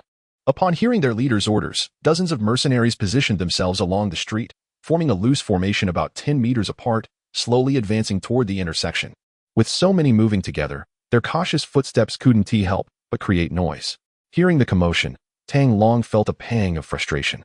How was he supposed to handle so many at once? Unless he could scatter them, even if he managed to take down a few, the rest would focus their fire on him. Without hesitation, Tang Long lowered his body and retreated to the corner to regroup with Sergei and the others. At this point, Sergei and Benjamin had already regained consciousness. They had merely been knocked out by the shockwave from the explosion and were otherwise unharmed. Relieved to see Sergei awake, Tang Long quickly said, "Sergei, take Song Mingqing and Benjamin and get out of here. I'll stay behind with Unit 1 to cover you." Sergei glanced at the driver, realizing that he was part of Tang Long's group as well. Without further words, he nodded and led Song Mingqing and Benjamin away. He understood that their top priority was to escort Song Mingqing to the airport. Once they reached the airport, they would be safe. Damascus International Airport was heavily guarded. and no mercenary group would dare to open fire there. Before Sergei and the others could get far, Tang Long led Robot Unit 1 into a dilapidated building nearby. Since he couldn't win against the mercenary group with just a few people, he decided to summon a battalion of robotic soldiers to even the odds. Especially since there were no civilians around now. Having just been ambushed and nearly taken down, Tang Long was quite irritated. He handed a high-energy pistol to Robot Unit 1 and instructed it to head to the rooftop and draw the enemy's attention while he prepared to restore the robotic battalion. He pulled out a titanium alloy box from the inner pocket of his coat, retrieving the miniature armored vehicles and using the quantum beam device to restore the robotic soldiers in batches. 3 minutes later, 99 fully armed robotic soldiers appeared inside the building. Following protocol, Tang Long connected the reconnaissance system of the bionic drones to the robotic battalion and instructed them to spread out, preparing to ambush the enemy. Before long, 99 robots disguised as Syrian soldiers were hidden within the buildings lining the street. Before long, dozens of mercenaries from the adjacent street gathered at the intersection, scattered around 2 pickup trucks. Just moments ago, Robot Number 1 had taken a cold shot from the rooftop, eliminating 2 enemy mercenaries, which infuriated their leader. If it weren't for the leader's timely order to suppress Robot Number 1 with gunfire, the casualties could have been even higher. Tang Long saw that the delay had achieved its purpose and decided it was unnecessary to risk Robot Number 1 further, so he called it back. Through the drone's lens, he clearly observed dozens of people emerging below, but they were spread out, making it necessary to wait patiently for the right moment to strike. That bastard must be hiding on the rooftop of this building. Should I take men up there to take him out? A mercenary standing next to Ackman suggested. Ackman remained silent, scanning the street with night vision goggles.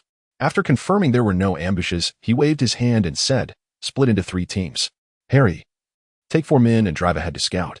The rest of you search the houses along the main street. 4 mercenaries climbed into the pickup truck, preparing to chase down the street, while the others split into 2 teams to approach the houses on either side of the street. Seeing this, Tang Long became anxious. Sergei alone couldn't handle these 5 mercenaries, not to mention the 2 deadweights. After some thought, he instructed a small team of robots via his phone to circle around behind the mercenaries while the others opened fire. Suddenly, nearly 100 robotic soldiers emerged from the rooftops on both sides of the street, unleashing a furious barrage on the mercenary group below. The intense hail of bullets quickly enveloped the enemies below, and the drivers of the 2 pickup trucks, along with the 4 mercenaries in the back, were the first to fall. There's an ambush. Find cover. Ackman shouted from behind a flower bed at the roadside. Unfortunately, it was too late. Most of the mercenaries were exposed to the crossfire from the rooftops, and in an instant, over half of them were gunned down, caught off guard by the sudden attack. The mercenaries on the street were bewildered. Just moments ago, they had only seen a few enemies flee. How had so many suddenly appeared? A few mercenaries still standing at the intersection realized they were in trouble and immediately turned to flee. However, they were met with a line of deadly bullets, as 10 robotic soldiers were already positioned behind them. It was then that they discovered their enemies were a group of soldiers from the Syrian government forces. In less than 5 minutes, only the mercenary leader, Ackman, remained on the street. After hearing him give orders, Tang Long specifically marked him in the system, allowing the robotic soldiers to spare his life. Tang Long descended the building and approached the white man being held by the robotic soldiers, loudly asking in English, "Who sent you?" Ackerman let out a bitter laugh and said, "You win. I never expected to lose so badly. The entire Hell mercenary corps is finished." Tang Long replied with a faint smile, "I never thought I would lose. Now tell me, who sent you? I'll make it quick for you." After a moment of silence, Ackerman said solemnly, "I'm a mercenary. I get paid to fight, and if I die, I can't blame anyone else. If you tell me your true identity, I'll tell you who my employer is." He paused and added, "Don't try to fool me by saying you're from the Syrian government or Syrian mercenaries. We both know that Syria doesn't have such elite forces." Tang Long thought for a moment and replied, "I'm from China, and these people are all my subordinates. But we are not mercenaries. Now do you understand?" Ackerman's eyes widened in realization. "So you're Chinese special forces. No wonder. We didn't lose unjustly. I only regret that my employer deliberately concealed this information. We were hired by Alpha Investment Company, and the mastermind is Huaxin Group. You want to let them off. Will you?" Ackerman said in a low voice. Alpha Investment Company? Huaxin Group? These names were unfamiliar to Tang Long, and he knew he needed to look into them further. Tang Long nodded with a smile. "Don't worry, I'll make sure they join you in hell soon." After saying this, he signaled to the nearby robotic soldier. Bang! A bullet shot straight through Ackerman's head. Chapter 78, Rescue Mission Completed, preparing to return home near the western entrance of the foreigner residential area, the wealthy district, in Damascus. Sergei hid in the shadows by the roadside. carefully watching the distant checkpoint. Just 5 minutes after parting ways with Tang Long and the others, they heard gunfire behind them, prompting Sergei and his team to sprint away. Fortunately, no one pursued them, and Sergei led his group through a shortcut to the western entrance. Hearing the dense gunfire behind him, he knew that Tang Long and the first team were already engaged in a firefight with the enemy, 2 against dozens of mercenaries. It was certainly a perilous situation, so he dared not linger at the western entrance. As for calling Tang Long to check on the situation, even if Tang Long hadn't put his phone on silent, Sergei wouldn't make such a foolish move that could expose their position. The most important thing now was to ensure Song Mingchen's safe exit from Syria, so as not to betray Tang Long's good intentions. Sergei used his night vision binoculars to closely observe the faces of the 4 soldiers at the checkpoint and recognized a familiar local face. He then scanned the area around the checkpoint and found nothing unusual, confirming that those guarding the checkpoint were indeed government soldiers, and everything seemed normal. Just moments ago, 4 of his longtime comrades had died in an ambush at the northern entrance, leaving Sergei heartbroken. Now, he had to proceed with caution, fearing there might be an ambush at the western entrance as well. Is everything okay here? Song Mingchen whispered.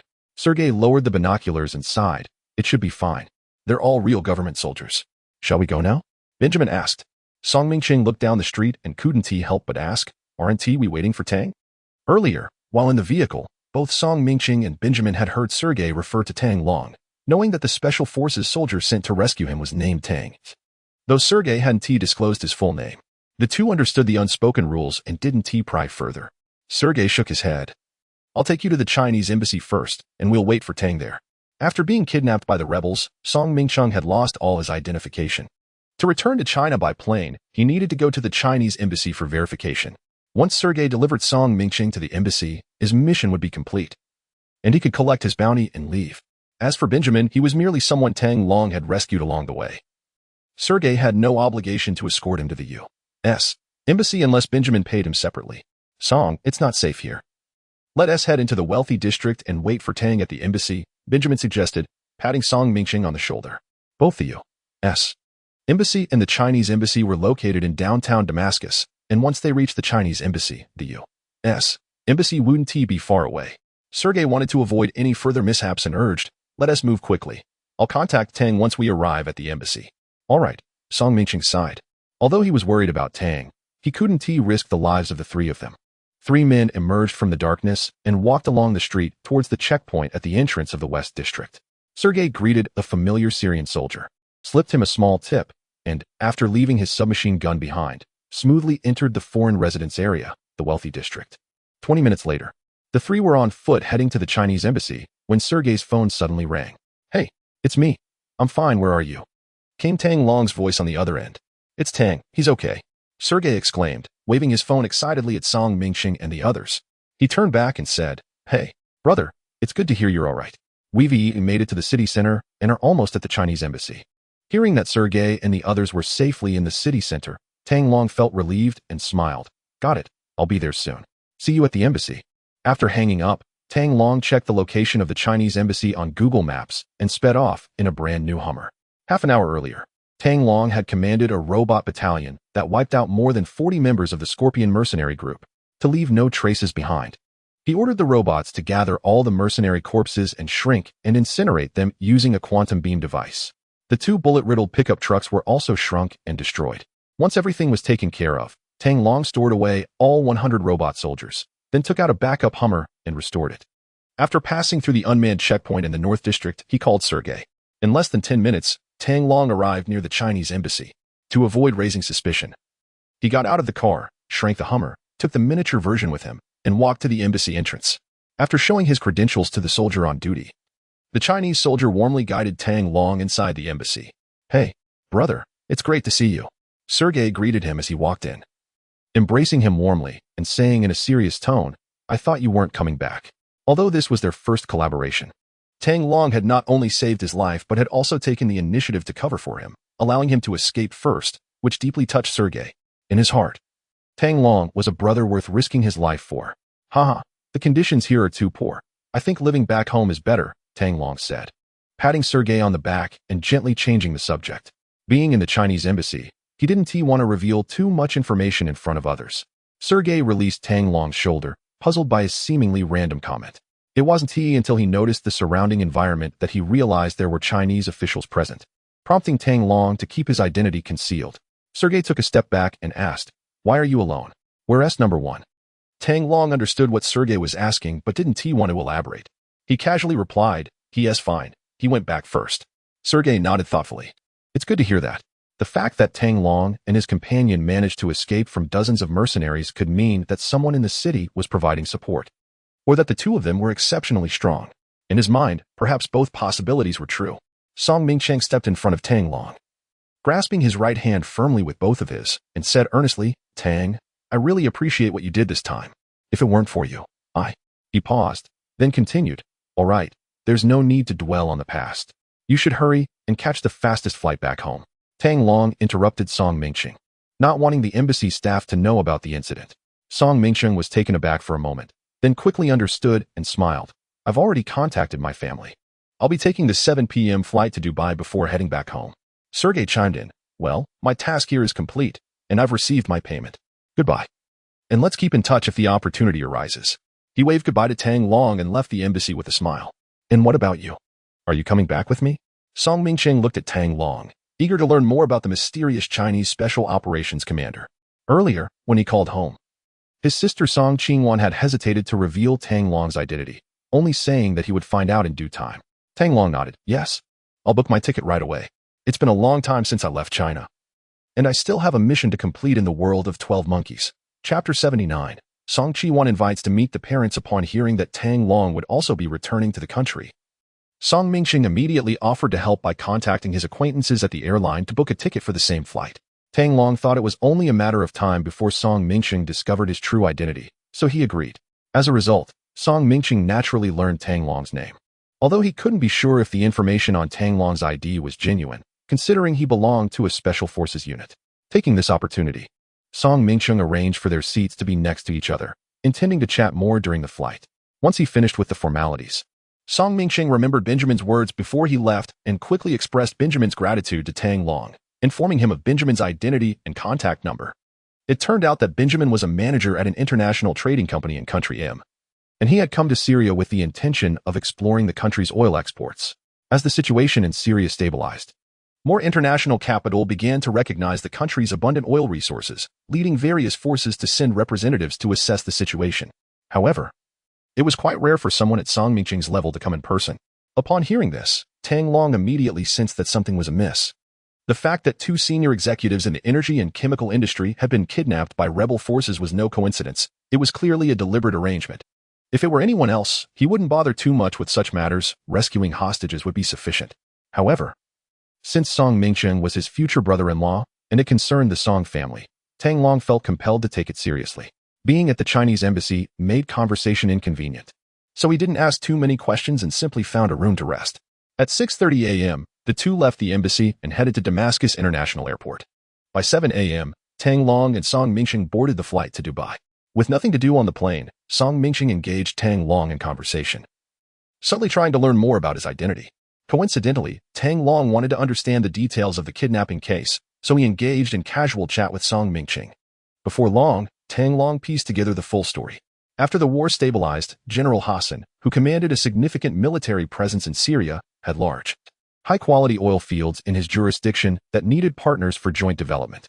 As a result, many international forces were eager to stake their claim to this lucrative opportunity.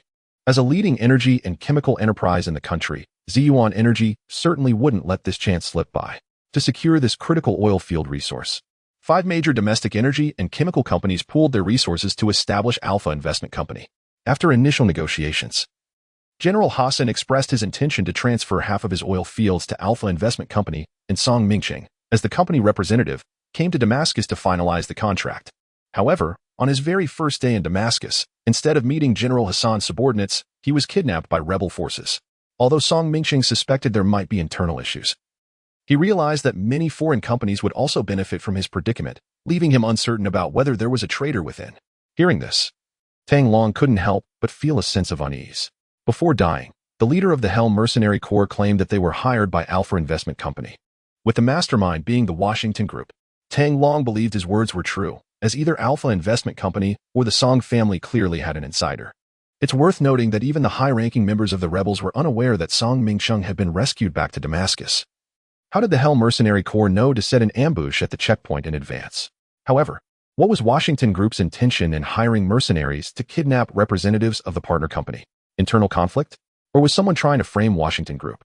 Alpha Investment Company was funded by 5 companies, and apart from Ziyuan Energy, the other 4 were suspicious, with Washington Group being the most likely culprit. For the time being, Tang Long couldn't make heads or tails of the situation, so he decided to set it aside and not dwell on it any longer. He didn't plan to tell Song Mingsheng about this matter, intending to investigate it thoroughly after returning to the country.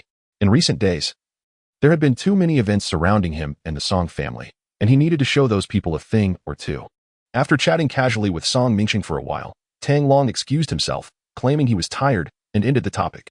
He leaned back in his seat, closed his eyes, and began to rest. Song Mingsheng had no doubts about him. He was already satisfied to have met Tang Long, and other matters could be dealt with gradually. After a journey of over 10 hours, the two finally landed at Beijing Capital International Airport. Returning to the country, Song Mingsheng felt a surge of emotions. After such a great ordeal, he understood how fortunate it was to live in a stable country, especially for someone like him, a rich second generation. Why not enjoy life at home instead of going abroad to court disaster? Seeing Song Qiyuan and Song Mingyuan among the crowd waiting to pick them up, Tang Long felt hesitant to approach Song Qiyuan with so many members of the Song family present. He smiled at her from a distance and subtly gestured for her to call him before leaving the airport alone. Knowing that Song Qiyuan was in Beijing, Tang Long didn't head straight back to Linjiang City, but instead found a 4-star hotel near the Forbidden City to stay in. After traveling for so long, he was tired. So after having dinner and taking a shower at the hotel, he lay on the bed watching TV while waiting for Song Qiyuan's call. Bored, he flipped through the channels and happened to catch a news report about Syria on an international news channel. Around 8 p.m. last night, a rebel camp in a village on the outskirts of Afrin, northern Syria, was attacked by unidentified armed forces. The local rebel battalion stationed there was completely wiped out, with no clues left about the attackers' identities. According to sources, this armed group possessed advanced weaponry, and their soldiers had excellent combat skills. Making it clear they were not part of the Syrian government forces, they were likely disguised soldiers from Bear Country. Seeing the news on TV, Tang Long couldn't help but chuckle. The report was accurate.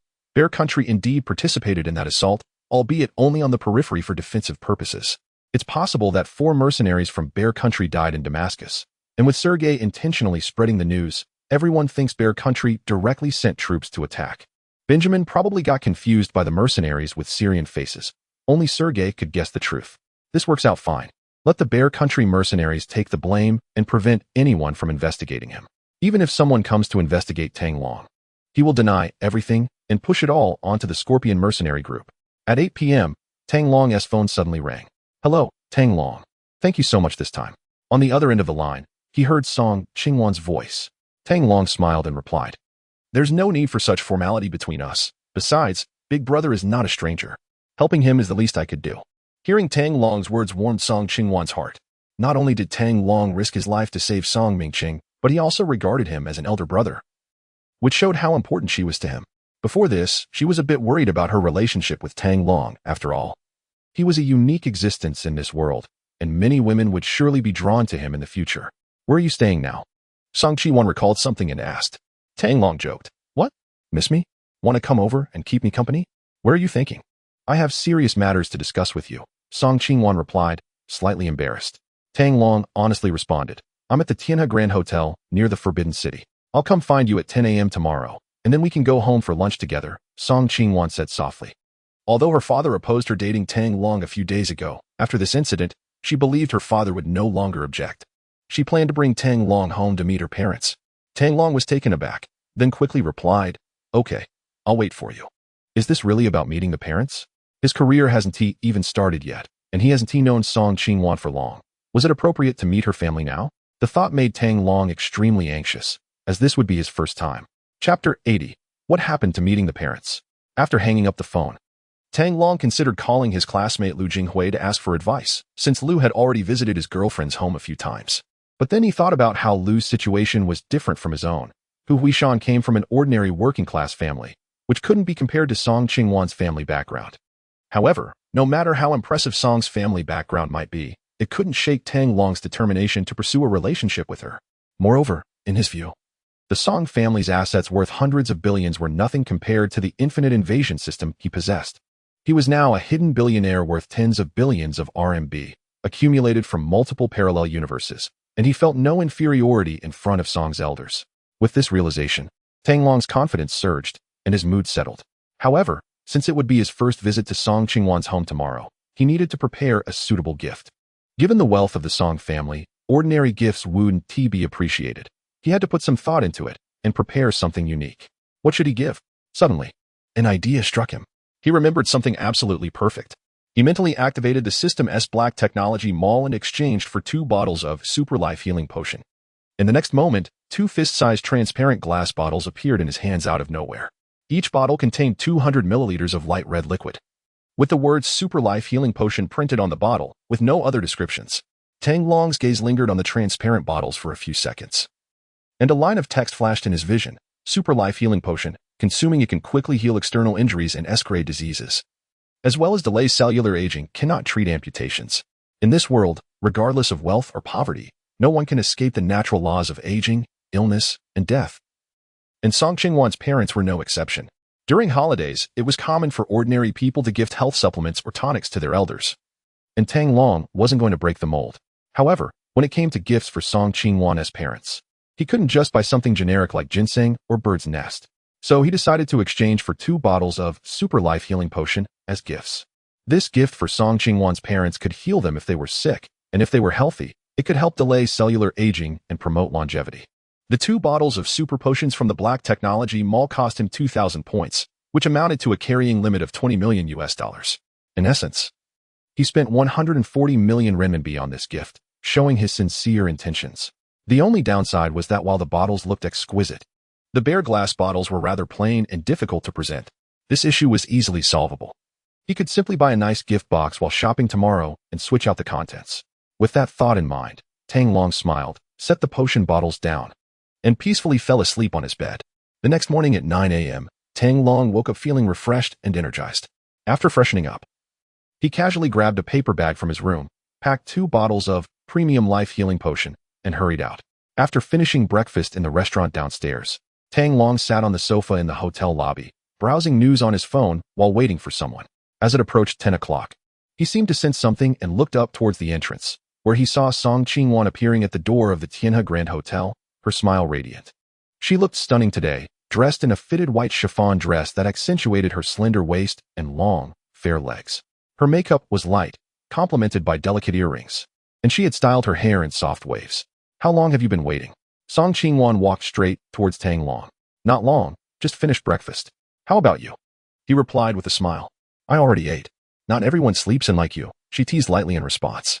While she said this, Song Qingwan was well aware that Tang Long had been working hard these past few days, which was why she had intentionally scheduled their meeting for 10 o'clock, wanting him to get a bit more rest.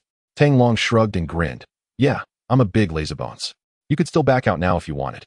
Song Qingwan shot him a playful glance and linked her arm with his. "All right, let's go. We need to get you some new clothes."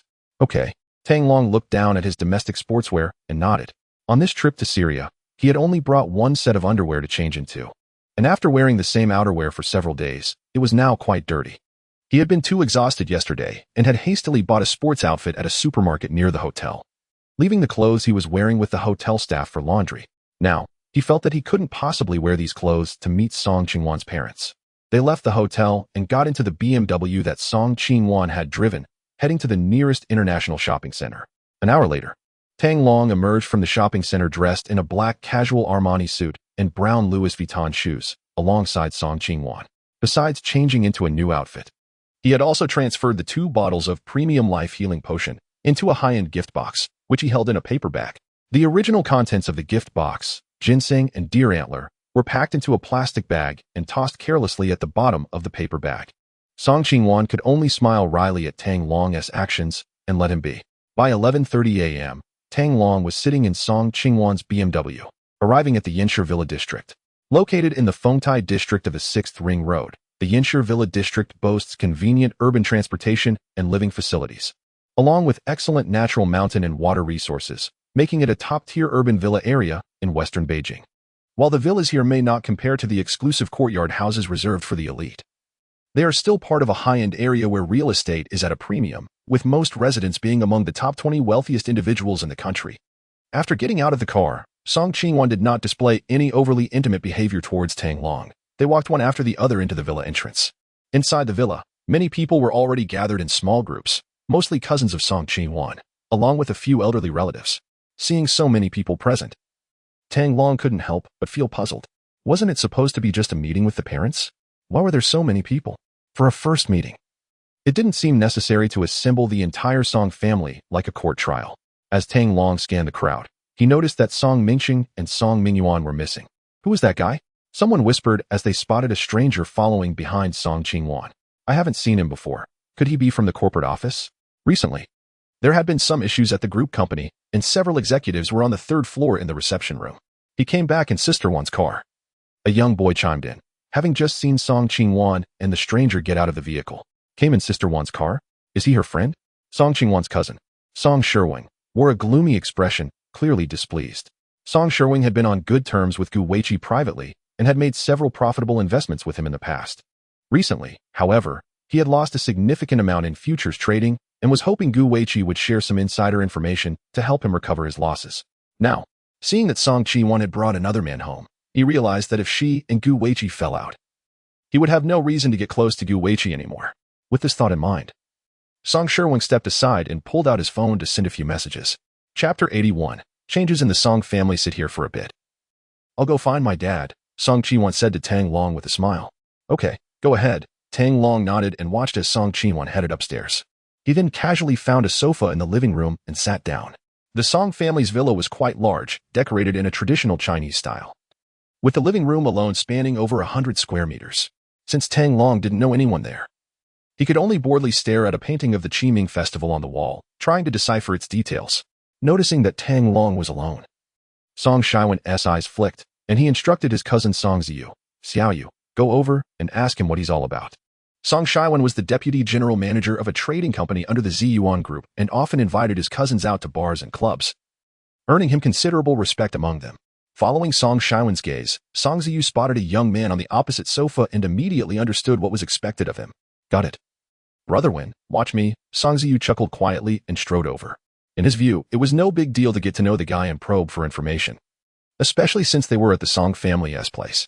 Hello, I'm Song Ziyu, a cousin of Song Qingyuan. Nice to meet you. Tang Long had been examining the various trades represented in the painting when a clear voice suddenly interrupted him. Turning to look, he found a casually dressed young man smiling at him. After a moment's thought, Tang Long replied coolly, Hello, I'm Tang Long, Song Qingyuan's boyfriend.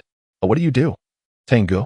Song Ziyu asked, momentarily taken aback before quickly recovering and continuing to inquire. You're calling me so soon? Tang Long thought to himself. Realizing that his new suit made him appear more mature, he decided he should wear suits more often. However, he noted that this kid seemed promising.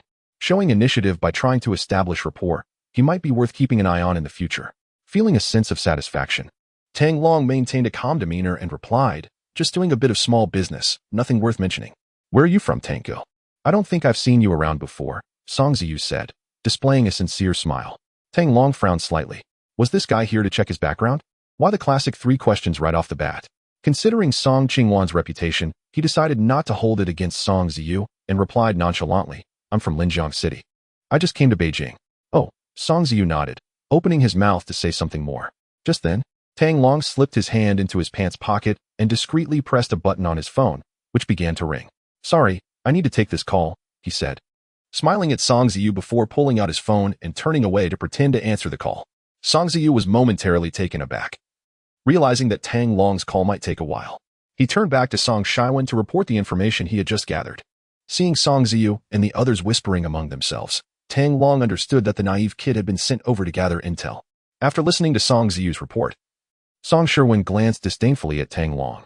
This kid merely had a small company in Linjiang City, yet he dared to have designs on Song Qingyuan. It seemed there was no need for Gu Weiqi to intervene.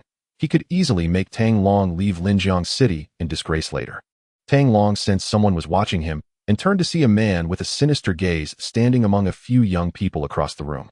The man, probably in his 30s and dressed in a designer suit, appeared to be the leader among Song Qingyuan's cousins. Suddenly, footsteps echoed from the stairs as a handsome, refined middle-aged man descended, surrounded by a group of men and women. Uncle, Chairman. Upon seeing Song Mingyuan come down, everyone in the living room quickly greeted him. Song Mingyuan smiled and nodded at the crowd, walking down the stairs accompanied by Song Qingwan. At that moment, he surveyed the room and suddenly asked, "Who is Tang Long?" Everyone was taken aback and began looking around, eventually directing their gaze toward Tang Long, who was seated in the corner of the living room. Their expressions tinged with a mix of schadenfreude. It seemed the father-in-law was about to settle accounts with his daughter's boyfriend. Tang Long stood up calmly and nodded at Song Mingyuan, saying, "Hello, Uncle Song. I am Tang Long." Seeing this, Song Qingwan's expression changed, and she tugged at Song Mingyuan's arm, pouting, "Dad, why are you looking for trouble with Tang Long as soon as you come down? He is a really good person. I'm not causing trouble for him. It's just that I've heard his name so much these days that my ears are starting to hurt," Song Mingyuan replied. Giving Tang Long a deep look before turning to the crowd, "Recently, Mingxing was kidnapped abroad, but fortunately we found mercenaries from Bear Country to rescue him. And he returned safely. Thank you all for your concern." Some of the less informed members of the Song family gasped in shock. They hadn't expected that Song Mingxing had encountered such an incident recently, which explained why Song Mingyuan hadn't appeared at Ziyuan Group for several days. Hearing this, Tang Long slightly nodded at Song Qingwan. He had previously informed both Song Qingwan and Song Mingxing about his trip to Syria to rescue Song Mingxing. So Song Mingyuan mistakenly believed that Song Mingxing had been rescued by the Scorpion mercenary group. It seemed Song Qingwan had done well to keep the truth under wraps for now. Song Mingyuan scanned the room and said solemnly, "This time, not only has Mingxing encountered trouble, but the group has also faced some issues lately. We will be making some personnel and business changes, with specific notifications to be sent out to the entire group tomorrow." Upon hearing this, the expressions of the more than 10 middle-aged men and women in the living room turned grim. Meanwhile, the younger members who had been waiting in the hall looked at Song Mingyuan with confusion. Not every member of the Song family worked for the group. Several were still in college, and discussing company matters at a family gathering was a first for them. Starting today, all members of the Song family will no longer receive dividends from the family fund, but the group will provide each person with a substantial one-time compensation, Song Mingyuan continued. Upon hearing this, the young people in the living room felt a mix of joy and concern. Those who were worried knew the details. A short-term compensation couldn't compare to a reliable long-term income. The ones who were happy sighed with relief. Finally able to receive a substantial amount of money to invest in their own ventures, no longer having to squeeze out tiny dividends like toothpaste every month. Tang Long observed the expressions of everyone in the hall and realized that the Song family was in significant trouble this time. They might have to cut their losses or even split to avoid disaster. What he didn't know was whether the trouble was caused by the Huaxin Group or if other shareholders of Alpha Investment Company were involved as well. With outsiders present in the villa, Song Mingyuan preferred not to elaborate. After all, those who needed to know were already aware. And those who didn't would find out tomorrow. "All right, let's all head to the dining room," he said. "We'll discuss the rest tomorrow." Song Mingxing waved his hand to signal the butler to inform the kitchen to start serving the dishes. Soon, everyone in the hall made their way to the dining room, gathering around a large table that could seat 30 people. Tang Long was pulled over by Song Qingwan and sat on her right, while Song Mingyuan took the seat on her left. Noticing Song Qingwan's gesture, Song Mingyuan frowned and opened his mouth as if to say something, but ultimately he remained silent. Once seated, Tang Long noticed that there were still 2 empty seats to the left of Song Mingyuan and was about to ask about them when he suddenly saw 2 figures appear at the entrance of the dining room. It was Song Mingxing, supporting a middle-aged woman who looked utterly shocked as she stared at Tang Long. "Tang Long? You're not. How did you end up in my house?" Chapter 82.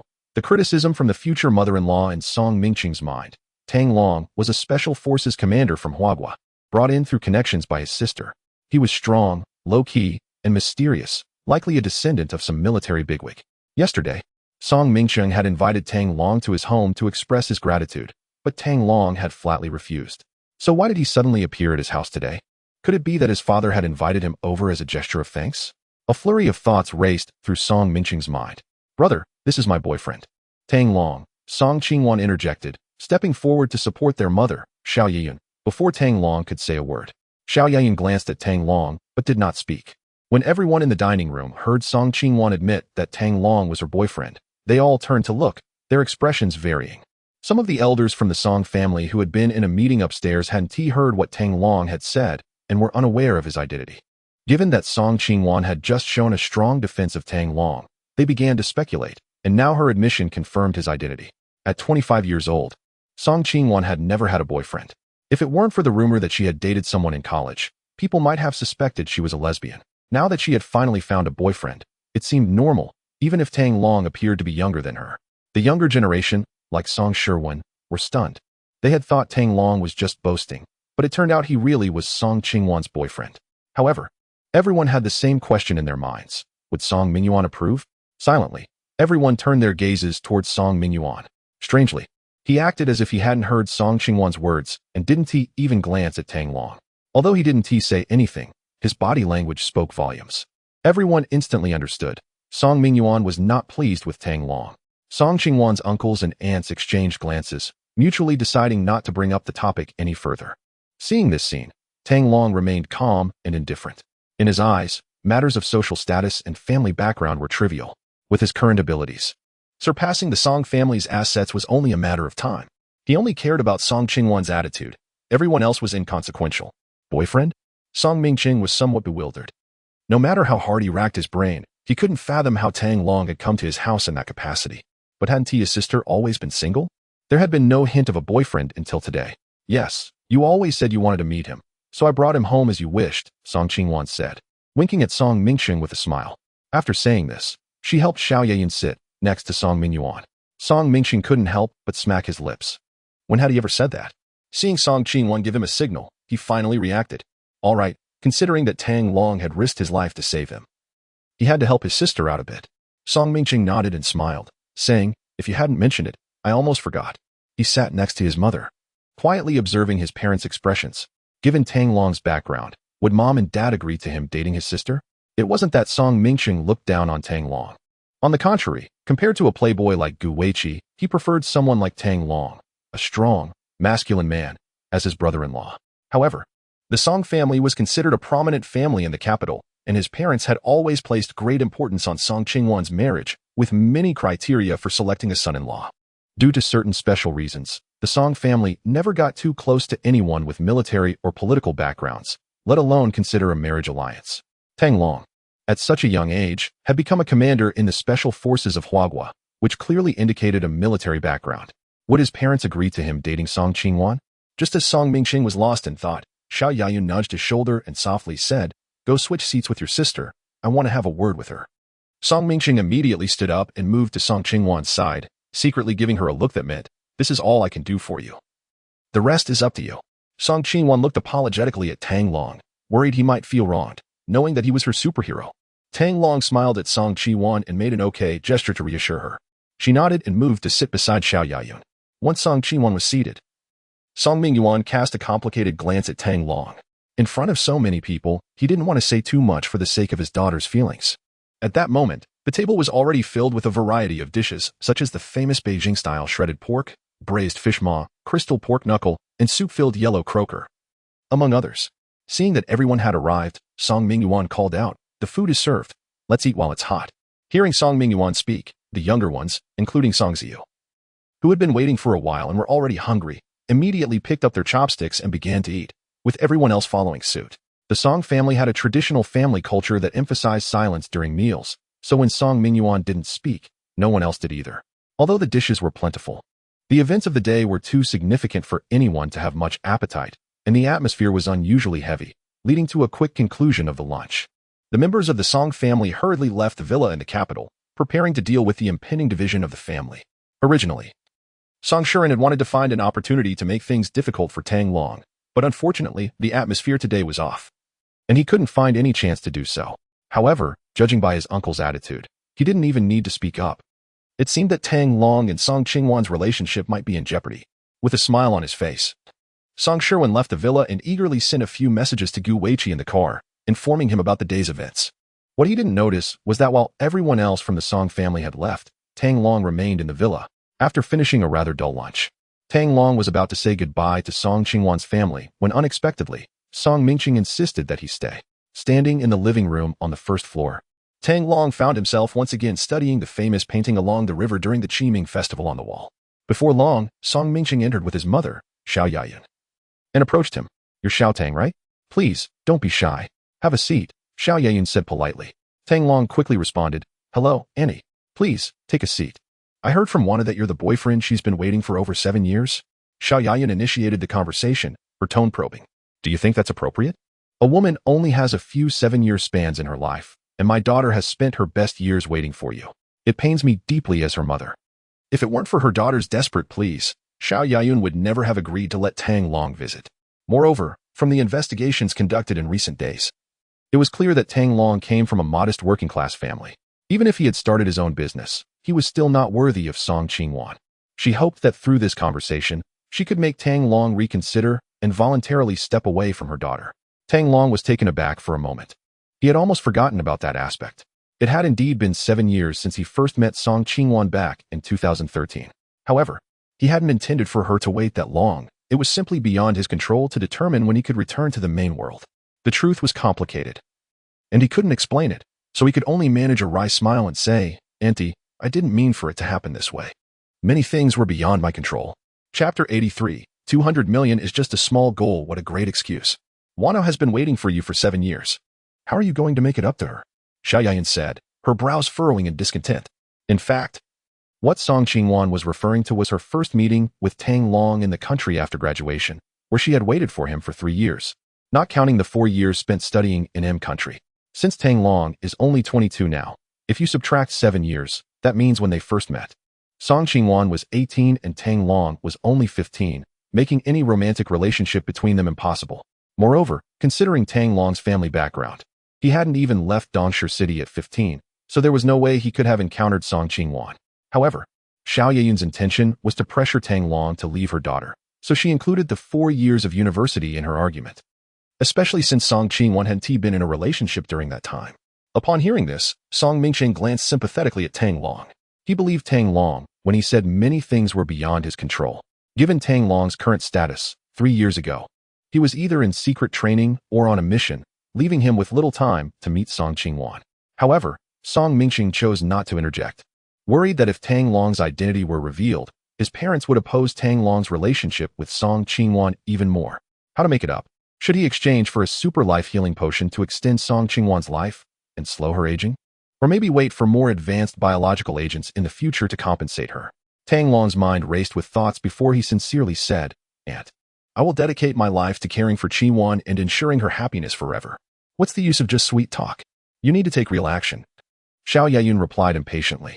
She had once been Song Mingyuan's right-hand woman, sharp and capable, far from being an ordinary housewife, and she wouldn't be easily swayed by Tang Long's flattering words. After considering his words, Tang Long maintained his composure and asked, "Aunt, what do you think it would take for you to agree to let Qingwan and me continue our relationship?" Xiao Yayun spoke earnestly, "Little Tang, I'm not trying to make things difficult for you. You know our Song family is quite prominent in Beijing. In the future, Wanner will inherit part of the family business. And if you don't establish your own career, people will talk." Tang Long understood the underlying message. She disapproved of his family's financial situation, implying that he might be after the Song family's wealth by being with Song Qingwan. Even if he were to marry her, people would say he was living off her. However, she was mistaken. Tang Long had no interest in the Song family's wealth. He smiled lightly and said, "Aunt, you can rest assured that Qingwan and I won't need a penny from the Song family in the future." Upon hearing this, Song Mingqiang felt somewhat indignant. Even if this kid was the son of a military bigwig and didn't he care about the Song family's assets, saying it as if the Song family couldn't afford a dowry was a bit much. Xiao Yayan frowned. How could this kid not understand that their daughter was a precious heiress? How could she possibly marry a poor boy? Does it really have to be said so clearly that Tang Long has to leave? Considering her daughter's feelings afterwards, Xiao Yayan spoke politely and tactfully. "Xiao Tang, you still don't understand what I mean. Wano has never had to worry about food and clothing since she was little. She might not be used to living with you," Xiao Yayan explained patiently. Tang Long smiled and said, "Auntie, I understand your concern. You're worried that Qingwan and I will face hardships together. Just tell me, what do I need to achieve in my career for you to be satisfied?" After a moment of silence, Xiao Yayan decided to present Tang Long with a challenge. "How about this? If you can earn 100 million within a year, I will agree to your relationship with Wanner. That is not too much to ask, is it? Given Song Qingwan's status in the Song family, she would need to present at least several billion, if not over 100 billion, as a dowry in the future. It's only reasonable to expect the man to have a net worth of at least 100 million. However, Xiao Yiyun had previously investigated Tang Long's background. That newly registered shell company had a registered capital of less than 1 million, and dreaming of earning 100 million in a year was unrealistic. Song Mingqiang had been confined in Shugua for the past few days and was unaware of Tang Long's family background. He looked at Tang Long and secretly laughed, thinking, kid, even if your family is connected with military bigwigs, there's no way they can pull together that much money for you right away. Let us see how you manage this. If all else fails, just come and ask me for help. Tang Long looked at Xiao Yeyun with a strange expression, not expecting her to propose such a straightforward requirement. Just 100 million. He already had 200 million in the company's account. After a moment's thought, he realized that the Song family must have received information on the 21st and didn't he know that he had 200 million. However, this money had been transferred to him by Song Qingwan. Although he had a share, he was worried that it would become complicated. So he decided to wait until the phone project was underway. Selling this phone, which was 10 years ahead of its time, would easily earn several hundred million. Auntie, are you serious? Tang Long asked, fearing that Xiao Yeyun would change her mind. Xiao Yeyun replied calmly, I keep my word. With Wanner's older brother as a witness. I want to go back on it. Suddenly, Tang Long pulled out his phone, opened his mobile banking app, and turned the screen towards Xiao Yeyun. I believe you keep your word, Auntie. The company currently has 200 million in the account, and I'm confident that within a year, I can earn another 200 million. Song Mingxing stared at the long string of zeros following the number 2 on the screen, completely dumbfounded and unable to speak. Xiao Yeyun looked incredulous and said, Is this really your company's account? To be precise, this is a joint company of mine and Qinwan's. With each of us holding half the shares, Tang Long explained. He showed her the account name of the corporate account, and without needing to say more, Xiao Yeyun realized that Longting Heavy Industries was indeed Tang Long's company. At that moment, Xiao Yeyun reluctantly accepted a reality. This seemingly background-less young man was indeed an invisible millionaire. But when did Qinwan come into possession of 100 million? How did you manage to do this? Xiao Yeyun was concerned that the source of the money wasn't legitimate, so she pressed on. Tang Long replied calmly. I invested in stocks. It was a long-term investment that Qinwan and I did together, and we just recently liquidated it. He didn't go into detail about the specific years involved since they were quite a while back. Xiao Yeyun then remembered that Song Qingwan had withdrawn all the red envelope money from her birthday fund, claiming she wanted to invest in something. So, it turned out she had been trading stocks. However, Song Qingwan hadn't mentioned this matter again, and Xiao Yeyun thought that Qingwan must have incurred more losses, which is why she didn't bring it up. She never expected it would accumulate to 200 million. Xiao Yeyun was well aware of Song Qingwan's interests. She had never talked about stocks at home, which made her realize that the investment advice must have come from Tang Long. Earning such a large sum at a young age and being able to hold onto it quietly for so many years demonstrated exceptional ability and temperament. It seemed her daughter hadn't misjudged him. With this in mind, she felt there was no reason to oppose their relationship anymore. With a sigh of relief, Xiao Yeyun said, Xiao Tang, it seems I underestimated you. Starting today, I won't oppose your relationship with Wanner. After a pause, she added, however, you need to remember what you said. If you can use this money to run a legitimate business and make another 200 million, then I'll feel at ease handing Wanner over to you. Tang Long smiled and replied, don't worry, I always keep my word. Chapter 84. I really am not a special forces soldier. Tang Long was absolutely confident in his words because he had the capability to back it up. Even without cheating or transferring money from other worlds, he could easily earn 200 million in a year. Hearing Tang Long's words, Xiao Yeyun finally broke into a smile. She could tell that his confidence was genuine, not just empty bravado. Perhaps if it weren't for today's conversation, Tang Long would have started to vigorously develop his business anyway.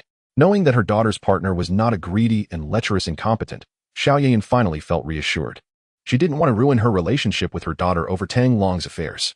It's important to remember that in the past, to urge Song Qingwan to marry quickly, the mother and daughter nearly had a falling out, but they ultimately compromised. Song Qingwan promised that by the end of 2020 at the latest, she would find someone to discuss marriage with, and until then, Xiao Yeyun would stop forcing her to go on blind dates.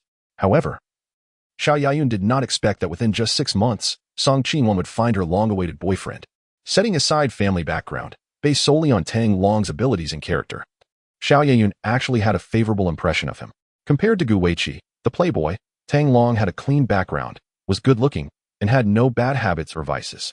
The only significant flaw, being poor, had now been addressed, and she had no reason to make things difficult for Tang Long and upset her daughter. Xiao Yeyun had always taken charge of her daughter's marriage matters, and since Tang Long had passed her test, there were basically no more issues. After discussing the important matters, Xiao Yeyun casually asked a few questions about Tang Long's family background, leaving Song Mingxing to entertain him while she had the nanny help her back to her room to rest. Tang Long understood that Xiao Yeyun's last few questions were merely for show. The Song family had already hired someone to investigate him. And apart from the overseas registered New Era Group, They probably knew exactly which elementary school he had attended. As soon as Xiao Yayan left, Song Mingqing took out a box of luxury Panda cigarettes from his pocket, pulled out two, and offered one to Tang Long, saying, "Brother Tang, want one?" Tang Long waved his hand and smiled. "Just call me Xiao Tang. I don't smoke." Song Mingqing lit one for himself and casually replied, "All right, you're not an outsider. Sooner or later, you'll have to call me Big Brother." After taking a deep drag, Song Mingqing blew out a smoke ring and, looking seriously at Tang Long, asked, "Xiao Tang, now that there are no outsiders around, tell me the truth. Are you serving in some special forces in the country?" This question was crucial for whether Tang Long could be with Song Qingwan, and he needed to clarify it in advance. Tang Long was taken aback, then shook his head. "I'm a senior at Linjiang University of Science and Technology. How could I be involved with the military? You're not a soldier? Then how can you command a whole company of special forces?" Song Mingqing furrowed his brow and pressed further. Tang Long remembered that Song Mingqing had seen those 100 robot soldiers and casually made up a story. "Big Brother, those people are international mercenaries. I happened to help their commander before, which is why they agreed to help this time. Besides, I paid a hefty sum. Are you really just a college student?" Song Mingqing still seemed a bit skeptical. Although he had little experience with mercenaries, he sensed that those individuals were much more disciplined than Sergei and his crew, not quite fitting the typical mercenary profile. Tang Long replied earnestly, "Big Brother, why would I lie to you? I'm really just a student at Linjiang University of Technology. If you don't believe me, you can ask my mother." "All right, I believe you. Fortunately, you're not the descendant of some military bigwig. Otherwise, my parents wouldn't approve of you dating Qingwan," Song Mingqing responded calmly. He trusted that Tang Long wouldn't lie about this, but he was certain that Tang Long was more than just an ordinary college student. At that moment, Song Qingwan peeked her head out from the staircase on the second floor, her face filled with anticipation as she asked, "Big Brother, how did the talk between Tang Long and Mom go?" "With me stepping in, of course it went well," Tang Long said with a grin, clearly in high spirits. "Starting today, your mother agrees to our relationship." Song Qingwan jumped up excitedly, exclaiming, "Yay, that's great." If Tang Long had failed to convince her mother, she honestly wouldn't know what to do. Watching Song Qingwan bounce down the stairs, Song Mingqing pointed at her and said with a mix of amusement and exasperation, "Qingwan, when did you get a boyfriend? You didn't even tell me. Do you still see me as your big brother?" Song Qingwan huffed. "Humph, I wanted to tell you, but you weren't home. Plus, don't forget who was responsible for bringing you back from Syria. My dear sister, I won't forget your kindness. If Tang has anything he needs help with in the future, just let him come to me," Song Mingqing said, patting his chest. Song Qingwan smirked. "That's more like it." At that moment, the doorbell of the villa rang. A short while later, a middle-aged man dressed in a Tang suit and carrying a medical bag was ushered in by a servant. Seeing this man, Song Mingqing immediately stood up and warmly greeted him. "Dr. Ding, you're here." Ding Zhiguo looked around with a gentle expression and said, "There are guests at home. You go ahead. I'll first go give your mother some therapy. Then I won't disturb you. Xiao Shou, please take Dr. Ding to the guest room upstairs." Song Mingqing smiled. Before long, the middle-aged doctor was led upstairs by the servant Xiao Shou. Curious, Tang Long asked, "What is Dr. Ding here for?" "Dr. Ding is the head of the rehabilitation department at the city hospital. My dad pulled some strings to have him come and provide rehabilitation therapy for my mom." Song Mingqing explained. "Rehabilitation? What is wrong with your mom's health?" Tang Long recalled that Xiao Yayan had some mobility issues and inquired. "My mom used to be busy with working day and night. A year ago, she had a stroke. After treatment, her left leg was left with some issues. And she is not very mobile," Song Qingwan said, her expression turning somber. Whenever Song Qingwan thought about her mother's condition, her heart sank, completely ignoring the fact that Tang Long had already referred to Xiao Yayun as mom. "Well, that's good." Hearing that Xiao Yayun's mobility issues were due to a stroke, Tang Long instinctively said. Song Qingwan shot Tang Long a glare and replied irritably, "What do you mean that's good? My mom is like this." Tang Long smiled lightly. "If her mobility issues weren't due to a skeletal problem in her left leg, I could offer a treatment." "Really?" Song Qingwan exclaimed, grabbing Tang Long's arm in excitement. Ever since Xiao Yayun's stroke left her left leg paralyzed, they had spent a fortune seeking out renowned doctors, but unfortunately, paralysis from a stroke is a global challenge, and Western medicine currently lacks effective solutions for a complete cure. Later, through a referral, they found Dr. Ding at the city hospital, who used acupuncture and rehabilitation therapy to gradually improve her condition. But full recovery still seemed like a distant dream. "When have I ever lied to you?" Tang Long smiled lightly. "Where's the gift I brought over at noon? Go get it." "That gift set?" Song Qingwan remembered the box Tang Long had prepared and immediately ran to the guest room to retrieve it. "This thing can cure illness?" Song Mingqing looked at the gift box in his sister's hands with a puzzled expression. The box was adorned with images of ginseng, deer antlers, and wild honey, with the words 3 treasures of health embossed in gold in the center. If these so-called health treasures could really cure diseases, he would have just eaten the whole box. Chapter 85, Super Life Healing Potion. Seeing the skeptical expression on Song Mingqing's face, Tang Long explained, whether it works or not, we'll find out by trying. Brother, I believe in Tang Long, Song Qingwan said confidently. Isn't this gift box filled with the 3 treasures of health? A hint of doubt flashed in Song Mingqing's eyes. However, just as Tang Long said, it wouldn't hurt to give it a try. After all, ginseng, deer antler, and wild honey wouldn't cause any major issues. Tang Long took the gift box from Song Qingwan and followed her and her brother to the 2nd floor of the villa. The 3 of them arrived outside a guest room on the east side of the 2nd floor. Just as Song Mingqing was about to enter, a maid blocked his way at the door. Young master, your mother is having acupuncture inside. It's not convenient for you to go in right now. Song Mingqing gave an awkward smile and had no choice but to wait outside with Tang Long, leaving only Song Qingwan to go in. Half an hour later, Song Qingwan's voice came from inside the guest room. Brother, you can come in now. Once inside, Tang Long saw Xiao Yayan sitting by the bed, a light blanket draped over her legs. Nearby, Dr. Ding was packing up the silver needles and other medical instruments. Mingqing, what brings you here to see your mother? Xiao Yayan asked gently. Song Mingqing glanced at Song Qingwan and thought to himself that his sister had just confidently claimed to believe in Tang Long. Yet now she hesitated to state their purpose, clearly lacking confidence. Then he realized what Song Qingwan was thinking. If she were to say that Tang Long had medicine to treat their mother's left leg and it turned out to be ineffective, it would tarnish Tang Long's image in their mother's eyes, potentially jeopardizing their relationship. If he were to bring it up and the medicine worked, they could then credit Tang Long. If it didn't, he would be the one to bear the blame.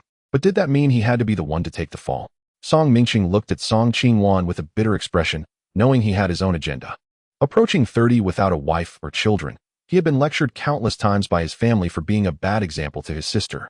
The truth was, he was aware that his parents would never approve of him marrying that actress, which was why he had been dragging it out. If he could achieve something in his career, and that actress secretly bore him a son, perhaps his mother would accept it for the sake of her grandson. Leaving a bad impression on his mother at this time would be unwise. However, Tang Long had saved his life, so he couldn't refuse to help him. Just as Song Mingqing was standing there, deeply conflicted, Tang Long spoke directly, and, I have medicine that can heal your left leg. Tang Long's words were like thunder out of a clear sky, striking Xiao Yayun's ears and leaving her in stunned silence. What? Are you serious? Xiao Yayan felt a mix of shock and joy. Over the past year, she had traveled extensively, even abroad several times, only to return disappointed every time. Now, Tang Long was saying he had medicine that could heal her left leg. How could she not be overjoyed? In contrast to Xiao Yayun's excitement, Dr. Ding remained much calmer. Upon hearing the words of the young man before him, his first reaction was that this person was a fraud, and quite audacious at that. To have managed to deceive the Song family. However, judging by the way the young man addressed them, it seemed he had a close relationship with the Song family. Perhaps he had been tricked himself and was innocently bringing medicine for Mrs. Song. Therefore, he refrained from immediately scolding him and instead wanted to see what kind of medicine the young man would present, wondering if he truly was a con artist. Tang Long smiled and said, Auntie, I assure you, what I'm saying is true. I brought the medicine with me. As he spoke, he took out a gift box and began to untie the colorful ribbon, preparing to reveal the premium life healing potion inside. Upon seeing the gift box in Tang Long's hands, Ding Zhigua couldn't help but furrow his brow. The Song family was not short on money, and Ding Zhigua had tried various expensive Chinese medicinal herbs, only to find their effects mediocre. In fact, excessive consumption could backfire on patients. The young man was holding a gift box containing ginseng, deer antler, and wild honey, clearly a case of being deceived. He probably watched too many martial arts novels and thought he could buy some so-called 1,000-year-old ginseng and 100-year wild honey to present as treasures for Mrs. Song, believing it could cure all ailments. The young man had a good heart, but unfortunately, his intelligence was lacking. It was baffling how someone related to the Song family could be so easily fooled. Ding Zhigua sighed inwardly. However, since these supplements would not benefit the patient, Ding Zhigua felt compelled to advise him, Young man, these supplements you bought are useless, Mrs. Song shouldn't take them casually. Before he could finish his sentence, he was taken aback. The gift box, adorned with ginseng, deer antler, and wild honey patterns, was opened to reveal 2 fist-sized glass bottles inside. Hearing Ding Zhigua's words, Tang Long was confused. The gift box contained the premium life healing potion, not some mere supplement. Dr. Ding, is there a problem with this medicine? Xiao Yayan asked, puzzled. Ding Zhiguo reached into the gift box and took one of the glass bottles, examining it closely. He noticed it was well-crafted, filled with a clear liquid, and had a label that read, Premium Life Healing Potion. Aside from that, there were no other descriptions on the bottle. It lacked any information such as batch number, ingredients, manufacturer, or production date. Not even a mention of its intended use or effects. This was no longer just a product without a label or a counterfeit. It resembled those miraculous potions from years past that claimed to cure all illnesses. Ding Zhiguo was now beginning to suspect that Tang Long might be a fool. How could he dare present such an obvious fake medicine to Mrs. Song? After clearing his throat, he explained, Mrs. Song, this so-called medicine is a product without any labeling, lacking information about the manufacturer, efficacy, or production date, and I do not recommend you take it. In his view, not directly stating that the bottle was a counterfeit was already a courtesy to Tang Long. After all, being foolish was not his fault. The real villains were the con artists who preyed on the gullible. What? This is fake medicine?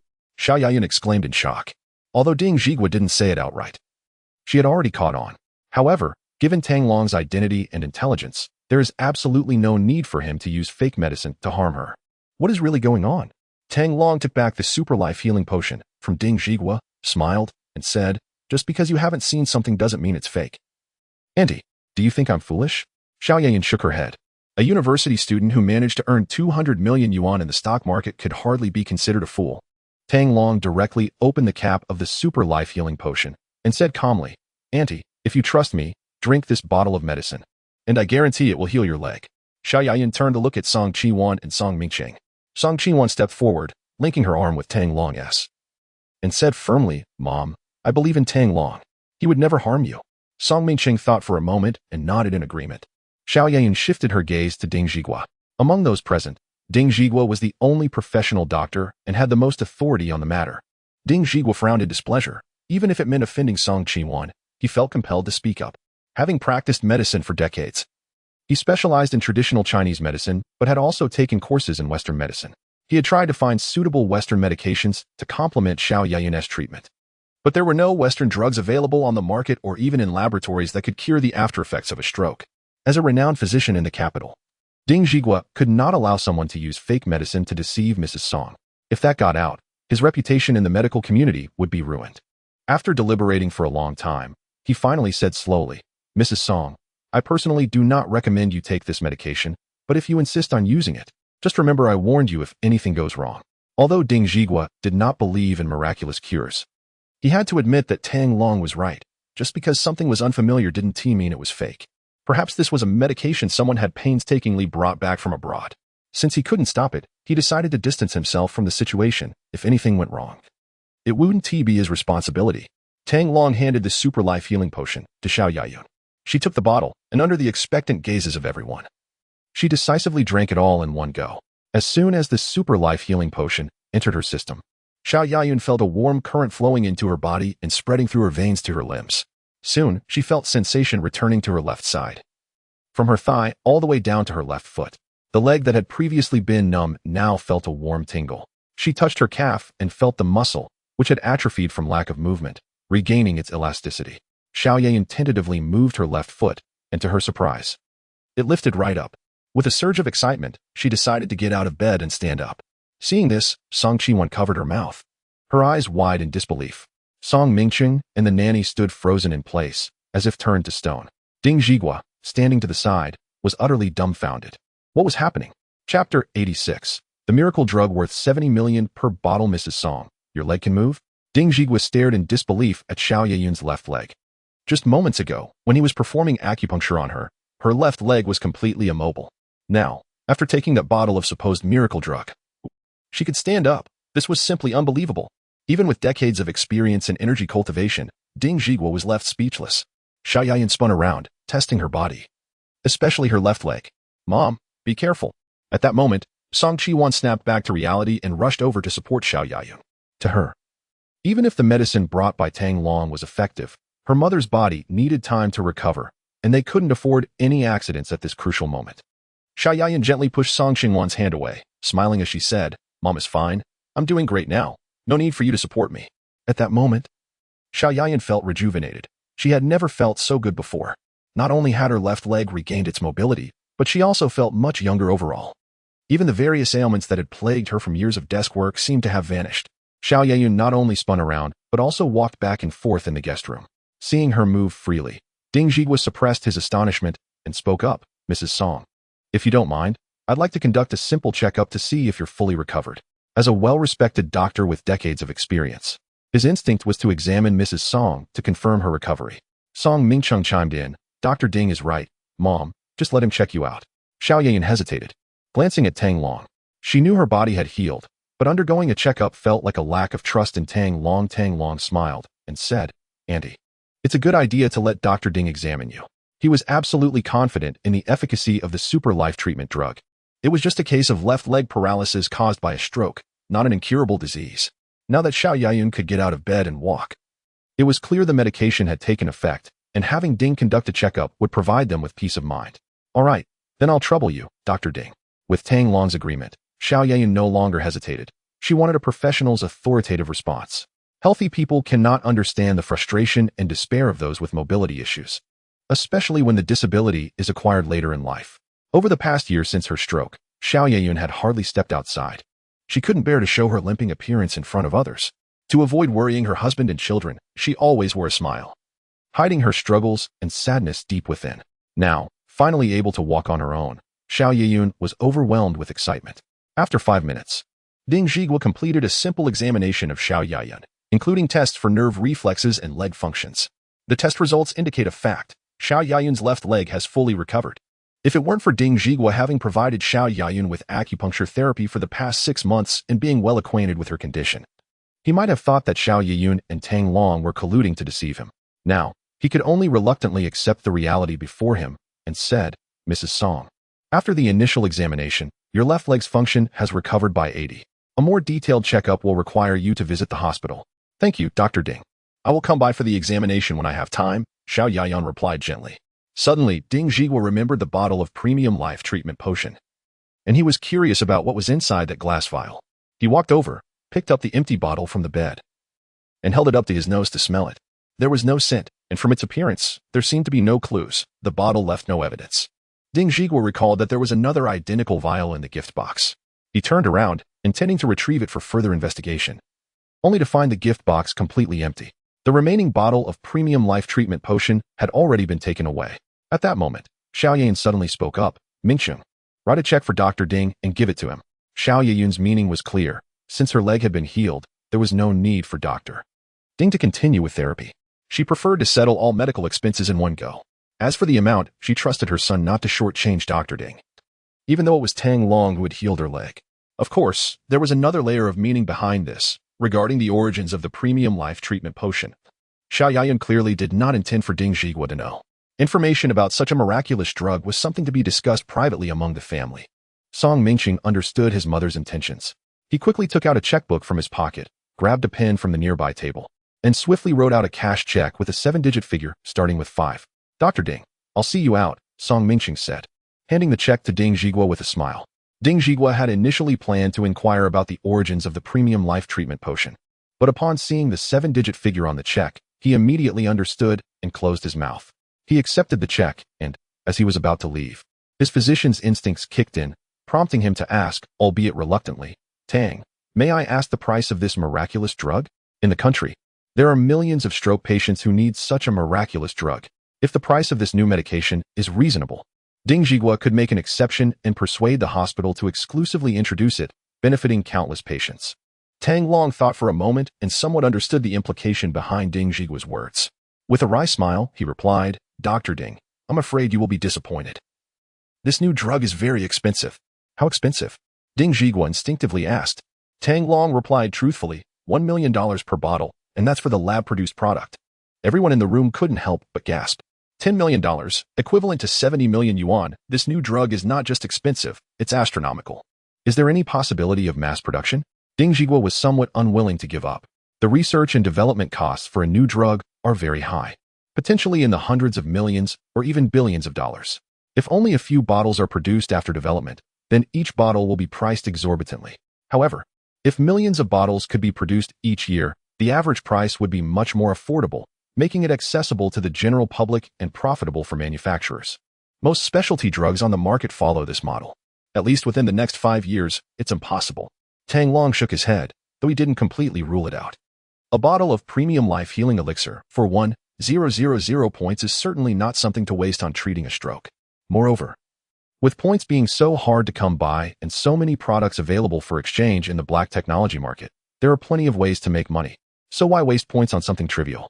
As for the future, whether he could acquire advanced medical technology from the future world to analyze the components of the premium life healing elixir and mass produce it, that's a different story altogether. Hearing Tang Long's words, Ding Zhigua felt completely disheartened. A specialty drug priced at 70 million per bottle is destined to be out of reach for ordinary people. Only billionaires would be willing to buy it. Song Mingqing escorted Ding Zhigua out of the villa, and just before they parted ways, he suddenly said, "Dr. Ding, my mother's complete recovery this time is all thanks to your therapy. The special drug has nothing to do with it." "I understand." Ding Zhigua nodded. Song Mingqing's meaning was clear. He didn't want outsiders to know about the premium life healing elixir, especially since the Song family still has a bottle left. Although attributing Xiao Yayun's recovery to him was somewhat forced, there are indeed examples of acupuncture therapy helping stroke patients regain their health.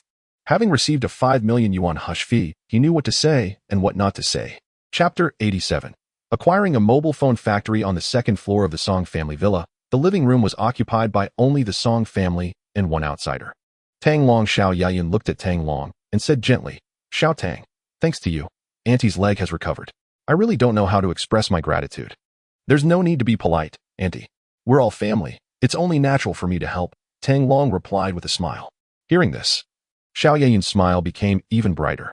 She thought for a moment and tentatively asked, "Xiao Tang, were those 2 bottles of miracle medicine really 10 million each?" Although the super life healing potion was said to be miraculous, the price seemed exorbitant.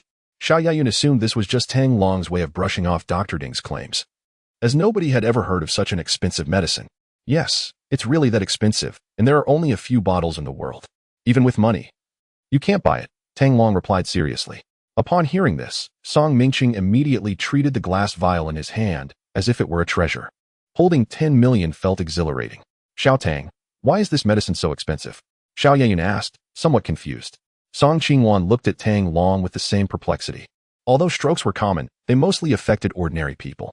How could these individuals possibly afford such exorbitant prices for a miracle cure?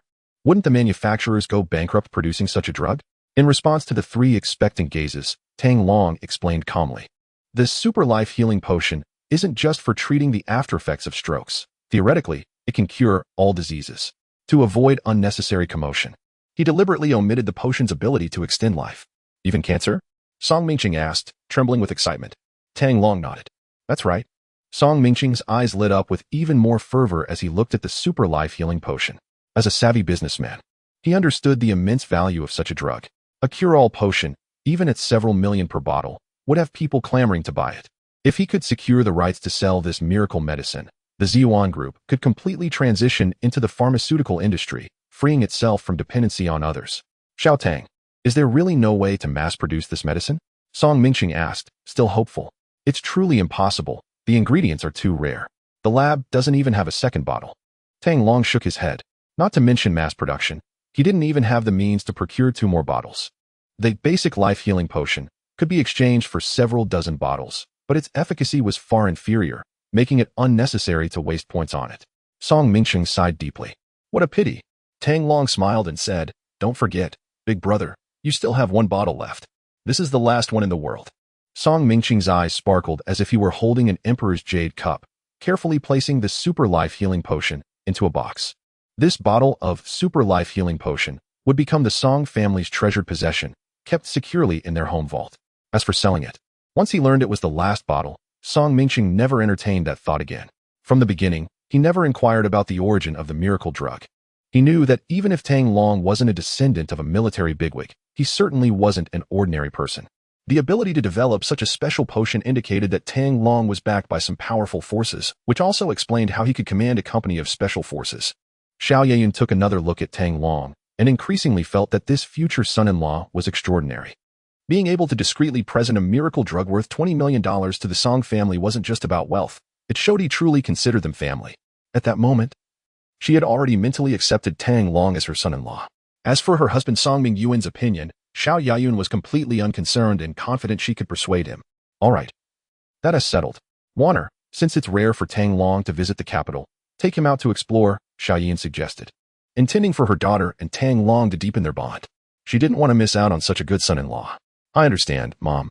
Song Qingwan stepped forward and linked her arm with Tang Long's, a hint of a happy smile gracing her lips. Before leaving, Tang Long remembered something and mentioned to Song Mingxing his intention to acquire a mobile phone manufacturer, outlining his specific requirements. His main goal was to obtain the production license. The technical brand and other details were of no concern to him. After all, he planned to launch a new mobile phone brand and bring production lines and related technology from the world of Mechanical Enemy. Upon hearing that Tang Long wanted to enter the fiercely competitive mobile phone industry, Song Mingxing was quite surprised. However, thinking about Tang Long's background, he felt reassured. Tang Long's request was straightforward, and Song Mingxing readily agreed to handle the matter for him. Knowing that Tang Long didn't have much capital, he even promised to lend him funds interest-free, but Tang Long declined with a smile. Perhaps in the future, Tang Long would leverage the connections and channels of Ziyuan Group. But he wouldn't borrow from the Song family's funds. After discussing the relevant details, Tang Long took Song Qingwan to visit various attractions in the capital, and they enjoyed a candlelit dinner out. At 9 p.m., Tang Long reluctantly returned Song Qingwan home. Under the watchful eyes of her parents, he couldn't keep her out overnight. Meanwhile, Tang Long had no plans to stay in the Song family's villa either, as he needed to enter the world of Mechanical Enemy that night to procure the technology and production line for holographic full-screen phones. To maintain confidentiality, Tang Long instructed the New Era factory to modify the purchased production line, erasing all manufacturer labels and information. At the same time, he recamouflaged the 100 LT1 robots, changing most of their appearances to resemble ordinary Chinese men, while a small portion were given Western features. For the new smartphone production line, the New Era factory reconfigured 200 S5 robots as factory workers. These robots were all fitted with artificial silicone skin to look like Chinese individuals. Additionally, the corresponding production database was uploaded into their systems.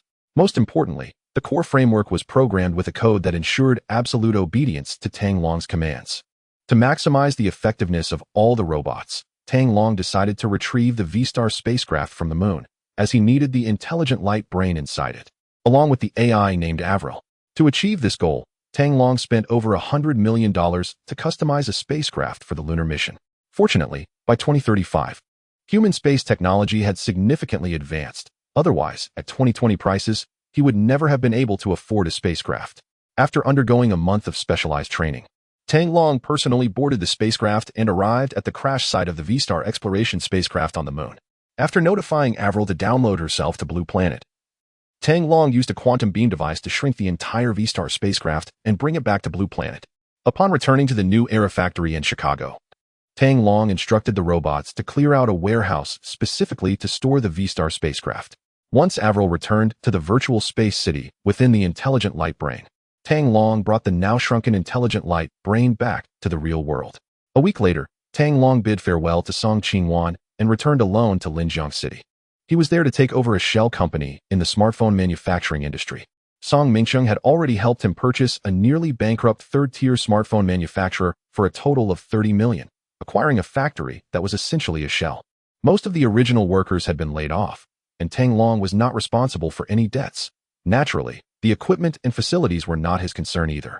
Only the smartphone production license and relevant qualification certificates, along with dozens of after-sales service points across the country, were retained. These were the essential conditions for smartphone production. With these in hand, Longting Heavy Industries could start producing new holographic full-screen smartphones within a month. Chapter 88. Return to the world of 12 Monkeys. Tang Long returned to the Huayuan community in Linjiang City with all the necessary materials. However, he now faced a new challenge. The new mobile phone could achieve fully automated production with the help of robots, but sales and after-sales service still required human involvement. Moreover, these employees needed management, and as the company grew, the need for managers would increase. In short, the company needed to hire a large number of talents, especially in management roles. Tang Long had no experience managing a company, nor did he have the energy to invest in it. For him, the real world was not everything. He needed to devote more time and effort to the parallel world. Additionally, he would frequently disappear in the future. The best option was to find someone he could trust to help manage the company. The first person that came to Tang Long's mind was Song Qingwan, so he immediately called her. "Hey, Qingwan, can you do me a favor?" "What is up?" She replied. "I recently registered a company, and I'd like you to come help me manage it." Tang Long explained the details of Longting Heavy Industries and his future plans over the phone. "No problem. I'll be back in Linjiang tomorrow. Song Qingwan, who had studied business management abroad, agreed without hesitation to Tang Long's request. After hanging up, Tang Long remembered his college classmate Lu Jinghui. Starting a new company meant beginning everything from scratch, and he needed more than just a senior executive. For him, loyalty and trustworthiness were more important than capability when it came to company leadership. The future products of Longting Company were destined to be hot-selling items with high demand, making sales and after-sales service secondary concerns. Lu Jinghui was a close friend who had once helped Tang Long find part-time work during tough financial times and generously lent him his meal card for use. Such a rare friendship deserved to be repaid many times over. Just thinking about the past brought a smile to Tang Long's face. He called Lu Jinghui directly. Hey, shall we? Are you free now? Well, it's you. Brother Tang, I've tried calling you several times without success. I thought you forgot about your brother after starting work. Lu Jinghui complained from the other end of the line. Tang Long chuckled and explained, I've been quite busy these days. I just got back from a business trip to the capital and was about to call you. He had used a different global phone number while in Syria, so it was normal that the old number was unreachable. However, he couldn't share that with Lu Jinghui. He had to come up with a casual excuse instead. Well, you just joined Blue Shield and you're already being valued so quickly? Lu Jinghui marveled. Tang Long laughed but didn't elaborate further. Instead, he asked, shall we? Have you found a suitable job? It's not that easy. You know that a degree in computer applications is a trap. Lu Jinghui sighed deeply. Once a popular major, it has now become a pitfall. If Lu Jinghui hadn't opted for a flexible placement, he would never have ended up in the computer science department. Tang Long chuckled. I have a great job opportunity here, 10,000 yuan a month during the probation period, plus social insurance and housing fund, along with a year-end bonus. Interested? Brother Tang. Are you kidding me? Lu Jinghui probed. For fresh graduates from the computer science department, unless they had some special skills, a monthly salary of 4,000 yuan was the ceiling in Linjiang City, where university graduates were as common as cattle. A salary of 10,000 yuan during the probation period. Along with benefits, such treatment seemed like a dream. Tang Long replied seriously, when have I ever joked about serious matters with you? Lu Jinghui thought for a moment. Although they often joked around, Tang Long rarely made empty claims when it came to business. Could it be that Tang Long had managed to get close to a female executive at Landshield Company? The idea of Tang Long's tall stature and handsome face made Lu Jinghui think it was possible. Landshield was a big company, and there was nothing illegal about it. Even if it meant living off someone else, it would be Tang Long doing the benefiting. He was just leveraging their brotherhood to get in. I'm in. Even if it means working 996, I'm willing to do it, Lu Jinghui resolved. Tang Long smiled. Are you free now? Want to grab a late-night snack? It was already 7 p.m., and he wanted to invite Lu Jinghui out for a more detailed discussion. Sorry, Brother Tang. I've made plans with Shanshan to watch a movie. Should I tell her to postpone? Lu Jinghui replied apologetically. Shall we? Hurry up. We need to get in for the screening. A girl's voice could be faintly heard on the phone. Tang Long recognized it, as Hu Huishan's voice. He didn't want to disrupt their date. They might have other plans for the evening, so he quickly responded, no need, you go ahead. Let us meet at Starbucks on the second floor of Zhongnan Plaza at 9 a.m. tomorrow. I'll be waiting for you there. Meeting at Zhongnan Plaza was convenient, as there were many office buildings nearby. Tang Long could also stop by to rent an office space for Longting Heavy Industries on his way. Okay, Brother Tang. See you tomorrow. Hearing Tang Long's response, Lu Jinghui felt relieved and replied with a smile. After hanging up, Tang Long had a quick dinner near his apartment and then stopped by the Phyllis Fitness Club. His purpose was to work out but to find out about the condition of Tan Yaotian, the guy he had kicked away last time.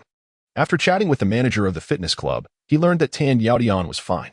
Coming from a wealthy family, he didn't bother to ask Tang Long for the few hundred yuan in medical expenses, and since he had been the one to provoke the fight, they decided to handle the matter discreetly. Upon hearing this news, Tang Long realized that the attack he had faced on the highway last time must not be related to Tan Yaotian. Over the years, he hadn't made enemies with anyone. Aside from Tan Yaotian, the only other person who might hire a hitman to get to him was the rich second-generation Gu Weiqi. Recalling that Song Mingqing was initially kidnapped abroad instead of being directly assassinated, Tang Long had some suspicions in his mind. He would eventually take revenge for this grudge, and he would ensure the entire Gu family would face ruin. Back at his new home in the garden community, Tang Long prepared to re-enter the world of 12 monkeys. 7 days had passed since he returned to the real world, and with the time-flow ratio of 100, the world of 12 monkeys should now be in 2015. Cole should have returned to 2015 by now. It was time to find him. To avoid the mishaps of the last time, Tang Long restored the high-energy handgun and bulletproof vest from the titanium box and equipped them. He also took along $10,000 in cash, while the other miniature robots and the mini car were locked away in his bedroom cabinet. He really wanted to bring his robotic army into the world of 12 monkeys. But unfortunately, the system did not allow the carrying of quantum beam guns. Tang Long speculated that it might be due to the excessive number of time travelers. If a quantum beam gun fell into the wrong hands, it could lead to unpredictable consequences. Instructing Sunny to activate alert mode, Tang Long silently activated the infinite invasion system in his mind and once again entered the world of 12 monkeys. As usual, he briefly lost consciousness. When he opened his eyes, he was immediately stunned. Before him was a dim, narrow alley flanked by old buildings adorned with red lanterns. Various neon signs, covered in Japanese writing, hung outside the rundown houses. What on earth is this place? Tang Long murmured. Chapter 89. Traveling to Edo in 1987. As Tang Long looked around and spotted the Japanese signs, an uneasy suspicion crept into his mind. Could this be Edo in Sakura country? He had watched a drama and knew that Cole would be transported to Edo in 1987 to search for a younger version of Goins. Tang Long raised his left wrist to check the time on his watch. December 23, 1987, 21:34. Damn it, he had indeed arrived in Edo in 1987. Tang Long silently thought in his mind, activate the system. A semi-transparent virtual interface appeared before him. Thankfully, the system hadn't malfunctioned, which put him at ease. After some consideration, he figured that the chaotic time and space in this world meant that the system would always follow in Cole's footsteps during each transport. Arriving in Sakura country, it was essential to know some Japanese. He navigated the Black Technology Mall and found the language category, spending 100 points to acquire proficiency in Japanese. Originally, Tang Long had 7,445 points. He exchanged for 1 bottle of H2 biological gene serum, 2 bottles of advanced life healing potion, and language talents in Russian, Arabic, and Japanese, totaling 4,300 points. Additionally, he spent 42 points on a round trip for a miniaturized robot and a miniaturized car, leaving him with 3,103 points. The timeline in this world was too chaotic. He couldn't reset it and could only passively track Cole's timeline.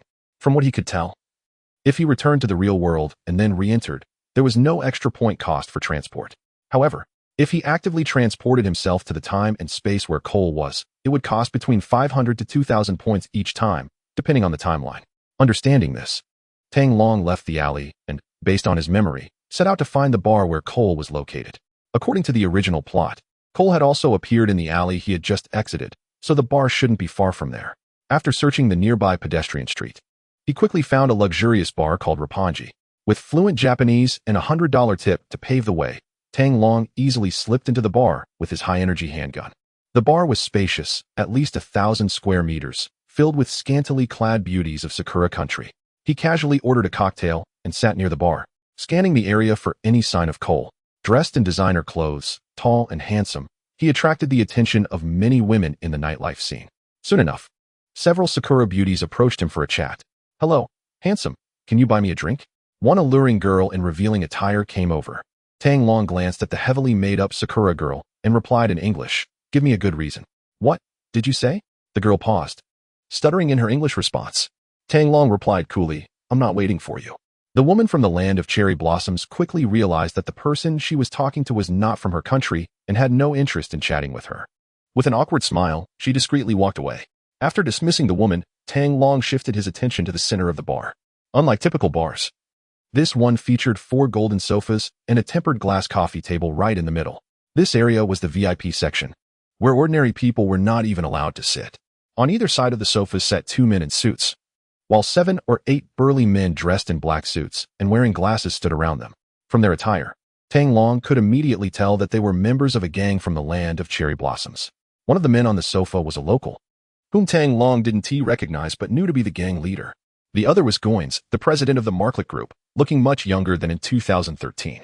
The two were engaged in conversation over some photographs, but the noise in the bar made it impossible for Tang Long to hear them clearly. After a while, someone wheeled over a freezer the size of a suitcase. From a distance, Tang Long could see that it contained a human skeleton. At that moment, he remembered that this was likely the ancient human corpse that could carry the X-virus. Should he destroy the corpse now to completely eradicate the source of the X-virus? Tang Long glanced around, assessing his surroundings, and quickly dismissed the idea. The bar was filled with gang members carrying firearms, with 7 or 8 standing in the center alone, not to mention others lurking in the corners. While Tang Long could easily take out these men with his skills, stealing such a large freezer would require him to rush to the center and physically touch it. This would inevitably put him in the line of fire, although he could transport the freezer back to the real world to escape the gang's attack. Doing so would expose his identity as a traveler. His main task in this world was to find the fragments of the cosmic cube, and revealing his identity for a side mission would be unwise. Once he was on the special list of the government agencies in the land of cherry blossoms in the M country, finding the cosmic cube fragments would become extremely difficult. Just as Tang Long was lost in thought, he caught sight of a familiar figure out of the corner of his eye. Cole had also arrived at the bar. At that moment, Cole was scanning the area for Goins. It didn't take long before he spotted his target in the middle of the hall and followed Goins to the restroom. Seeing this, Tang Long contemplated whether he should inform Cole about the ancient corpse. If Cole could destroy the corpse in the freezer, perhaps the X-virus would never emerge. After considering it, he decided against it, realizing that this task would be too difficult for Cole. Instead, Tang Long resolved to follow Goins himself and see if he could address the freezer issue outside the bar. Just then, a sudden scream pierced his ears. Cole was thrown from the restroom into the middle of the bar, where a bald man caught up with him and started fighting. Tang Long recognized the bald man as Ramsey, Cole's former best buddy. When the fight broke out, gang members around them pulled out their guns, aiming them at the two fighters while shouting in Japanese. With the gang members present, the surrounding patrons gathered to watch, completely unconcerned for their own safety. The gang leader in the center drew his gun and sat on the sofa with an annoyed expression, watching the spectacle. Cole and Ramsey fought fiercely, shattering the tempered glass coffee table and scattering broken glasses and bottles everywhere. Soon, Cole gained the upper hand and planned to strangle Ramsey with a rope connected to a high stool. Suddenly, the gang leader stood up and fired a shot at the ceiling. Tang Long understood the meaning behind that gunshot. The gang leader was warning Cole. He was the boss here, and no one could kill in front of him. Hearing the gunfire, the bar patrons screamed and rushed for the exits, while Tang Long reluctantly retreated to a corner. However, he didn't leave the bar. Instead, he hid in the corner, waiting for an opportunity to save Cole. The boss ordered the gang members who were watching on either side to take action, forcing Cole and Ramsey to kneel in the middle. Despite their predicament, the two continued to hurl insults at each other. At that moment, Goins emerged from the restroom, approached Cole, and punched him in the face before turning to the gang leader and asking, "Are these two your guys?" The gang leader shook his head, never seen them before. "How do you usually handle situations like this?" Goins chuckled. The gang leader pulled a folding knife from his pocket, opened it, and tossed it between Cole and Ramsey, coldly saying, "Settle it." Chapter 90. Saving Cole. Changing history. Gang leader Nakano was furious. How dare these two cause trouble in his territory? They were practically asking for death. Even though they were foreigners, Nakano wasn't going to let them off easily. However, it seemed that these two had a grudge against each other, so according to the rules, they would settle it publicly, fighting to the death. Though Cole and Ramsey couldn't understand Nakano's words, they quickly grasped the situation when they saw the folding knife on the floor. Their opponent was signaling for them to continue their duel. If they lost, they would die. If they won, there might be a slim chance of survival. Only one of them would leave the bar alive. The surrounding gang members released Cole and Ramsey, who slowly stood up. From a distance, Tang Long noticed blood at the corners of their mouths, realizing that these two were genuinely fighting hard. Their bond of brotherhood built over 20 years was now cast aside. They locked eyes, and suddenly, they charged at each other again.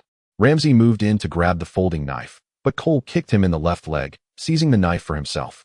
However, before he could secure it, Ramsey took the chance, kicking Cole's wrist and sending the knife flying. They exchanged punches and kicks, roaring as they grappled with each other. Cole had the advantage in strength and managed to throw Ramsey to the ground, lunging forward to continue his attack. Unexpectedly, Ramsey picked up the folding knife from the ground and plunged it into Cole's abdomen. "Ah!" Cole gasped, clutching Ramsey's arm, unable to move. Ramsey shot him a cold glance and pulled the knife out. He didn't stab again. After all, they had been friends for over 20 years, and there was still some lingering affection. Tang Long frowned, observing Cole in the center of the hall, contemplating what to do next. At that moment, Cole was gravely injured, kneeling on the floor with his hands over the wound. If he was left unchecked, according to history, Cole would be forcibly transported to 2015. Although he would eventually be revived by Riley and the younger Dr. Jones, Cole would lose his ability to traverse time and space. If Tang Long wanted to continue tracking Cole, it would cost him at least 500 points. Moreover, from the mission's perspective, Cole was a natural ally for Tang Long, as both aimed to prevent the outbreak of the X-virus. If Cole lost his time-traveling abilities, he would be no different from an ordinary person, a situation Tang Long wanted to avoid. Without further deliberation, Tang Long knew what he had to do. He quietly activated the infinite invasion system and spent 100 points to exchange for a bottle of basic life healing potion. Since Cole had only sustained external injuries, the basic life healing potion would be enough to save his life. Tang Long tucked the basic life healing potion away and stealthily retreated to the restroom, peering through the crack in the door to observe the situation in the hall. By now, the outcome of the duel was clear. Ramsey was the victor. Ramsey looked at his blood-soaked right hand and trembled as he discarded the folding knife. Watching his former brother kneeling before him, his emotions were a whirlwind. He and Cole had grown up together in an orphanage, bonding for over 20 years, as if they were brothers forged in life and death. However, he did not regret killing Cole. Cole had traveled back in time, ultimately leading to the accidental murder of Ramsey's wife by Dr. Jones's henchmen, and their son went missing. For the sake of his wife and child, Ramsey wouldn't care if the entire world had to pay the price, let alone Cole. These thoughts flashed through Ramsey's mind as he noticed someone nearby aiming a gun at him, and he immediately raised his hands. The outcome was clear. A member of the Yakuza had drawn his pistol, ready to eliminate Ramsey. Anyone who dared to cause trouble in a Roppongi bar wouldn't be spared.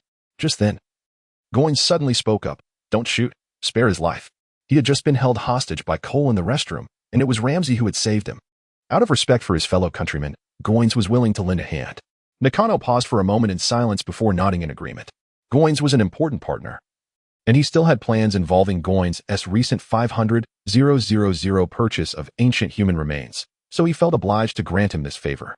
Ramsey nodded gratefully at Goins, but Goins ignored him, his gaze fixed on the kneeling Cole, recalling the strange encounter in the restroom. The crazed man had bombarded him with nonsensical questions about the army of the 12 Monkeys virus, claiming to have obtained it from a corpse. Although Goins didn't fully grasp the meaning behind the words, he gleaned one crucial piece of information. The ancient human remains in the freezer contained a virus. Initially, he thought the remains were worthless bones, but now he understood they held active cells, whether it was a virus or something else. This discovery was of immense value for the Mecha group, which specialized in biomedicine and biochemical weapon research. Goins glanced at the freezer and calmly stated, "I'll take this. Pack up the remains and send them to Mecha." He slowly walked over to Cole, eager to hear if the madman had any last words. "The army of the 12 monkeys, if they destroy the world." Cole gasped. As expected, he was still spouting nonsensical ramblings. Goins frowned and coldly replied, "Get rid of this guy." With that, he turned his back on the chaos in the bar and walked outside. Upon hearing Goins' words, Nakano signaled to his subordinate, and a Yakuza member immediately shouted, "Everyone out, clean up this room." This man was one of the gunmen tasked with staying behind to execute Cole.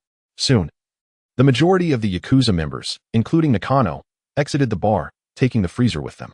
In the hall, only a gun-wielding gang member and Cole, who was kneeling on the floor, remained. Seeing the gang member approaching Cole from behind, Tang Long knew time was running out and sprang into action. He raised his high-energy pistol and fired a shot directly at the gang member's head. Bang! The bullet exploded the gang member's head. Hearing the gunshot, people outside the bar assumed it was one of their own who had taken out an intruding foreigner, so no one came inside. Tang Long quickly stepped forward, twisted open a bottle of basic healing potion, and handed it to Cole. "Drink this quickly if you don't want to die," Tang Long said in English. Cole looked at the Asian man in front of him in surprise, not understanding why he was being saved.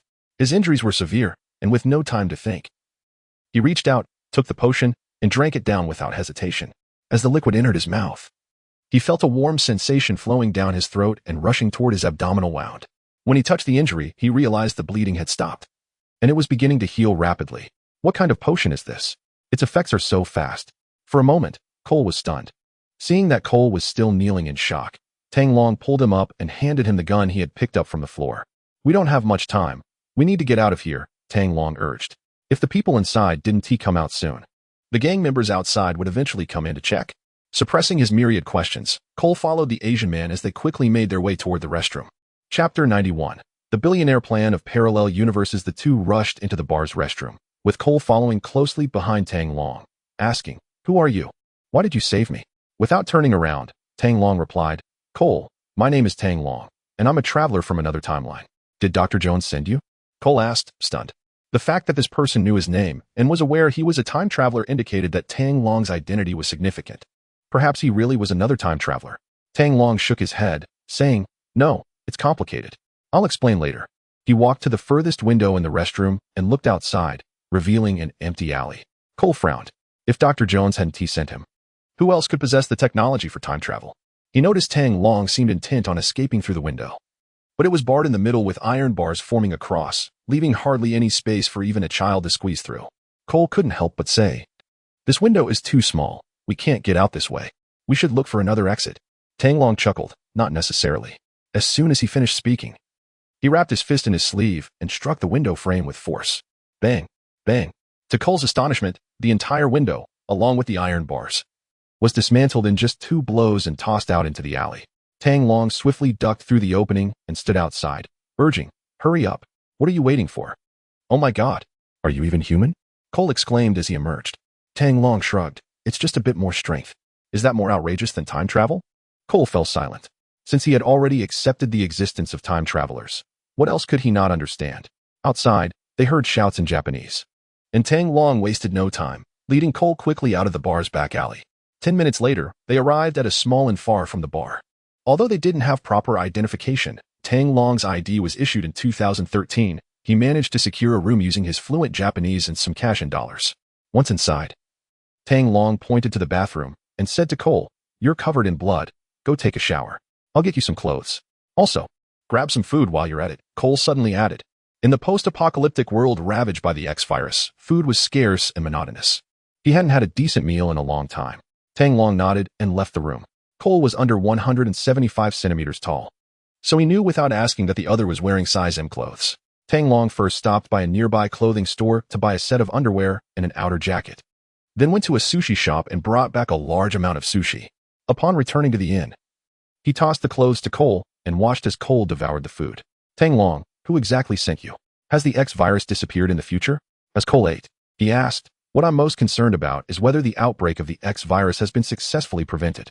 Tang Long thought for a moment and replied, "I don't know if the outbreak of the X virus has been stopped, as I am a traveler from a different universe." "What do you mean?" Cole asked, puzzled. Tang Long explained, "You can think of timelines as flowing rivers. The universe you are in and the one I am in are different rivers. And the future of your timeline does not affect my future." He paused for a moment before continuing, "I'm not completely clear about the future of this world, as it is constantly changing." "All right, I roughly understand now. What are you doing in this world?" Cole, overwhelmed by the questions, didn't want to dwell on the topic any longer. Tang Long was examining the fragment radar on his wrist, but found no signals at all, though he felt frustrated inside. He maintained a calm exterior and replied, "Like you, I'm here to prevent the outbreak of the X virus and to find some things." So far, he still had no leads on the cosmic cube fragments. Based on past experience, cosmic cube fragments usually appear near the main characters. If he couldn't find any now, it meant he had arrived at the wrong time. Perhaps the fragments had fallen into the hands of the 12 Monkeys army, or might even be with that mysterious traveler known as the Witness. The thought of this chaotic timeline and the mysterious figure behind it made Tang Long feel a headache coming on. "Have you found any clues?" Cole asked. Tang Long sighed. "I've only crossed over twice, and I don't have many clues." He meant clues about the cosmic cube fragments. As for the X virus, he had already confirmed it was created by the Markridge Group, and solving that issue was relatively straightforward. "I failed several times, always being one step behind. But now I understand why," Cole said solemnly. Tang Long was taken aback and casually asked, "Why?" "Because Ramsey is the Witness," Cole said with bitterness. Cole couldn't help but feel a deep hatred towards such a scoundrel who would sacrifice the lives of 7 billion people for personal gain. He remembered vividly that when the X virus broke out, he was only 8 years old, and his entire childhood was spent in fear and anxiety. Ramsey is the Witness. Tang Long thought back to history and realized that Cole's information wasn't entirely accurate. However, while Ramsey wasn't the mastermind behind the Witness, he would undoubtedly ally with the 12 Monkeys in the future, playing a crucial role in the outbreak of the X virus. Cole nodded yes. "Only he would know all my movements in advance and act before I could. Ramsey is currently imprisoned in Fuchi prison. Killing him won't be easy," Tang Long replied helplessly. Historically, Ramsey was accused by the police of killing Cole, which led to his imprisonment in Fuchi prison in the land of cherry blossoms. Upon hearing Tang Long's words, Cole fell silent. Neither of them had identification, and they had also attracted the attention of the Yasukuni group in Sakura country, making even their daily activities difficult, let alone approaching the Goen prison. Suddenly, Tang Long spoke up. "How much longer until you split?" "About 8 hours, Cole replied honestly. Unlike Tang Long, Cole had a time limit every time he traveled through time and space. Once the time was up, he would be forcibly returned to the base in 2035. "You stay here and rest. I'll go out and make some preparations. See you in 2015. Tang Long left some cash for Cole and walked straight out of the small inn. Staying by Cole's side was of no use. The history of this world before 2013 was quite similar to that of the real world. Since Olivia, the female leader of the 12 monkeys, was able to become a billionaire by relying on her foresight, Tang Long believed he could do the same. He decided to follow Olivia's approach. Make a large sum of money first, and then invest in the Markariki Group in the future, allowing him to keep tabs on Goen's every move. It was December 23, 1987, and the global stock market crash that erupted in October had caused an unprecedented plunge in the stock market of Sakura Country. However, for Sakura Country, this was just the beginning. In the next 3 years, the stock market would rise by 300, and real estate would be even more astonishing. The total value of real estate in the Edo region alone would exceed that of all real estate in the entire M country at the time. The people of Sakura Country had an almost irrational confidence in their stock market, believing it could never decline. When M country's financiers managed to introduce the financial nuclear bomb, stock index futures, into Sakura Country, a great disaster for the stock market was imminent. After January 12, 1990, the stock market in Sakura Country would plummet by 70, and real estate prices would decline for 14 consecutive years, plunging the economy of the Sakura stock market into a prolonged recession lasting over a decade. Such an opportunity was truly rare. Tang Long only needed to spend some points to resolve his identity issue, prepare his funds, and patiently wait. In just over 2 years, which would translate to less than 8 days in real time, he could afford to wait. Chapter 92. Crossing time and space to resell antique calligraphy and paintings. Tang Long didn't tell Cole the truth. The issue of identity was something Cole couldn't resolve. But it wasn't a problem for him. However, even if he could move freely in Sakura Country, he had no interest in taking out Ramsey in Fuchi prison. The 12 monkeys had arrived in 1987 even earlier than him and had been monitoring Ramsey all along. In this unfamiliar place, Tang Long wouldn't risk infiltrating the prison, nor did he have the capacity to command others to do so. He casually found a small inn to stay in and returned to the real world. He went online to check the stock market index trends in Sakura Country after December 23, 1987, and discovered that the market movements were indeed bizarre. Although the global stock market crash in October 1987 led to a drop of over 33 in the Nikkei index for that month, it rebounded from 21,564 points to 30,159 points in 1988, only to suffer a major setback in January 1990. During this time, however, a dozen high-quality companies, such as Toyota and Takeda, had seen their stocks surge tenfold against the trend. This time, Tang Long planned to leverage his foresight to make a fortune in the 12 monkeys world. The infinite invasion system currently encompasses 3 worlds: John Wick, Robot, and 12 monkeys. In the John Wick world, Tang Long had approximately 26 million worth of gold coins, which would allow him to live comfortably. However, it wouldn't be nearly enough to start a high-tech company. In the Robot world, he had a base of 500 million from the USR company, but new era technology had always been in a state of expenditure without income, and the funds were depleting quickly. Just customizing 2 small spacecraft for a trip to the moon cost 200 million. Acquiring high-density alloy materials to produce LT-1 type robots, along with several holographic smartphone production lines, armored transport vehicles, and Hummers, had consumed nearly another 200 million. Now, new era technology only had 100 million left. And if this continued, the company's crucial robot production line would face a shutdown due to a lack of raw materials. As for the 12 monkeys world, Tang Long was still in the red. For him, the robot world was a vital production base, and until he figured out a suitable way to make money, he had to rely on profits from other worlds to subsidize new era technology. Right now, the 12 monkeys world presented a good opportunity for profit. However, since it was 1987 in the 12 monkeys world, while the other worlds were decades ahead, bringing in large amounts of cash was quite troublesome. Tang Long had no choice but to enter the John Wick world, retrieve 15 million worth of gold coins from the basement and City Inn, and exchange them for cash at the Bounty Center. To facilitate carrying the money into the 12 monkeys world, he resorted to his previous tactic and purchased 3 pieces of antique calligraphy and paintings from Huahua for 15 million. This includes Zhao Mengfu's Heart Sutra of Prajnaparamita, Song Gaozong's 4 Imperial Edicts, and Wu Bin's Scroll of 18 Immortals from the Ming Dynasty. These 3 pieces of calligraphy and paintings only came to light after 2013. They were privately owned by collectors in 1987 and had never been auctioned. Tang Long carefully packaged these 3 antique artworks and brought them back to the real world. Upon returning, he discovered that the system valued these antiques very low, only deducting 100 points at a time. To the system, these were merely worthless scraps of paper, unlike cash, which had strict limitations. Although this seemed like a loophole, Tang Long faced a significant challenge if he wanted to exploit it to profit from reselling antiques. For instance, Van Gogh's wheat field with crows sold for an astonishing 81.3 million in November 2017. In theory, Tang Long could buy it in a parallel world and then bring it back to the real world or other worlds to sell, thus avoiding hefty point transaction fees. However, this famous painting was already well known in the real world, and many people knew who owned the original artwork. Even if Tang Long possessed a genuine piece, he couldn't explain its provenance, making it impossible to sell. Moreover, this could attract unwanted attention, leading others to suspect him of being a thief or a fraud, potentially even drawing the interest of government agencies. Therefore, Tang Long would never attempt such actions in the real world. In the world of 12 Monkeys, the restrictions were much looser. He chose to focus on Chinese antique calligraphy and paintings, as these three pieces were still in domestic collections in 1987. And due to their age, foreign collectors paid little attention to their provenance. Even if two similar artworks were discovered later on, it would be decades down the line.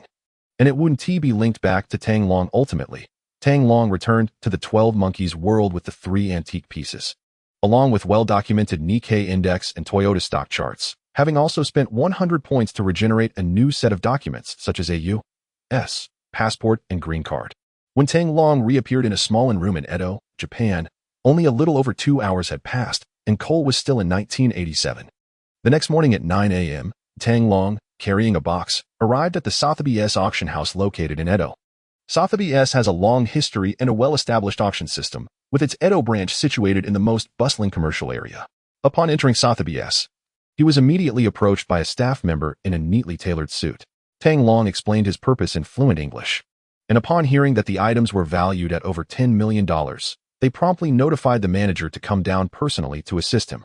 Soon, a white man wearing gold-rimmed glasses approached to greet him. "Hello, Mr. Tang.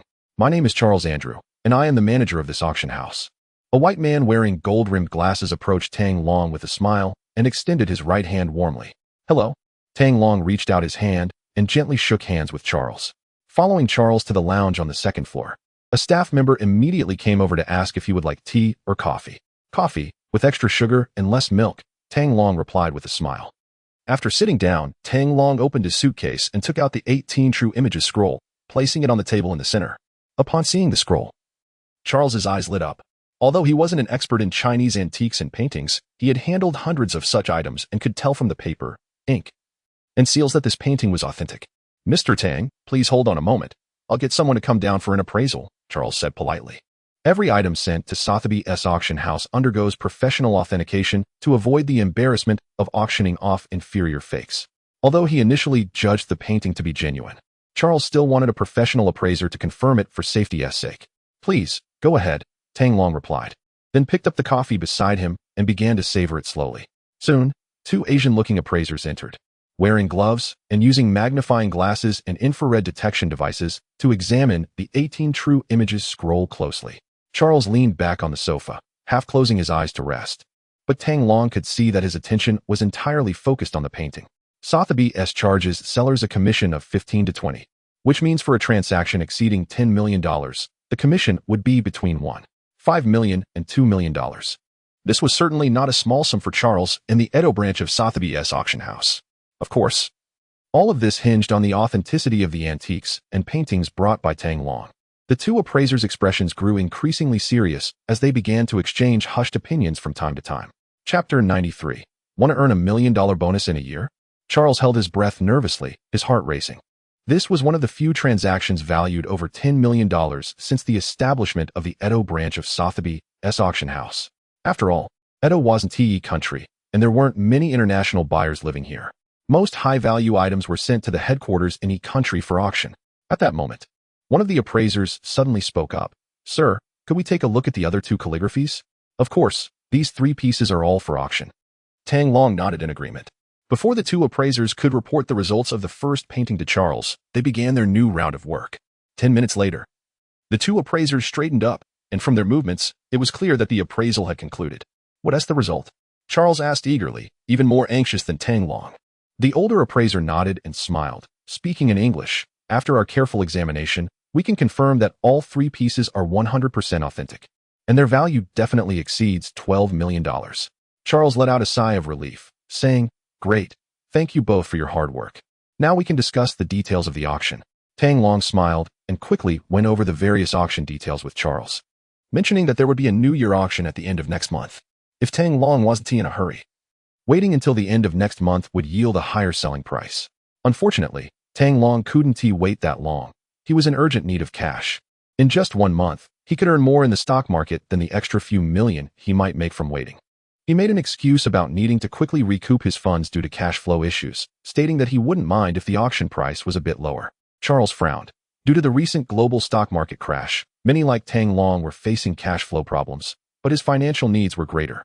Finding a seller for these 3 antique calligraphies in the short term wouldn't be difficult, but the prices wouldn't be very high. This would significantly reduce the commission that the auction house would earn. Suddenly, he thought of a good idea and quickly called a friend who worked at American Express Bank in M Country. Soon, a somewhat balding middle-aged man arrived at the auction house. "Charles, what is so urgent that you needed me to rush over?" the man exclaimed as he walked in. Charles quickly stood up, smiling as he introduced the two. "This is Philip Locke, the vice president of the Edo branch of American Express Bank. This is Mr. Tang from M Country, who has some business to discuss with you." To be on the safe side, Tang Long had the system create a new identity for him, and he chose the name Tang Ying. He stood up, smiled, and shook hands with Philip, quietly listening to Charles' explanation. The issue is quite simple. Tang Long has antiques and artworks worth over $12 million that he needs to auction off urgently, as he can't wait a month for funds. For the benefit of both himself and his clients, the auction house hopes Tang Long can place the antiques and artworks in next month's New Year auction. To resolve this issue, they brought in Philip from M Country's American Express Bank. Tang Long will use these 3 pieces of antique art as collateral at Sotheby's to secure a $10 million loan with a monthly interest rate of 3%. After the auction, Sotheby's will deduct a 15% commission and transfer $3 million directly to M Country's American Express Bank, with the remainder going to Tang Long. If the total auction price, after deducting the commission, is less than $10 million, Tang Long will have to make up the difference. For Tang Long, the 3% interest is negligible, and he readily agrees. For M Country's American Express Bank, with Sotheby's as a guarantor, this transaction carries no risk and offers a considerable annual return. Philip immediately agrees and enthusiastically invites Tang Long to open an account at M Country's American Express Bank. In a previous phone call, Charles described Tang Long as a wealthy second-generation heir from an ancient Eastern country, with a family collection of antiques and artworks valued in the billions, where any 3 pieces could easily be worth over $10 million. Such a rich client is exactly what M Country's American Express Bank aims to attract. The 3 parties signed the relevant contracts, and Tang Long left the 3 pieces of art at Sotheby's, accompanying Philip to the nearby M Country's American Express Bank. At the bank, Tang Long opened an account under the name Tang Ying, and Philip immediately arranged for $10 million to be transferred to his account. After completing the procedures, Philip habitually asked, "Mr. Tang, what do you plan to invest in with this money?" As a potential major client, he didn't want Tang Long to just take the money and leave. "I plan to invest it all in the stock market of the cherry blossom country, focusing on buying Toyota and Takeda stocks. When stock index futures open in 1990, that will be the time for me to short the index extensively," Tang Long replied with a smile. Hearing this, Philip immediately realized it was a great opportunity to build a closer relationship. M Country's American Express Company is the largest global company offering travel services, comprehensive financial services, investment, and information processing, in addition to banking services. It also provides various financial services. Clients who hold the Centurion Black Card will enjoy various privileges. Mr. Tang, our American Express company also has financial investment services. You can open the corresponding investment account directly with us, Philip enthusiastically introduced. Tang Long, intrigued, asked, "Oh, does your company provide investment advisory services?"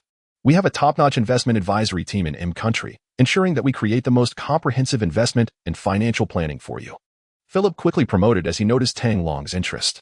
Tang Long nodded and said, "Sure, I need a female investment advisor of Chinese descent, as it will facilitate communication."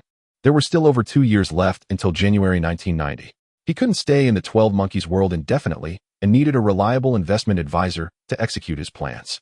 Female investment advisors of Chinese descent typically held lower positions in foreign companies, making them more compliant and less likely to unilaterally alter his trading strategies.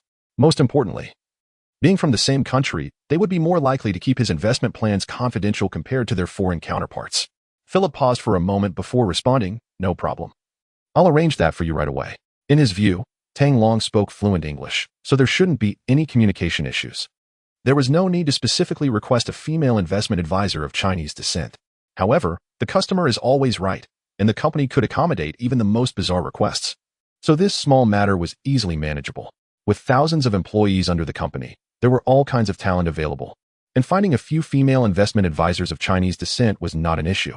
Soon, a petite and charming Chinese woman in her 20s, dressed in a uniform, approached Tang Long. "Hello.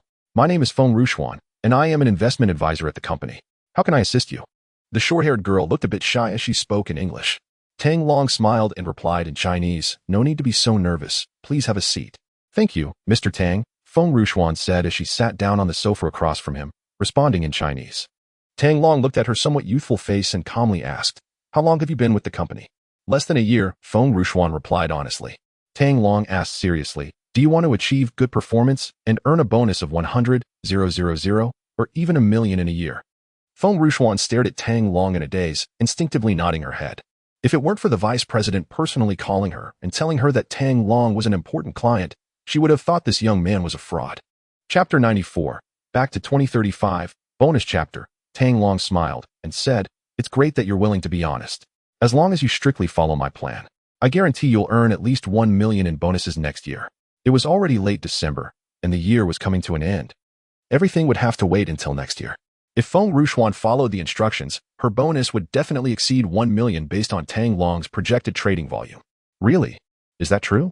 Feng Rushuan asked, a bit incredulous. She was all alone at Yutong Company, just a newcomer at the bottom of the hierarchy.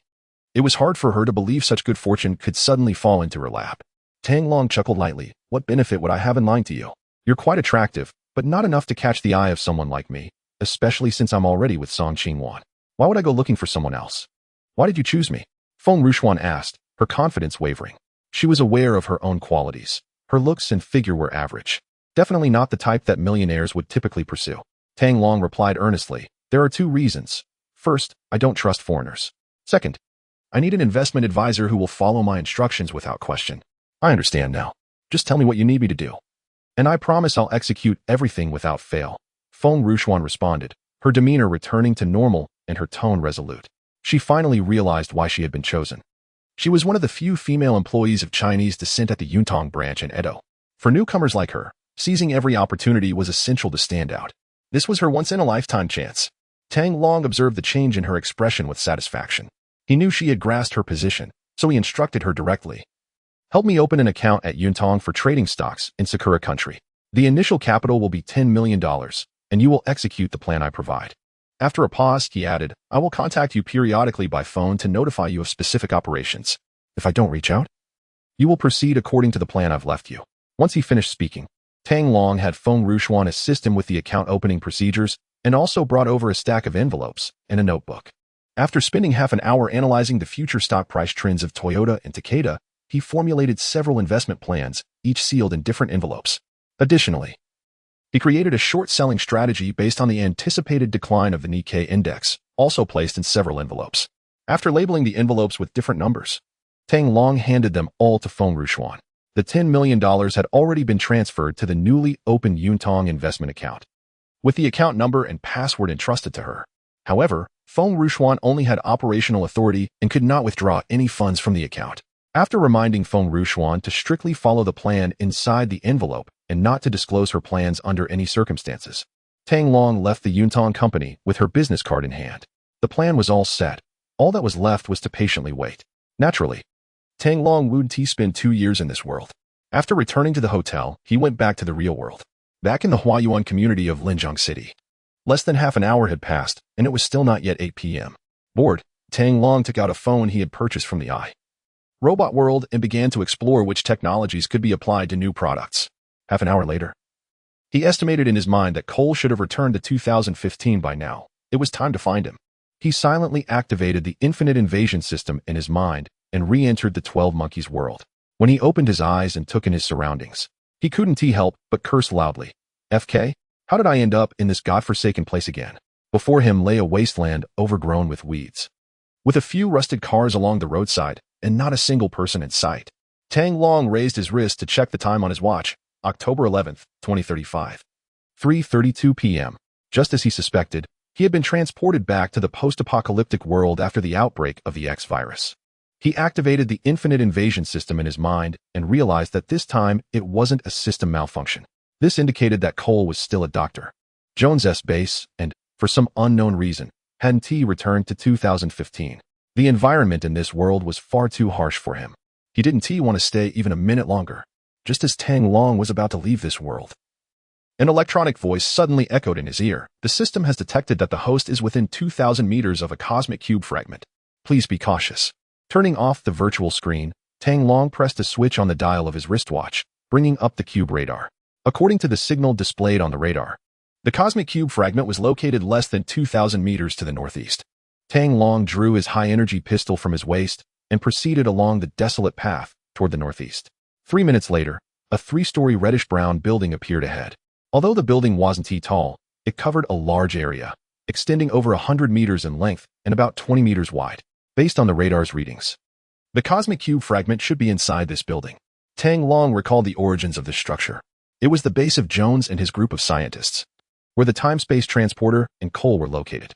After such a long search, he hadn't expected the cosmic cube fragment to be here. No wonder he couldn't find any clues back in 2013. The people inside were not like the Wanderers. He could approach them to see if there was a chance to take the cosmic cube fragment. With the infinite invasion system at his disposal, he could leave at any time, so there was no safety concern.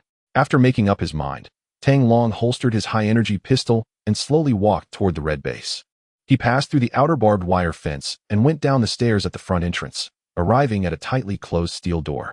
There was a keypad on the door, and since he didn't know the code, he called out to the camera in the upper left corner. "Hey, Cole, I'm here. Open the door." Moments later, the steel door opened, and Tang Long strode inside. Once inside, he closed the door behind him. It was a small room used for temporary isolation and testing, illuminated by UV lights on the ceiling. Along the wall was a row of cages containing a flock of small yellow birds. While Tang Long was puzzled as to why anyone would keep pets in a post-apocalyptic world, a speaker overhead crackled to life. "Approach the birdcage and extend your finger inside." Although Tang Long didn't understand what was going on, he followed the instructions. A few minutes later, the UV lights turned off, and a steel door directly in front of him was pushed open. "No virus mutations detected. Raise your hands and step inside," said a cold voice from a black soldier dressed in military camouflage and holding a submachine gun. Faced with the muzzle of the gun, Tang Long instinctively raised his hands and walked in. 2 black soldiers stepped forward to search him, taking away his high-energy pistol before escorting him to the command center of the base. When Cole saw Tang Long enter, he looked stunned and asked, "Hey, bro, what are you doing here?" Chapter 95, Ambush of the 12 Monkeys Legion. Tang Long shrugged and casually said, "You know, time travel always comes with some uncertainties. Now that I'm in this era, I might as well take a look at you all." At that moment, a woman in her 50s, with graying hair and black-rimmed glasses, approached. Her gaze fixed on Tang Long, and in a somewhat cold tone, she said, "Mr. Tang Long, I am Dr. Jones, the head here. Please explain your origins." Despite Cole having reported Tang Long's situation to her upon his return, Dr. Jones still harbored doubts about Tang Long's identity. After all, Cole had never witnessed Tang Long traveling through time and space. To her knowledge, only the research facility she was part of had the technology for time travel. If Tang Long could truly traverse time, then why was there no record of him in history? She maintained a cautious skepticism towards this mysterious young man from Asia. Tang Long turned to Dr. Jones, whose face showed signs of aging, and explained, "I believe Cole should have informed you about my background. However, since you've asked, I can explain it again." Pausing for a moment, Tang Long continued, "I come from a parallel universe called Huagua, and I have traveled through time from the future to stop the destruction of this timeline. For the Witnesses and the 12 Monkeys Legion, their goal is to bring about this timeline's demise, so what I'm saying makes sense. That's impossible. I've never heard of any such research project in Huagua," Dr. Jones said, looking at Tang Long with skepticism and shaking her head. Tang Long could sense the distrust in her words. Indeed, this research facility was the only one in the world with a time travel machine. No other place had such technology. However, he did not belong to this world. He had crossed over from another stream of time. Tang Long smiled lightly and said, "I told you. The timeline I come from does not belong to your current stream of time. You can ask Cole if my appearance has changed since 48 years ago, Dr. Jones." "Tang Long does indeed look the same as he did when I met him in 1987, Cole interjected from the side. "All right," Dr. Jones conceded, deciding to drop the issue. She changed the subject and asked, "Even if you are a time traveler, why are you here instead of going back to 2015 to change history?" Under normal circumstances, to alter history, one would return to the past. This was the post-apocalyptic world after the outbreak of the X virus, making Tang Long's arrival in this era seem unreasonable. "For me, 2035 is also the past," Tang Long explained with a smile. I know you all are facing significant troubles, so I came to help. Doctor. Jones pointed nervously at the red ivy growing on the time travel chair and asked, "What kind of trouble? Are you referring to this red ivy?" Ever since Cole had followed Ramsey to 1987, the red ivy had begun to grow inexplicably on the time travel chair. Through Dr. Adler's research, it was discovered that the red ivy actually appeared before the virus outbreak. This red ivy materializes on the time travel chairs, and after being cleared away, it grows back again for reasons that remain unknown. This problem has been troubling Dr. Jones, but it's not considered a major issue. Tang Long's gaze shifted to the red ivy, and he shook his head, saying seriously, "No, that's not what I meant. Did you receive the message brought back by the 12 Monkeys Legion?" Beside him, Sergeant Whitley, dressed in camouflage, raised his bandaged hands and replied coldly, "Are you talking about this?" "Yes, I was just released by them yesterday. 4 of my companions died at their hands." Seeing the injured Sergeant Whitley, Tang Long understood that they were running out of time. The 12 Monkeys Legion of this era was about to join forces with the leader of the Wanderers to attack the base. Beep, beep, beep. At that moment, the computer in the adjacent command room suddenly blared an alarm. "The cooling system has malfunctioned." Dr. Adler rushed over and said, "The central system of the base has stopped functioning due to overheating." Dr. Jones, looking bewildered, asked, "How is that possible?"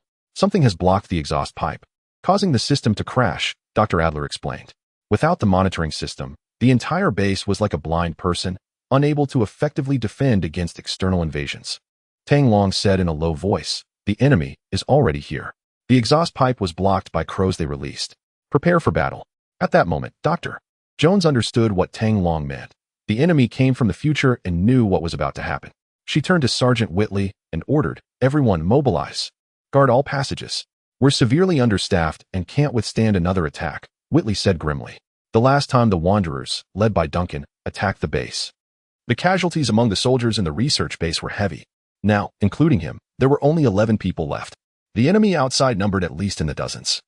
And such a large base could not be defended with just 11 soldiers. Dr. Jones couldn't solve this problem either and turned her gaze to Tang Long. He calmly said, "It's fine. I know they will come through the ventilation ducts. We just need to concentrate our forces there and set up an ambush." "Go ahead and do as he says," Dr. Jones nodded. At this point, she had no other options and could only trust Tang Long. Sergeant Whitley immediately organized the remaining soldiers to take action. Apart from 2 soldiers guarding the front door, the others hid near the entrance of the ventilation ducts. Tang Long successfully retrieved his high-energy pistol and crouched with Cole at one side of the passage. 5 minutes later, the leader of the Wanderers, Duncan, along with the assassins of the 12 Monkeys Legion, entered the base through the ventilation ducts outside. Originally, there was a security system made up of a power grid and surveillance cameras, but after the system at the base crashed, these became useless. Entering through the ventilation ducts, one could navigate a long corridor that led into the sprawling interior of the base. Tang Long and his team split into 2 sides, hiding behind the walls at the intersection, with the end of the corridor marking the entrance to the ventilation shaft. In the darkness, a group of black-clad assassins, armed with submachine guns equipped with flashlights, approached brazenly. When they noticed the light, some soldiers couldn't resist the urge to open fire. But Tang Long quickly gestured for them to hold their fire. They quietly listened as the footsteps drew nearer, and just as the intruders were about to reach the intersection, Tang Long raised his gun, signaling to shoot. A group of people leaned out, pulling the triggers. Rat-a-tat-tat. A hail of bullets rained down on the unsuspecting assassins from the 12 Monkeys. In less than a minute, a dozen bodies lay sprawled across the corridor. "It's an ambush. Fall back," someone shouted from around the corner. The last few assassins from the 12 Monkeys hastily retreated. Tang Long charged ahead and discovered Duncan's body. But not all members of the 12 Monkeys were dead yet. Their leader had escaped. Among them, there were 12 individuals known as the 12 Monkeys. Only by eliminating these assassins could the time loop be broken, preventing them from continuing to interfere with the past.